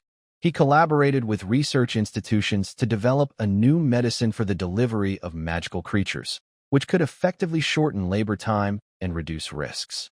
Thanks to the joint efforts of Zhao Dongzi and all the medical staff, the efficiency of the Cross-Disciplinary Obstetrics Department greatly improved. Although the delivery quota remained limited, they successfully helped more magical creature patients within the available quota, ensuring that each new life arrived safely. In the ward, Zhao Dongzi looked at the strange-looking alchemy furnace with a helpless expression. This furnace was no ordinary device. It emitted a gentle glow all around and occasionally released wisps of milk-scented smoke that floated in the air. Zhao Dongzi felt as if his career had hit an unprecedented bottleneck.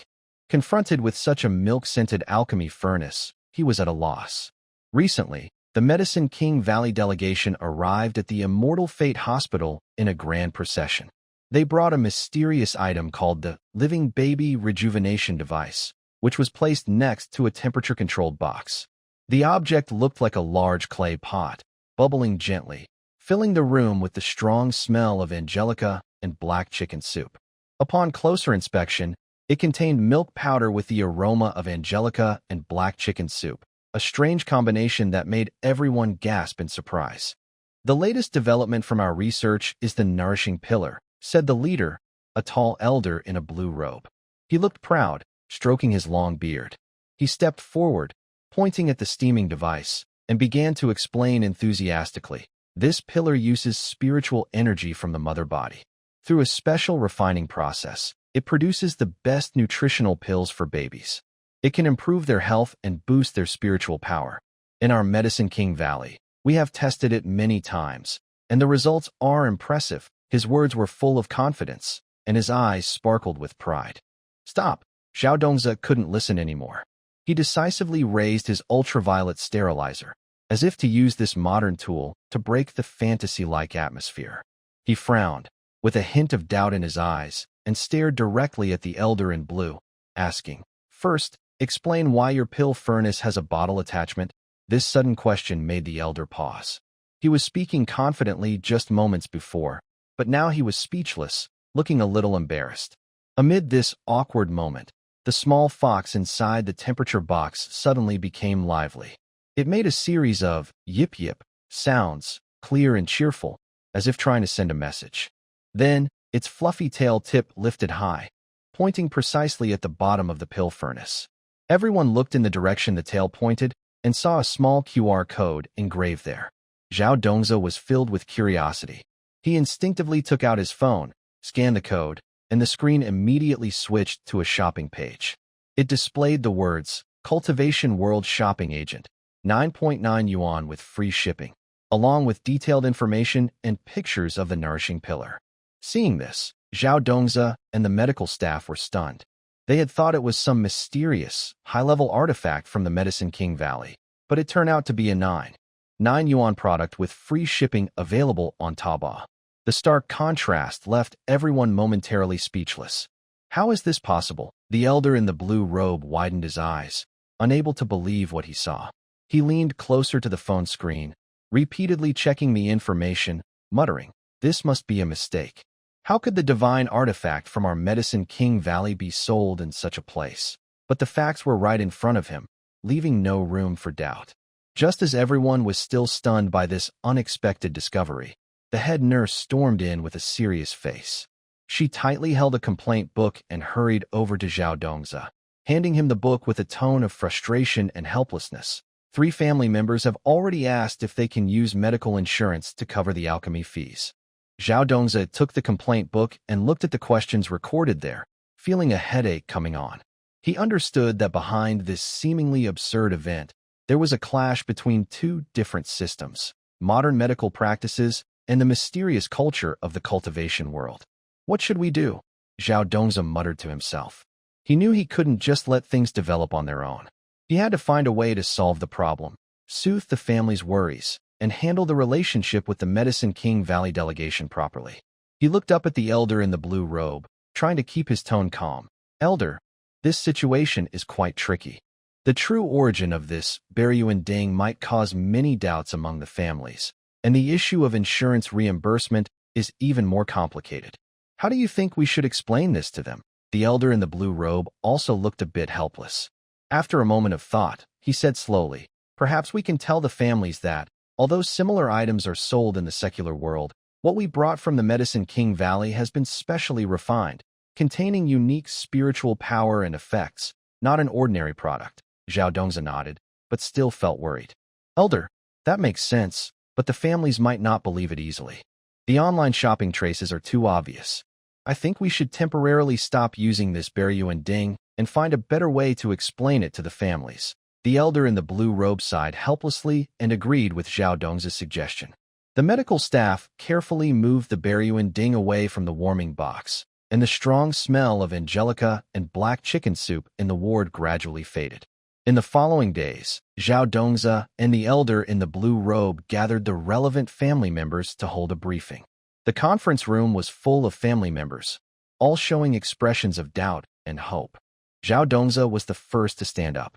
He cleared his throat and said, "Dear family members, thank you for trusting Xianyuan Hospital. About the matter of the baby nourishing cauldron brought by Yao Wanggu, there has been some misunderstanding. After investigation, we found that similar products are being sold on secular shopping platforms, which may have caused confusion." Hearing this, the family members whispered among themselves, discussing loudly.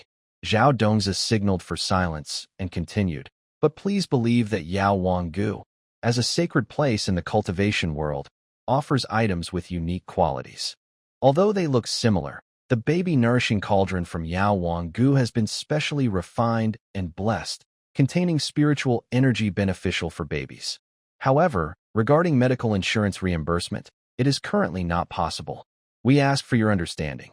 Elder Qingpao also stood up and added, "Rest assured, we at Yao Wanggu will never joke about babies' health. We can guarantee the effects of the baby nourishing cauldron. There were some unexpected issues during its introduction to the hospital, but we will quickly improve procedures and provide a clear explanation to everyone." After hearing their explanations, the family members' emotions eased somewhat. But a few still asked questions. Can we actually use this baby nourishing cauldron? Are there any side effects? Zhao Dongzi and Elder Qingpao exchanged glances. Then Zhao Dongzi said, "We still need to conduct more detailed tests and assessments to ensure its safety and effectiveness. During this time, we will continue to care for the babies with traditional medical methods. Once we have definite results, we will inform everyone immediately." After the briefing, Zhao Dongzi and Elder Qingpao did not relax. They knew there was still much work to do to truly solve the problem. Zhao Dongzi arranged for the hospital's research team to thoroughly test the baby nourishing cauldron, analyzing everything from materials and ingredients to spiritual energy fluctuations. Elder Qingpao contacted Yao Wanggu, demanding a full investigation to understand how this mix-up happened. After some time, the hospital's research team reached an initial conclusion. The materials of the baby nourishing cauldron contained some special minerals and spiritual energy elements. After special refining, it was theoretically capable of promoting a baby's growth. However, because its refining process involves complex spiritual energy control, it requires high skill from the user. If not operated properly, it could pose unknown risks. News also came from Elder Qingpao. After investigation by the Medicine King Valley, it was found that there was a management loophole. Some disciples, seeking personal gain, secretly sold counterfeit versions of the Medicine King Valley's nourishing Yuan Ding on secular shopping platforms, causing this incident. The Medicine King Valley has punished those responsible severely and promised to strengthen management to prevent similar events from happening again. Zhao Dongzi and Elder Qingpao, based on these findings, called a meeting with the family members again. This time, they explained in detail the test results of the nourishing Yuan Ding and the actions taken by the Medicine King Valley. "Dear family members, after our tests and the investigation by the Medicine King Valley, the situation is now clear. The nourishing Yuan Ding has some benefits, but also carries risks. The Medicine King Valley has already taken measures to improve management. Moving forward, we respect your wishes regarding whether to use the nourishing Yuan Ding. If you choose to try it, we will arrange professionals to operate and monitor to ensure the baby's safety," Zhao Dongzi said sincerely. After some discussion, most family members expressed trust in the hospital and the Medicine King Valley and were willing to try the nourishing Yuan Ding. Under strict supervision and with professional handling, it was used again. This time, everything went very smoothly. The medicine produced by the nourishing Yuan Ding indeed helped improve the baby's physical condition, and their health continued to get better. Seeing these results, the family members expressed their gratitude to the hospital and the Medicine King Valley. The Grand Medical Exchange hosted by Xianyuan Hospital was lively and harmonious at first, with medical experts from all over gathering to discuss medical mysteries and development. However, as the event progressed, the situation gradually took an unexpected turn. As a renowned medical sanctuary in the cultivation world, Medicine King Valley sent a team of elites to participate. At this moment, the midwives from Medicine King Valley confidently stepped onto the stage, ready to demonstrate their proud Tai divine needle painless delivery technique. The audience below looked on with curiosity and anticipation, eager to see this mysterious ancient medical art. You see, the midwife holds a thin silver needle and skillfully inserts it into the acupuncture points of a simulated patient. As soon as the needle touches the skin, it glows faintly, as if containing some mysterious power. However, just as everyone is amazed, Zhao Dongzi notices something strange. He quietly activates the surveillance footage and, after careful inspection, his eyes widen in surprise. It turns out that at the end of the seemingly magical silver needle, there is a small electric therapy device connected. This is a new combined treatment of traditional and modern medicine, Zhao Dongzi quickly decides. He steps onto the stage and snatches the microphone from the host. He looks calm, but his eyes show a firm authority. Next, let's observe our special technique. He glances at the manual in his hand. The original plan was to demonstrate the mother and child water extraction technique, but after a moment of thought, he feels this might cause unnecessary confusion. He quickly changes the topic, newborn care, while everyone's attention is cleverly diverted by Zhao Dongzi. A sharp alarm suddenly sounds from the nursery. The alarm pierces the air, instantly breaking the calm and making everyone's hearts race. Without hesitation, everyone rushes toward the nursery. When they burst into the nursery, they are stunned by what they see. The alchemy furnace, usually placed in the corner, is now shaking violently, as if something inside is struggling desperately. From the furnace, the sound of crying babies echoes, sad and helpless, tugging at everyone's hearts. Seeing this, Zhao Dongzi immediately grabs a nearby fire axe and strides toward the furnace with determination. Just as he raises the axe to strike, a hand like iron clamps tightly around his arm. He turns to see it is the elder in a blue robe. Think carefully, young master. This is our sacred treasure. The elder urgently shouts, worry and reluctance on his face. He fears that if Zhao Dongzi strikes, he will destroy the precious treasure of the Medicine King Valley. That's nonsense. Zhao Dongzi is desperate and doesn't care about anything else. He struggles to free his arm, but the elder holds on tightly. Frustrated, he shouts loudly, which sacred treasure would steal a child? After saying this, he suddenly exerted force, breaking free from the elder in the blue robe, and swung his axe fiercely at the lock on the alchemy furnace. With a loud, the lock broke apart. Zhao Dongzi reached out and forcefully lifted the lid of the furnace. Everyone's eyes immediately focused on the inside. However, to everyone's surprise, the inside was empty, with no sign of a baby. Only a piece of paper lay quietly at the bottom of the furnace, as if mocking everyone's panic. Zhao Dongzi frowned, bent down, picked up the note, and unfolded it. It clearly read, "Want a child? Exchange for merit points. Li." Seeing these words, Zhao Dongzi suddenly understood everything. His face turned pale with anger. He turned around and slapped the note onto the elder in the blue robe's face, shouting angrily, "Your junior brother is quite the trickster. Do you know how many years he could get for kidnapping across boundaries?" The elder in the blue robe was stunned by this sudden turn of events. He stood there blankly, speechless for a long time. After a while, he seemed to wake up like from a dream and said, This can't be my junior brother's doing. He can be mischievous sometimes, but he would never do something so cruel and wrong." Still trying to deny it, Zhao Dongzi was now overwhelmed with anger. He pointed at the elder's nose and scolded, "The evidence is solid. Do you still want to protect him?" The elder in the blue robe looked helpless. He knew that no matter how he explained now, Zhao Dongzi wouldn't believe him easily. He took a deep breath, tried to calm himself, and said, "Dr. Zhao, don't get so angry. Our top priority is to find the child quickly, not to argue here. I am willing to work with you to investigate and find out who is behind this and rescue the child." Hearing this, Zhao Dongzi calmed down a bit. He knew that now was not the time for rash actions. The child's safety was the most important. He nodded and said, "All right, I hope you mean what you say. If I find out you're involved in this, I won't let you go." Then, Zhao Dongzi and the elder in the blue robe began their investigation. They first checked the surveillance footage in the nursery, but found that it had malfunctioned for a period before the baby went missing. The screen was filled with snow, and nothing could be seen clearly. This made the investigation much more difficult. Next, They questioned the medical staff and other personnel nearby in the nursery, but everyone said they hadn't noticed anything unusual. The clues seemed to have been cut off at this moment, and Zhao Dongzi and Elder Qingpao fell into deep thought.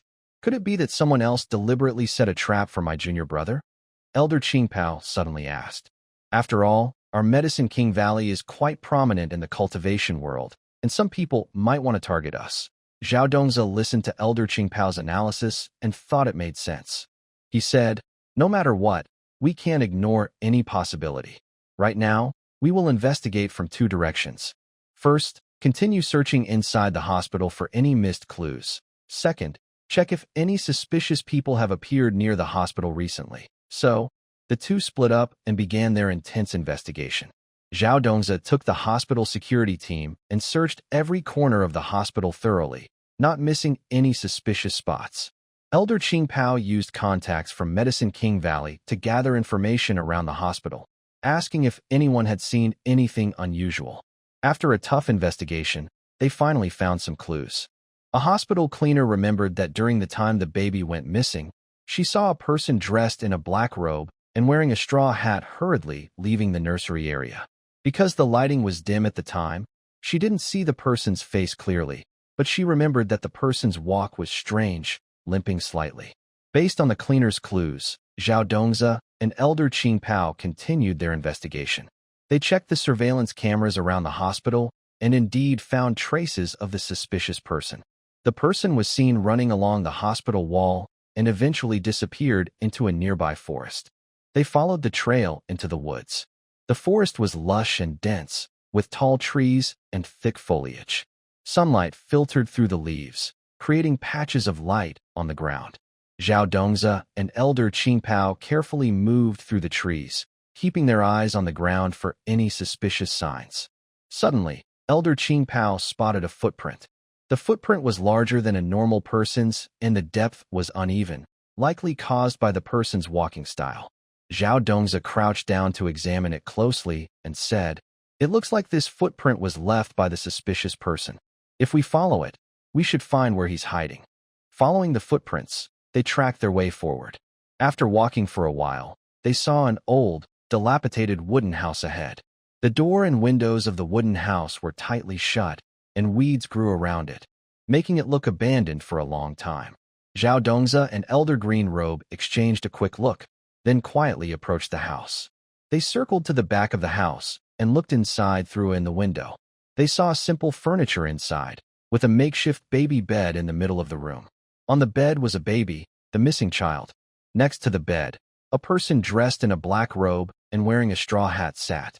After confirming the child's location, Zhao Dongzi and Elder Green Robe decided to act immediately. They went to the front door, and Zhao Dongzi kicked it open. They rushed inside. The person in black was caught off guard and stood up quickly, trying to run away. Zhao Dongzi moved fast, grabbing the person's arm. The person struggled hard, but Zhao Dongzi held on tightly. Elder Green Robe also quickly stepped forward to help subdue the person. They took off the black hat and found that this person was not Li Jiji. Zhao Dongzi frowned and asked, "Who are you? Why did you kidnap the child?" The person in black lowered his head and stayed silent. Zhao Dongzi increased his grip and shouted, "Speak quickly, or I won't be nice to you." The person in black winced and finally said, I was hired by someone. They paid me a lot of money to steal the child and leave that note to frame Li Jiji." "Who hired you?" Zhao Dongzi asked again. The person hesitated and said, "I don't know who he is. I only contact him through letters. He always leaves the task and payment at a specific place for me to pick up." Hearing this, Zhao Dongzi and Elder Green Robe felt things were more complicated than they seemed. Who was the real mastermind? Why did they go to such lengths to plan this kidnapping and frame Li Jiji?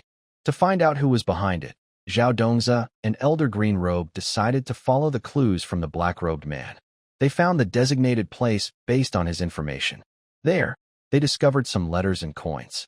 The letters detailed the kidnapping plan and instructions on how to frame Li Jiji, but there was no clue about the identity of the mastermind.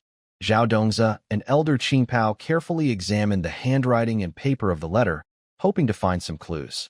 After some effort, they finally discovered a few hints. The paper used was very special, only found in a secret organization. This organization has been secretly controlling some affairs in the cultivation world. Their motives are unclear, and their methods are ruthless. Zhao Dongzi and Elder Qing Pao realized that the kidnapping case might hide a bigger conspiracy. They decided to inform the higher-ups of the hospital and other forces in the cultivation world. Together, they would investigate this secret organization, uncover the truth, rescue the kidnapped child, and bring the mastermind to justice. In the mysterious and magical cultivation world, the Virtue Monument live broadcast has always been a popular focus. It features strange events and astonishing performances, attracting many viewers. One day, the peaceful broadcast suddenly started unexpectedly. Bright light shone through the virtual space, and a loud alert sound rang in everyone's ears, drawing everyone's attention. The screen gradually became clear. The familiar yet disliked figure of Li Jiji appeared on camera. He looked proud, with a smirk and a greedy, cunning look in his eyes. He was holding a swaddled baby, who was sleeping peacefully, with a soft glow on its pink face under the faint light. "Watch carefully, everyone." Li Jiji deliberately raised his voice, echoing in the live broadcast. "This is the legendary innate body. It has unmatched talent and potential, 1 in a million in the cultivation world." As he spoke, he gently rocked the swaddling cloth, trying to show more of the baby's face so viewers could see clearly. "Get 100 rockets, and I'll perform a nascent soul-feeding show." Li Jiji threw out this tempting stunt, his eyes shining with anticipation, as if he already saw countless rockets flying across the screen. He knew well that in this world full of curiosity and desire, such a performance could attract many viewers and bring huge profits. However, before Li Jiji's dream could begin, Zhao Dongzi mercilessly shattered it. Zhao Dongzi has been closely watching Li Jiji's every move and can no longer tolerate his reckless behavior to gain attention. He quickly types on the keyboard, using his excellent hacking skills to secretly enter the live broadcast room. Soon, the lively background music in the room suddenly changes to the sad tune of Iron Window Tears. The mournful melody flows slowly through the room, creating a stark contrast to Li Jiji's proud expression. The audience's excitement is dampened by this sudden change, and they start to express confusion and dissatisfaction in the comments. Seeing the drop in viewers, Li Jiji's face turns pale. His eyes widen like bells, and veins bulge on his forehead. Anger burns inside him. "Zhao, do you believe I will?" he shouts at the camera, his voice distorted with rage. "Your account is gone," Zhao coldly replies, pressing the report button without hesitation. A flash of light appears, and the live stream is instantly banned. Li Jiji's furious roar stops abruptly. The entire room falls into darkness, leaving only viewers discussing what just happened in the comments. After finishing this, Zhao turns to face the stunned members of Medicine King Valley. He wears a calm smile, as if what he just did was a trivial matter. "Now, let's discuss compensation," he says peacefully, but his eyes reveal a firm determination that leaves no room for doubt. The members of Medicine King Valley look at each other in surprise. They never expected things to develop this way. Li Jiji's actions not only embarrassed them, but could also cause trouble for their group. They are unsure how to respond to Zhao's demand for compensation. As night falls, the entire Xianyuan hospital is shrouded in silence. Moonlight bathes every corner of the hospital, giving the mysterious building a silver glow. Zhao alone walks into the monitoring room. He is still troubled by the recent baby disappearance and decides to review the surveillance footage again, hoping to find some overlooked clues. In the monitoring room, various devices emit faint lights and soft buzzing sounds. Zhao sits at the control panel, skillfully operating the equipment and replaying the previous footage. His eyes are fixed on the screen, carefully examining every detail. Time passed second by second, and Zhao Dongzi's brow gradually furrowed. He noticed that each missing baby's ankle bracelet shimmered with a strange red light when near the alchemy furnace. The red glow was very faint, and if not looked at carefully, it could be easily missed. Zhao Dongzi immediately enlarged the image to examine the anomaly on the ankle bracelets closely. After some effort, he finally saw what was on the bracelets: tiny talismans. These talismans were finely made, with mysterious symbols glowing with an unusual light, clearly not ordinary objects. "This is a two-way locator," said Lao Huangtu suddenly, emerging from an unknown corner. His voice was deep and hoarse, carrying an air of mystery. A two-way locator? Zhao Dongzi repeated, full of doubt. What does this have to do with the babies going missing? Lao Huangtu walked to the control panel and pointed at the tiny talisman on the screen, speaking slowly. The alchemy furnace is just a cover. The real purpose is… He paused deliberately, teasing. Collecting innate spiritual energy. Zhao Dongzi interrupted him suddenly, a look of realization appearing in his eyes. He quickly pulled up the genetic map and compared it carefully. All the missing babies have demon bloodlines. It turned out there was a big conspiracy behind this. Someone was using the two-way locators on the ankle bracelets to precisely identify babies with demon bloodlines. They then brought these babies near the alchemy furnace, using it as a cover to collect the innate spiritual energy from them. For some cultivators, this energy was extremely valuable, helping them break through their limits and increase their strength. Zhao Dongzi and Lao Huangtu realized that the situation was much more complicated and dangerous than they had thought. Who was behind this? Why were they collecting the babies' innate spiritual energy? How many babies had fallen into this terrible plot? To uncover the truth, Zhao Dongzi and Lao Huangtu decided to investigate further. They first focused on the tiny talisman on the ankle bracelets, trying to find the source of its creation. After some effort, they discovered that these talismans came from a mysterious organization, the Shadow Sect. The Shadow Sect was a deeply hidden evil group in the cultivation world, skilled in dark magic and willing to do anything to achieve their goals. For many years, the Shadow Cult has been hiding in the darkness, secretly planning various schemes to dominate the entire cultivation world.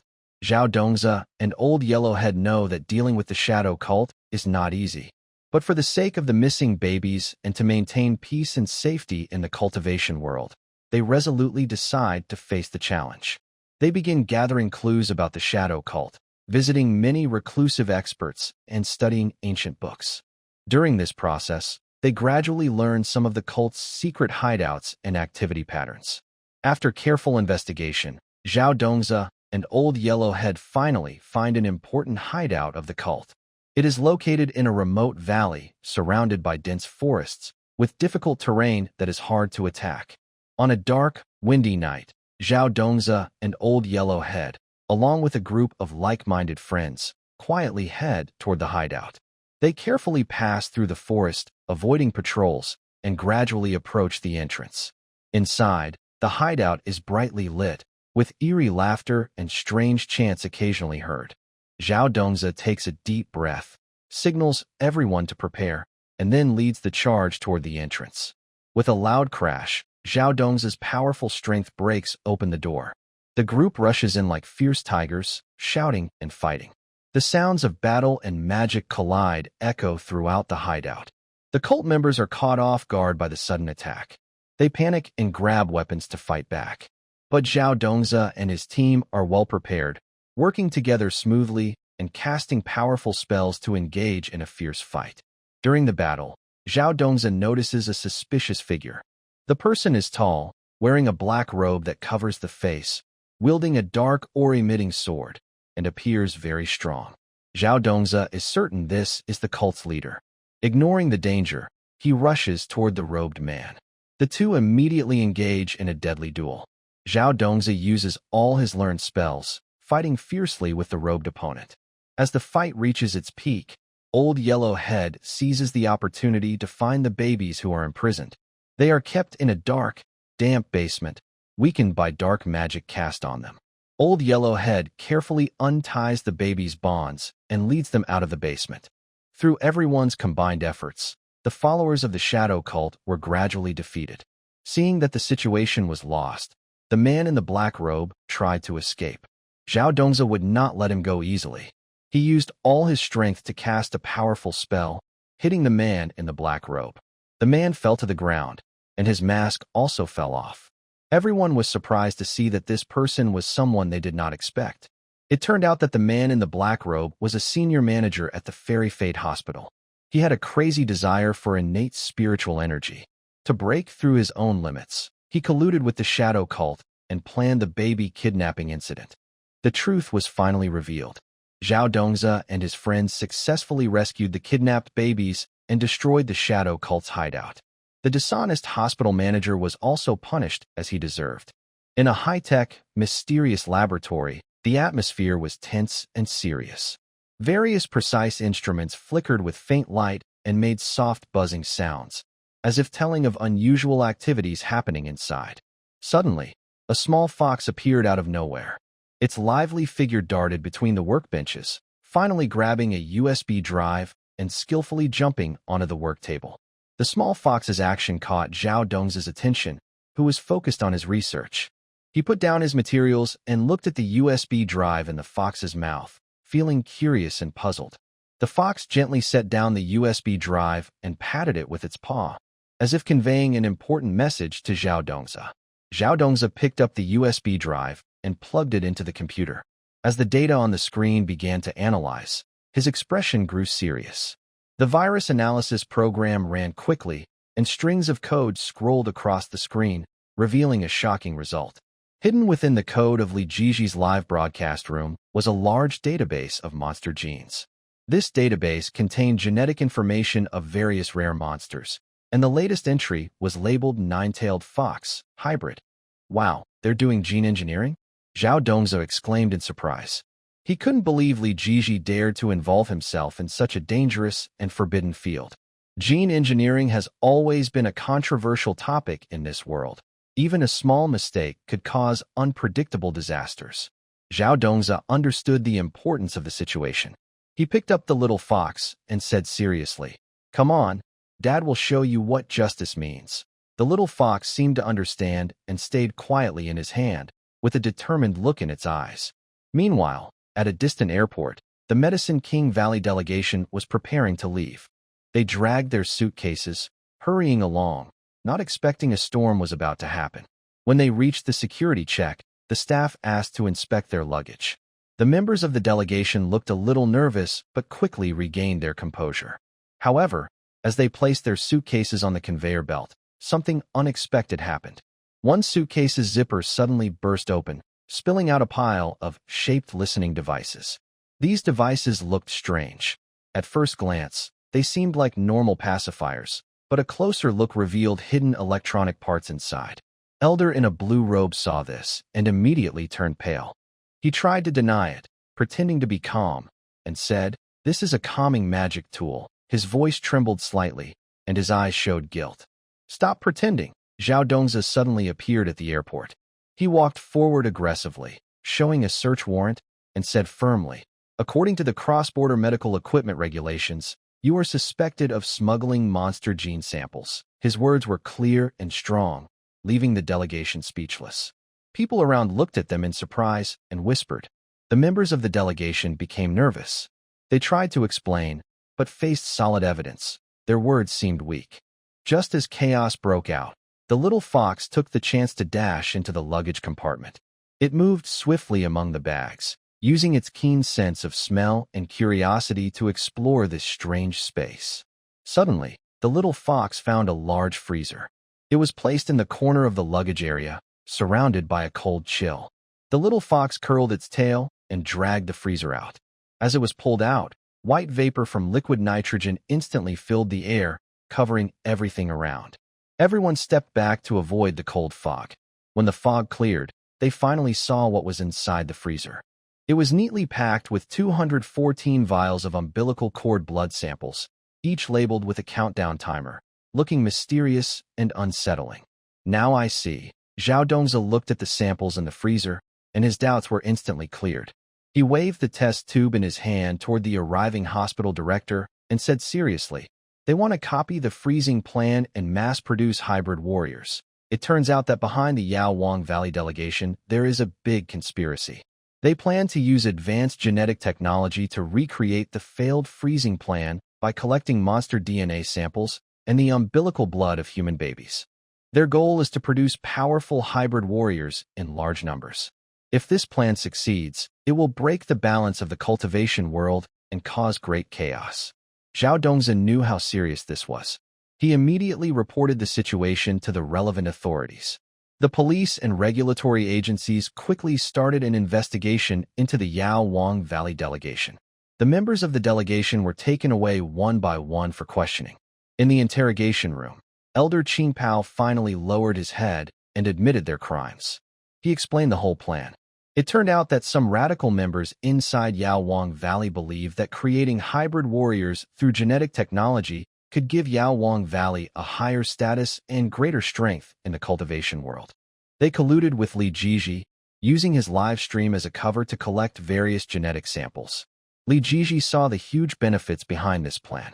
He attracted viewers through his live stream, secretly collected genetic data, and sold it to the radicals in Yao Wang Valley for huge profits. The missing babies were the targets for collecting umbilical blood. As the investigation deepened, more details emerged. The police found that the radicals in Yao Wang Valley had set up a secret laboratory deep in the mountains near Xianyuan Hospital. This lab was equipped with advanced genetic research equipment, and they were conducting illegal genetic experiments there. Zhao Dongzi and the police decided to destroy this secret lab immediately. They formed a special team and sneaked into the mountains under the cover of night. They carefully avoided enemy patrols and headed toward the laboratory. When they got close, they found the place heavily guarded. It was filled with traps and defensive devices, and a group of well-trained guards patrolled the area. Zhao Dongzi and his team did not back down. Using their skills and strong will, they successfully broke through the defenses. Inside the lab, they saw a shocking scene. The laboratory was filled with various complex instruments and petri dishes, holding different gene samples and developing embryos. The walls were covered with research data and charts, carefully recording their experiments and plans. The rescue team quickly took action, destroying all equipment in the lab, including gene samples and embryos. They could not allow these dangerous experiments to continue to prevent greater disasters in the cultivation world. After completing their mission, Zhao Dongzi and the team members left the lab happily. Back at Xianyuan Hospital, Zhao Dongzi organized a detailed report of the incident and submitted it to the higher authorities. This event attracted wide attention in the cultivation world. Major groups called for stricter control of gene technology to prevent similar incidents. Xianyuan Hospital also became a focus of concern, and Zhao Dongzi's name became well known. His bravery and wisdom successfully stopped a plot that could have caused chaos in the cultivation world. The little fox also became a small hero in this battle, with its cleverness and courage playing a key role in uncovering the truth. In the office, the atmosphere felt heavy and still. The director stood quietly by the window, sunlight shining through the glass on him, but his face looked very serious. Suddenly, his white coat moved slightly without wind, and the hem fluttered gently. Inside, a mysterious talisman was faintly visible, glowing softly. The symbols on it shimmered, as if telling of hidden power. Call the Space-Time Bureau and say the fish has taken the bait. The director's voice was deep and strong, each word carrying weight. His gaze looked into the distance, as if he already saw the truth behind this complex game about to surface. His assistant was momentarily stunned, then quickly nodded, walking briskly to the phone, pressing the numbers rapidly to relay the director's orders. Meanwhile, chaos suddenly broke out in the emergency room of Xianyuan Hospital. Many pregnant women, clutching their stomachs and looking distressed, hurried in with their families. Their faces were full of worry and fear, and their painful moans filled the entire room. Nurses rushed back and forth with stretchers, while doctors quickly began urgent diagnoses. Zhao Dongzi was also caught up in this sudden situation. He quickly put on a white coat, wore a stethoscope, and began examining the pregnant women. As the ultrasound probe moved across their bellies, everyone present gasped in shock. Each fetus showed clear signs of strange, beast-like features, as if hidden within their tiny bodies was mysterious power not belonging to humans. However, when Zhao Dongzi opened their prenatal checkup books, he found a prominent stamp from the Medicine King Valley labeled, Good Birth and Nurturing. This contradiction made Zhao Dongzi feel confused and cautious. He frowned and carefully studied these checkup books, trying to find clues. At that moment, his eyes fell on the Merit Monument. The increasing rescue missions displayed their flickered like dancing flames, stimulating his nerves. These sudden increases clearly related to the group of special pregnant women. Zhao Dongzi stared at the merit monument, thoughts flashing through his mind. Suddenly, he seemed to remember something and couldn't help but laugh. Li Jiji, have you heard about the maternity ward scam that pays triple compensation? Zhao Dongzi muttered to himself, a teasing smile on his face. He understood that all this was probably another trick by Li Jiji. Li Jiji was trying to create chaos to achieve his hidden goals, and Zhao Dongzi decided to fight fire with fire. Meanwhile, the Merit live broadcast room, after a brief suspension, restarted. The lights came on, and the camera slowly focused. Viewers saw Zhao Dongzi sitting at a table, holding a small fox. The little fox sat obediently in his arms, occasionally sticking out its tongue to lick its paws. Zhao Dongzi smiled gently, but his eyes carried a serious look. He cleared his throat and began a unique lecture. Dear viewers, today I will talk about the top 10 taboos in caring for innate spiritual bodies. Zhao Dongzi's voice spread through the microphone to every corner of the live room. As he spoke, he gently stroked the little fox's head, which closed its eyes comfortably. Especially, be careful not to casually recognize a father. Zhao Dongzi deliberately emphasized this phrase.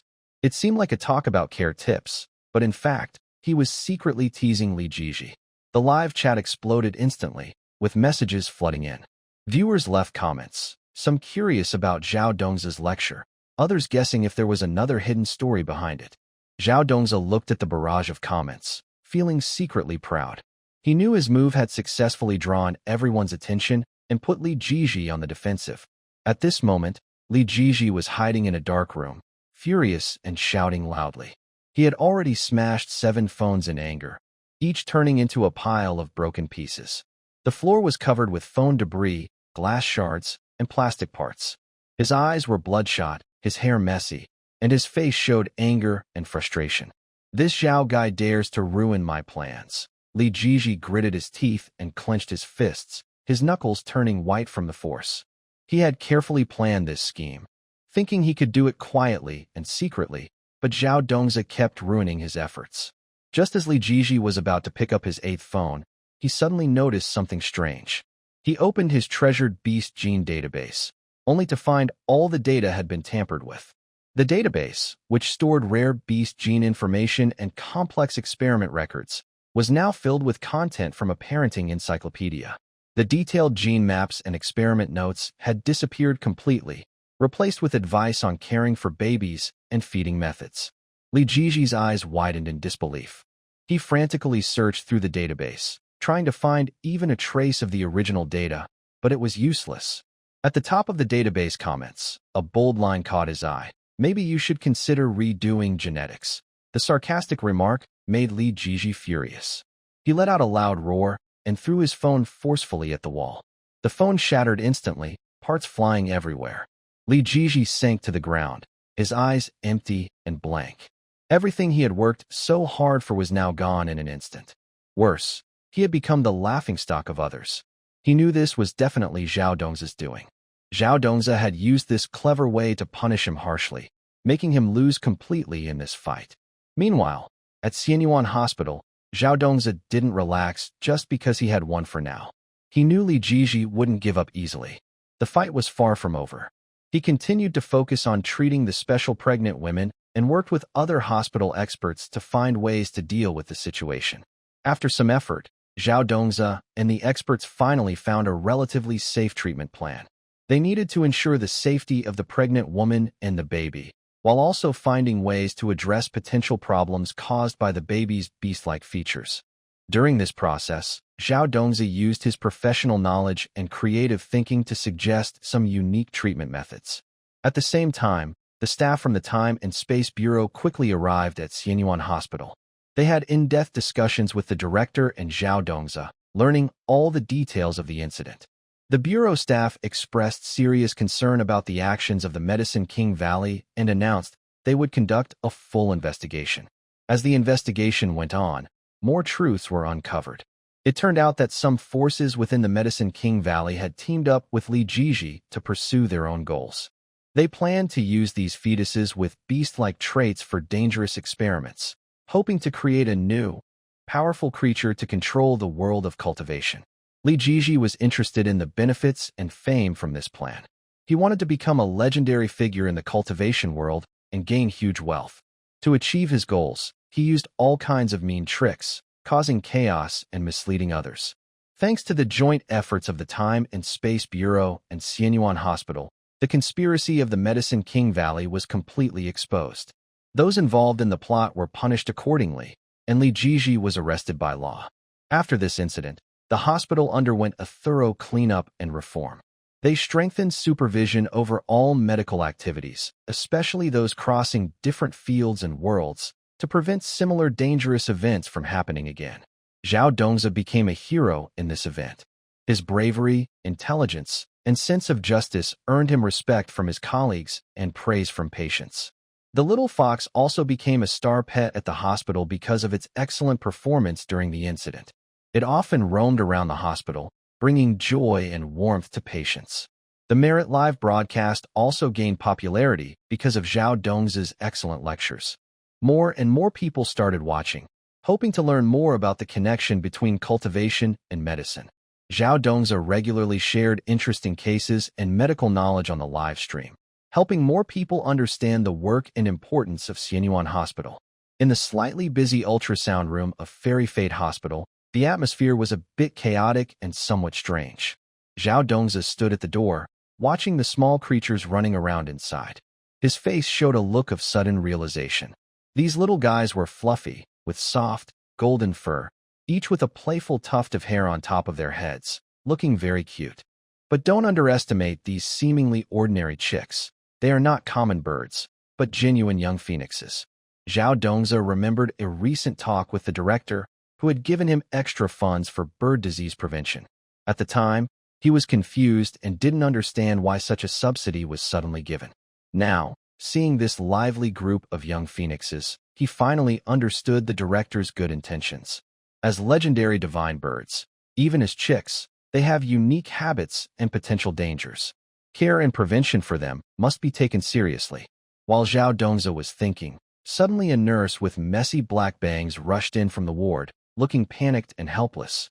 She was running and shouting loudly, "Dr. Zhao, the patient in bed 3 is spitting fire again." Her voice echoed in the ultrasound room, making the already chaotic scene even more tense. The nurse reached Zhao Dongzi, panting, and continued. This time, she burned the pediatric nursing book to a salty snack flavor. Hearing this, Zhao Dongzi couldn't help but feel bitter inside. He knew it was probably that mischievous kid, Zhang Xiaobao. In the hospital bed, 5-year-old Zhang Xiaobao was having a great time. His eyes sparkled with excitement as he held some Oreo cookies, muttering to himself. Suddenly, he waved his hands, and a bright blue flame burst out from his fingertips, hot and intense, quickly wrapping around the Oreo cookies. The cookies turned black and crispy in the high heat, giving off a strange smell, almost like a salty snack. Zhao Dongzi hurried into the room, seeing this scene. He was both annoyed and amused. Without hesitation, he grabbed a fire extinguisher from the wall and threw it toward Xiaobao, shouting loudly, "Xiaobao, if you play with fire again, I'll send you to the fire brigade." His voice was stern and loud, making the room buzz with authority. Zhang Xiaobao didn't mind at all. He blinked his big eyes and innocently said, "But Dad said I have a fire spirit root." As he spoke, he deliberately made a few sparks appear at his fingertips, drawing colorful trails in the air. He proudly said, "Uncle Zhao, look.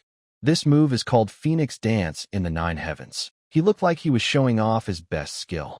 Zhao Dongzi was about to scold Zhang Xiaobao when suddenly he felt his medical insurance card heat up. He was surprised and quickly took out the card. It shimmered brightly, and then a notification popped up about a reward. Treating a child with a reversion to animal form syndrome, rewarded with a fragment of the beast taming manual. The sudden message made Zhao Dongzi pause. He looked at the notification and muttered, "Now even the medical system is asking for money." In this fantasy hospital full of magical things, strange events happened often, but the link between the merit monument and the insurance card was still very new and a bit frustrating. But, after a moment of complaining, Zhao Dongzi quickly regained his composure. He knew that since the merit monument issued a task, it must be important. He easily lifted Zhang Xiaobao by the back of his neck, like lifting a small cat. Zhang Xiaobao flailed his limbs in the air, but couldn't break free. Zhao smiled and said, "Come on, Uncle will take you for a proper CT scan." Zhao Dongzi took Zhang Xiaobao to the CT room. On the way, Zhang Xiaobao kept mumbling about his spells, sometimes saying he wanted to show Zhao Dongzi, blazing fire burning the sky, and other times trying, fire cloud storm. Zhao Dongzi patiently comforted him while walking faster. In the CT room, Zhao Dongzi carefully placed Zhang Xiaobao on the examination bed. The boy was curious about the strange machine, eyes wide open, looking around. The CT scanner started to hum softly, and beams of light scanned over Zhang Xiaobao. Zhao Dongzi watched the screen closely, examining the images carefully. As the images became clearer, Zhao Dongzi noticed that Zhang Xiaobao's body structure was different from normal. There was a mysterious energy flowing through his meridians and bones, seemingly connected to the fire element. Also, there were some special changes in his brain area, which might explain why he kept spitting fire.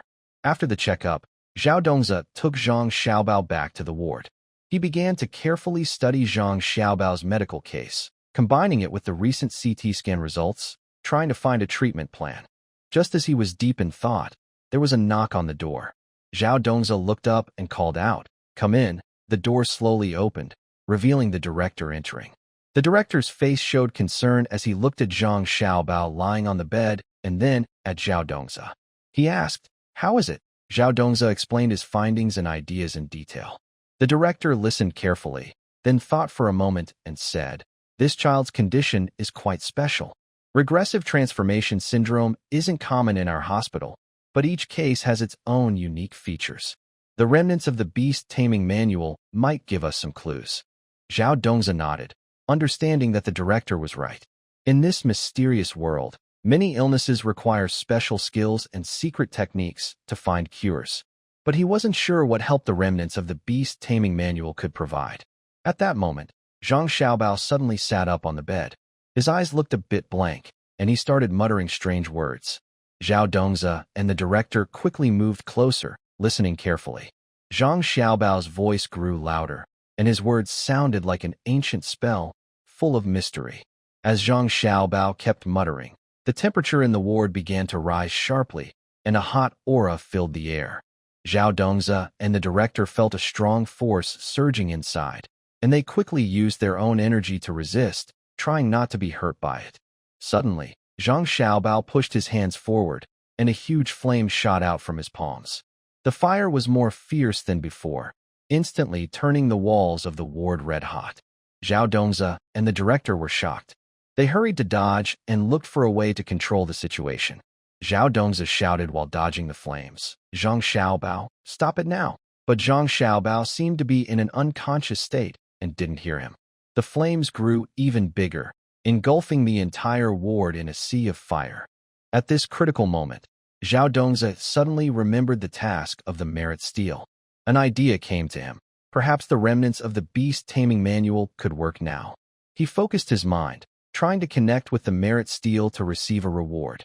Thanks to his efforts, a beam of light shot out from the medical insurance card. The remaining fragment of the beast taming technique appeared in his hand.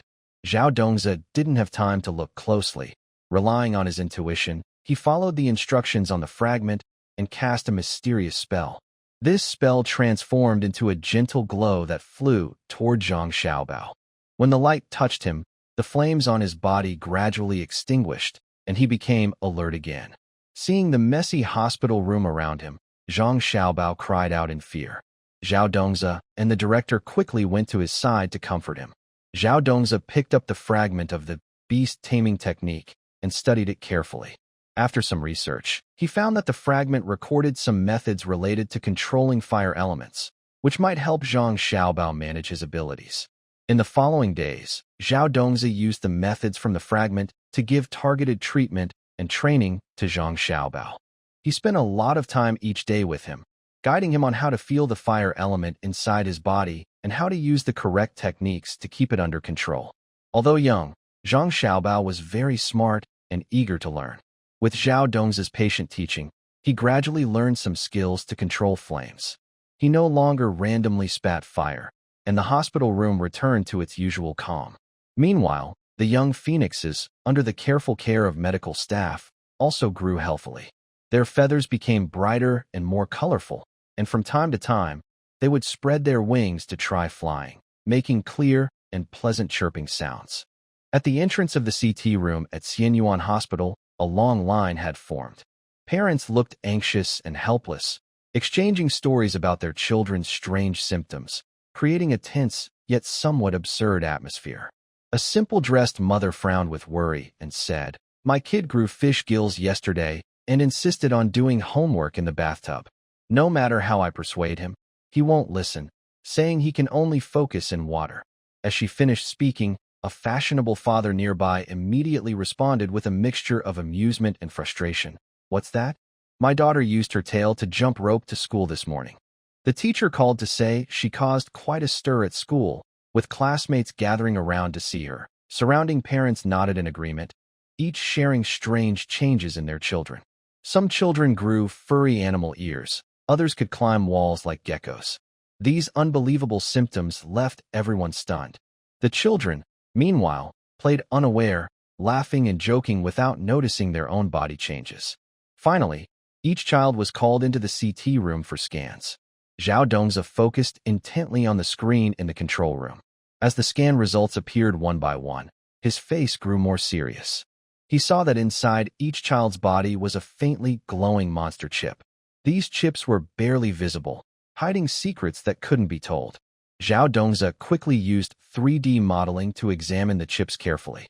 As the model became clearer, a look of shock and anger crossed his face.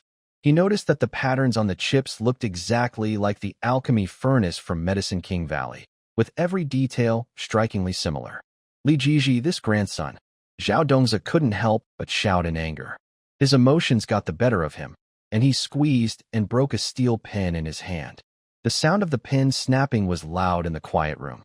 His eyes seemed to shoot fire as he gritted his teeth and said, "Using children for live alchemy experiments. That's utterly crazy." Just as Zhao Dongzi was furious, a small fox suddenly appeared out of nowhere. It trotted happily, holding a phone in its mouth, and quickly jumped onto the control table. The fox placed the phone in front of Zhao Dongzi, then tilted its head, looking at him with expectant eyes. Confused, Zhao Dongzi picked up the phone and opened the screen. He saw a popular short video called Cultivation Child Prodigy Challenge playing on the platform. Curious, he watched the videos, but his heart started pounding more and more. All the contestants were children showing signs of primitive traits. They demonstrated strange abilities. Some could control fire, others could summon small monsters. The top of the leaderboard was a boy named Zhang Xiaobao, who was roasting skewers. In the video, Zhang Xiaobao stood in front of a simple grill, skillfully using a special flame to cook lamb skewers, with a pure, innocent smile. A crowd cheered around him, and the host held a selfie stick, shouting loudly, "Hey everyone, double tap 666. Look at our little prodigy. His skewer cooking skills are top-notch." Zhao Dongzi continued to watch and saw a preview for the next episode, Kuanping Baby Battles Ultraman. In the trailer, a large figure with Kuanping features is fighting with someone dressed in an Ultraman costume. The scene looks very strange. Zhao Dongzi was so angry he was trembling. Without hesitation, he quickly reported the video, faster than a flying sword. But after he submitted the report, he saw that all the accounts were verified as Li's Media. Clearly, this was a malicious stunt planned by Li Jiji to stir up trouble, using sick children to gain attention and profit. At that moment, a message popped up from the Merit Steel, sent by Li Jiji. Zhao Dongzi opened the email, which was full of mockery. "Dear little brother, you can't stop this wave of attention. Just watch me make a lot of money. These children are just my pawns. In my eyes, they are tools to make money. What can you do about it?" After reading the email, Zhao Dongzi's anger could no longer be contained. He knew he couldn't let Li Jiji's plan succeed. These children had already suffered physically and should not be used again for personal gain. He immediately called a meeting with hospital staff, including the director, the research team, and legal advisors, to discuss how to respond. The meeting room was serious, and everyone looked worried. Zhao Dongzi spoke first, explaining the situation in detail, from the monster chips found in the children to the malicious promotion of the True Cultivation Child Challenge. He emphasized, "We must act to protect these children's rights and expose Li Jiji's evil deeds. The director nodded and said, "Yes, this is a serious matter. We need to study the chips carefully to see if we can remove or control them. We also need to use legal channels to fight against Lee's media for infringement and malicious promotion." Members of the research team agreed and took on the task of studying the chips. They knew time was urgent. Every minute delayed could mean more suffering for the children. The legal advisor carefully analyzed the laws and said, based on current laws, Lee's media has seriously violated the children's privacy, portrait rights, and personal safety. We can gather evidence and file a lawsuit in court. After clarifying the division of tasks, everyone immediately began working hard. The research team worked tirelessly in the lab, testing and analyzing the monster chips. They tried many methods, from physical techniques to magic spells. Each failure did not discourage them. Instead, it made them more determined. Zhao Dongzi was busy collecting evidence of copyright infringement related to the Cultivation Prodigy Challenge. He carefully reviewed each video, noting the scenes and comments that involved violations. He also communicated with parents to gain their support and permission. Once they learned the truth, the parents agreed to cooperate fully and wanted justice for Li Jiji. During the evidence collection, Zhao Dongzi faced many difficulties. Lee's media encrypted some videos to avoid responsibility and deleted key parts. But Zhao Dongzi did not give up. Using his intelligence and persistence, he found backup videos and witnesses through various channels. Meanwhile, the hospital conducted more detailed examinations and treatments for children showing signs of the revert syndrome. The doctors created personalized treatment plans based on each child's condition. Despite the challenges, they never gave up on any child. After some time, the research team made an important breakthrough. They discovered a special energy wave that could interfere with the monster chip signals, reducing their impact on the children's bodies. Although they could not remove the chips completely yet, this discovery brought hope to the children. Zhao Dongzi and the legal advisor prepared strong evidence and filed a lawsuit in court. In the courtroom, both sides argued fiercely. The lawyer for Lee's media tried to defend themselves, claiming everything was just to promote cultivation culture as a new form of entertainment. But Zhao Dongzi and his legal team presented solid proof that left the other side speechless. In the end, the court ruled against Lee's media, ordering them to stop the infringement immediately, issue a public apology, and compensate the victims. Li Jiji was furious when he heard the verdict. However, he could do nothing but watch his carefully planned publicity scheme fall apart. Meanwhile, the children who participated in the Cultivation Prodigy Challenge gradually recovered under hospital care and attention.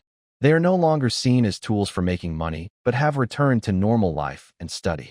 Late at night, the emergency room is filled with a quiet atmosphere that could be broken at any moment. Soft lights shine in every corner, and the faint sounds from the equipment seem like the weak heartbeat of this silent night. Zhao Dongzi is carefully feeding melatonin to a few phoenix chicks. These little creatures are fluffy and huddle together in the incubator, looking very cute. Zhao Dongzi gently and skillfully feeds each phoenix chick. Just as he is about to put away his tools, he notices a golden egg in the incubator.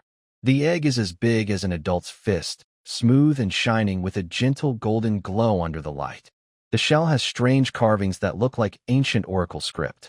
Zhao Dongzi leans in to examine it closely. It says, "Face masks for beauty, medicine for longevity, market price, 998 spirit stones per gram. Child, you laid an egg?" Zhao Dongzi is surprised and accidentally wakes a small fox sleeping nearby. The fox groggily opens its eyes and complains softly, seeming annoyed at being disturbed from its nap. Zhao Dongzi points at the golden egg and asks with doubt, "Is this medical waste or fixed assets?" The little fox tilts its head to look at the egg, seeming unsure, and gently taps it with its paw. While Zhao Dongzi and the little fox are debating the ownership of the golden egg, a sharp alarm suddenly breaks the quiet of the night. The alarm echoes through the emergency room, making everyone feel tense. Zhao Dongzi immediately puts down what he is holding and looks at the monitor screen. The monitor shows flashes of fire on the rooftop of the hospital. The image zooms in, revealing Zhang Xiaobao riding on a broom. No, wait, he is flying with a sword. He is holding a homemade live broadcast device, shouting excitedly, "Family, start sending gifts." break 100,000 followers for a fire cloud performance. Zhang Xiaobao waves his arms wildly in the air, and some children with similar ancestral traits are helping out. Some can spit small flames, while others control tiny spells, turning the rooftop into a lively stage. Seeing this, Zhao Dongzi feels anxious and worried. He knew very well how dangerous it was for minors to fly on swords without a license, especially during a live broadcast. If anything went wrong, the consequences would be terrible. Without thinking much, he grabbed a high-pressure water gun and rushed toward the rooftop. On the way, Zhao Dongzi hurriedly moved through the corridor, his footsteps echoing loudly. Finally, he reached the rooftop. Flames shot up into the sky, and a wave of heat hit him. Zhang Xiaobao saw Zhao Dongzi, but instead of calming down, he playfully stuck out his tongue and shouted, "Hee hee hee." Other children also cheered and blew fireballs toward Zhao Dongzi. Zhao Dongzi was not afraid. He quickly aimed his high-pressure water gun. The saline solution inside shot out like a silver water jet, spraying toward the sky. Under the light of the flames and the moon, the water formed a beautiful rainbow in the night sky, like a dream. At this chaotic moment, the Merit Monument suddenly vibrated. Zhao Dongzi's heart moved, and he quickly checked. He saw that the monument displayed Trigger Group Rescue Mission, Reward Cross-Platform Live Streaming Rights. The sudden task and reward surprised Zhao Dongzi at first, then a sly smile appeared on his face. He put down the water gun and grinned as he turned on the beauty camera. The camera was aimed at himself and a group of mischievous children. He loudly said, "Everyone, watch carefully.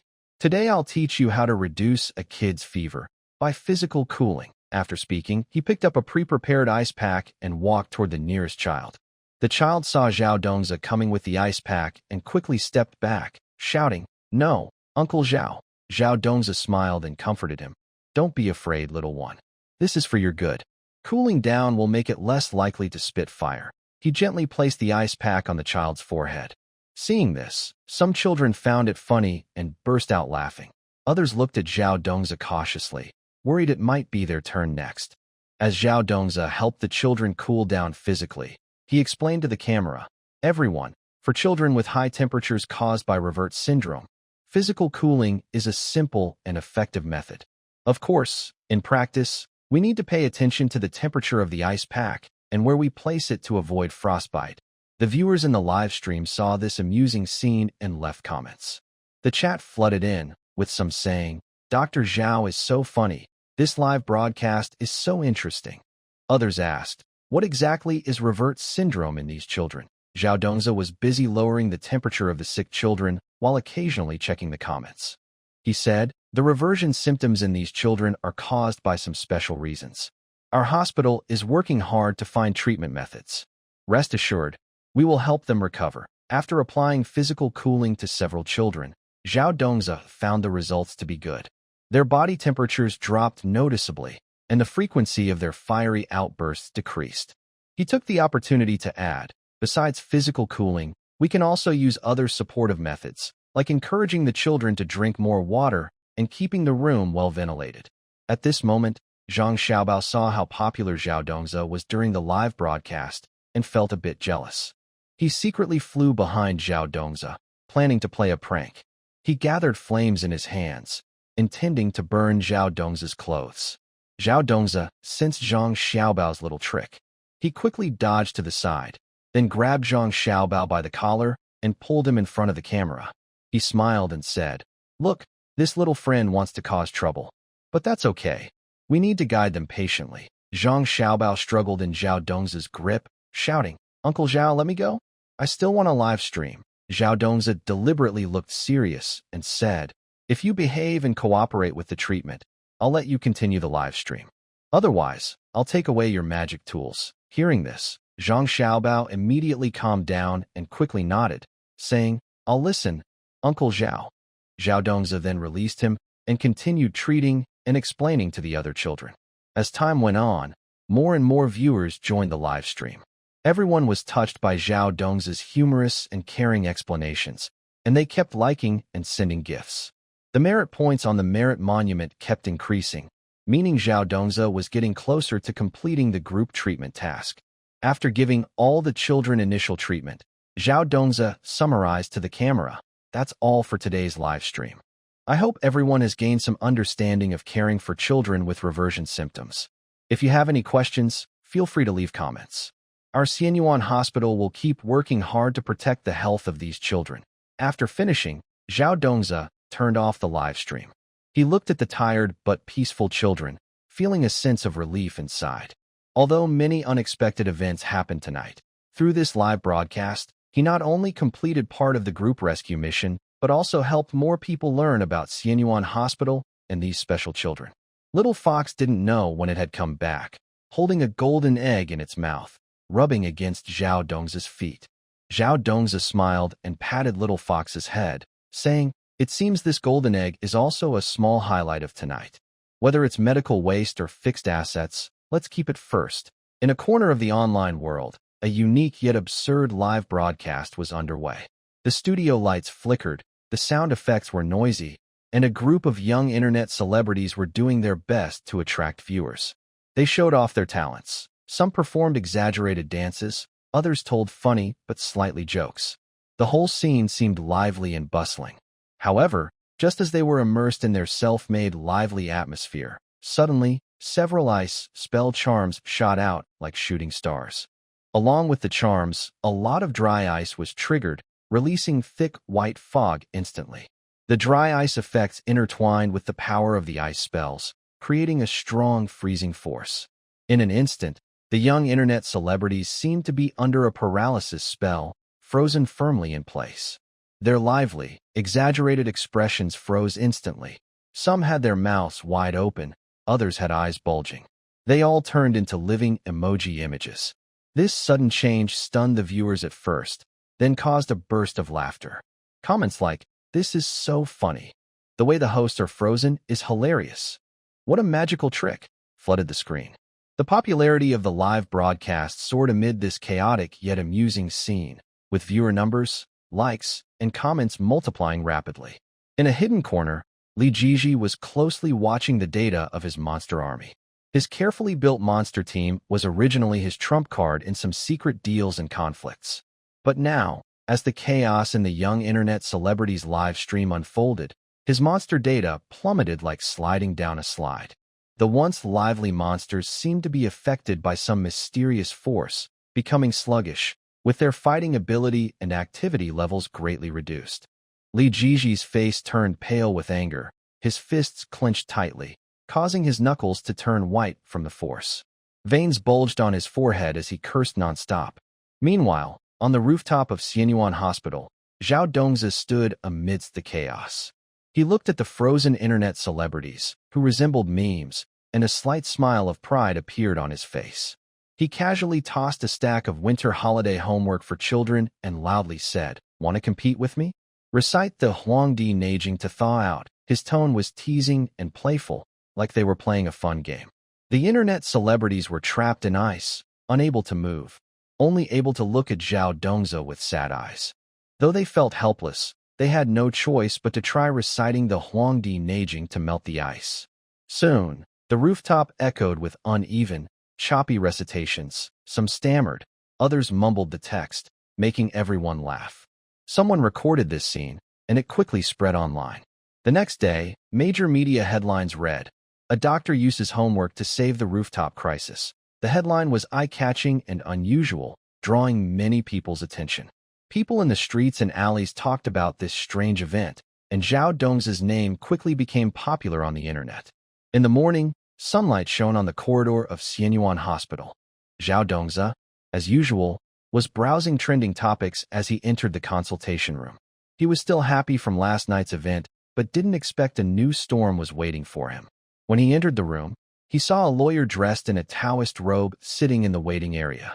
The lawyer wore a dark blue traditional Taoist robe, a black Taoist cap, and held a delicate folder, looking serious and respectful.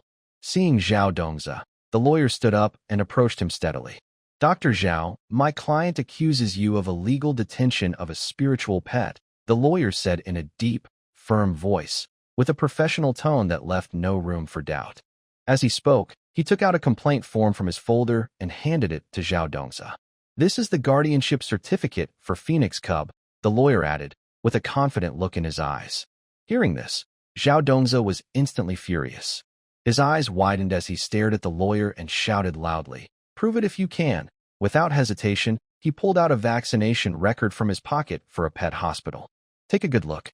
The father of this pet is me." His tone was firm and confident. Just as the two sides were at a standstill, the little fox suddenly darted out from a corner. It was quick and nimble, with its tail held high, as if showing off something. It skillfully rolled up a paternity test report in its tail and slowly walked over to the crowd. Zhao Dongzi casually took the report and showed it to the lawyer, clearly indicating that the genetic similarity to a mythical beast was 99.99%. The lawyer saw the paternity test and froze. His confident expression instantly turned to one of panic. He instinctively adjusted his crooked hat, trying to hide his embarrassment. But he quickly regained his composure, cleared his throat, and said that, the collective lawsuit of the ancestral children. It turned out that Li Jiji, unwilling to keep losing to Zhao Dongzi, had bribed some dishonest people to incite the families of the ancestral children to file a group lawsuit against Zhao Dongzi and Xianyuan Hospital. They fabricated false charges to cause trouble for Zhao Dongzi and the hospital, aiming to achieve their hidden goals. Hearing about the group lawsuit, Zhao Dongzi's heart sank. He knew Li Jiji was behind this, but he was not afraid. He looked at the lawyer calmly and said, "Humph, this so-called group lawsuit is just a trick by some people with bad intentions. Our Xianyuan Hospital has always been dedicated to helping these children, and everything we do is for their health. Trying to turn the truth upside down won't be so easy." The lawyer was intimidated by Zhao Dongzi's presence, but since he was paid to help, he forced himself to speak. "Dr. Zhao, you can't say that. The evidence is clear, and the families are demanding a reasonable explanation from the hospital." Zhao Dongzi sneered and said, "Evidence? What evidence? It's all fake. I want to see what tricks you're planning to pull." He then picked up his phone, called the hospital's legal department, and clearly explained the situation, asking them to start an investigation and prepare for this baseless lawsuit. After hanging up, Zhao Dongzi told the lawyer, "Your scheme won't succeed. Our hospital has complete treatment records and surveillance footage that prove our innocence. You'd better think carefully about the consequences of participating in such malicious lawsuits." The lawyer listened to Zhao Dongzi's words and felt a bit uncertain. He began to realize that this task might be more difficult than he had thought. Still, he stubbornly said, "See you in court." After saying that, he packed his things and hurriedly left the clinic. Zhao Dongzi watched the lawyer's back as he left, secretly vowing to make the mastermind, Li Jiji, pay the price. He knew this fight was not just about his reputation or the hospitals, but also about the future of those children with ancestral traits. If Li Jiji's plan succeeded, it would seriously harm these innocent kids. In the following days, the hospital's legal team worked closely with Zhao Dongzi. They carefully reviewed each child's treatment records, collected evidence like medical files, test reports, treatment logs, and surveillance videos. They also investigated the families who filed lawsuits, discovering most had been misled or bribed by Li Jiji. During the investigation, they found important clues pointing directly to Li Jiji's secret dealings with an illegal organization. This group was secretly conducting dangerous experiments and illegal trades. Li Jiji wanted to use their help to weaken the hospital and achieve his own goals. Zhao Dongzi and the legal team decided to play along. They leaked false information, making Li Jiji believe his plans were going well. Meanwhile, they contacted the police and handed over all the evidence and clues. The police quickly took action, monitoring and investigating Li Jiji and his illegal partners. Finally, on a seemingly normal day, the police launched a raid. Just as Li Jiji was feeling proud of his clever plan, a group of officers stormed in and arrested him on the spot. The members of the illegal organization he was connected with were also caught, all falling into custody. With Li Jiji behind bars, the collective lawsuit against the so-called children with ancestral traits fell apart. The confused families, upon learning the truth, apologized to Zhao Dongzi and the hospital. In the meeting room, the atmosphere was heavy and tense. Zhao Dongzi looked stern, with a firm and commanding gaze, quietly waiting for his opponents to arrive. Soon, a group of people hurriedly entered the meeting room. They were representatives from the company involved in the illegal chip incident. "You're just in time," Zhao Dongzi said coldly. His voice echoed in the quiet room. He forcefully placed a thick medical report on the table. The sound was like a heavy hammer, striking everyone's hearts. Your company is suspected of using illegal chips to cause children to revert to ancestral traits. This is the judicial appraisal notice. He spoke each word carefully, his eyes sharp as he stared at the person across from him. The judicial appraisal notice lay on the table, exuding an undeniable sense of authority. The paper was new, with clear and strong writing. It detailed the illegal chip components found in the child's body, their source, and the serious harm caused to the child's health. Every word felt like a bomb, ready to break down the opponent's last line of defense. At that moment, the merit steel suddenly shone with a bright light, followed by a notification of a large sum of points credited. The light illuminated a corner of the meeting room and drew everyone's attention. Zhao Dongzi looked down slightly, checking the merit points shown on the steel, which indicated he had been rewarded for rescuing the children. The number was impressive, showing that his efforts had been recognized. A faint smile appeared on Zhao Dongzi's face. He picked up his phone and casually sent a screenshot of the merit points to Li Jiji, along with a message. Thanks. The final payment for the new ICU equipment is settled. He imagined Li Jiji's angry yet helpless expression upon seeing the message, feeling a sense of satisfaction. A few days later, the Medicine King Valley delegation visited Xianyuan Hospital for the second time. This time, they carried a large banner with the words, "Skilled Hands and Compassionate Heart," walking grandly into the hospital lobby. The banner was bright and eye-catching, made of smooth silk that shimmered softly in the sunlight. The embroidered characters were exquisite, showing high praise for the hospital and its doctors. As the hospital representative, Zhao Dongzi stepped forward to accept the banner. He held the pole with both hands, but just as he touched it, a powerful and mysterious force suddenly pulled him in. Zhao Dongzi felt a flash before his eyes, and he was instantly drawn into the space inside the banner. This was a strange space, surrounded by emptiness. Only endless darkness and faint light intertwined. Li Jiji's voice echoed in this void, seeming to come from all directions, making it hard to tell where he was. My good little brother, this game of virtue and achievement. That voice was full of menace and teasing, each word like a cold wind piercing Zhao Dongzi's ears. Are you done yet? Zhao Dongzi shouted angrily. He was fed up with Li Jiji's constant trouble and schemes.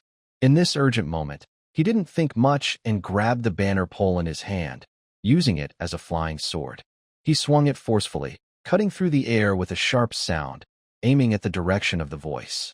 Do you even know what medical fraud is? Zhao Dongzi asked loudly while waving the banner pole. His voice echoed in the void, filled with anger and a sense of justice. In this imaginary space, he was fearless and determined to settle things with Li Jiji. In the real world, everyone saw the bright banner suddenly catch fire without wind. The flames quickly devoured the banner, turning the red silk black and curling up. The fire crackled loudly, giving off a strong, unpleasant smell. People around were stunned, stepping back in confusion, unsure of what was happening. Just as everyone was shocked, Zhao Dongzi fell out of the space, looking disheveled. His hair was messy, and his clothes were covered with dust and scorch marks. He tightly clenched a piece of charred talisman paper, which, upon closer look, was the core code of the beast chip. This fragment was hard to come by, and was a key clue he obtained after a fierce fight in the Sumer space with Li Jiji. The little fox had been anxiously watching nearby. When it saw Zhao Dongzi return safely, it let out a sigh of relief. Then it stood up quickly, paused typing rapidly on the keyboard. Its movements were quick and skillful, like a professional computer expert. As the little fox operated, the live broadcast suddenly changed. The normal content on the screen disappeared instantly, replaced by footage of Li Jiji's monster factory. The camera focused on a dark, damp, huge factory, where countless hybrid cubs were kept in steaming cauldrons. The cubs cried painfully, their voices echoing through the empty factory, making people feel chills. The factory walls were covered with various complex instruments and flashing electronic screens. The screens displayed data and strange symbols, with one large screen prominently showing the words, "Virtue conversion in progress." These words reveal Li Jiji's evil plan. He actually intended to turn children's suffering into so-called merits through cruel methods to satisfy his own selfish desires. The scene continues to shift, showing various crimes inside the factory. Workers dressed in black uniforms operate machines without showing emotion, ignoring the pain of the young creatures. Some of the young ones, unable to bear the torture from chips and the high temperatures of the furnace, are near death. Their weak bodies curl up in corners, with eyes full of fear and despair. This live broadcast quickly caused a big reaction online. People on social media expressed their anger and shock. Many called for strict punishment for Li Jiji and those responsible. Major media outlets also reported on the incident, making it a hot topic of public discussion. Government officials quickly started an investigation, sending special law enforcement teams to the monster factory. The officers, fully armed and serious, stormed into the factory. The people inside tried to resist, but under the officers' strong presence, they soon surrendered. When Li Jiji learned his monster factory was exposed, he panicked. He ran in all directions, trying to avoid legal punishment. But justice caught up with him. He was eventually caught in a remote corner by the police. When he was put into the police car, his face was pale, and his eyes showed despair and regret. At Xianyuan Hospital, Zhao Dongzi and his colleagues did not relax after this partial victory. They actively cooperated with the police, providing evidence and clues. The hospital also increased efforts to treat children affected by the illegal chips, organizing expert teams to create detailed recovery plans for each child. The children affected by the illegal chips gradually regained their health through careful treatment. Their faces once again showed bright smiles, and their eyes no longer held fear or confusion. Parents were very grateful to Xianyuan Hospital and Zhao Dongzi, sending thank you letters and banners. After this event, the reputation of Xianyuan Hospital greatly improved. People trusted the hospital more, and more patients came to seek treatment. The hospital also took this opportunity to make reforms and upgrades, introducing more advanced medical equipment and training more excellent medical staff. In this turbulent event, Zhao Dongzi not only showed his wisdom and courage, but also strengthened his belief as a doctor. He knew well that in this world full of magic and danger, protecting life's health and dignity was his forever duty. The little fox also became a star at the hospital because of its excellent performance. It often ran around the hospital, bringing joy and comfort to patients. Its understanding with Zhao Dongzi grew deeper, making it his most trusted partner. In the busy registration hall, the scene was lively but a little chaotic. The ceiling was high and decorated with beautiful murals showing scenes of healing from myths. Large crystals were embedded in the walls, giving off soft light that brightened the whole hall. But right now, the atmosphere felt a bit strange. Zhao Dongzi stood nearby, watching the monks lining up with flying swords. He felt helpless. The monks each controlled different flying swords, floating and arranged in the air. Some swords shimmered with colorful light, others looked old and simple. The swords moved slightly, like restless birds. Zhao Dongzi finally understood why the call system kept crashing. In the middle of the line, a sword cultivator was performing the 10,000 swords technique. He quickly made hand signs and muttered words. Countless tiny sword shadows shot out from his fingertips, spinning around him. These sword shadows kept rushing toward the QR code at the registration point, trying to scan the registration. Every time a sword shadow touched the QR code, it caused a small energy ripple, disturbing the normal operation of the call system. Patient number 214, please go to room 3. A clear electronic voice rang out through the hall. But as soon as the voice finished, a dozen flying swords suddenly pointed sharply at the ticket machine. It looked like a planned attack by flying swords. Powerful sword energy burst out instantly, cutting the air with a hissing sound. Security guard Old Wang was trying to keep order when suddenly caught in the sword energy wave. He felt a strong wind, and his wig was instantly blown off. The wig flew through the air in an arc, revealing his shiny bald head. Old Wang was momentarily stunned, then quickly reacted and loudly shouted, "Dr. Zhao, do something about these registration issues." His voice carried a hint of worry and helplessness, causing a small commotion in the hall. Zhao Dongzi shook his head helplessly and hurried toward the source of the chaos. He tried to persuade the sword cultivators to follow the rules, but they only cared about getting their appointments quickly and paid no attention to his words. Zhao Dongzi secretly smiled bitterly, thinking that maintaining order in this hospital was sometimes harder than treating difficult illnesses. After restoring some calm at the registration desk, Zhao Dongzi returned to his clinic. Not long after sitting down, a nascent soul cultivator stormed in aggressively. The cultivator wore a fancy purple robe embroidered with mysterious symbols, a golden belt around his waist, black boots, and exuded a strong presence. As soon as he entered, he slammed several glowing spiritual stones onto the table with a loud bang, making the teacups jump. Looking at this imposing nascent soul cultivator, Zhao Dongzi felt a bit helpless. He silently picked up a sign that read, "No cultivating immortality allowed," and carefully wiped it, as if this could calm the cultivator down. "Friend, we do not sell passage insurance here," he said as calmly as possible. The cultivator immediately glared angrily, and dark clouds suddenly gathered above his head. The clouds churned and rolled, with occasional flashes of lightning, and the room's temperature dropped sharply, making it feel cold.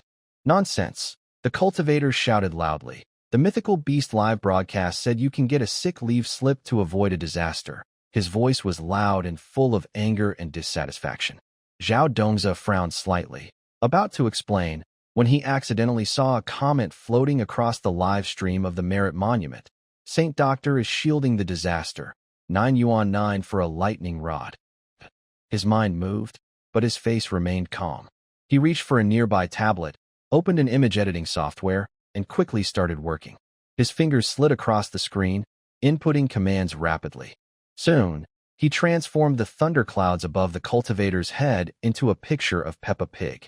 The adorable pink pig appeared on the once formidable and terrifying lightning clouds, looking out of place but quite amusing. After finishing the editing, Zhao Dongzi connected the tablet to a short video platform and clicked upload. Soon, this strange video appeared online. "Do you believe it now?" Zhao Dongzi pointed at his phone screen and said seriously to the nascent soul cultivator. "This is our latest scientific achievement, the Thunder Tribulation Beauty Technique." The nascent soul cultivator looked at the funny Peppa Pig thundercloud on the screen. He was first surprised, then his anger faded a little. Instead, he looked amazed and confused. "What kind of magic is this?" he asked, his tone less aggressive than before. Zhao Dongzi smiled and patiently explained, "It's not magic. It's a scientific method. Using special equipment and software, we can change images. See, your thunder cloud now looks quite interesting." The cultivator nodded as if he understood, but looked at the screen for a long time, seeming to think about something. "Can this really help avoid a heavenly tribulation?" he asked, still hopeful. Zhao Dongzi sighed helplessly and said, "Friend, heavenly tribulations are natural laws. They can't be avoided with a fake note or a picture. Don't believe everything you see on live streams." The cultivator was silent for a moment. He looked up at Zhao Dongzi, and his doubts slowly disappeared. Instead, he looked guilty. "Sorry, Dr. Zhao. I was reckless just now. I was so focused on avoiding the tribulation that I was misled by that live stream." Zhao Dongzi waved his hand and said, "No problem, no problem. I understand your worries about the tribulation. But in the future, don't trust unverified rumors." At that moment, the comments in the Merit Steel live stream started to flood in wildly. Netizens were commenting on Zhao Dongzi's Thunder Tribulation Beauty Technique. Some said, "Dr. Zhao is so talented. This trick is amazing." Others joked, "Looks like thunder clouds will have to become cartoon images from now on." Some even asked, "Is this Thunder Tribulation Beauty Technique just a joke? Could there be a hidden purpose?" Zhao Dongzi watched these comments and secretly chuckled. He knew that in this world full of magic and mystery, people are always curious about the unknown and eager to explore. As a doctor at the Fairy Fate Hospital, he not only treats physical illnesses, but also deals with all kinds of strange situations and misunderstandings. Before leaving the consultation room, the nascent soul cultivator looked again at the Peppa Pig thunder cloud on his phone. He couldn't help but smile. "Dr. Zhao, today really opened my eyes.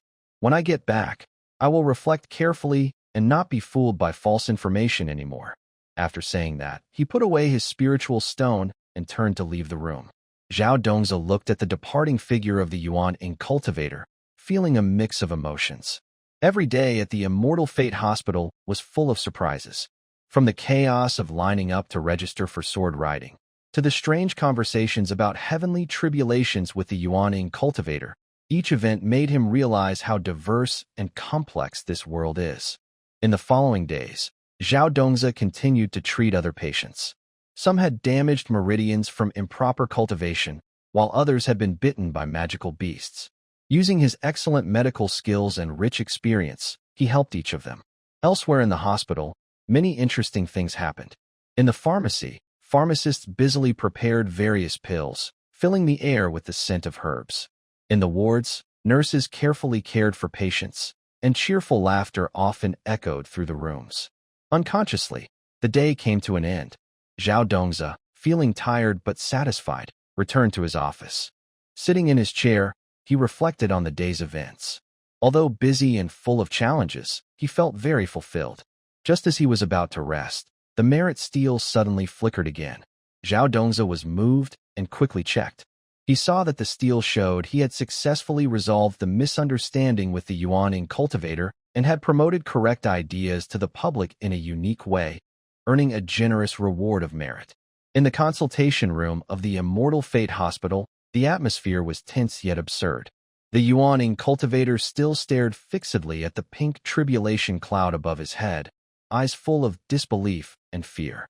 The cloud, which symbolized great power and a severe test, had been turned into a cute, pink, and funny shape by Zhao Dongzi. For a cultivator who always pursued dignity and tradition, this was a huge shock. You quack doctor. The cultivator's voice trembled, his lips quivering as if he had used all his strength to say those words. His mind was on the verge of collapse. The faith and calmness he had built through years of cultivation were shattered by this pink tribulation cloud. In the world of cultivation, tribulation clouds represent the will of heaven and earth, sacred and inviolable. Now, being mocked like this, how could he accept it? Next patient, Zhao Dongzi looked calm, as if he had expected the cultivator's reaction. He calmly pressed the alarm bell, and the clear chime echoed through the clinic. Please refer this fellow cultivator to the mental health department. Suspected post-traumatic stress disorder from the calamity, he said seriously, as if diagnosing a very normal illness. PTSD, or post-traumatic stress disorder, is a new term in this world of cultivation, but it seemed perfect to describe the distracted state of the cultivator who had been tossed by the calamity clouds. At that moment, a childish scream suddenly broke the tense atmosphere in the hospital corridor. Daddy, a bad guy is trying to catch me. The voice was innocent and full of fear, instantly drawing everyone's attention.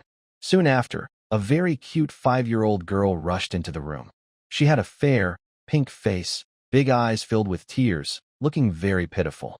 Carefully looking, her head was topped with a pair of fox ears that looked like dandelions, fluffy and slightly trembling with her movements, making her look especially adorable. Yes, this girl was a fox spirit in disguise. Behind her, a talent scout wearing sunglasses was chasing after her.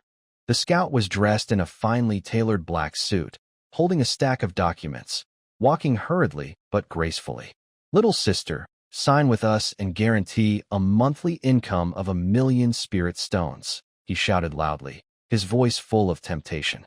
In this cultivation world, spirit stones are the common currency. Earning 1,000,000 spirit stones a month was an astronomical figure for most people, enough to live a luxurious life. Seeing this scene, Zhao Dongzi didn't hesitate. He grabbed the thermometer from the table and threw it like a dart. The thermometer arced through the air with a whooshing sound, flying straight toward the scout. Do you know it's illegal to traffic children? Zhao Dongzi shouted sternly, his eyes full of authority and anger. In his heart, protecting everyone who came to the hospital was his duty, especially this adorable girl who had transformed into a fox spirit. He would never allow anyone to hurt her. We are a legitimate talent agency. The scout quickly dodged the thermometer, showing no panic. As he spoke, he swiftly produced a contract, its cover embossed with shiny gold characters. Cultivation 101, Child Star Training Program. Look, this is a carefully planned project by our company, aimed at discovering talented young stars. This girl has excellent potential. If she joins us, she will surely become very famous in the future. The talent scout kept talking nonstop, full of confidence and hope. Zhao Dongzi frowned and carefully looked at the contract. It was filled with many rules and details, from training courses to performance plans and profit sharing. It looked very official. But Zhao Dongzi knew that in this complicated world, appearances can be deceiving. This contract seems legit, but how can you prove it's not a trap? He asked, staring closely at the scout, trying to find any sign of dishonesty. The scout smiled slightly and calmly took out a business card from his pocket, handing it to Zhao Dongzi. Dr. Zhao, you don't know everything. Our company is quite well known in the entertainment industry. Here's my card. If you don't believe me, you can check us out. The show Cultivation 101 is very popular and has helped many young stars become famous. If this girl misses this chance, it would be a real pity, he said confidently, looking determined. Little Fox hid behind Zhao Dongzi and poked her head out, grumpy. I don't want to go with them. They're probably bad people, she said softly but firmly. Zhao Dongzi patted Little Fox's head gently and comforted her. Don't worry, I'm here. Then he looked at the scout and said, even if you're a legit company, we need to think carefully. This girl is still young, and her wishes are the most important. I also need to talk to her guardian. The scout looked disappointed but quickly said, of course, you're right, Dr. Zhao. How about this? I'll leave the contract here, and you can discuss it with her guardian. If everything looks good, contact me anytime. He placed the contract on the table and handed over a note with his contact info. Zhao Dongzi nodded and said, all right, you can go now. We'll get back to you after we decide. After the scout left, Little Fox changed back into her normal form and jumped onto Zhao Dongzi's shoulder, pouting. Humph, I don't like those people. They're always trying to use others to make money. Zhao Dongzi smiled and said, that's just how the world is. There are all kinds of people. But don't worry too much. I won't let them get away with it. By the way, Cultivation 101 sounds pretty interesting.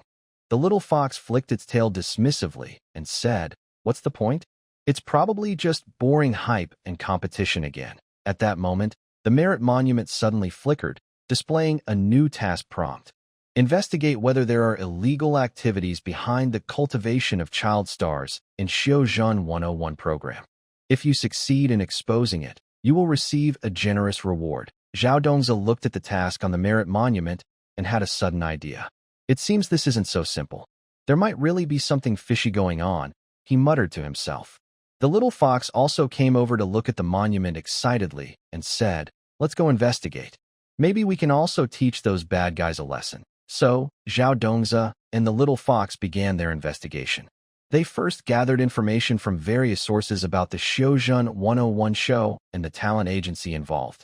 After some effort, they found that although the agency appeared very successful on the surface, there were many problems underneath. Rumors said they used unfair methods to select child stars, and some even bribed judges. Also, some children who participated in the show faced various troubles afterward, like being forced to sign unfair contracts and losing their rightful earnings. Zhao Dongzi and the little fox decided to go deep into the situation and personally visit the show's production team. They disguised themselves and arrived at the filming site of Xiaozhan 101. The scene was lively, with bright lights and beautiful stage decorations. The young child stars from different places were backstage nervously preparing, their faces full of hope and anticipation for the future. Zhao Dongzi and the little fox quietly blended into the crowd and observed carefully. They noticed in a corner backstage, a few staff members were whispering. Zhao Dongzi used his hearing magic and faintly heard some keywords: control, brainwashing, benefit transfer. The little fox tugged on Zhao Dongzi's sleeve and whispered, "It looks like there's really a problem here." Zhao Dongzi nodded, signaling the little fox to keep watching. They followed the staff members to a secret room. Inside, there were strange devices and documents, and on the wall hung photos of the child stars. The children in the photos looked hollow-eyed and expressionless. Zhao Dongzi picked up a document to examine it. It detailed methods and procedures used by the production team to mentally control the child stars. It turns out that they used some evil spells and drugs to completely control the young stars and make them obey the company's orders. "That's too much," Zhao Dongzi said angrily. He and Little Fox decided to gather evidence to expose the bad actions of the show crew. Just as they were about to leave, they suddenly heard loud noises outside. It was the show crew discovering that someone had sneaked in, and they were searching everywhere. "Oh, we've been caught." Little Fox said nervously. Zhao Dongzi quickly put the documents away and pulled Little Fox to run outside. They darted through the complicated backstage corridors, engaging in a fierce chase with the crew members. During the escape, Zhao Dongzi and Little Fox used their skills to the fullest. Zhao Dongzi cast various spells to block their pursuers. Little Fox, with her quick movements, darted through narrow passages and guided Zhao Dongzi in the right direction. After a dangerous run, they finally escaped from the filming site. Back at the Fairy Fate Hospital, Zhao Dongzi immediately organized the evidence he had collected and handed it over to the authorities. Soon, the misconduct of the show crew and the talent agency was made public. Once the truth was known, people were very angry and condemned their actions. The authorities quickly took action, punishing those involved and rescuing the young stars who had been controlled. The merit steel shone brightly again. Zhao Dongzi was rewarded with a large amount of merit for successfully exposing the illegal activities behind Cultivation 101. In the consultation room, the atmosphere was serious yet mysterious. Zhao Dongzi sat at his desk, focused on a seemingly ordinary contract. This was the contract left by the talent scout for the Cultivation 101 Child Star Training Program. On the surface, it looked like a normal business contract, but Zhao Dongzi, with his years of experience in this fantasy world, sensed there was something hidden inside. He gently picked up the contract and examined it under a microscope. As the lens focused, the tiny, almost invisible details on the contract became clearer. Those seemingly ordinary words, under the magnification of a microscope, gradually reveal their true form. This is not a simple contract clause, but a carefully drawn demon-beast contract symbol. The runes on the symbol shimmer with strange light, as if whispering secrets unknown. The lines of the runes are complex and intertwined, forming a mysterious formation that clearly indicates something sinister. Zhao Dongzi's eyes instantly sharpen. He already understands that someone is plotting behind the scenes. Without hesitation, he reaches out and throws a UV sterilizer from the nearby cabinet. The sterilizer lights up, and intense ultraviolet light floods the entire clinic. Under the UV light, the runes on the contract symbol flicker more violently, as if resisting the cleansing power. "Did Li Jiji hire you?" Zhao Dongzi asks coldly, his voice echoing in the clinic with undeniable authority. His first suspicion is Li Jiji, the rival who always causes him trouble by any means necessary. Just as the talisman begins to glow under the UV light, the room suddenly bursts with bright light. A strange energy wave spreads out, distorting the space. In an instant, the clinic transforms into a lively talent show scene. Colorful lights flash constantly, the stage is decorated extravagantly, and various professional filming equipment is set up around. Virtual audience members sit among the crowd, cheering excitedly, as if witnessing a grand performance. At this moment, Li Jiji's holographic projection descends from above. He wears a magnificent purple robe and a crown embedded with gems, with a proud smile on his face. He opens his arms as if welcoming applause. "Welcome to Mythical Beast Lottery." Li Jiji's voice echoes through the scene, full of theatrical flair. Level 1. Diagnose the Demon King's inner core rupture. As he finishes speaking, a beam of light flashes, and a young demon beast suddenly appears on the operating table. The young demon beast is small, but exudes a powerful and fierce aura. Its body is covered with tough scales like black armor, with sharp horns on its head, and fierce eyes that gleam with hostility. It twists restlessly on the table, growling lowly, as if alert and hostile toward everything around it. Zhao Dongzi looks at the suddenly appearing young demon beast on the table, feeling both helpless and angry. He knew well that this was a trap deliberately set by Li Jiji to make things difficult for him. However, he did not hesitate. Instead, he calmly thought of a way to handle the situation. He reached for paper and pen and quickly wrote a letter addressed to the director team of the variety show. The letter contained the medical institution management regulations. In this world, even a variety show cannot interfere with normal medical procedures or bring dangerous mythical beasts into hospitals, as it would threaten patients and medical staff. Not long after Zhao Dongzi sent the letter, dark clouds suddenly gathered in the sky. Thick bolts of lightning shot down from the clouds, heading straight for the filming studio of the show. These lightning bolts represented justice from heaven and earth, meant to punish those who broke rules and laws. The studio was struck by the lightning, instantly bursting into flames, with equipment shattered and flying everywhere. At this moment, Zhao Dongzi was unaffected by the chaos. He calmly took out a tranquilizer gun and carefully approached the young beast. The beast sensed the threat and became more agitated, struggling fiercely to break free. Zhao Dongzi seized the opportunity, pulled the trigger, and the tranquilizer dart hit the beast accurately. Soon, the beast's body relaxed, and it fell into unconsciousness. Zhao Dongzi then carefully examined its teeth and found that one of its cavities was severely infected. He skillfully began to treat the cavity. "You broke the rules," Li Jiji shouted in the ruins. His holographic projection flickered due to the explosion, but his anger was clear. The script for the show is not supposed to be like this. His confident expression had vanished, replaced by a face full of frustration. According to Article 214 of the Cross-Border Medical Law, Zhao Dongzi calmly took out a brand-new lawyer's certificate from his pocket and waved it in front of Li Jiji. He had recently spent a lot of time and effort earning this certificate, and he didn't expect it to be useful so soon. "I have the authority to take necessary actions against behaviors that endanger patient and doctor safety." His voice was steady and strong, each word clear and confident, showing his strength and self-assurance. At that moment, a small fox, which had been crouching in the corner, suddenly jumped onto the broken stage. It moved gracefully, with 9 tails raised high and waving in the air. Surprisingly, the 9 tails formed a shining neon sign that clearly displayed the words, "Daddy is the coolest." This sudden scene made the viewers in the live stream burst into excitement. The popularity that had dropped due to Li Jiji's antics instantly surged past previous levels. Viewers in the chat kept leaving messages, praising and supporting enthusiastically. "Little Fox is so cute. Dr. Zhao is awesome. That comeback was perfect. Li Jiji has really lost this time." The live stream's popularity soared, with likes, comments, and shares reaching new heights. Li Jiji saw this and became very angry, his face turning pale. He clenched his fists, eyes shining with hatred, and finally crushed the teleportation talisman in his hand. "Just wait and see," he said through gritted teeth. Then, he vanished in a flash, disappearing from everyone's sight. Although Li Jiji temporarily left, Zhao Dongzi knew the fight was far from over.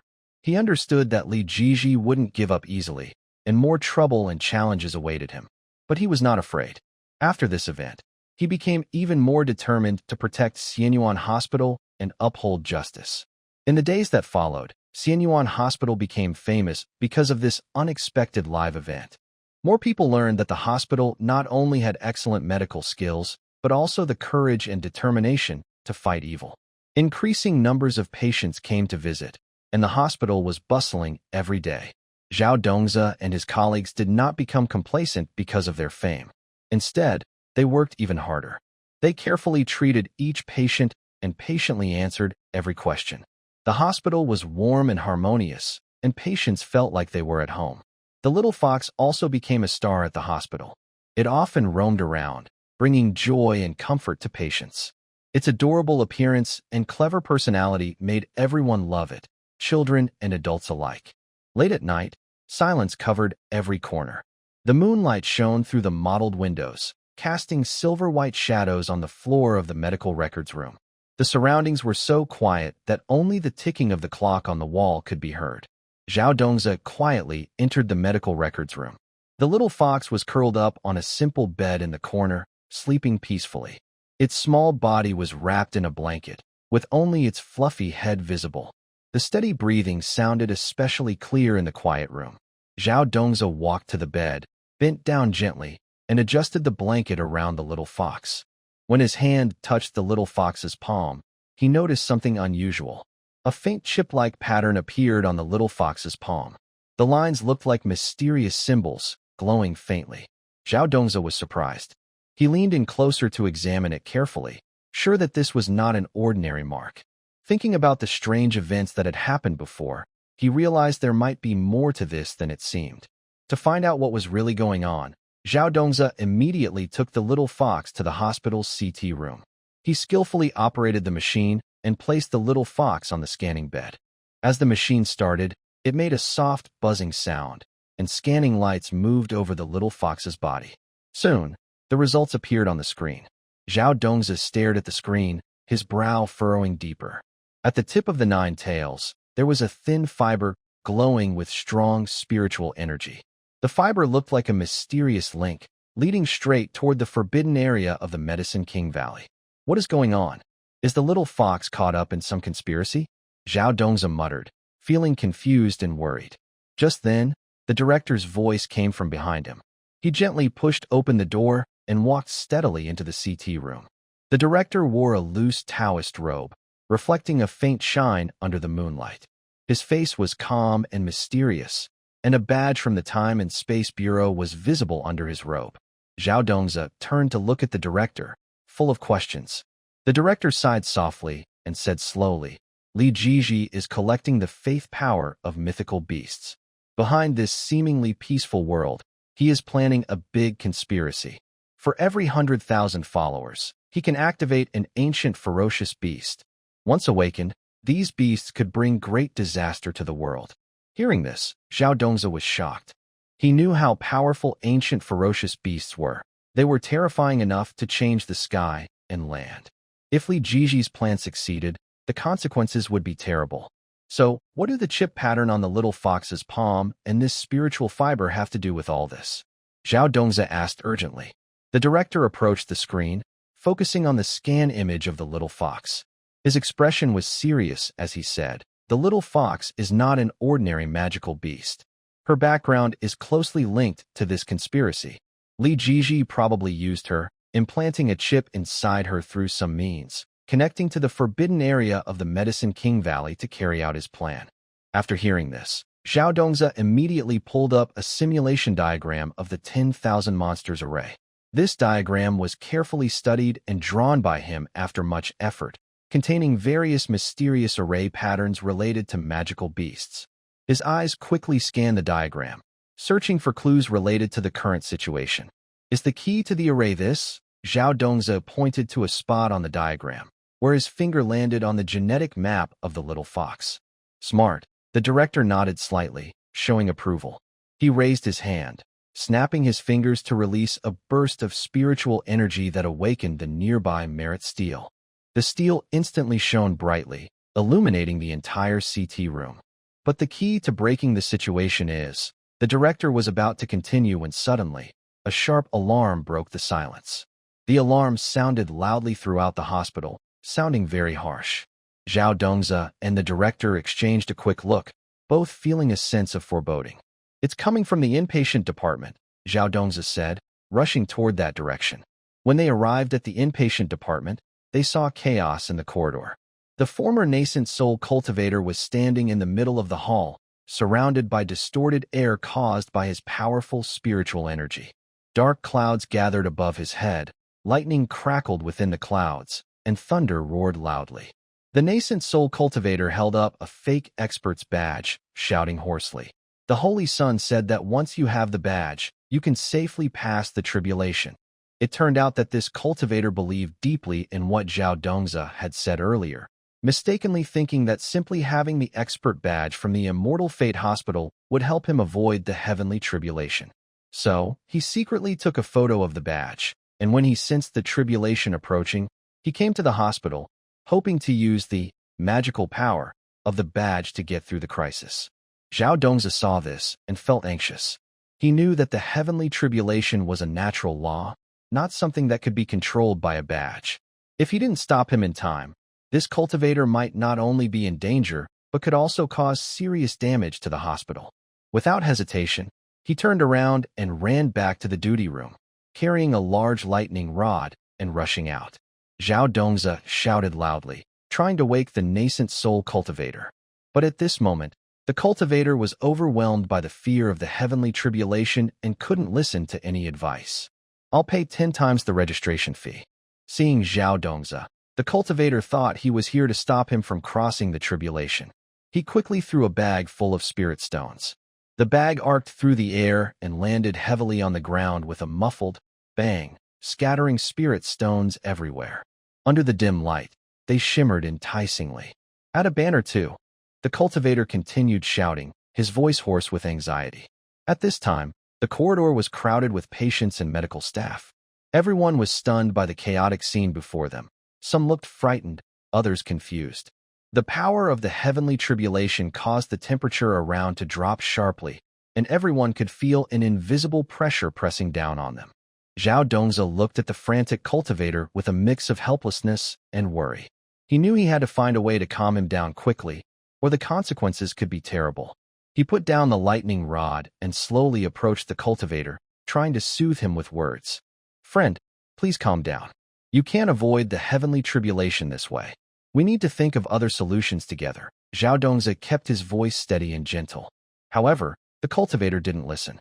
His eyes were full of madness and despair, and he kept muttering, "If I get a checkup, I can safely pass the tribulation. If I get a checkup, I can safely pass the tribulation." As if he was lost in a trance. Just then, the clouds in the sky grew darker, and a thick bolt of lightning shot straight down from the clouds toward the cultivator.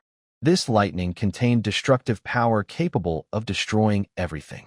The air around it ionized instantly, emitting a blinding light. Zhao Dongzi's heart tightened at the sight. Without hesitation, he lunged toward the cultivator, trying to pull him away. At this critical moment, the director also made a move. He quickly formed hand seals and recited words, creating a powerful spiritual barrier in front of Zhao Dongzi and the cultivator. The lightning struck the barrier, producing a deafening explosion. The force of the impact caused the entire corridor to shake. The spiritual barrier trembled under the lightning, but did not break. Zhao Dongzi seized the opportunity to grab the cultivator's arm and forcefully pulled him to a safer spot. The nascent soul cultivator finally woke up, as if from a dream. Looking at everything happening before him, he showed a look of fear and regret on his face. "Thank you, Dr. Zhao. Thank you, Director." The cultivator regained his senses and quickly thanked Zhao Dongzi and the director. His voice was full of guilt and gratitude, as his reckless actions had almost caused a disaster. Zhao Dongzi panted heavily and said to the cultivator, "Never trust baseless rumors again. When it comes to the heavenly tribulation, you need to rely on your own strength and luck to handle it." The cultivator nodded repeatedly and said, Yes, I understand. I am really grateful to both of you. Otherwise, I might not have survived." After this incident, the hospital's order gradually returned to normal, but Zhao Dongzi and the director still felt heavy-hearted. They knew that Li Jiji's plot was like a beast hiding in the dark, ready to bring great disaster to the world at any time. The secret of the little fox and the key to breaking the situation still needed further investigation. In the days that followed, the hospital seemed to return to its usual calm on the surface. However, Zhao Dongzi and the director secretly intensified their investigation. They left no clue unexplored, trying to uncover the full picture of Li Jiji's conspiracy and find a way to solve it. Zhao Dongzi spent most of his time not only on medical work, but also studying the little fox. He read countless ancient texts and consulted many reclusive cultivators, hoping to learn more about the little fox's background and the patterns on her chip. The director used the resources of the Time and Space Bureau to investigate the forbidden area of the Medicine King Valley. He traveled through different time-space nodes, searching for clues related to Li Jiji's plot. Each investigation was dangerous and full of unknowns, but he never gave up. Meanwhile, the little fox also sensed something unusual about herself. Although she didn't understand what was happening, she could feel Zhao Dongzi and the director's concern for her. In the corridor of the hospital, the atmosphere was extremely tense. The lightning tribulation caused by the nascent soul cultivator was still raging. Thick bolts of lightning roared down from the sky like fierce dragons, targeting Zhao Dongzi and those around him. Zhao Dongzi dodged left and right, looking quite miserable, and kept cursing. "Is this about money?" As he skillfully avoided the lightning strikes, his figure moved swiftly through the corridor, stirring up a gust of wind. This is about medical resource competition. At this moment, he was filled with anger and helplessness. The busy hospital had fallen into even greater chaos because of this irrational commotion. At a critical moment, the little fox suddenly let out a clear cry. She was surrounded by bright light and floated into the air. Her 9 tails spread out instantly, becoming huge and covering the sky like a curtain. Each tail shimmered with mysterious spiritual energy, and the soft fur moved in the wind, giving off a gentle yet powerful aura. The power of lightning strikes hit the barrier formed by her 9 tails, making loud roars. The strong energy caused the air around to twist and warp. The wild lightning crackled wildly among her tails, as if pulled by a mysterious force. The destructive lightning energy, under the little fox's control, gradually gathered together. The light grew brighter and brighter until, finally, the lightning energy condensed into a shiny, golden object. It looked like a portable charger, with flowing golden electric patterns on its surface, radiating strong and steady energy. "Look, Dad." The little fox changed back to a 5-year-old girl, holding the lightning strike power bank with both hands like a treasure. She jumped happily to Zhao Dong's side. Her eyes sparkled with pride and joy. "Lightning strike power bank, super long standby." Her clear voice echoed in the corridor, adding a touch of humor and relief to the tense and chaotic scene. Zhao Dongza looked at the strange object in the little fox's hands, feeling both surprised and delighted. He never expected that the little fox could turn such terrifying lightning power into something so practical.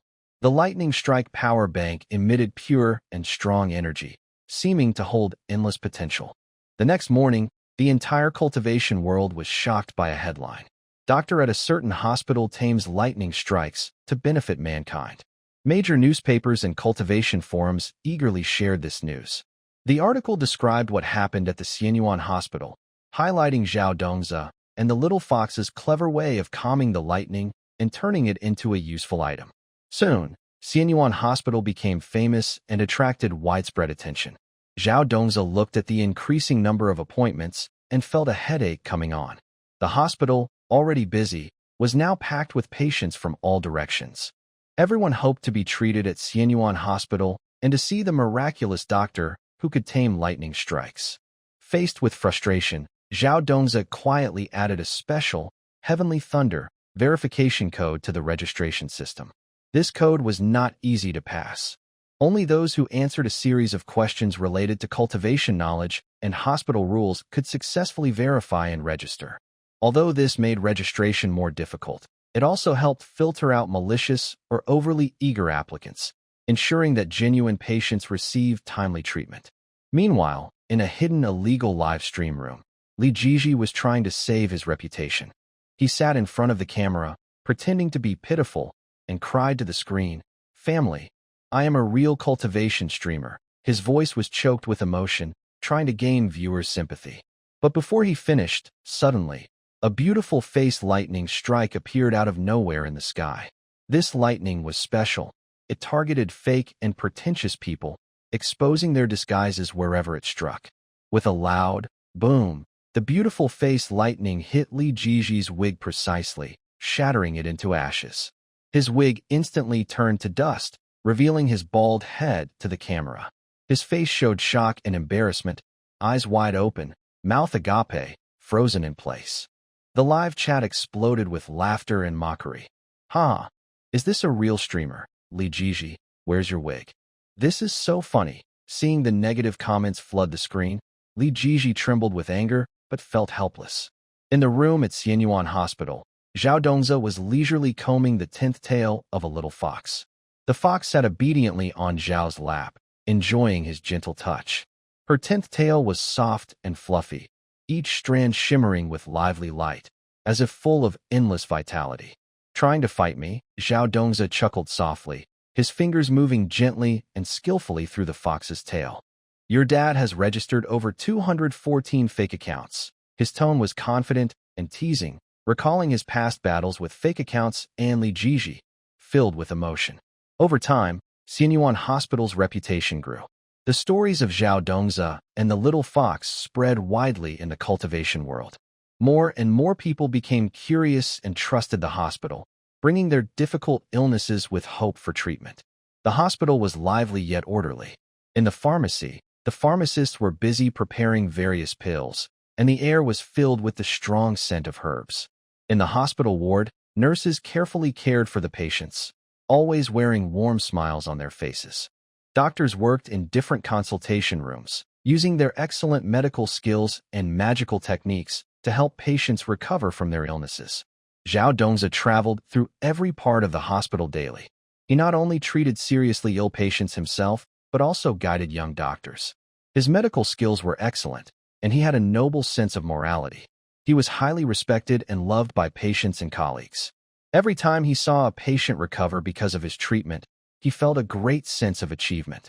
The little fox also became a source of happiness in the hospital. She was always running around, sometimes jumping onto a patient's bed to show affection, and other times teasing busy nurses. Her cute appearance and lively personality brought many laughs to the hospital. Patients felt much happier when they saw the little fox, and their pain seemed to lessen. As the reputation of the Immortal Fate Hospital grew, it also attracted some malicious people. Some rivals envied the hospital's success and tried to secretly damage its reputation. Others with evil intentions wanted to steal the mysterious power from the little fox for their own gain. One day, a group of uninvited guests suddenly arrived at the hospital. They wore black robes and masks, and they barged in aggressively. Without saying a word, they started causing trouble, damaging medical equipment, and disturbing the normal order of the hospital. When Zhao Dongzi heard the news, he immediately rushed to the scene. Seeing these unruly people, a flash of anger appeared in his eyes. "Who are you? Why are you causing trouble here?" he shouted loudly. His voice was steady and powerful, carrying a sense of authority. The leader of the black-clad group sneered and said, "Zhao Dongzi, if you know what's good for you, hand over that little fox, or today will be the end of Immortal Fate Hospital." Zhao Dongzi's heart tightened. He knew these people were after the little fox. He stood fearlessly in front of everyone and said, "You will not take the little fox. This is Immortal Fate Hospital, a place that protects lives. We won't let you cause chaos here." The two sides fell into a tense standoff, with the atmosphere reaching its peak. Just then, the little fox suddenly appeared.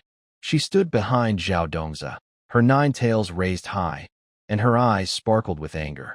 "You bad people, how dare you cause trouble at the hospital?" Little Fox angrily said, her voice young but full of strength. The men in black saw Little Fox and looked at her greedily. They rushed forward trying to catch her. Zhao Dongzi and the hospital security immediately stepped in to stop them, and a fierce fight began. Zhao Dongzi used many powerful spells, shooting out bright beams of energy from his hands toward the men in black. The security guards also fought bravely, swinging their weapons to fight the intruders. Little Fox didn't stay idle. She used her 9 tails power to release strong energy waves, pushing back the approaching men in black. The fight was very intense, and both sides got hurt. But Zhao Dongzi and everyone at the hospital didn't give up. They were determined to protect the Fairy Connection Hospital and Little Fox. During the fight, Zhao Dongzi noticed a weakness in the men in black. He seized the chance, gathering all his energy to cast a powerful spell. A bright light shot out and hit the leader of the men in black.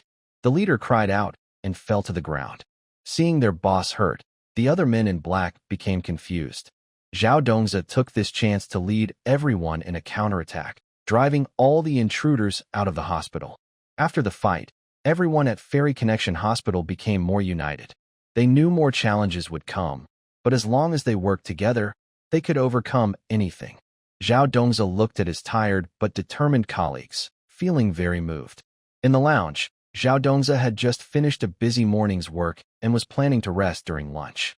He casually picked up his phone, opened the parent group chat, and wanted to check for any school notices about his child. But what he saw made his blood pressure rise and fall like a roller coaster. Messages in the parent group kept flooding in, with all kinds of comments that made it hard to keep up. Zhao Dongzi frowned and scrolled through the messages. The last message was sent by Xiao Bao's mother, and it clearly read, "Dear parents, tomorrow we will invite a Taoist priest to the classroom to perform a spiritual cleansing. Please reply if you agree." Many parents had already responded with their approval, creating a long list of names, which made Zhao Dongzi feel a sudden pang of worry. The story begins on Xiao Fox's first day at school. That day was sunny and bright. Xiao Fox was full of excitement as she stepped into the school. She was curious about this new environment. However, during nap time, something unexpected happened. Xiao Fox was sleeping peacefully, perhaps dreaming sweet dreams, when suddenly her tail caught fire. A burst of hot flames shot out from the tip of her tail. The flames were fierce and quickly burned the nearby T-Rex plush toy into blackened charcoal. The once mighty dinosaur toy was now just a pile of ashes, giving off a strong, unpleasant smell. This sudden event caused chaos in the nap room. The children woke up startled and saw what had happened. Some cried loudly out of fear, while others stared with wide eyes, looking terrified. Xiao Fox was also awakened by the noise. She was confused and looked around, not understanding what was going on. From that day on, all the children remembered Xiao Fox and gave her a nickname, Firetail Fairy. Even more unbelievable, a parent with a rebellious attitude started spreading a strange story in the group chat. This is a sign from heaven. Worship it to protect your home and family. As soon as this parent said that, the chat group erupted with discussion. Some parents thought it was ridiculous and started criticizing. Others were half-believing and debated passionately. Soon, the peaceful parent group turned into a chaotic scene. Mr. Zhao, please explain Xiao Li's special situation. The homeroom teacher privately messaged Zhao Dongzi, attaching a photo. In the picture, Xiao Fox was carefully drawing symbols with her tail, focused and serious. Her earnest expression made people smile, but Zhao Dongzi couldn't laugh at the moment. The teacher sighed in the message, saying, "Other parents are worried about affecting the classroom atmosphere." Zhao Dongzi looked at his phone, feeling helpless and amused. He held the phone up to Xiao Fox and said seriously, "Explain this." The little fox was sitting nearby, happily eating snacks. When she heard Zhao Dongzi's words, she looked up with food still in her mouth, puffed out her cheeks, and mumbled. They started it. After swallowing her food, she angrily continued, "Wang Xiaohu tugged my ear, and Zhang Mimi poured yellow wine into my water cup." She became more excited as she spoke, tears of frustration shining in her eyes. It turned out that in the days since starting school, the little fox had not had an easy time. Wang Xiaohu, who was tall, often bullied classmates, and when he saw the cute ears of the little fox, he couldn't help but reach out to tug them. Zhang Mimi, who had heard somewhere that foxes were afraid of yellow wine, secretly poured it into the little fox's water cup. The little fox, who was naturally stubborn, couldn't stand such bullying. When she couldn't bear it anymore, she lost control during nap time and accidentally burned her dinosaur toy. Zhao Dongzi listened to her explanation with a heart full of sympathy. He gently patted her head and comforted her. "Don't be sad, sweetheart. Dad will handle this." The little fox looked up at him with hopeful eyes and asked, "Really? Dad? You must make them stop bullying me." Zhao Dongzi nodded firmly and said, "Don't worry, I won't let you be upset anymore." He knew very well that this matter couldn't be ignored. If not handled properly, it could affect her school life and might cause more unnecessary trouble. He decided to talk to the homeroom teacher first to understand what other parents thought and wanted. Zhao Dongzi took out his phone and sent a sincere message to the teacher, saying, "Teacher, I'm sorry to trouble you. Xiaoli's situation is quite special, but she is definitely not an ill-meaning creature. She is a well-trained fox spirit with a kind nature. The incidents at school were caused by other students bullying her first, which made her lose control. I will teach her to control her powers better. I also hope you can help explain to the other parents to ease their worries." The homeroom teacher quickly replied to Zhao Dongzi, "Mr. Zhao, I understand how you feel. Actually, Xiaoli has always been well-behaved at school and studies diligently. I believe she didn't mean to cause trouble. But the concerns of the other parents are understandable, especially since this involves some supernatural factors. Could you find a chance to meet with other parents face-to-face? This might help solve the problem better." Zhao Dongzi thought the head teacher's suggestion was good, so he replied, "Okay, teacher, please help arrange a time. I will definitely attend on time." Soon, the head teacher confirmed the parent meeting for the next afternoon after school. Zhao Dongzi received the message and started preparing carefully. He collected some information about fox spirits and made a beautiful PowerPoint presentation to introduce the little fox to everyone at the meeting, so other parents could understand fox spirits correctly. The next afternoon, Zhao Dongzi arrived at school early. He brought his prepared materials and entered the meeting room. It was already full of parents. When they saw Zhao Dongzi come in, they looked at him with curiosity, caution, or disapproval. Zhao Dongzi took a deep breath, smiled, and walked to the podium. He first bowed to the parents and then said, "Hello, everyone. I am Zhao Xiaoli's parent. Thank you for taking the time to attend this parent meeting. I called everyone together today, mainly to talk about Xiaoli. He opened the PowerPoint and explained the features and habits of fox spirits in detail. He talked about their training process, their abilities, and their images and legends. He told the parents that not all fox spirits are evil. Many are kind and honest, living peacefully with humans. The little fox is one of these kind fox spirits. She came to school hoping to get along well with everyone and grow happily together. Then, Zhao Dongzi mentioned that the little fox had been bullied at school. He showed photos on his phone of the little fox being pinched on the ear and water being poured on her with a yellow water cup. He said seriously, "Parents, Xiaoli has faced unfair treatment at school. She is just a child and can feel upset and sad. She lost control and burned a dinosaur toy, which was wrong, but it's understandable. I hope everyone can teach their children well and not bully classmates. We should create a friendly and harmonious learning environment for the children." After hearing Zhao Dongzi, the parents started whispering and discussing. Some looked guilty, realizing their children's mistakes. Parents who were worried that the little fox might affect the class environment also began to reconsider their opinions. At that moment, Zhang Xiaobao's mother stood up and said, "Mr. Zhao, after hearing your explanation, we have a new understanding of Xiaoli. We were too impulsive before and suggested calling a Taoist priest to exorcise the spirit without understanding the situation clearly. On behalf of everyone, I apologize to you and Xiaoli." Other parents nodded in agreement, showing support for Zhang Xiaobao's mother. Zhao Dongzi saw that everyone's attitude was changing and felt relieved. He smiled and said, "It's okay. We all care about the children's growth. I believe that as long as we understand and accept each other, the children can grow up happily in a good environment." Just as the parent meeting was about to end, a parent with a rebellious attitude suddenly stood up and loudly said, "Although I understand Mr. Zhao's explanation, I still think Xiaoli is quite adorable.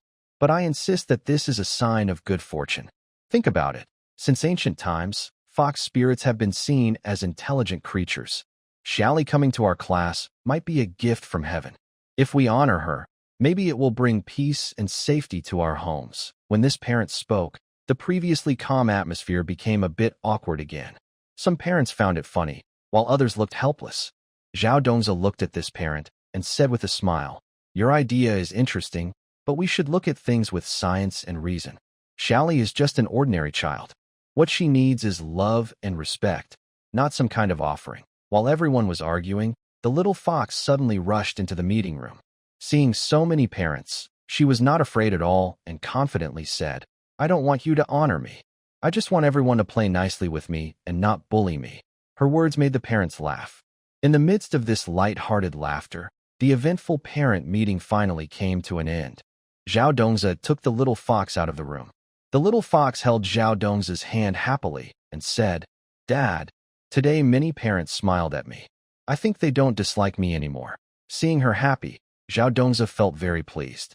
He knew that although this school incident had temporarily calmed down, the little fox would still face many challenges in her school life in the future. However, he believed that as long as he and the little fox worked hard together, they could help the little fox have a happy time at school. On the other side of the school, the homeroom teacher watched the parents leave one after another, feeling very emotional. She knew that every child was special, and as a teacher, she needed to understand and accept them. This incident made her more determined to create a friendly and fair learning environment for the children. Over time, the little fox's life at school gradually improved. Her classmates no longer kept their distance. Instead, they started to be friends with her. The little fox became more cheerful, and her grades improved. With her kindness and enthusiasm, she gained the love and respect of her classmates. But peaceful days did not last long. One day, a group of mysterious people suddenly arrived at the school. They wore strange clothes and behaved oddly, asking around about the little fox.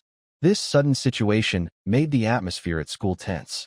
Teachers and students didn't know who these people were or what they wanted with the little fox. While in class, the little fox also felt that something was wrong.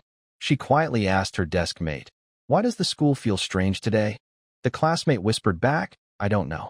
I heard a strange group came and has been looking for you." Hearing this, the little fox felt a little scared, but she tried to stay calm and decided to tell her dad after school. so he could handle it.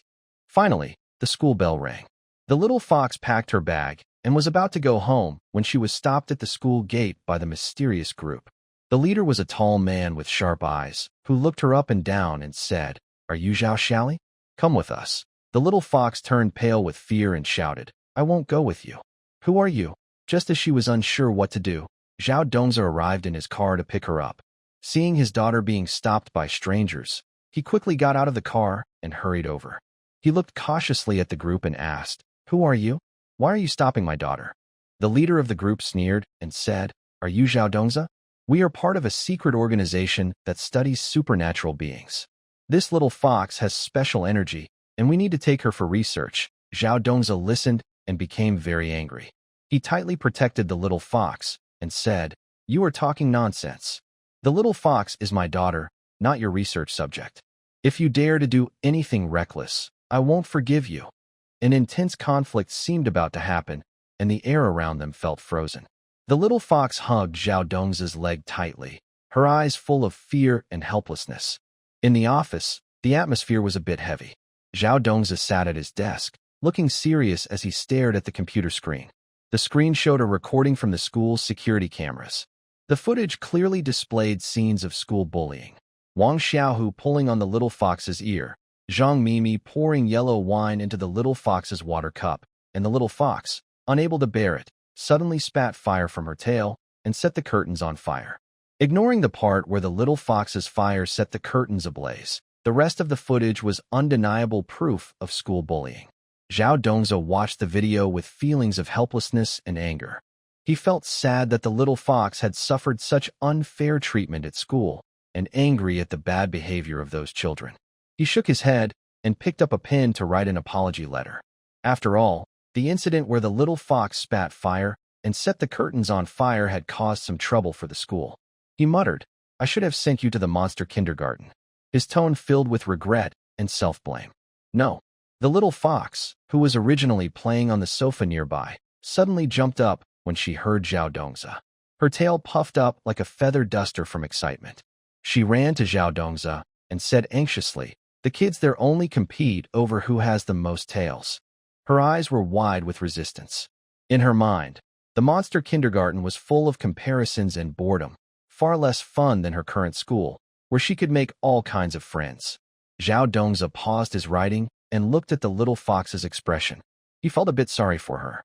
Gently, he patted her head and said, "Sweetheart, but you're also feeling upset at your current school." The little fox stubbornly lifted her head and said, "I'm not afraid. I like my current school.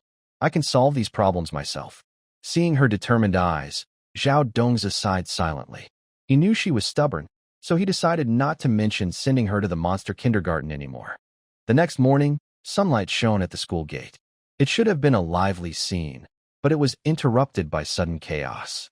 Zhao Dongza arrived with the little fox as usual, only to find parents blocking the way. Some fathers dressed in traditional robes held wooden swords, looking serious. Mothers carried black spray bottles, appearing tense. The scene looked like a zombie siege, giving people chills. Seeing this, Zhao Dongza was startled and quickly stepped in front of the little fox. He raised his hands and shouted loudly, "Everyone, stay calm," but the angry parents didn't listen. Thinking quickly, Zhao Dongza grabbed his vaccination record book and said loudly, "My child has had 3 shots of vaccine and does not carry rabies virus." He hoped to calm the tense atmosphere and show that the little fox wouldn't pose a real threat.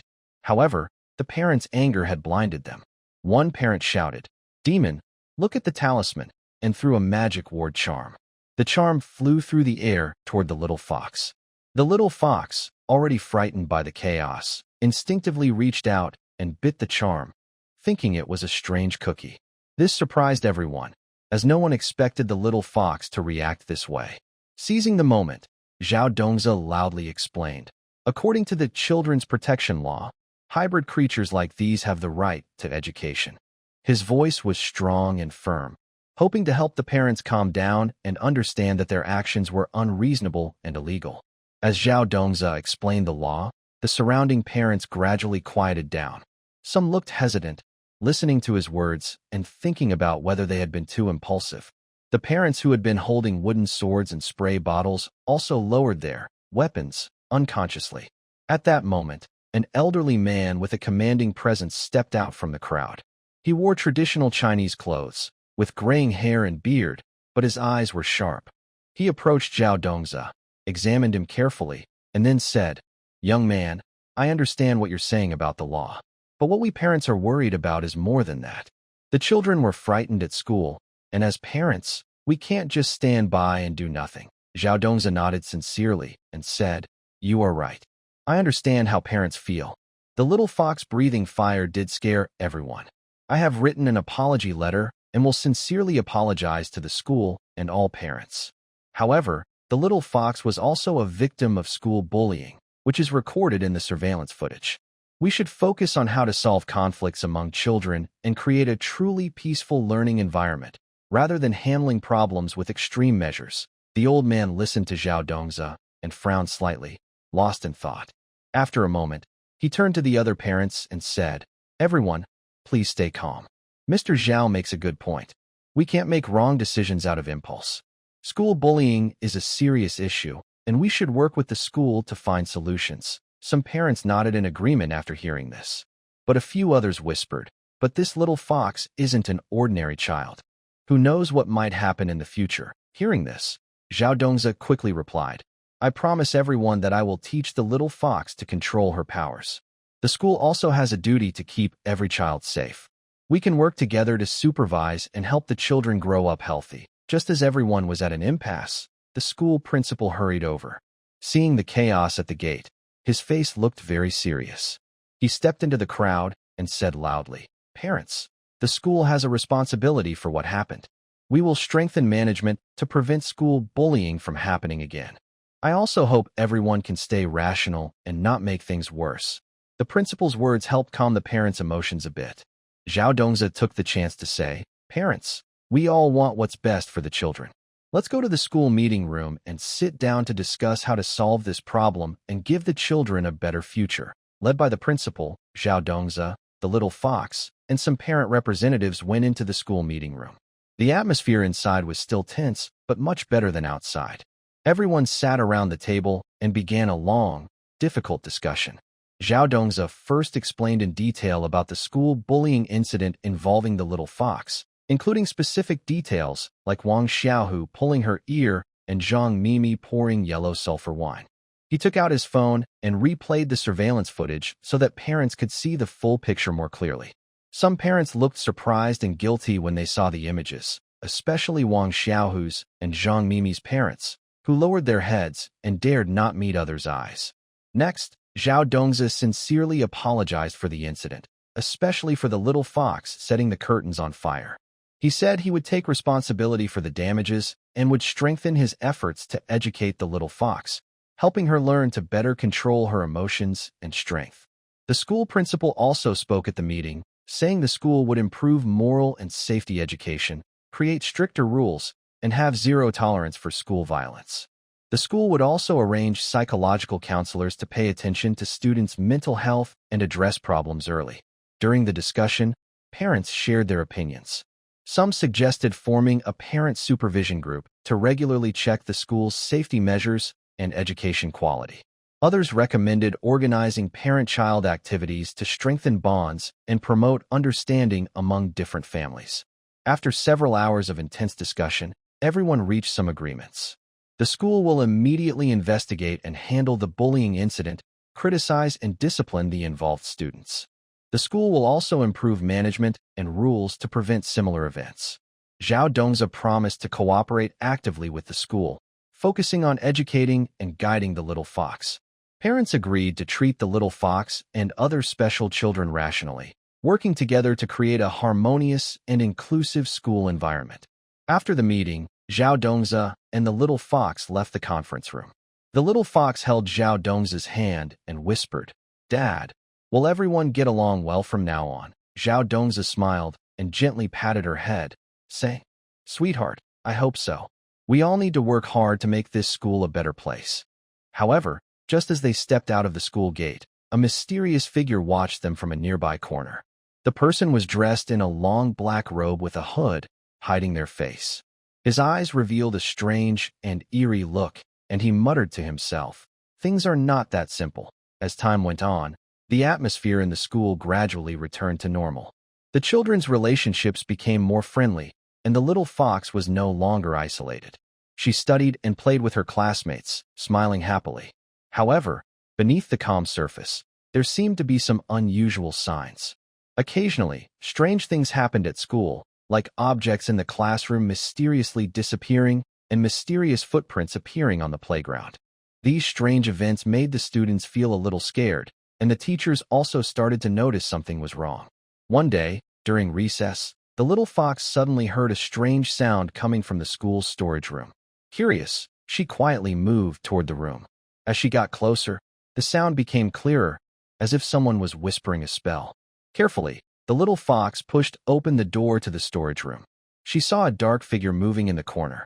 She was startled and was about to run away when the figure suddenly turned around. In the faint light, the little fox saw the face clearly. It was a parent who had caused trouble at the school gate before. "What are you doing here?" the little fox asked bravely. The parent saw her and looked surprised, but quickly regained composure. He said coldly, "Little girl, this is none of your business. Go away." The little fox sensed something was wrong. She didn't leave, but kept asking, "Are you up to something? Are you the one causing those strange things at school?" Hearing this, the parent's face darkened. He said fiercely, "Since you found out, don't blame me for being rude." Then he pulled out a strange object from his pocket and threw it at the little fox. In the school's meeting room, the atmosphere remained tense and heavy. The brief sense of peace after the recent agreement was shattered by Zhang Xiaobao's father's sudden action. "What do you mean, equality?" Zhang Xiaobao's father shouted angrily, glaring fiercely. He suddenly revealed his burned arm, which was swollen and blistered, looking very shocking. His voice trembled with anger and carried a strong tone of blame. "Yesterday, my little treasure said he wanted a tail too, and he even tried to burn his bottom with a lighter." His eyes were fixed tightly on Zhao Dongzi, as if blaming Zhao and the little fox for everything. Zhao Dongzi slightly frowned, but did not immediately argue against the baseless accusation. Instead, he quietly took out his phone and skillfully pulled up the class chat records. He turned the phone screen to everyone and spoke calmly, but with firm certainty, saying, "Sir, look here. 3 days ago, Zhang Xiaobao even live-streamed eating a candle." He paused and looked sincerely at Xiaobao's father. "Based on these actions, it seems your son might have the bloodline of a gluttonous beast." Everyone's eyes turned to the phone screen, reading the chat messages and falling into thought. The bloodline of a gluttonous beast is a very rare and powerful kind of bloodline. Those who possess it often show an extraordinary desire to consume and devour everything. Xiaobao eating candles and trying to burn himself now seemed to fit this theory. At this moment, the school counselor hurried over to help. He ran quickly, beads of sweat on his forehead, panting as he entered the meeting room. Zhao Dongzi was holding a fire extinguisher, patiently demonstrating to the parents how to properly handle children playing with fire. He operated the extinguisher carefully while explaining the steps and precautions. His serious and professional attitude made some parents secretly admire him. When Zhao Dongzi finished explaining how to use the fire extinguisher, the nearby Merit steel suddenly vibrated. A gentle light emanated from it, and words appeared in the glow. "Help eliminate school discrimination. Reward. Parenting Encyclopedia, Monster Edition." This unexpected reward made Zhao Dongzi pause. The Parenting Encyclopedia, Monster Edition was undoubtedly a precious gift for him and the little fox, possibly helping them solve many future problems. As this incident was temporarily resolved, the school day was nearing its end. On the way home, sunlight spilled onto the street, creating patches of golden light and shadow. The little fox, as usual, held Zhao Dongzi's hand and skipped along happily. Suddenly, she stopped and tightly grabbed his sleeve, showing a hint of confusion and caution on her face. "Daddy, Uncle Wang smells funny," she said, pointing to someone nearby, the parent leader who had caused the trouble.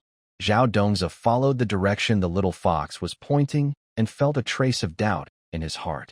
Without showing any emotion, he quietly led the little fox closer to the head of the Parents' Association. When they were near enough, Zhao Dongzi keenly sensed a faint, strange aura coming from the man. It carried a cold and eerie feeling that made people uneasy. After returning to Xianyuan Hospital, Zhao Dongzi immediately took the little fox to the CT room. He skillfully operated the machine while the little fox helped him perform a full CT scan on the head of the Parents Association. As the machine ran, clear images appeared on the screen. Zhao Dongzi stared at them closely, his brows gradually knitting together.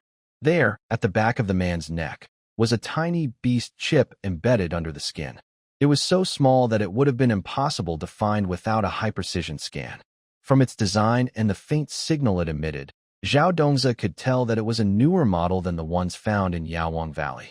This discovery made him realize that the situation was far more complicated than he had imagined. Zhao Dongzi knew that a great secret must be hidden behind this mysterious chip. He decided to stay calm and investigate quietly. The next day, Zhao Dongzi and the little fox met the head of the Parents Association again near the school. The man seemed to be in a hurry, as if he had something important to do. In his rush, he accidentally dropped his access card. Zhao Dongzi's eyes lit up. Pretending to tie his shoelaces, he quickly picked up the card without being noticed. He examined it carefully. The card had the logo of Li's Biotechnology printed on it. Seeing that familiar name, Zhao Dongzi gave a cold snort and muttered, "Li Jiji really has his hands in everything." Li Jiji, his longtime rival, was always plotting in the shadows. It now seemed that all the recent troubles at the school were likely his doing. To avoid alerting anyone, Zhao Dongzi gave the little fox a specially made anti-listening hair clip. It looked ordinary but contained advanced technology that could block eavesdropping devices. Kneeling down to meet the little fox's eyes, Zhao Dongzi said seriously, "Sweetheart, starting tomorrow, you'll go undercover at school." The little fox's eyes sparkled with excitement. She nodded eagerly and said, "Okay, Daddy, I'll definitely complete the mission." She pounded her chest confidently, looking very sure of herself. Little Fox knew how important this task was. The next morning, she arrived at school full of energy. In the classroom, she acted normally, studying and playing with her classmates, but secretly she paid close attention to what was happening around her. She especially watched the Parent Association leader and some other parents connected to previous trouble. During break time, Little Fox overheard a few parents whispering in a corner. She casually walked over and secretly listened nearby. "The leader said we must follow the plan and not make mistakes," one parent whispered. "What if we get caught?" Another parent responded worriedly. "Don't worry, with Li's biotech company backing us, we'll gain many benefits," the first parent said dismissively. Little Fox listened carefully, trying to remember every word. After the parents left, she quickly found a quiet spot and used a special method Zhao Dongzi taught her to send the information to Zhao. When Zhao received Little Fox's message, he fell into deep thought. What exactly is Li's biotech company planning? Why are they using these parents to cause chaos at the school? Zhao wondered. To find out the truth, Zhao decided to investigate Li's biotech company. Using his contacts and resources at Xianyuan Hospital, he gathered a lot of information. After careful research, he discovered that Li's biotech company appeared to be a normal biotech firm, but in reality, they were secretly doing illegal experiments and deals. The company was involved in monster gene modification and mysterious chip development, with many complex forces behind it.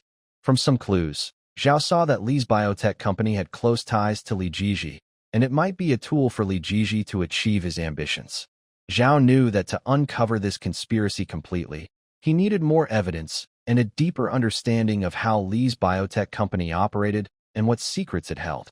Meanwhile, Little Fox's undercover work at the school continued. Using her cleverness and quick thinking, she successfully gathered many important clues. One day, she accidentally discovered in the school library that the Parent Association president often met with a mysterious person in a remote corner at specific times. The little fox quietly followed the Parent Association president and found that each time, the mysterious person handed him a sealed file bag. The little fox was eager to know what was inside, but dared not act rashly. After some thought, the little fox decided to try to secretly look inside the file bag the next time they met. Finally, the opportunity arrived. That day, the Parent Association president came to meet the mysterious person in the usual remote corner of the library. The little fox had already hidden behind a nearby bookshelf and waited quietly.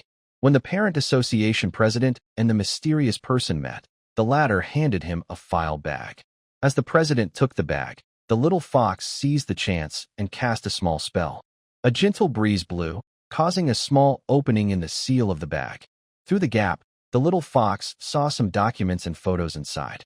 The documents were densely written with information about the school layout, student details, and strange symbols and patterns. The photos showed people in lab coats working with various instruments and creature samples in a laboratory. The little fox was startled, realizing these files and photos might be related to a conspiracy by Lee's biotechnology. She couldn't delay and immediately shared this important discovery with Zhao Dongzi. After receiving the message, Zhao Dongzi understood that the situation had reached a critical point. He decided not to wait passively, but to take action, uncover Lee's biotechnology conspiracy, and stop Li Jiji's evil plan. In the quiet late night, the entire Xianyuan hospital was immersed in silence. Only the rooftop was bathed in cold moonlight, shining like a layer of silver frost. Zhao Dongzi stood alone at the edge, his eyes deep and serious, gazing into the distance as if waiting for something. The surrounding air seemed frozen, with only the occasional gentle breeze fluttering his clothes. Soon, the crisp sound of high heels on the ground broke the silence. The homeroom teacher approached gracefully, her figure appearing somewhat mysterious under the moonlight. When she reached Zhao Dongzi, she stopped. Zhao Dongzi was the first to speak, breaking the silence. "Teacher, it's quite late to invite you here. I have something important to discuss with you." The homeroom teacher nodded slightly, wearing her usual gentle smile. However, on this quiet rooftop, her smile strangely gave off a cold feeling.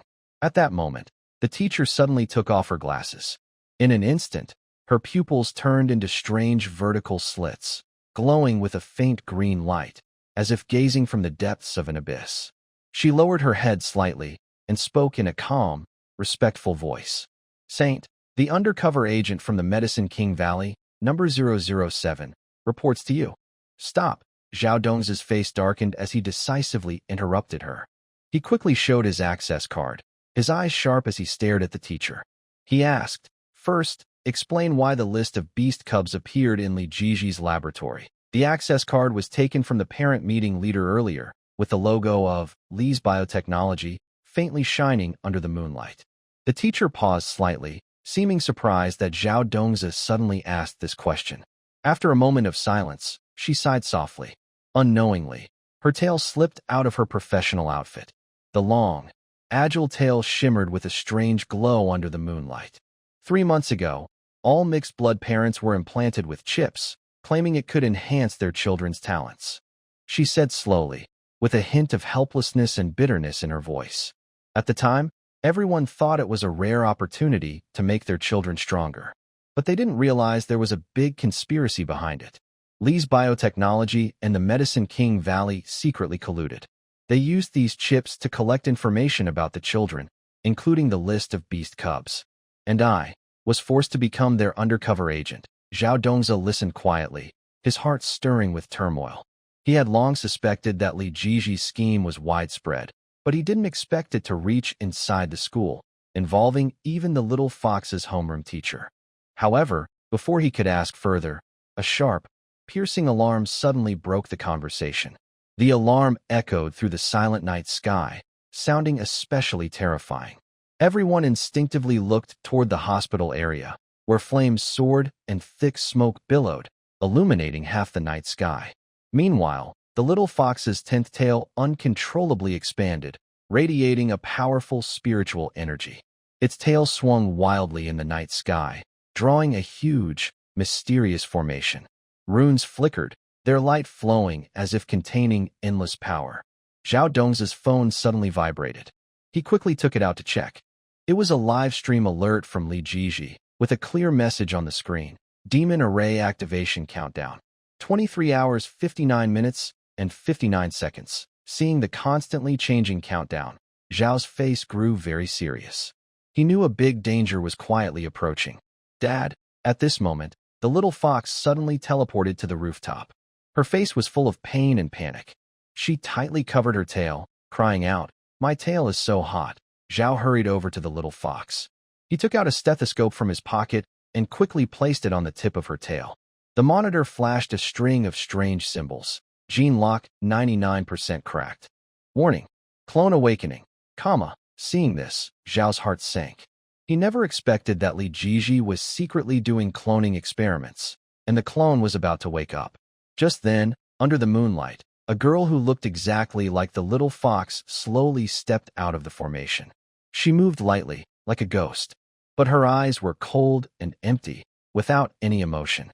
Black mist curled around her fingertips, twisting like a living thing, giving off a chilling aura. The code on her neck glowed with blood-red light, clearly showing. Subject 214, ordered to eliminate defective product. The appearance of this clone made the rooftop's atmosphere even more tense and heavy. Zhao protected the little fox in front of him, his eyes firm as he stared at the clone. He shouted loudly, "Who are you? Why are you obeying Li Jiji's orders?" The clone tilted her head slightly, her eyes cold as she looked at Zhao. Her voice was mechanical. "I am Subject 214. My mission is to eliminate all obstacles to the plan. Little Fox is a defective product." The little fox hid behind Zhao, timidly peeking out. She looked at the clone and said sadly, "I'm not a defective product." Zhao looked at the clone in front of him, anger rising in his heart. He knew this clone was a Li Jiji used against them, but he would never let Li Jiji's plan succeed. "You don't understand what life truly means," Zhao shouted loudly. "Little Fox is unique. She has her own thoughts and feelings. She is not a defective product." The clone was unfazed. She took a step forward, and the black mist around her grew thicker. "Talking is useless. Following orders is my instinct." She waved her hands, and two beams of black light shot toward Zhao Dongzi and the little fox. Zhao Dongzi reacted quickly. He cast a spell, forming a protective shield of spiritual energy in front of him. The black lights hit the shield with a loud bang, causing a strong shock that made the shield tremble slightly. "Little fox, hide first," Zhao Dongzi shouted. The little fox nodded and quickly ran to a corner of the rooftop. Zhao Dongzi knew this clone was very powerful. He couldn't afford to be careless and kept his eyes fixed on her every move. Seeing her attack miss again, the clone launched another. She flickered and appeared in front of Zhao Dongzi, reaching out her hand to grab him.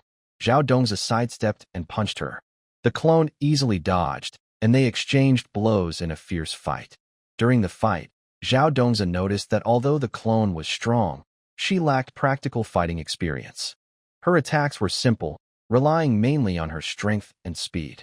Using his own experience, Zhao Dongzi gradually found ways to counter her. But just as they were deeply engaged in battle, the fire in the hospital's inpatient ward grew worse. Patients and medical staff were in chaos. Shouts and cries for help filled the air, and the entire hospital seemed to be caught in a fury. The little fox watched all this from a corner of the rooftop, feeling anxious. She knew the hospital was in great danger, and her father was fighting to protect everyone. She clenched her teeth and decided not to hide anymore. Focusing her mind, she summoned her spiritual power. Her 9 tails and the 10th tail shone brightly, and a powerful wave of energy spread outward from her. "I want to help Dad," the little fox shouted. She used her strongest spell, sending a huge pillar of fire toward the clone. The clone felt the immense power and had to stop attacking Zhao Dongzi temporarily to block the flames. The fiery column struck her, emitting a dazzling light that lit up the entire rooftop like daytime. Seizing this moment, Zhao Dongzi quickly adjusted his stance. He gathered all his spiritual energy, preparing to launch a deadly attack. "Prepare to meet your end," Zhao Dongzi shouted loudly, made a hand sign, and a huge beam of spiritual energy shot out from his hands. This beam contained all of Zhao Dongzi's power, with a strong and unstoppable force, rushing toward the clone. The clone was busy defending against the little fox's flames while also facing Zhao Dongzi's attack, making her seem overwhelmed. She tried to dodge, but the spiritual beam was too fast, hitting her instantly. A loud explosion followed, and the clone was knocked back by the powerful force. She fell heavily to the ground, and the black mist around her gradually disappeared. The coat on her neck also dimmed and lost its glow. Zhao Dongzi and the little fox breathed a sigh of relief, but they knew the danger was not over. The 10,000 demons array was still counting down, and Li Jiji's plot still cast a shadow over the immortal Fate Hospital. At this moment, the fire in the hospital grew fiercer, trapping many patients inside their rooms with no way out.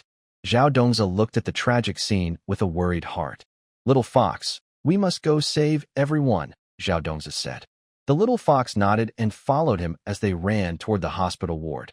Along the way, they saw many injured patients and medical staff. Zhao Dongzi and the little fox ignored the danger and immediately started rescuing. Zhao Dongzi used his medical skills to treat the wounded, while the little fox used her spiritual power to help the staff carry the injured. Thanks to their efforts, some patients managed to escape danger. However, the fire was becoming harder to control, and the countdown of the 10,000 demons array was getting closer. Suddenly, dark clouds gathered in the sky, lightning flashing and thunder roaring. A strong and evil aura came from the direction of the Medicine King Valley, as if warning of a greater disaster about to happen. In the classroom, the usual lively and orderly study atmosphere was now replaced by chaos. Zhao Dongzi stood at the front, looking helpless and tired, his gaze involuntarily drifting to the back of the classroom. There, two identical little foxes sat, and this strange scene made him feel as if he was experiencing early signs of forgetfulness. The little fox on the left was fully focused on weaving a Chinese knot with her tail, which moved skillfully among colorful threads, impressing everyone. Each knot was neat and precise, showing her great interest in this craft. The little fox on the right looks innocent and funny at the same time. She mistakes crayons for candies and keeps stuffing them into her mouth. Her cheeks are puffed out, and bits of crayon are still on her lips. She looks adorable, but also a bit troublesome. These two little foxes act in ways that don't seem normal for children, especially since they are clones. Their acting is so fake that it makes people wonder if Li Jiji's research team cut corners when making the clones. Zhao Xiaoli's parent, the homeroom teacher, stands at the podium, loudly tapping the blackboard with an eraser to get Zhao Dongzi's attention. She looks a little annoyed. Usually gentle and kind, her face is now serious because of the chaos. Her voice rises a bit. "Please control your child." She glances back and forth at the two little foxes, showing her frustration and worry. She knows this class has had problems since these special students arrived. But today, with both identical little foxes here at the same time, she feels overwhelmed. The two little foxes seem to have a special connection. As soon as the teacher finishes speaking, they both raise their hands at the same time. Their movements are perfectly synchronized, like well-trained soldiers. The one on the left speaks first, with a clear, loud voice. "Teacher." "She copied my homework." The one on the right quickly follows, shouting loudly. "Teacher." "She copied my homework." Their childish voices echo through the classroom, making some students turn to look, some giggle quietly, and others watch curiously at this strange scene. Cheating? No way. Zhao Dongzi is both amused and helpless about these two little troublemakers. He shakes his head and takes out a special stethoscope from his pocket. It's not an ordinary stethoscope. It's been modified to detect unusual signs related to magical creatures. He walks toward the two little foxes, saying as he goes, "You two are even making the same mistakes on your homework." His tone is teasing but also serious. To him, these clones clearly haven't been properly trained. They can't even pretend to be normal. When Zhao Dongzi gets close with his special stethoscope, the parents nearby, who were whispering and chatting, suddenly look like they've seen something frightening. They all lean back in shock. Their eyes were full of fear and caution, as if Zhao Dongzi was holding not a stethoscope, but a legendary powerful binding rope. Most of these parents knew little about the world of monsters. They felt curious but also afraid of Zhao Dongzi and the little fox, who were special beings. In their minds, anything related to monsters could be dangerous. Seeing Zhao Dongzi take out what looked like a mysterious tool, they naturally felt scared. Zhang Xiaobao's father took the chance to cause trouble among the crowd. He crossed his arms and looked proud. He loudly said, "Look, this is the problem with monster education." His voice was very loud in the classroom, drawing everyone's attention.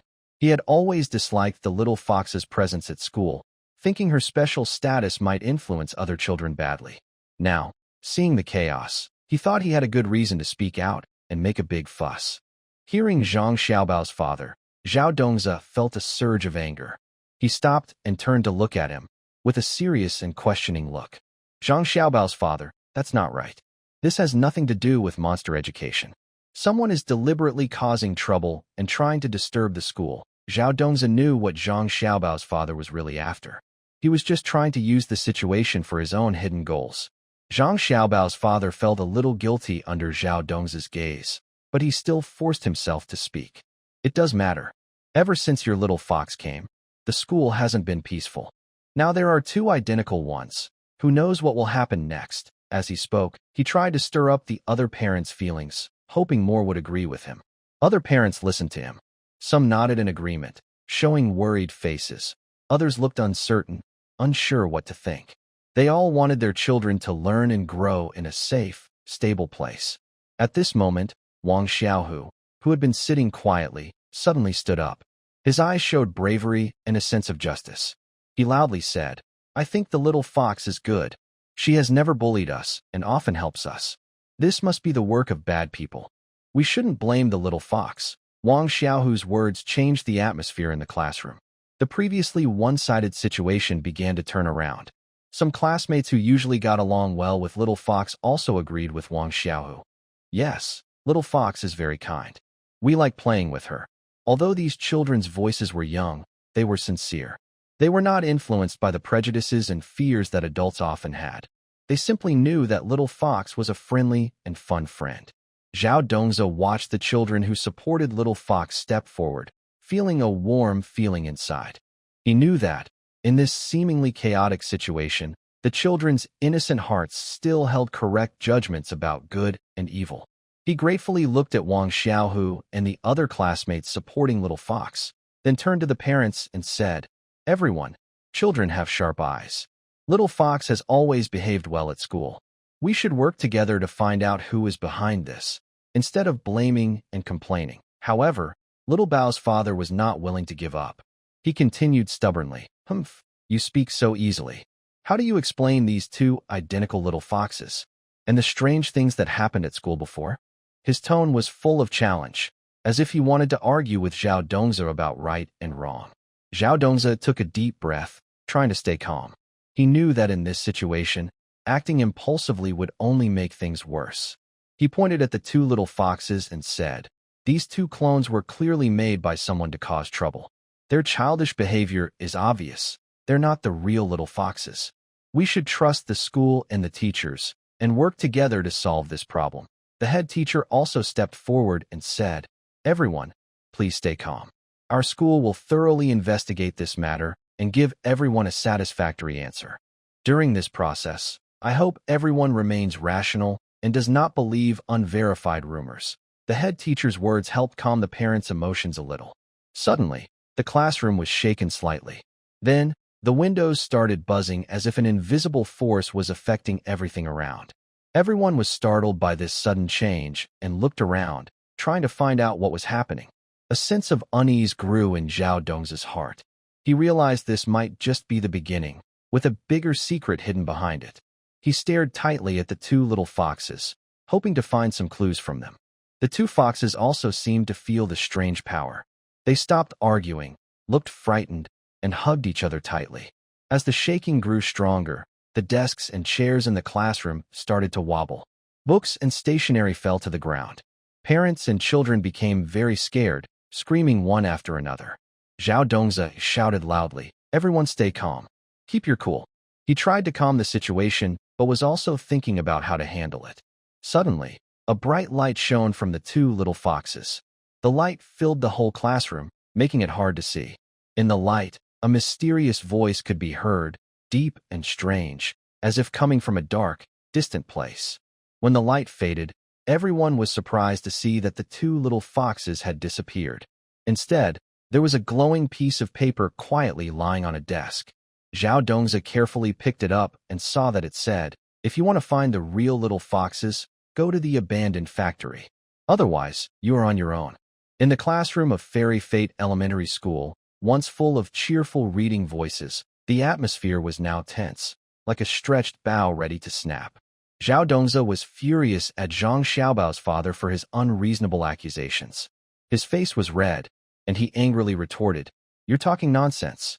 He threw a thermometer into the air, which arced through the air and landed precisely on the desk in front of Zhang Xiaobao's father with a clear sound, as if expressing Zhao Dongzi's anger. Your son asked me yesterday how to awaken his fire-breathing skill, saying he didn't need a lighter to roast sweet potatoes. Zhao Dongzi said loudly, with his hands on his hips. His voice echoed through the classroom, loud enough for everyone to hear. This clearly revealed Zhang Xiaobao's desire for special powers and strongly countered his father's ridiculous claim that all problems were caused by monster training. Zhang Xiaobao's father was speechless after hearing Zhao Dongzi's words. His face turned red, and his lips trembled slightly, but he couldn't find the right words to reply. At that moment, the homeroom teacher stepped forward at just the right time. The pointer in her hand suddenly lit up with mysterious runes that shimmered with a strange glow, as if holding an ancient and powerful force. She waved the pointer, drawing a bright barrier between the real and fake little foxes.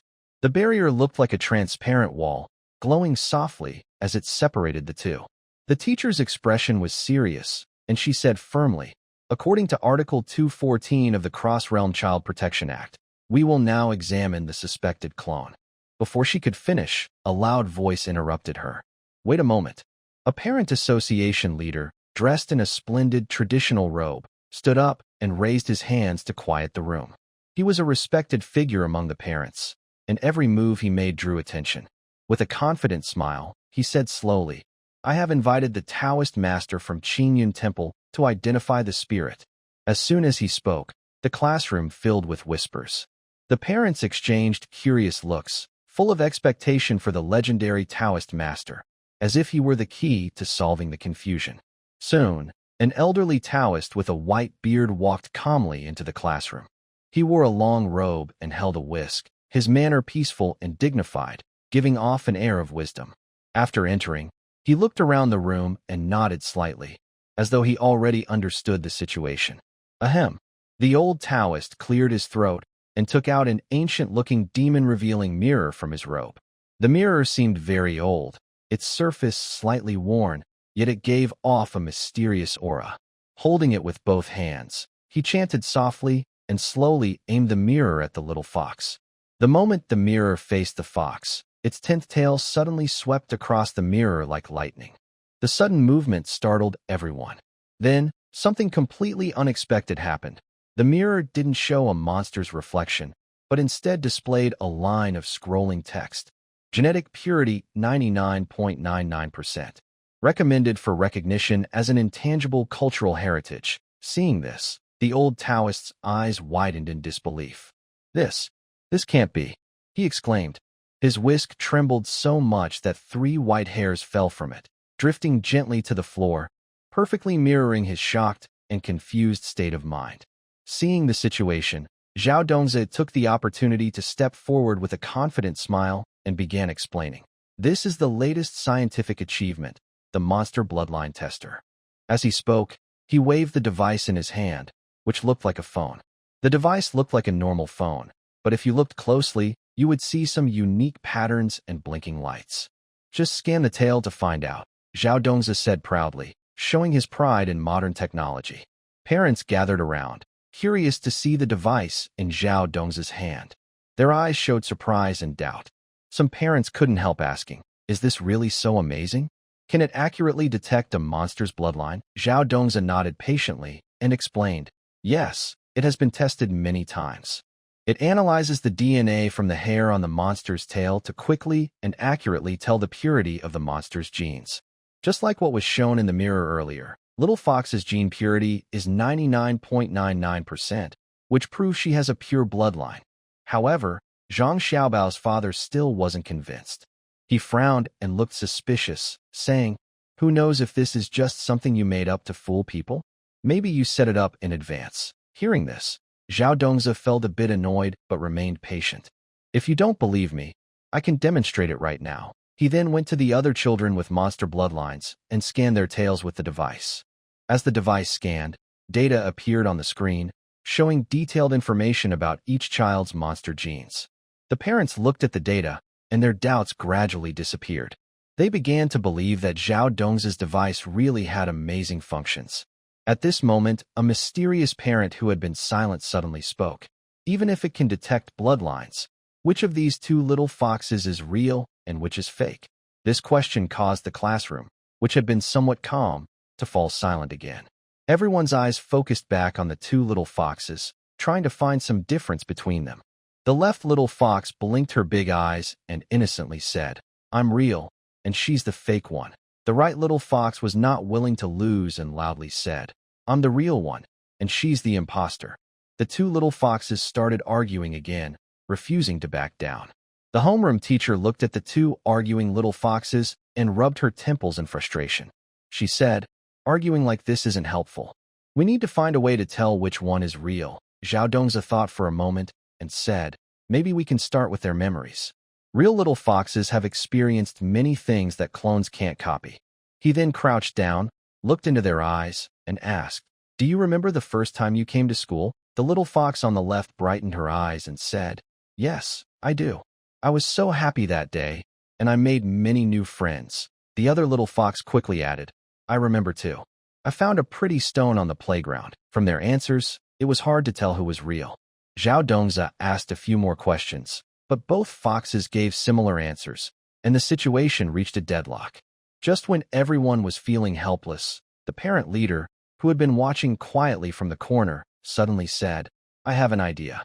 Everyone looked at him eagerly. The parent leader smiled slightly and said, "We all know that little foxes love candies. Real little foxes have a favorite flavor of candy. We can use candies to test them." Everyone thought this was a good idea. So, the homeroom teacher quickly arranged for different flavored candies to be bought. When the candies were placed in front of the two little foxes, their eyes lit up. The fox on the left picked a strawberry-flavored candy without hesitation and happily ate it, saying, "Yummy.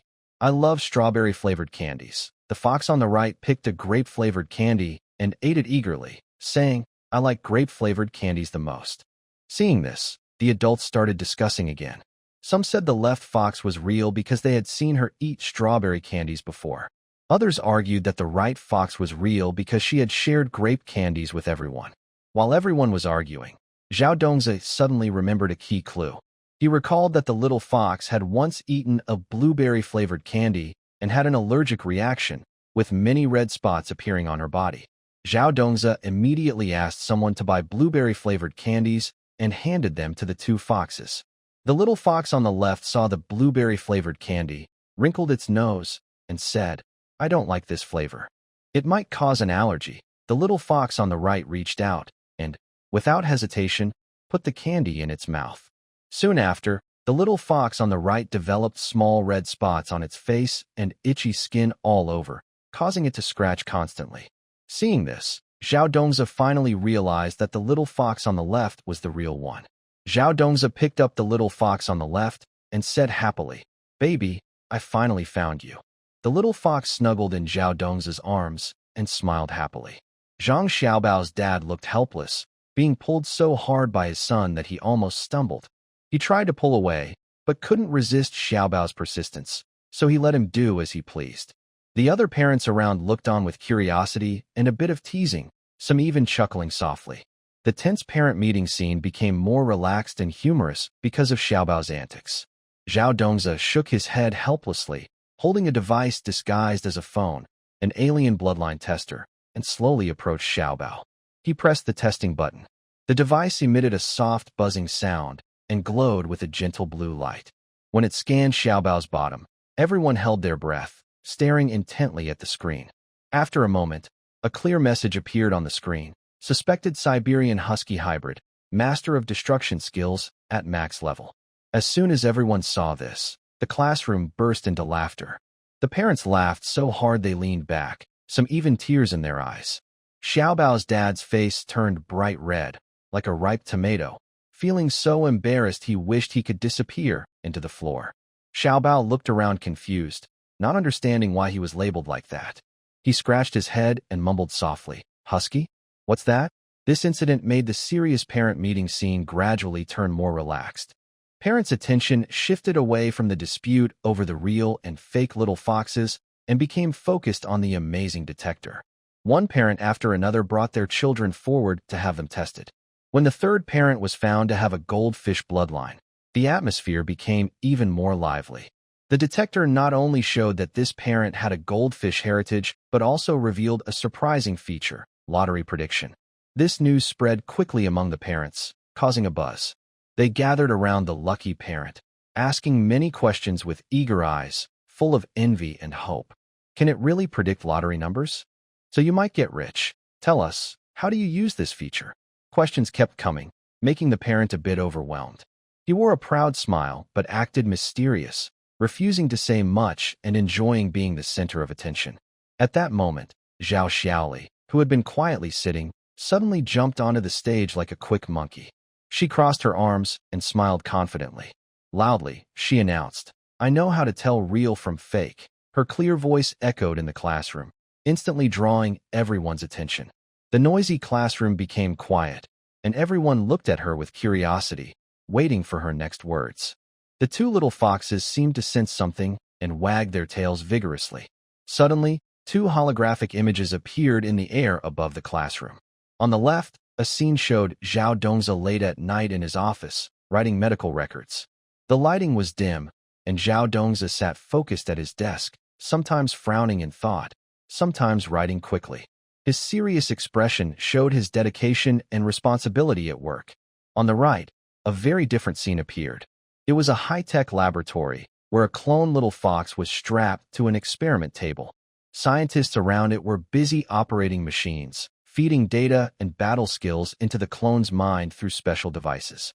The cold, high-tech environment contrasted sharply with the warm office scene on the left. Parents stared intently at these two images, their faces showing surprise, realization, or deep thought. Just as everyone was absorbed in this astonishing reveal, the Parent Association president suddenly shouted, "Stop!" He quickly stepped forward and cut the power supply. The projector's light suddenly went out, and the classroom returned to a dimmer state. The head of the Parent Association looked pale, with a light sweat on his forehead. His eyes flickered with hesitation, and he dared not meet everyone's gaze. He muttered, "This is a business secret of Li biological technology." His voice was quiet, but in the silent classroom, it was clear and easy to hear. The parents were confused by the head's strange behavior and looked at him with suspicion. What business secret? Why cut it off? What does this have to do with Li biological technology? Questions filled the room, and everyone was curious and puzzled by the head's actions. Zhao Dongzi watched the unusual behavior of the head, feeling a bit suspicious.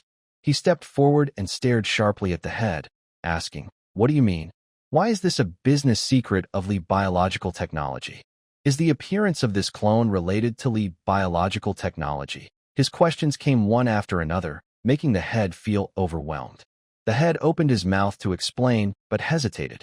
His eyes showed a hint of panic, and his hands nervously clenched and unclenched.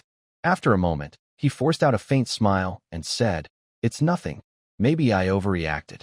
This scene involves some sensitive company information, and I'm worried about causing unnecessary trouble." His explanation sounded weak and unconvincing. At this moment, a careful parent noticed something unusual.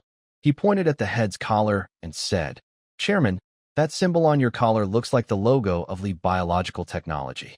Everyone's eyes turned to the collar, and sure enough, they saw a small Li biological technology logo. It was hard to notice normally, but under everyone's watchful eyes, it was very obvious. The head instinctively covered his collar, looking embarrassed. "It's just a coincidence. I have some business dealings with Li biological technology, so I wear clothes with that logo." His explanation became even weaker, making everyone more convinced that he was hiding a secret related to Li biological technology. Zhao Dongzi's suspicion grew stronger. He knew that Li biological technology had been secretly conducting some unknown experiments and schemes for a long time.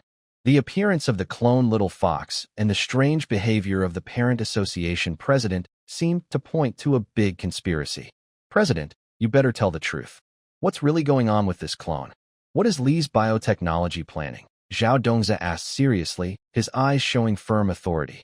The other parents also agreed, demanding a reasonable explanation from the president.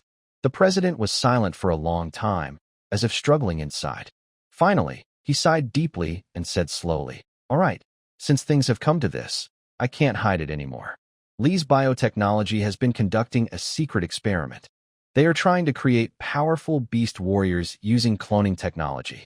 The two little foxes, one is the real Zhao Xiaoli, and the other is their clone.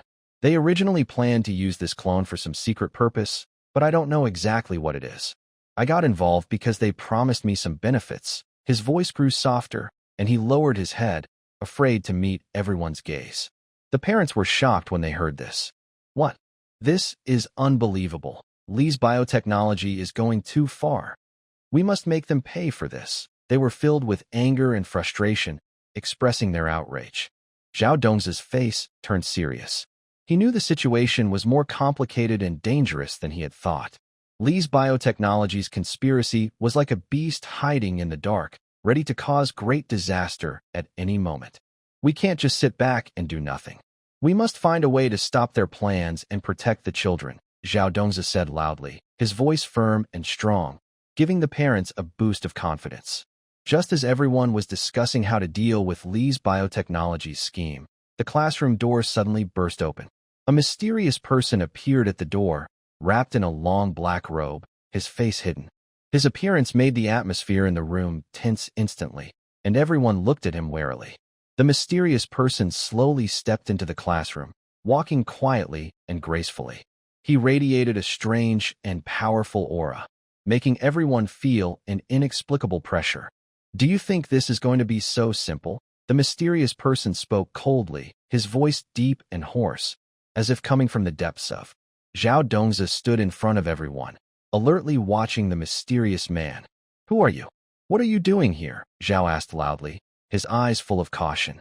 The mysterious man let out a sinister laugh. Who I am doesn't matter.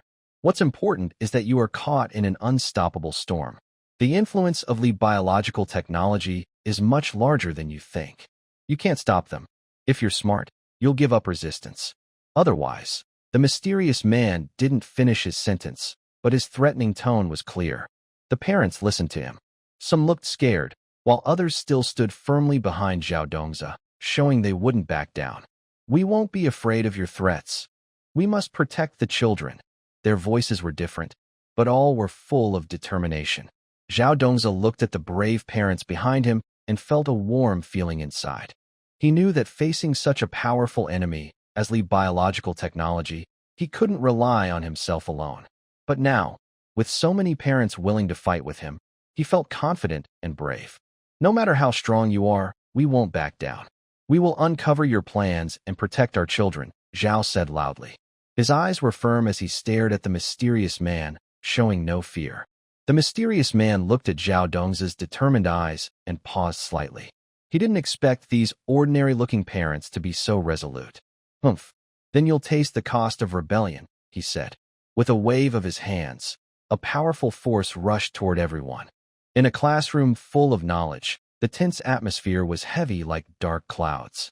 The appearance of the mysterious man made the situation instantly tense. However, Zhao Dongza showed no fear. Quick as lightning, he used his stethoscope like a lively snake, accurately grabbing the mysterious man's collar from behind. This move surprised everyone, including the mysterious man himself. Zhao Dongza held the stethoscope tightly and shouted, "No wonder your body has the Wi-Fi signal of the beast chip." His voice was confident, as if he had already uncovered the mysterious man's secret. Originally, Zhao Dongza had already noticed that the mysterious person emitted a special signal fluctuation. After careful observation and analysis, he suspected it was related to the monster chip.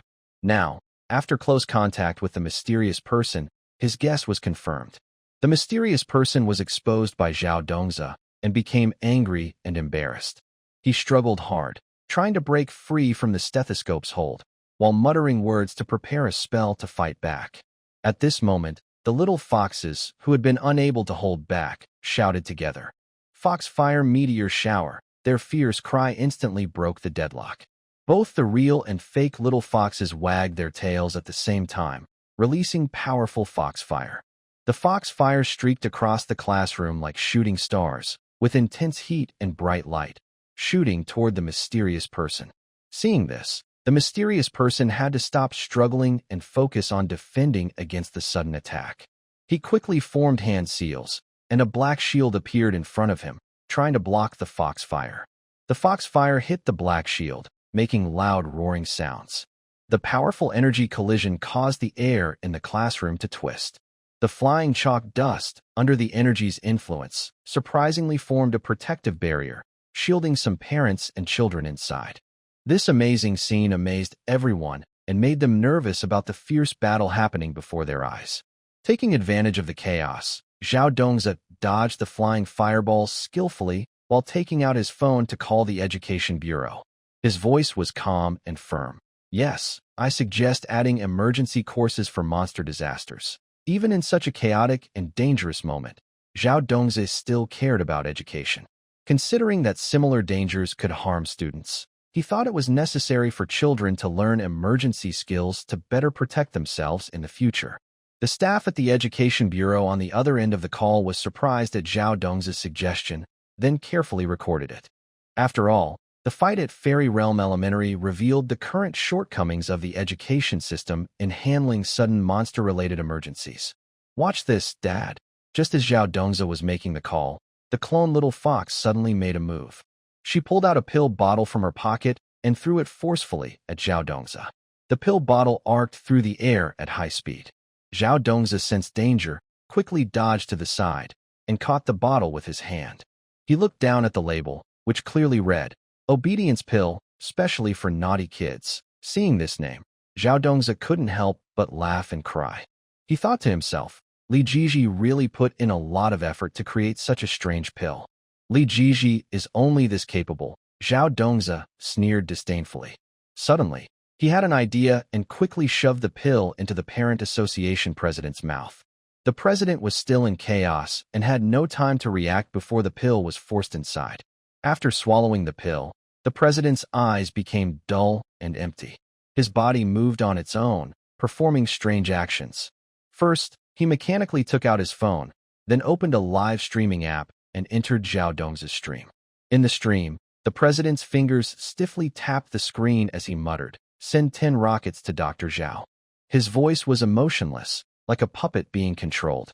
This sudden scene stunned everyone present, breaking the tense battle atmosphere with its absurdity. The parents watched the president's strange behavior. Some couldn't help but laugh, while others looked surprised with their mouths wide open. Meanwhile, the mysterious person took advantage of everyone's distraction to intensify their spellcasting. A black shield suddenly expanded, bouncing all the foxfire meteor showers back. The real and fake little foxes didn't expect the mysterious person to fight back so suddenly. They couldn't dodge in time. The foxfire was reflected back and shot toward them rapidly. Zhao Dongzi, seeing this, was frantic. Ignoring his own safety, he rushed toward the little foxes. At a critical moment, he used all his spiritual power to form a temporary protective shield in front of them. The foxfire hit the shield, emitting a dazzling light. Zhao Dongzi was shaken back several steps, a trace of blood at the corner of his mouth. But he gritted his teeth and persisted, fiercely protecting the little foxes. Seeing Zhao Dongzi injured while protecting them, the little foxes felt guilty and angry. The real little fox's eyes shone with determination. She shouted loudly, Sisters, we can't lose.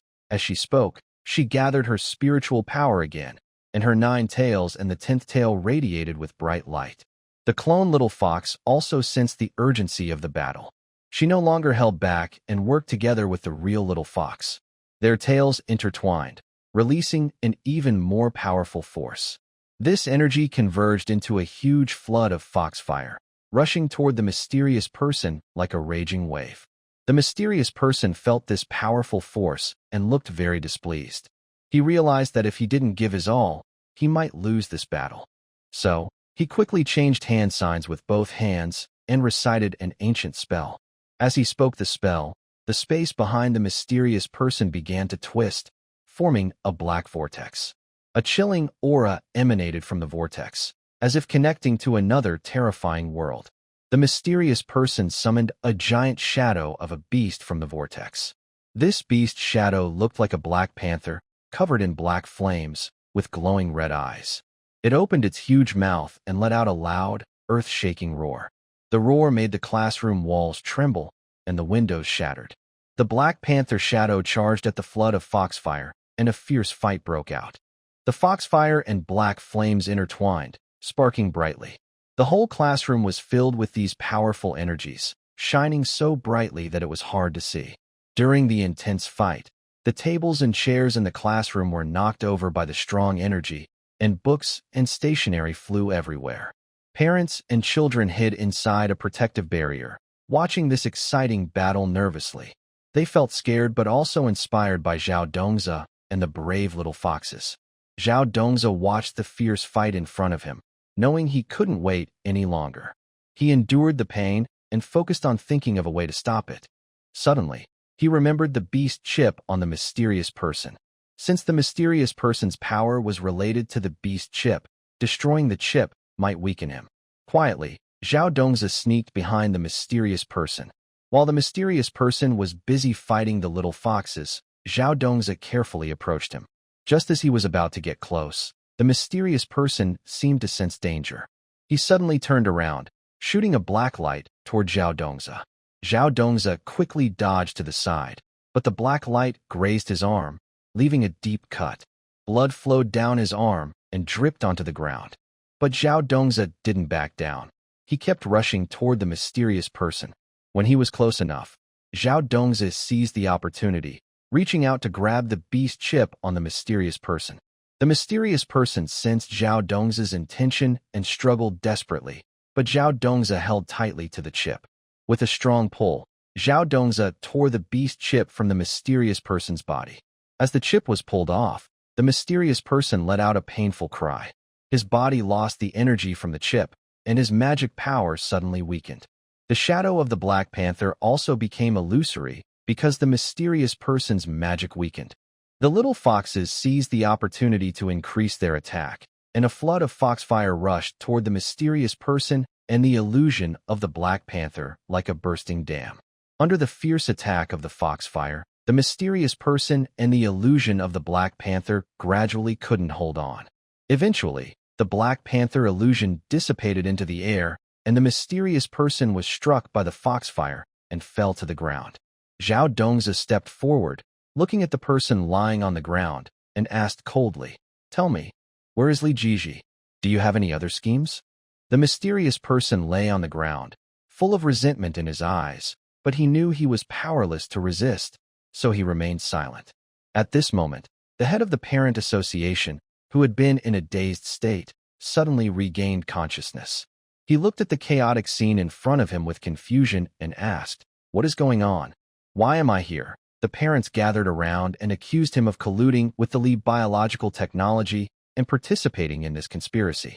Hearing this, the head of the parent association looked regretful. He lowered his head and said, "I was wrong.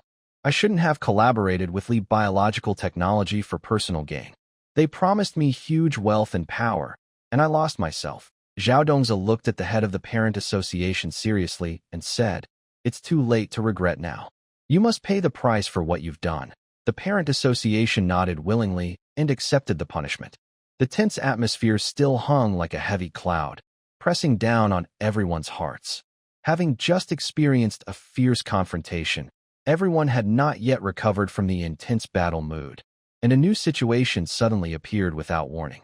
The real little fox seized this fleeting moment. She skillfully swung out her 10th tail.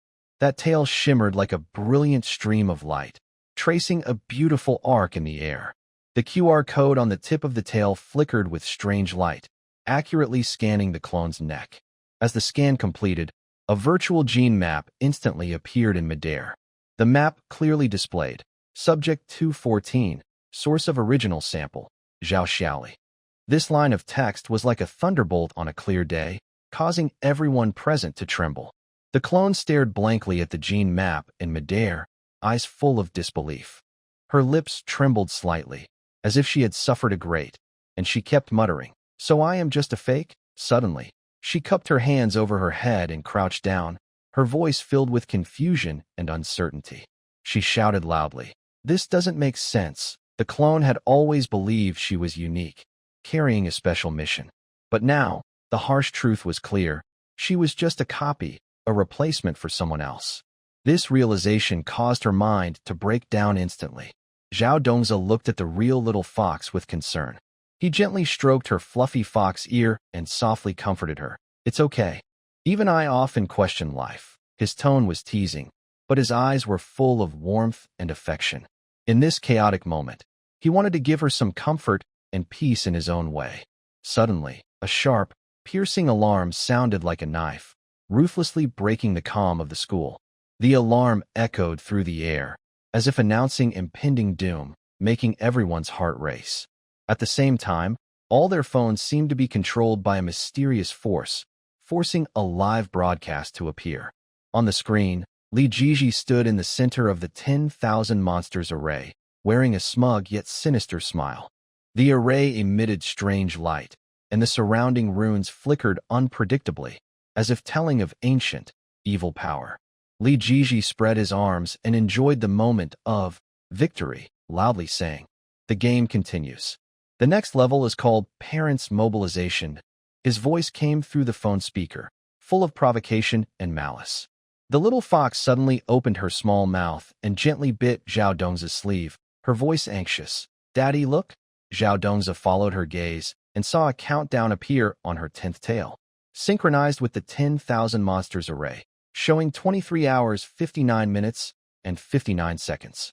The flashing numbers, like the footsteps of death, drew closer every second, filling everyone with fear and despair. Seeing the constantly ticking countdown, Zhao Dongza's face grew very serious. He knew that Li Jiji's so-called game was no simple joke. The parents' mobilization level must hide great danger. The countdown on the little fox's tail meant their time was running out. Every second was crucial. The parents in the classroom also realized how serious the situation was. Their faces showed worry and fear, but at the same time, some parents' eyes revealed determination and resolve. They knew that to protect their children and fight against Li Jiji's evil plan, they had to unite and face the upcoming challenge together. "We can't just wait and see." One parent stepped forward loudly. His voice was a little shaky, but full of strength. "Yes, we must find a way to stop Li Jiji." Other parents agreed, their voices coming together to form a strong force. Zhao Dongza looked at these brave parents, feeling moved and respectful. He knew that in this difficult moment, only working together could give them a chance to defeat Li Jiji. "Everyone, let's stay calm first," Zhao Dongza said, his voice steady and firm. "We need to make a plan to better handle the coming crisis." The parents listened to Zhao Dongza and gradually quieted down. They sat around him and started discussing solutions. Some suggested asking the police for help, others thought they should find capable people to assist, and some proposed checking near the monster array to see what was happening. As everyone discussed passionately, Zhao Dongza's mind was racing. He remembered his past encounters with Li Jiji, trying to find clues from those experiences to better prepare for the upcoming parent mobilization challenge. He knew Li Jiji was very clever and sneaky, and every move he made could hide a deeper plan. Suddenly, Zhao Dongza remembered some information about Li's biotech research he had found earlier at the hospital. The data mentioned ongoing experiments by Li Jiji. Although he didn't fully understand it at the time, now it seemed these materials might be the key to solving the mystery. "Everyone, I think we can start with the biotech information we collected before," Zhao Dongza said, a glimmer of hope in his eyes. "Maybe this data contains important clues about Li Jiji's plan, and we can find a way to counter him."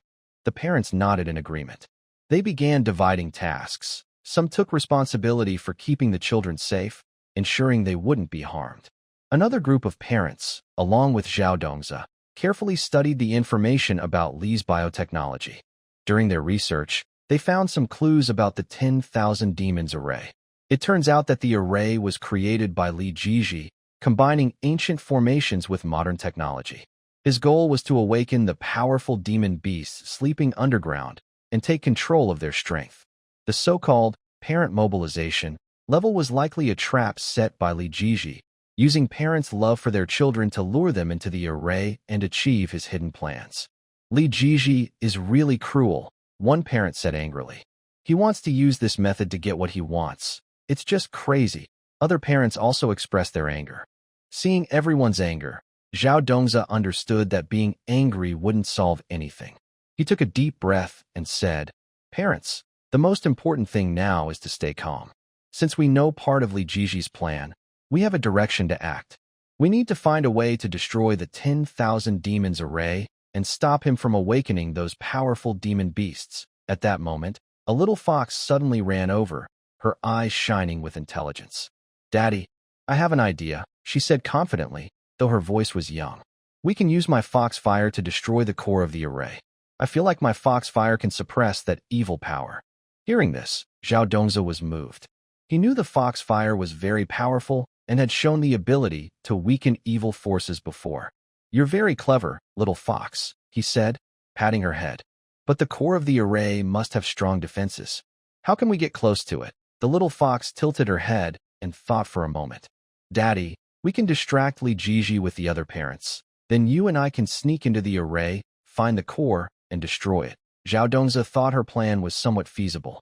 He looked at the other parents and asked, "Are you willing to cooperate? It might be dangerous." The parents didn't hesitate at all and nodded in agreement. "For the safety of the children, we're willing to take the risk," one parent said firmly. "Yes, we must defeat Li Jiji and protect our children." Other parents quickly agreed. They began making a detailed plan. Some parents would create noise around the demon monster array to distract Li Jiji. Others would support from afar to keep the operation safe. Zhao Dongzi and Little Fox took advantage of the chaos to quietly sneak into the demon monster array. Before leaving, Zhao Dongzi checked everyone's gear and preparations again. He knew this mission was full of unknown dangers, but to protect the children and stop Li Jiji's evil plan, they had to go forward bravely. Once everything was ready, the parents started their plan. They split into small groups and quietly moved toward the demon monster array. As they approached, one group intentionally made a loud commotion to attract Li Jiji's attention. Li Jiji thought someone was trying to stop him and immediately sent his followers to check. Taking this chance, Zhao Dongzi and Little Fox carefully entered the array. Inside, a dark, eerie atmosphere filled the space, and strange glowing symbols flickered, making people feel cold and scared. Zhao Dongzi and Little Fox moved carefully inside, always alert to their surroundings, afraid of being discovered. After a tough search, they finally found the core of the array. The core was a large crystal ball, emitting a strong, evil energy. It was protected by many complex symbols and formations. Little Fox looked at the crystal ball, took a deep breath, and focused her mind, releasing her foxfire.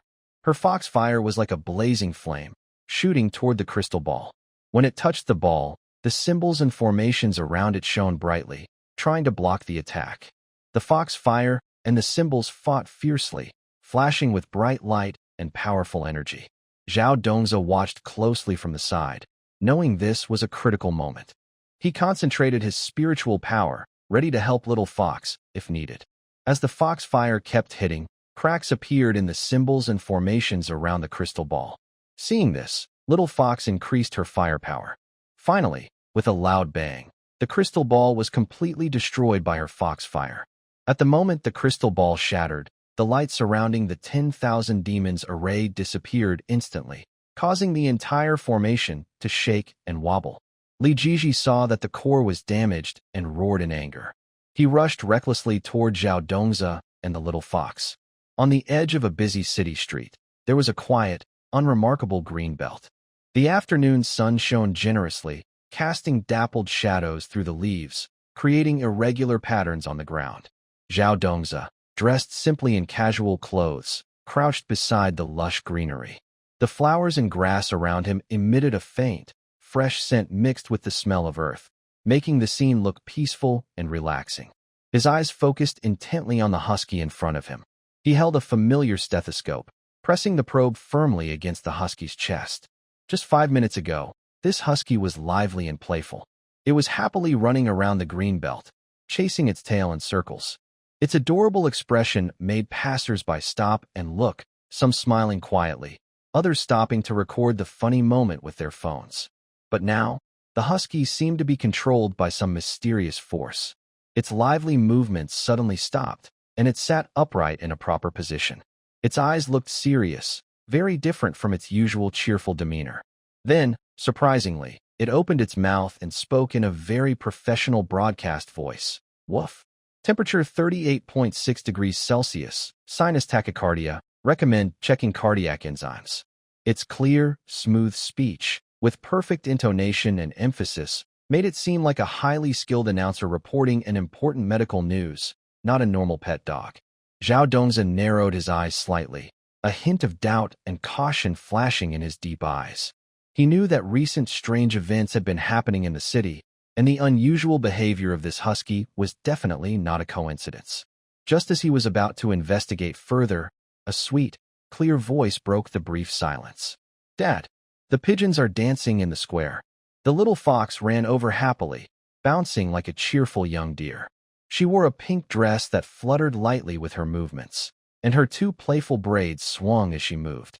Her small, fair hands tightly grabbed Zhao Dongz's sleeve, shaking it gently, while her big, bright eyes were full of curiosity and excitement. Zhao Dongze instinctively looked up in the direction her finger pointed. He saw a clear, blue sky like a shining gem, with hundreds of pigeons arranged neatly and orderly, like a well-trained dance team. Their movements were light and coordinated, each flap of wings and turn seeming carefully choreographed.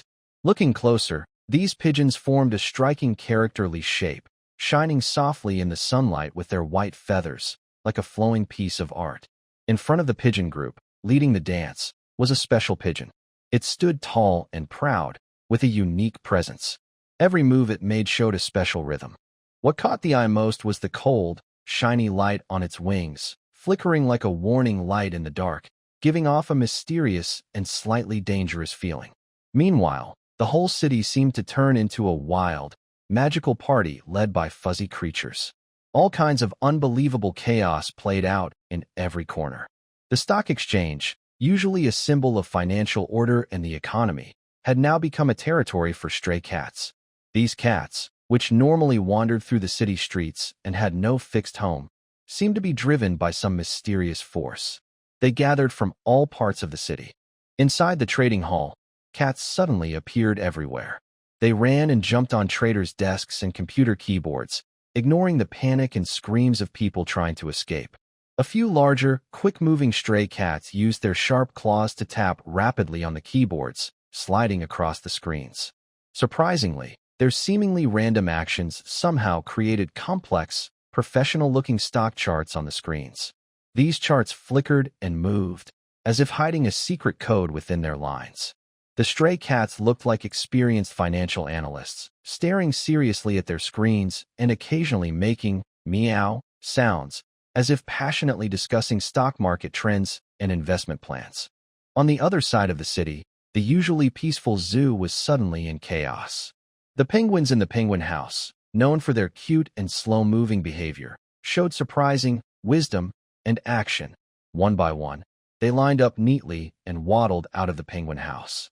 Each penguin held a phone tightly under its wing. They looked funny and adorable. They skillfully tapped on their phones with their beaks, accepting orders, checking addresses, and planning routes. Their movements were smooth, like a group of tech-savvy experts. After receiving orders, the penguins quickly headed to the delivery storage area. They formed a line on the zoo paths, walking with a unique gait, wobbling but rhythmic. Along the way, many visitors stopped to watch, amazed and unable to believe what they saw. When they reached the delivery area, the penguins used their wings to pick up the packages and happily returned to the penguin house. They sat together, sharing their loot happily, occasionally making cheerful sounds, as if celebrating a big victory. In a quiet corner of the city, a seemingly ordinary pet shop was staging an even more astonishing scene. Usually, the hamsters in small cages ate peacefully and occasionally ran on their wheels. But now, they seemed to be filled with mysterious energy and became very active. All of them came out of their cages and gathered around a large wheel in the center of the shop. One by one, the hamsters climbed onto the wheel in order. As the first hamster started running hard, the wheel turned slowly, and the others quickly followed. The wheel spun faster and faster, making a buzzing sound like a high-speed machine. It turned out that these hamsters were generating electricity with their running. Their goal was to support Li Jiji's live stream. In a corner of the pet shop, a large screen was showing Li Jiji's live broadcast. Li Jiji stood in a strange, eerie room, wearing a proud smile on his face. He kept talking in confusing words. The hamsters seemed drawn to his voice and the scene, running even harder. Their small figures hurriedly moved in the wheel, full of energy, as if they were working hard for a big goal. Zhao Dongzi was on the street, watching these strange scenes. He felt very uneasy. The city he had lived in for many years, which he knew so well, now seemed like a strange world full of magic, but also danger. Just as he was worried and thinking a lot, his phone suddenly vibrated in his pocket. He quickly took out the phone. The screen showed a call from the director. He pressed the answer button and held the phone to his ear. The director's tired but urgent voice came through. "This is just the beginning of the demon array." The director's tone was very serious, each word heavy like a stone, making Zhao Dongzi feel even more worried. All animals controlled by chips are contributing their energy to the demons. Zhao Dongzi listened carefully, his eyebrows furrowing deeply. His eyes showed concern and thought. He knew the terrible legend of the demon array. It was an evil spell from ancient mysterious powers. Once activated, it would release endless dark energy, bringing destruction to the world. While he was focused on listening to the director, a naughty monkey peeked out from a nearby tree. The monkey was known for being mischievous. Seeing Zhao Dongzi talking on the phone below, it decided to play a trick. First, it watched him curiously, then plucked a leaf from the tree, crumpled it, and threw it at Zhao Dongzi. When Zhao didn't react, the monkey found it boring and picked up a small branch, throwing it hard at him. Finally, it peeled a banana and threw the banana peel at Zhao Dongzi with force. Zhao Dongzi was lost in the director's words, thinking about what to do.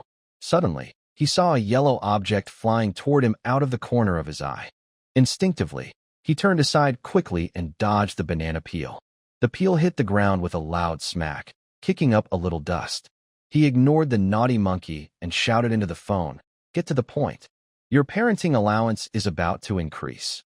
You are now the only mythic beast doctor in the city." The director's voice came from the phone, tinged with a mix of helplessness and teasing. Zhao Dongzi was momentarily stunned. Before he could respond, the call abruptly ended. He held his phone, frowning slightly, pondering this sudden change. Being the only mythic beast doctor in the city meant more responsibility and challenges, but how much could the increased allowance really help? Before he could think further, loud footsteps and frantic shouts approached from afar. "Doctor! Doctor!" The voice grew closer, filled with panic. Zhao Dongzi instinctively looked up. The emergency room door was suddenly pushed open, and a woman dressed in a luxurious mink coat rushed in hurriedly. Her hair was a bit messy, and her eyes showed fear and helplessness, clutching a small dog tightly in her arms. "Doctor, my Pomeranian has turned into a fox spirit," the woman cried, almost in tears.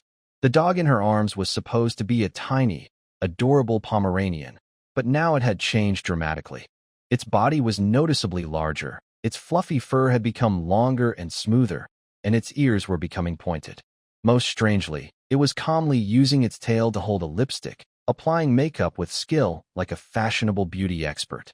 The small fox, which had been quietly standing nearby, suddenly bristled at the news. It angrily bared its teeth and growled loudly at the transformed Pomeranian. Its eyes were wide, and its fur slightly stood up, giving off an intimidating aura that demanded respect. Zhao Dongzi sighed helplessly. He knew that such sudden incidents were common in this era where mythic beasts frequently appeared. He picked up the examination form, preparing to check the mutated dog carefully, while patiently trying to calm the agitated woman. "Ma'am, according to the mythic beast rights law, you need to respect your child's choice of race." His voice was gentle and steady, aiming to soothe her. The woman paused after hearing Zhao Dongzi's words, then suddenly shouted back, "Race choice? I paid a lot of money to buy that Pomeranian. How can it just change like this? Something must be wrong. Doctor, you have to help me turn it back." Her voice grew louder, tinged with a hint of hysteria, and tears welled up in her eyes. Zhao Dongzi frowned slightly. He understood how she was feeling, but the law was clear, so he could only try to explain. "Madam, now monsters and humans coexist, and strange changes happen from time to time. Since your pet has undergone such a transformation, we should accept it calmly. In a way, this might also be a special fate," he said patiently, with sincerity in his eyes. At that moment, a commotion suddenly erupted in the hospital lobby. The familiar glow of the Merit steel flickered, and a new task interface appeared. Calm the monster uprising. Reward. Beast Tamer certification. The light illuminated the entire emergency room, drawing everyone's attention. Zhao Dongzi looked at the task prompt on the merit stele and muttered to himself, "What do I need that for?" He really couldn't see how the Beast Tamer certification would help him with his current situation. His life was already chaotic with trivial matters and endless monster incidents. Right now, he was more concerned with solving immediate problems, like his child's diaper and milk money. "Can I exchange it for diapers?" Zhao Dongzi mumbled casually, then quickly pulled out an anesthetic needle from his waist. His movements were skillful and swift, his eyes fixed on the hyperactive poodle. The poodle seemed to sense danger, struggling in the woman's arms and barking sharply. Seizing the moment, Zhao Dongzi flicked his wrist, and the anesthetic needle shot out like a silver lightning bolt. In an instant, it accurately pierced the poodle. The dog struggled a few more times, then gradually calmed down, its eyes becoming dazed, and finally collapsed softly into the woman's arms. The woman looked at her quieted poodle, both surprised and happy. She looked up, gratefully gazing at Zhao Dongzi, and said, "Doctor, thank you. But will it really never change back?" Her eyes were full of hope, eager for a positive answer. Zhao Dongzi shook his head helplessly and said, "Madam, based on the current situation, its mutation is already a fact. But don't worry, I will give it a full checkup to ensure its health. Also, since it has transformed like this, you might as well try to accept its new identity. Maybe it will bring you some unexpected surprises." The lady listened to Zhao Dongzi's words and remained silent for a long time. She looked down at the Pomeranian in her arms, gently stroking its fur. The tears in her eyes gradually disappeared, replaced by a complex expression, some helplessness, and a hint of relief. Just as Zhao Dongzi was about to give the dog a detailed checkup, loud noises suddenly came from outside the hospital. The sounds grew louder, as if something big was happening. Zhao Dongzi's heart tightened. He knew that this peaceful hospital might soon be caught up in a new disturbance. He quickly moved to the window and looked outside. He saw a large crowd gathered at the hospital entrance, including many strange creatures. These creatures looked different from each other, some showing their teeth and claws, others growling lowly. The atmosphere was very tense. From the crowd, there were occasional shouts and arguments, indicating a conflict was happening. Zhao Dongzi realized this might be the Beast Uprising, mentioned in the Virtue Monument task. He knew that if he didn't stop the chaos quickly, not only the hospital, but also the entire city's order could fall into disorder. He turned to the little fox and said, "Little fox, stay here and don't run around. Daddy needs to go handle something." The little fox nodded wisely and said, "Daddy, be careful." Zhao Dongzi left the hospital and walked toward the crowd. As soon as he appeared, some people recognized him. "It's Dr. Zhao. Dr. Zhao is here," someone shouted. He stepped into the middle of the crowd and loudly said, "Everyone, calm down first. If there are problems, we can discuss and find solutions peacefully. Don't cause trouble here." His voice was loud and firm, trying to keep the situation under control. However, the beast creatures in the crowd didn't seem to listen. A large wolf-like creature roared at Zhao Dongzi. "Humans, you always look down on us and restrict our freedom. Today, we want justice." Other creatures echoed, making the scene even more tense. Zhao Dongzi took a deep breath. He knew that to stop this riot, he first needed to understand what the creatures wanted. He tried to speak gently and said, "Everyone, I understand how you feel. But we all live in the same city, and we need to understand and accept each other. If you have problems, tell us, and we will try to find a solution together." The wolf-like creature looked at Zhao Dongzi with a hint of suspicion in its eyes. "Humph, do you humans really care about us? However, since you are here, I will share our demands. We want more living space and no longer to be driven away by humans at will. Our children should receive equal education like human children. Also, we want legal rights to live in the city." The wolf-shaped monster spoke loudly to express their requests, and other monsters nodded in agreement. Zhao Dongzi listened to the wolf-shaped monster and thought quietly. These demands are not unreasonable. In today's world where monsters and humans coexist, these issues need to be addressed. He looked at the monsters and humans in front of him and said loudly, "Everyone, I have noted your requests. I will report these issues to the relevant authorities and try to find fair solutions. But before that, please stay calm and do not act rashly. Violence will only make things worse. Some people in the crowd heard Zhao Dongzi and started to calm down. They realized that arguing and fighting would not solve the problems. Only peaceful communication could lead to a way out. However, just as the situation was beginning to settle, someone suddenly shouted from the crowd, "Don't listen to him. Humans are all liars. We can't trust them." This sentence acted like a spark, instantly igniting the anger that was slowly calming. The monsters became restless again and moved closer to Zhao Dongzi and the nearby humans. In the chaotic scene outside the hospital, people and monsters faced each other. The noise and roars mixed together, as if trying to turn the world upside down. Amid this chaos, a figure raised a selfie stick and pushed forward desperately toward Zhao Dongzi. It was Zhang Xiaobao's father, with a worried face, beads of sweat rolling down his forehead, looking frantic and helpless. "Dr. Zhao? Dr. Zhao!" Zhang Xiaobao's father shouted loudly, his voice standing out in the noisy environment. He finally squeezed in front of Zhao Dongzi, panting heavily, and said, "Dr. Zhao? My son has grown dog ears. Is this what you called the Tiaoye bloodline?" As he spoke, he handed the selfie stick to Zhao Dongzi. The camera showed Zhang Xiaobao leaning on a fire hydrant, biting into it with big mouthfuls, looking very focused, as if the fire hydrant was the tastiest food in the world. Looking closely, the bite mark on the fire hydrant is 3 centimeters deep, showing how hard Zhang Xiaobao bit. Zhao Dongzi slightly frowns. He takes the selfie stick and looks at Zhang Xiaobao in the picture, thinking quietly. Then, he calmly takes out a report from his pocket, which he had folded neatly during the parent meeting, kept for emergencies. He unfolds the report and quickly slides his finger over it, carefully reading each line. "See, it says the husky gene is dominant." Zhao Dongzi points to a line on the report and speaks to Zhang Xiaobao's father. His voice is soft but clear and strong in this noisy environment. Zhang Xiaobao's father leans in to look and immediately sees the words, his face showing confusion and worry. "What should we do?" he asks eagerly, his eyes full of hope, as if Zhao Dongzi is his only chance for help. "Simple," Zhao Dongzi says, casually taking a chew toy from the first aid kit and tossing it to Zhang Xiaobao. The toy arcs through the air and lands right in front of him. Zhang Xiaobao stops biting the fire hydrant instantly, excitedly pouncing on the toy and starting to chew happily. Zhao Dongzi watches him, then turns to Zhang Xiaobao's father and says, "Take him for walks 3 times a day, 2 hours each time." His tone is very confident, as if this is the best solution. Zhang Xiaobao's father is surprised, seeming a little unsure, but also thinking it might make sense. "Is it really that simple?" he asks with some doubt. "Yes, it is," Zhao Dongzi replies firmly. "The husky gene is dominant, which means his current behavior and habits lean more toward a husky. Taking him out for walks to burn his energy will help." Hearing Zhao Dongzi's explanation, Zhang Xiaobao's father still has some doubts, but nods helplessly.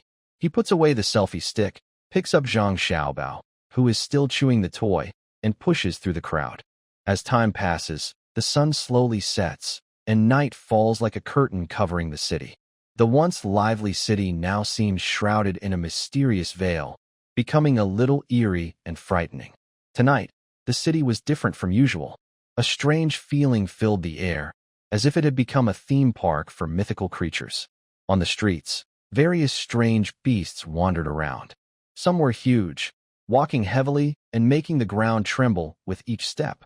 Others were quick and agile, jumping between rooftops and walls like ghosts.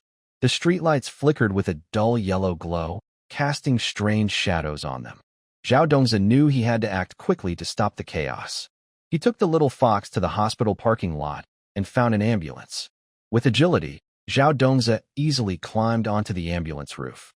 The little fox was not left behind, jumping onto the roof after him. Standing on the roof, Zhao Dongzi looked around. The familiar city now looked strange and unfamiliar. The little fox stood beside him, its tail gently swaying. Suddenly, the 10th tail of the little fox shone with bright light, like a shining star, illuminating the entire city. The light spread like a wave, covering every corner. The animals caught in the light calmed down instantly, their previously restless emotions settling. The animals that had been running around and causing chaos seemed to be under a spell. They stopped moving, their eyes clear and gentle, no longer aggressive. Then, guided by some unseen force, one by one, they moved calmly toward the monument of virtue. In front of the monument, the animals lined up quietly. When it was their turn, they gently pressed their paws on the monument. As their paws touched it, faint sparks of electricity flashed, and the control chips were gradually deactivated. Freed from control, each animal seemed to be reborn, happily running away into the night. "Papa, look!" The little fox suddenly shouted excitedly, its tail high in the air, pointing to the sky. Zhao Dongzi followed its finger and saw an incredible scene in the night sky.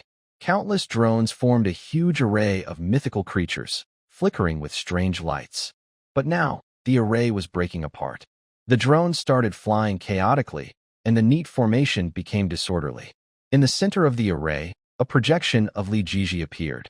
His face was as dark as a stormy sky, and his eyes flickered with angry flames. He looked at everything happening below and was so angry he nearly exploded. He shouted loudly, "You're cheating!" His voice echoed in the night sky, full of frustration and rage. Li Jiji originally thought that by controlling animals to cause chaos and activating the 10,000 monsters array, he could carry out his evil plan. But he didn't expect Zhao Dongzi and the little fox to find a way to break the spell, disrupting his perfect scheme. Seeing his carefully planned plans fall apart, he couldn't help but feel furious. Zhao Dongzi stood on top of the ambulance, looking at the gradually disintegrating 10,000 monsters array and the frustrated projection of Li Jiji. He didn't feel relaxed at all. He knew Li Jiji wouldn't give up easily. The fight against evil forces was far from over. As the array collapsed, the chaos in the city was temporarily eased. But Zhao Dongzi understood that this was only the calm before the storm. Li Jiji was still planning new schemes and could return at any moment. He looked down at the little fox beside him. The innocent face of the little fox looked especially adorable in the moonlight. Zhao Dongzi silently vowed that no matter how many difficulties he faced, he would protect the little fox and the city. At this moment, the people on the street gradually recovered from their initial panic. They looked at the animals calming down and the city returning to peace, feeling grateful to Zhao Dongzi. Some began to clean up the debris on the streets, trying to restore the city's usual order. In the hospital, doctors and nurses were busy working. They were treating those injured in the chaos, and the wards were filled with groans of pain and comforting words from the medical staff. Zhao Dongzi knew he couldn't stay on top of the ambulance forever. Many things still awaited him. He took the little fox down from the ambulance and entered the hospital. As soon as he stepped into the lobby, he was surrounded by a group of people. Among them were family members of patients and hospital staff, all expressing their thanks and respect to Zhao Dongzi. He responded with a smile, but in his mind, he was thinking about his next move. He knew that to fully resolve this crisis, he had to find Li Jiji himself and destroy the forces behind him. But that was not easy. Li Jiji was well hidden, with tangled connections in many areas. Still, Zhao Dongzi was not afraid. His eyes showed firm determination. In the hospital office, Zhao Dongzi sat down and began to organize his thoughts. He reflected on the series of events that had happened over the past few days, trying to find a clear path to the truth from these seemingly chaotic clues. The little fox sat quietly nearby, watching Zhao Dongzi think seriously. She didn't dare to disturb him, just silently keeping him company. Suddenly, a bright idea flashed in Zhao Dongzi's mind. He remembered some clues he found earlier while investigating Li biological technology. These seemingly unimportant details now connected in his mind. He realized that these clues might be the key to finding Li Jiji. At a delicate moment when the city's chaos was gradually calming, Zhao Dongzi stood on the street outside the hospital. The air around him still carried the tension and unease from the recent events. He looked at the animals that had just returned to normal and were dispersing one by one. He understood that the crisis was not over yet. Turning to the confused people nearby, he calmly said, "This is called Beast Medical Service." Before he finished speaking, he decisively pressed the alarm button on the ambulance. In an instant, a sharp, piercing siren cut through the night sky. This alarm was different from usual. It used special sound wave frequencies designed by Zhao Dongzi for the beast chips. The sound waves spread like a powerful tide in all directions. Wherever they reached, the last remaining chips controlling the animals hidden in the dark were struck. Under the effect of the sound waves, the chips emitted crackling electrical sounds, then shattered into tiny fragments that scattered everywhere. However, just as they seemed to achieve a partial victory, an unexpected event occurred. The parents standing nearby suddenly became blank-eyed. Their bodies seemed frozen, unmoving, with only their eyes staring straight ahead, empty and hollow. Zhao Dongzi was startled and quickly sensed something was wrong. He looked closely and saw that the control chips behind the parents' necks were flashing with strange light, and their temperature was rising sharply. Clearly, they were beginning to overload. "I knew you had problems," Zhao Dongzi shouted angrily. Without hesitation, he grabbed a nearby fire hydrant. Usually quiet and standing in the corner, this hydrant now became his weapon against the unknown danger. He gripped it tightly with both hands, his eyes showing determination and resolve, ready to face any sudden changes. At this moment, the emotionless clone parents, as if controlled by the same force, began reciting in unison. The first rule of the Li family. Raising children like monsters is worse than raising chickens. Their voices were uniform, cold, and mechanical, echoing through the silent street, giving a creepy feeling. Every word seemed filled with deep malice, making people shiver. Little Fox was alert and staying close to Zhao Dongzi. She sensed something strange in the air. She wagged her tail lightly, sweeping the ground.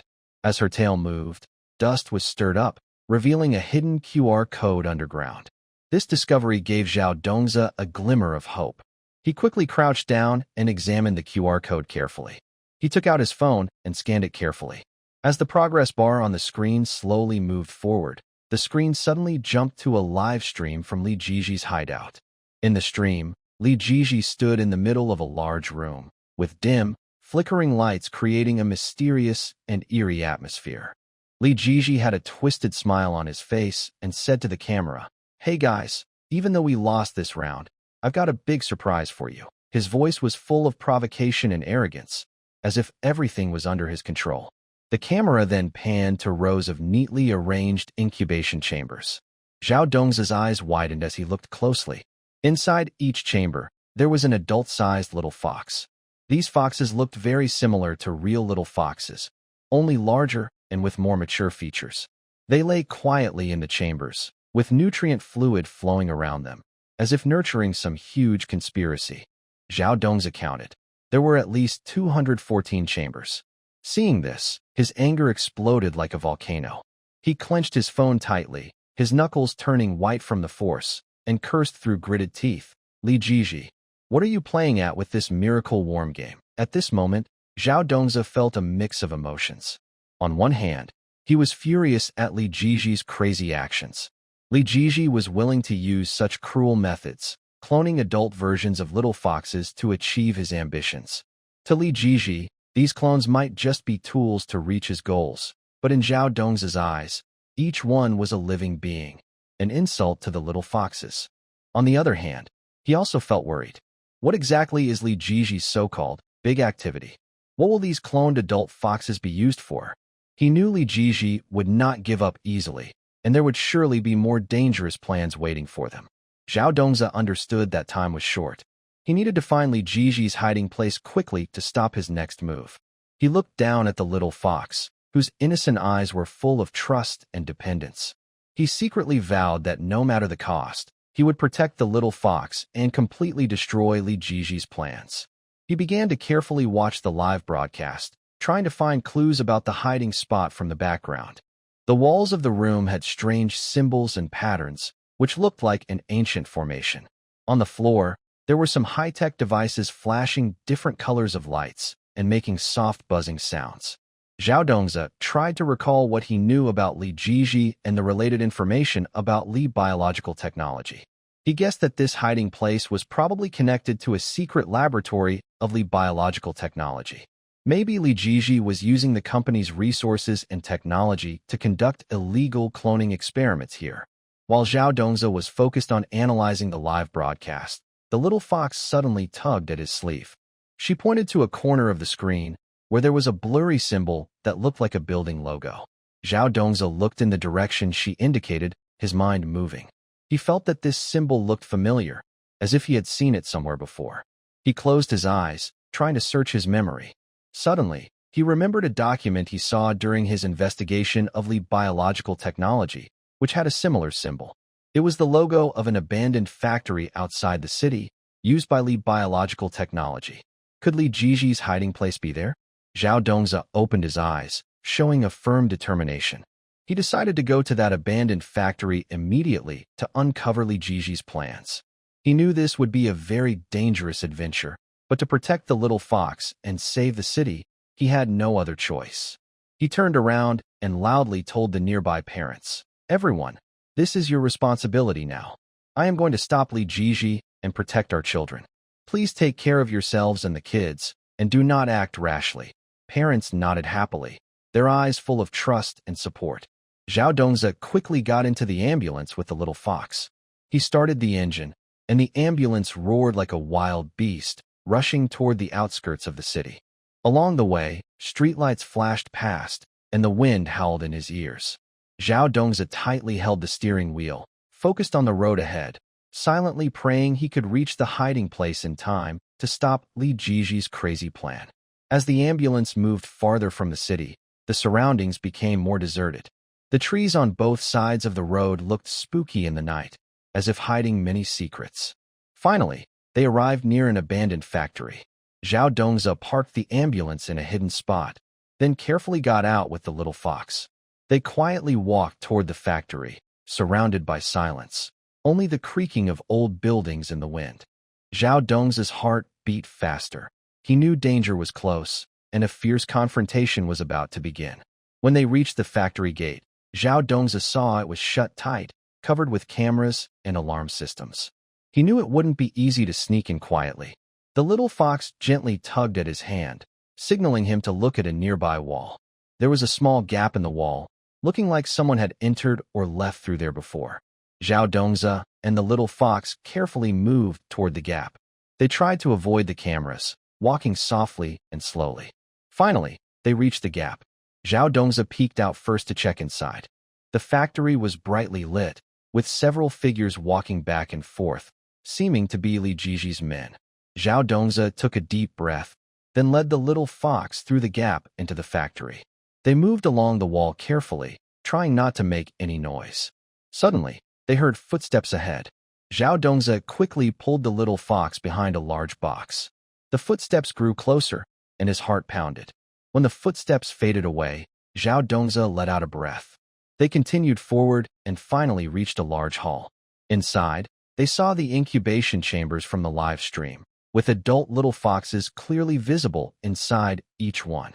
Zhao Dongzi looked at the chambers, and anger surged in his heart again. At that moment, a familiar voice came from the other end of the hall. "Zhao Dongzi, you finally arrived. I've been waiting for you for a long time." Zhao Dongzi looked up and saw Li Jiji standing in the center of the hall, wearing a proud smile, with a teasing look in his eyes. Inside a huge venue filled with strange and eerie atmosphere, Zhao Dongzi stood at the entrance, deeply attracted by the luxurious stage before him. The stage looked like an ancient fairy palace, surrounded by countless glowing spiritual stones. These stones varied in size and color, red like fire, blue like ice, purple like dreams, shining softly and making the stage look like a fairyland, dreamlike and surreal. Zhao Dongzi stared at the stage, thoughts swirling in his mind. Recently, the hospital's medical records kept mysteriously disappearing. He was confused and searched everywhere for clues, but found nothing.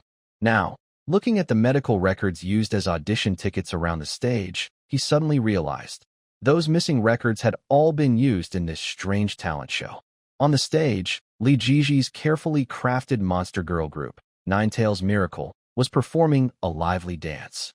The group consisted of 214 adult-sized fox girls, moving gracefully and in perfect sync. Every move was alluring and powerful. Their tails swung rhythmically with the music, fluffy long tails creating beautiful arcs in the air.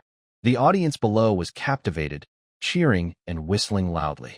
The live stream comments flooded in with messages like, "Sister, step on me," making the excitement reach its peak. As Ninetales Miracle, Near the end of their performance, the stage lights suddenly dimmed, leaving only a spotlight on the host. The host, dressed in gorgeous ancient costume, held a microphone and loudly announced, "Next, we invite the challenger, Zhao Xiaoli and her father." As soon as the words were spoken, the spotlight seemed to have a mind of its own, locking onto Zhao Dongzi in the audience. At this moment, Zhao Dongzi was carefully applying burn ointment to Zhang Xiaobao, who had accidentally burned his arm with hot water and was crying in pain. Zhao Dongzi looked concerned, gently applying the ointment and softly comforting Zhang Xiaobao. Suddenly, the spotlight made him feel a bit overwhelmed. He instinctively looked up, staring blankly at the stage. "I didn't sign up." Zhao Dongzi quickly raised his medical record book to protest. His voice was very clear in the quiet venue, drawing curious looks from the audience around him. The host smiled slightly, calmly showing a data board, and said, "But your daughter's online votes are in first place." The data board clearly displayed various charts and numbers, showing that Zhao Xiaoli's votes far exceeded those of other contestants, holding an absolute lead. The host continued, "Fans say they want to see the Holy Doctor online babysitting." Hearing this, Zhao Dongzi couldn't help but laugh and cry. He never expected that he and Little Fox would be caught up in this talent show in such a strange way. Just as he felt helpless, Little Fox was excited, eyes shining brightly. Suddenly, Little Fox's 10th tail transformed into a sparkling support stick. Waving the support stick, Little Fox shouted loudly, "Dad, go for it." The adorable and energetic look made the audience around burst into laughter and applause. Looking at the excited Little Fox, Zhao Dongzi felt helpless inside, but he could only accept this reality with a stiff face. After all, Little Fox was so happy, and he didn't want to disappoint her. Soon, the competition officially began. This round was full of a cultivation style that amazed everyone. The first event was sword flying bandaging. The rules were that contestants had to fly on their swords while wrapping wounds on a simulated injured doll, balancing speed and quality. As the signal to start was given, other contestants summoned their flying swords with spells. These swords varied in shape, some shimmered with golden light, others emitted blue cold air. The contestants stepped onto their swords and soared into the air, dancing gracefully. They controlled their swords to perform difficult moves while weaving bandages with charms in their hands to wrap the injured doll. The charms seemed alive, twisting and weaving swiftly, completing the bandaging in no time. Zhao Dongzi watched the impressive performances of the other contestants in the air and frowned. He silently took out his stethoscope, muttering to himself, "Is this an illegal medical scene? In this fantastical and absurd competition scene, his stethoscope looks out of place." But Zhao Dongzi remains calm, knowing his strength lies in solid medical knowledge and rich practical experience. He walks steadily toward the center of the stage. Although he doesn't have flying swords or use charms, he relies on his agility to quickly reach the.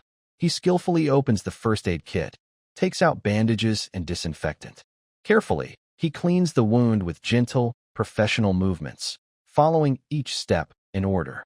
Then, he quickly wraps the wound with the bandages, applying a firm yet comfortable technique. Even though Zhao Dongzi doesn't perform flashy spells like other contestants, his focused attitude and excellent bandaging skills earn him applause from many spectators. A small fox watching nearby is so excited that its face turns red, waving a cheering stick to support Zhao Dongzi. After the first round, the judges carefully score and comment. Although Zhao Dongzi's style is different from others, his solid bandaging skills are recognized, and he successfully advances to the second round.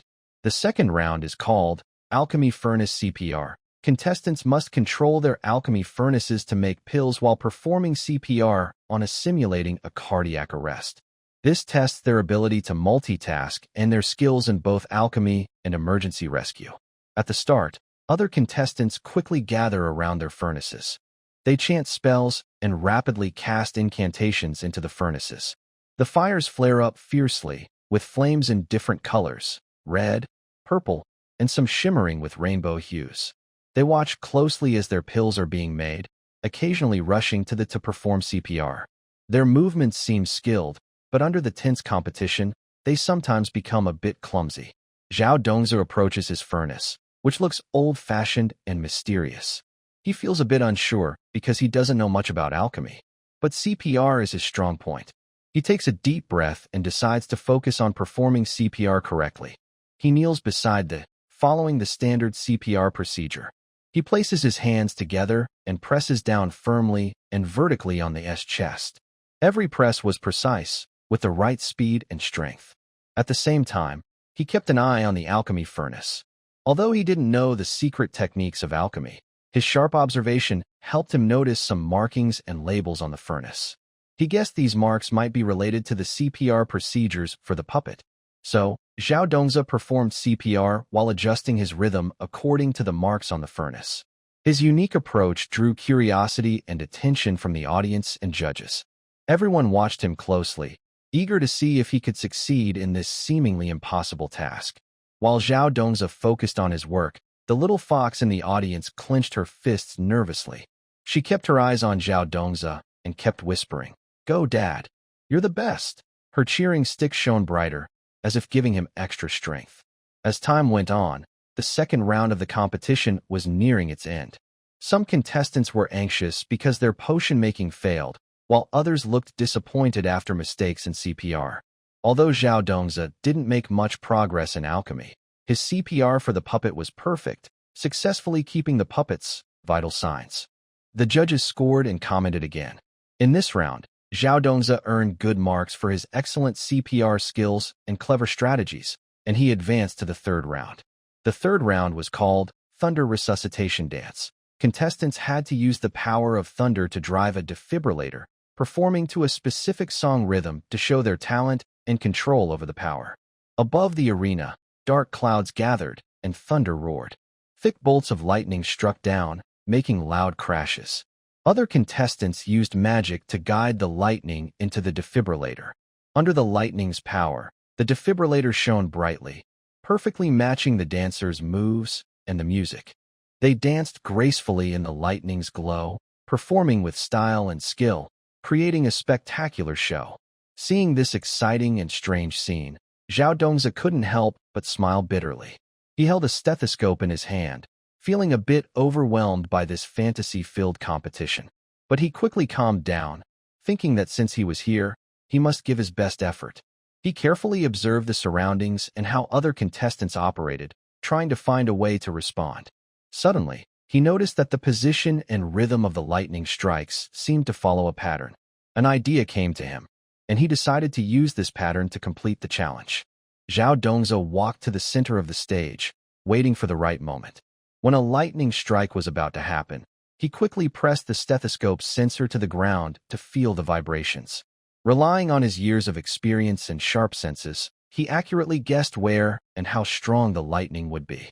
At the moment the lightning struck, Zhao Dongzi skillfully guided its power, channeling it through the metal part of the stethoscope to a simple defibrillator in his hand. The defibrillator instantly activated, sending out a strong current. Moving in rhythm with the music, he waved the defibrillator in time, and the electricity flickered and jumped in the air, creating beautiful streaks of light. His unique way of performing was very different from other contestants. Although he didn't have fancy dance moves or spectacular magic, he used his intelligence and courage to interpret the lightning defibrillator song in his own special way. The little fox in the audience jumped excitedly and cheered loudly. "Daddy is amazing." The crowd was also moved by Zhao Dongzi's creativity and bravery, bursting into applause and cheers. Inside the talent venue, the lights shone brightly, and the atmosphere was lively.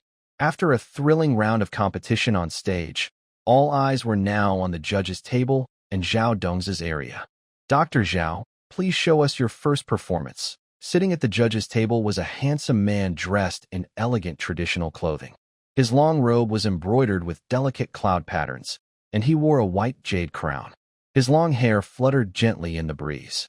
He looked graceful and charming, but the scene was slightly spoiled by a strange beast chip on his neck. The chip shimmered with eerie blue light, clashing with his elegant appearance.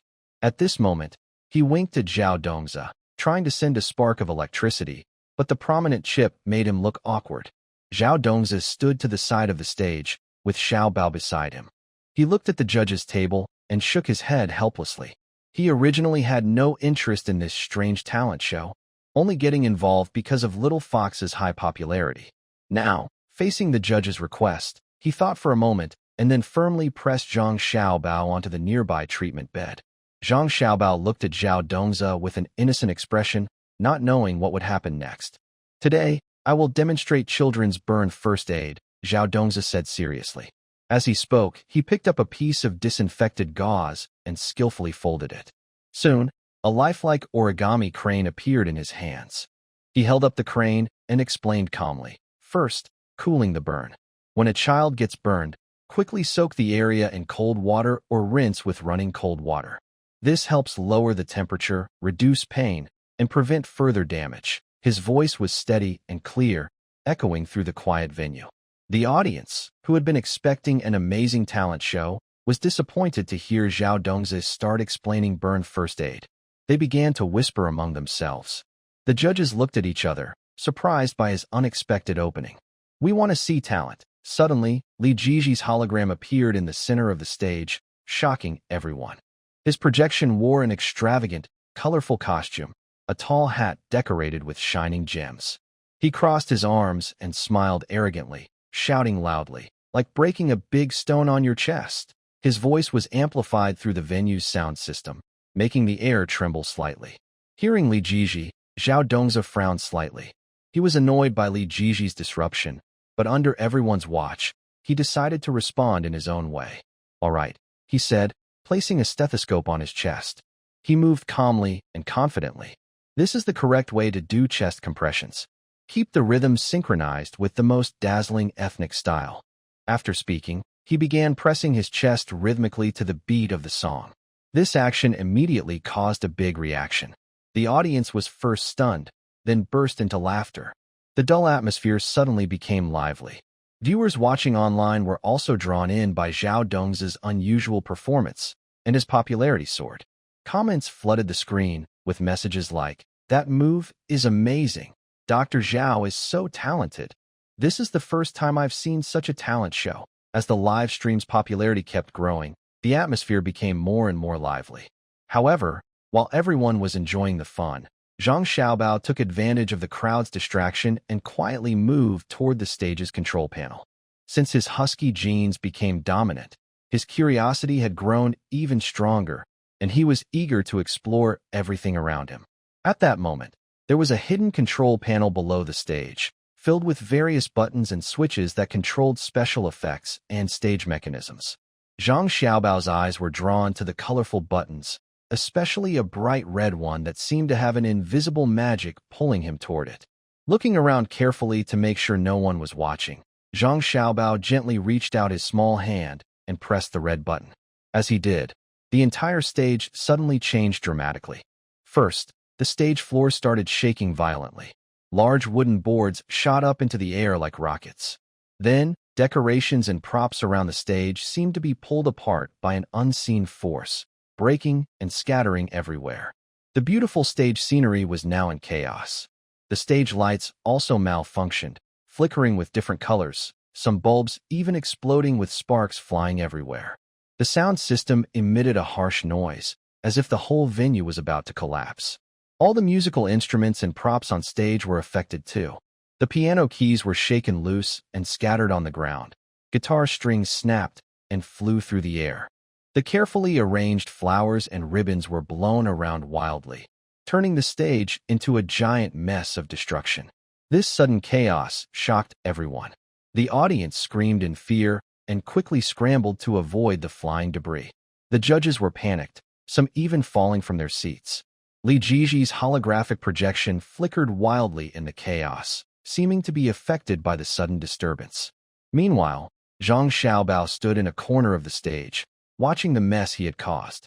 At first, he was stunned, then a pure, innocent smile appeared on his face.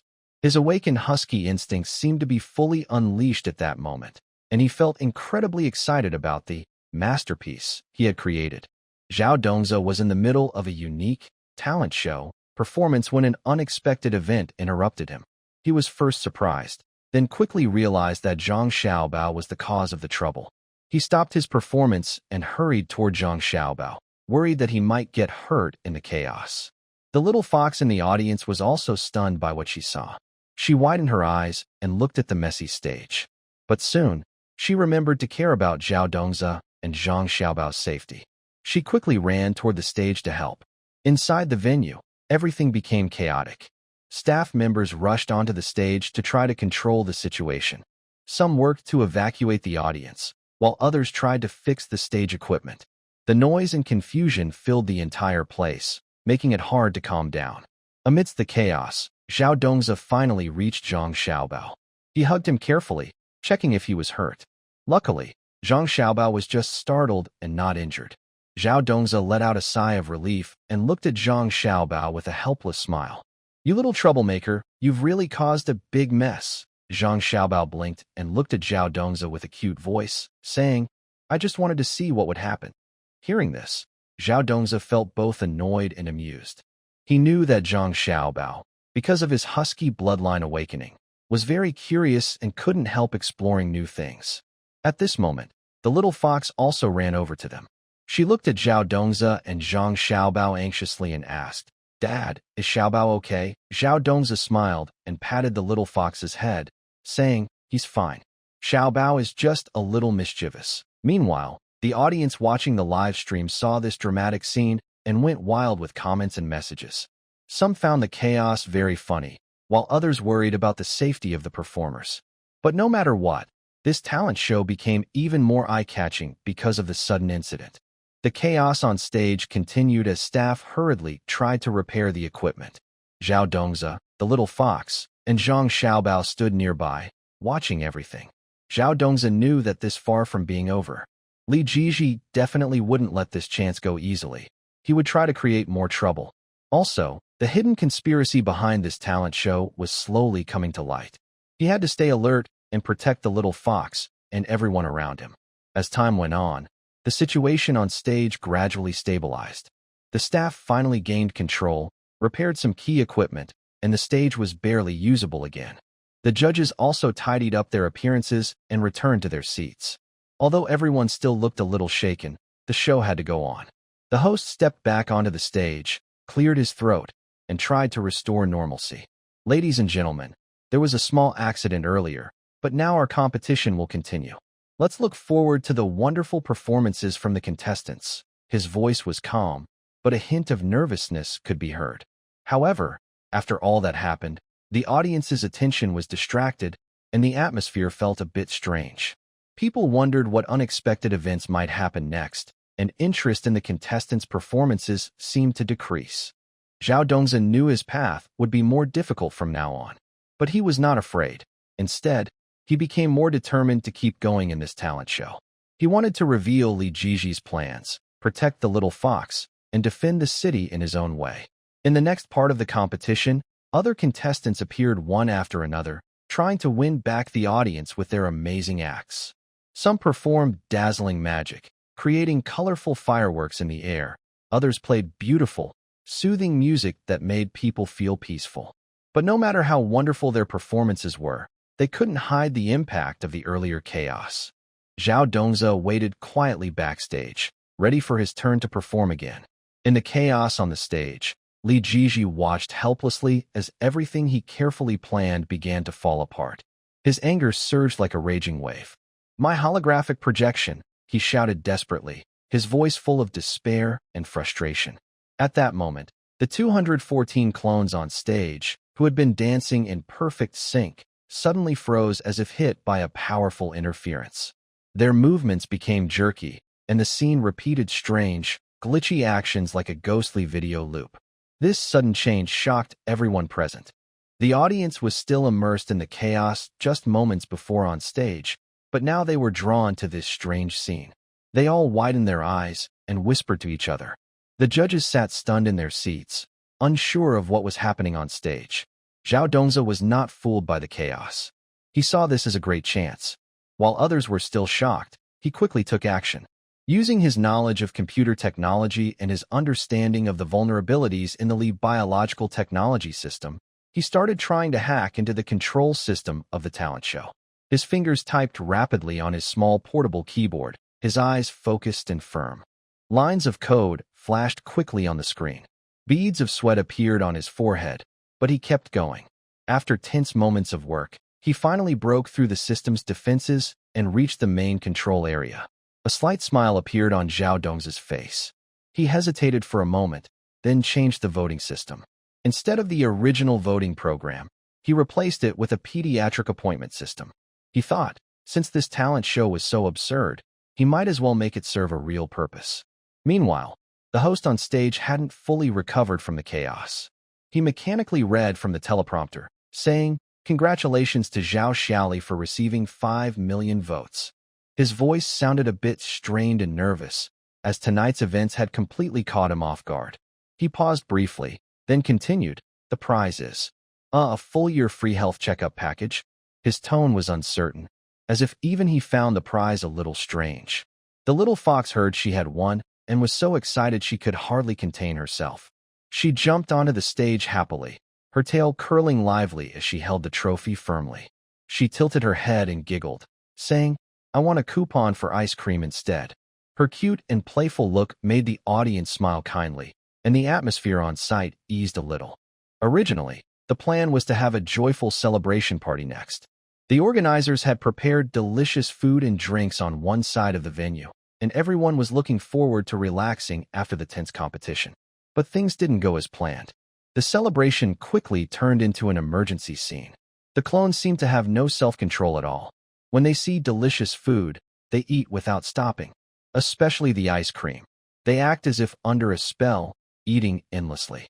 Soon, the first clone clutches her stomach and groans in pain. Then, more and more clones, second, third, and so on, show symptoms of acute stomach illness. As a doctor, Zhao Dongzi cannot ignore this. He quickly sets up a temporary medical station on the spot and begins to treat these clones urgently.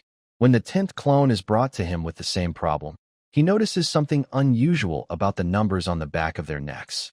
He carefully examines the numbers from 001 to 214, comparing each one. Gradually, he realizes these numbers are not random. Each clone represents a different mythical creature gene. This big discovery makes him tense. He understands that Li Jiji's plan is more complicated and dangerous than he thought. Behind these clones, there might be a threat capable of endangering the entire city. While Zhao Dongzi is deep in thought about this discovery, danger quietly approaches. The little fox, always alert, stays close to him. She senses something is wrong. Suddenly, she feels a dangerous presence coming from behind. Without hesitation, she flicks her tail. A powerful force surges from her tail, knocking away a cup of toxic milk tea that was about to spill on Zhao Dongzi's back. The milk tea is knocked into the air, forming a curve before crashing to the ground and splashing liquid everywhere. A shadow of Li Jiji appears in the spilled liquid. His face wears a wicked smile, and his eyes are full of malice and madness. "You'll never guess what I put in the milk tea," he says in a sinister voice, like a demon from. Zhao Dongzi is not scared by Li Jiji's threat. He calmly takes a cotton swab from his medical kit, squats down, and dips it into the liquid on the ground. His movements are smooth and confident. After a quick test, he stands up and says calmly, "It's just Mandrake with a smiley half-step madness. We keep the antidote in the ICU." His tone is full of disdain, as if Li Jiji's trick is nothing to him. Li Jiji's smile instantly freezes when he hears Zhao Dongzi. Anger and surprise replace it. He originally thought that this carefully prepared toxic milk tea could deliver a deadly to Zhao Dongzi, but he did not expect the other person to see through his plan so easily and to have a way to counter it. At this moment, everyone around was stunned by this sudden scene. The audience, who had been surprised that the celebration banquet turned into an emergency scene, now watched this intense life-and-death struggle, feeling both fear and curiosity. The judges also stood up quickly, moving away from the dangerous area, their faces showing worry and unease. Zhao Dongzi looked at the shadow of Li Jiji and understood that this was just a small part of Li Jiji's many schemes. He knew Li Jiji would not give up easily, and more dangerous challenges would come. But he was not afraid. He tightly held his medical tools, as if they were weapons to fight evil. The little fox stood beside Zhao Dongzi, her tail high in the air, ready to face any danger. Her eyes were full of determination and bravery. She stood shoulder to shoulder with Zhao Dongzi, together facing the unknown threat. In this moment of crisis, Zhao Dongzi quickly remembered the connection between the clone numbers and the beast gene he had discovered earlier. He realized this might be the key to solving Li Jiji's entire plan. After dealing with the immediate emergency, he decided to investigate the secrets behind these clones right away, to find the core of Li Jiji's scheme and completely destroy his evil plan. Meanwhile, the clones who had eaten too much ice cream and suffered from acute gastroenteritis were still groaning in pain. Zhao Dongzi didn't think much and turned to focus on the urgent rescue work. He skillfully diagnosed and treated each clone, calming their emotions. The little fox also helped, using her warm tail to send strength and comfort to the clones. As time passed, with Zhao Dongzi's efforts, the clones' conditions gradually stabilized. But he knew this battle was far from over. He looked at the clones lying on the makeshift beds and quietly planned his next move. He decided to start with these clones, studying their beast genes in depth. Maybe through analyzing their genes, he could find out why Li Jiji bred these clones and uncover the bigger conspiracy behind his actions. Zhao Dongzi instructed the little fox to take good care of the clones at the scene, then took some samples back to the hospital's laboratory. He knew that time was very limited, and every second was crucial. Li Jiji might launch a new attack at any moment, so he had to work quickly to uncover the truth. In the hospital laboratory, Zhao Dongzi began his intense research. He placed samples into various advanced machines to perform gene sequencing and analysis. The humming of the machines echoed in the quiet lab, as if telling the urgency of this fight. Meanwhile, the little fox was diligently guarding the clones inside the selection hall. Her eyes showed some worry as she occasionally looked toward where Zhao Dongzi had left. She knew that Dad was working hard for everyone's safety, and she also hoped she could help share some of his stress. In a dark corner of the city, Li Jiji sat in front of a large control panel, watching everything on the monitor. His face was as gloomy as a stormy sky, and his fists clenched tightly, with his knuckles turning white from the force. He was full of anger and frustration, as his plan, which he thought was foolproof, kept being broken by Zhao Dongzi. But Li Jiji did not give up. His eyes shone with a cold light as he started planning new schemes. He believed that if he kept trying, he would one day achieve his goal and take control of the entire city. Zhao Dongzi was fully focused on his research, unaware of Li Jiji's new evil plans. He kept his eyes on the data on the machine screen, trying to find important clues. Seconds passed, and he forgot about fatigue and everything around him, dedicating himself completely to this race against evil. As his research went deeper, some shocking discoveries emerged. Zhao Dongzi found that the beast genes in the clones were not simple combinations, but carefully designed and modified. Each gene was linked to a special ability, and Li Jiji seemed to be trying to combine these abilities to create an unprecedented powerful force. Zhao Dongzi's brow furrowed even more. He realized how serious the problem was. If Li Jiji's plan succeeded, the entire city would face a huge disaster. He had to find a way to stop Li Jiji as soon as possible, and he knew he couldn't delay.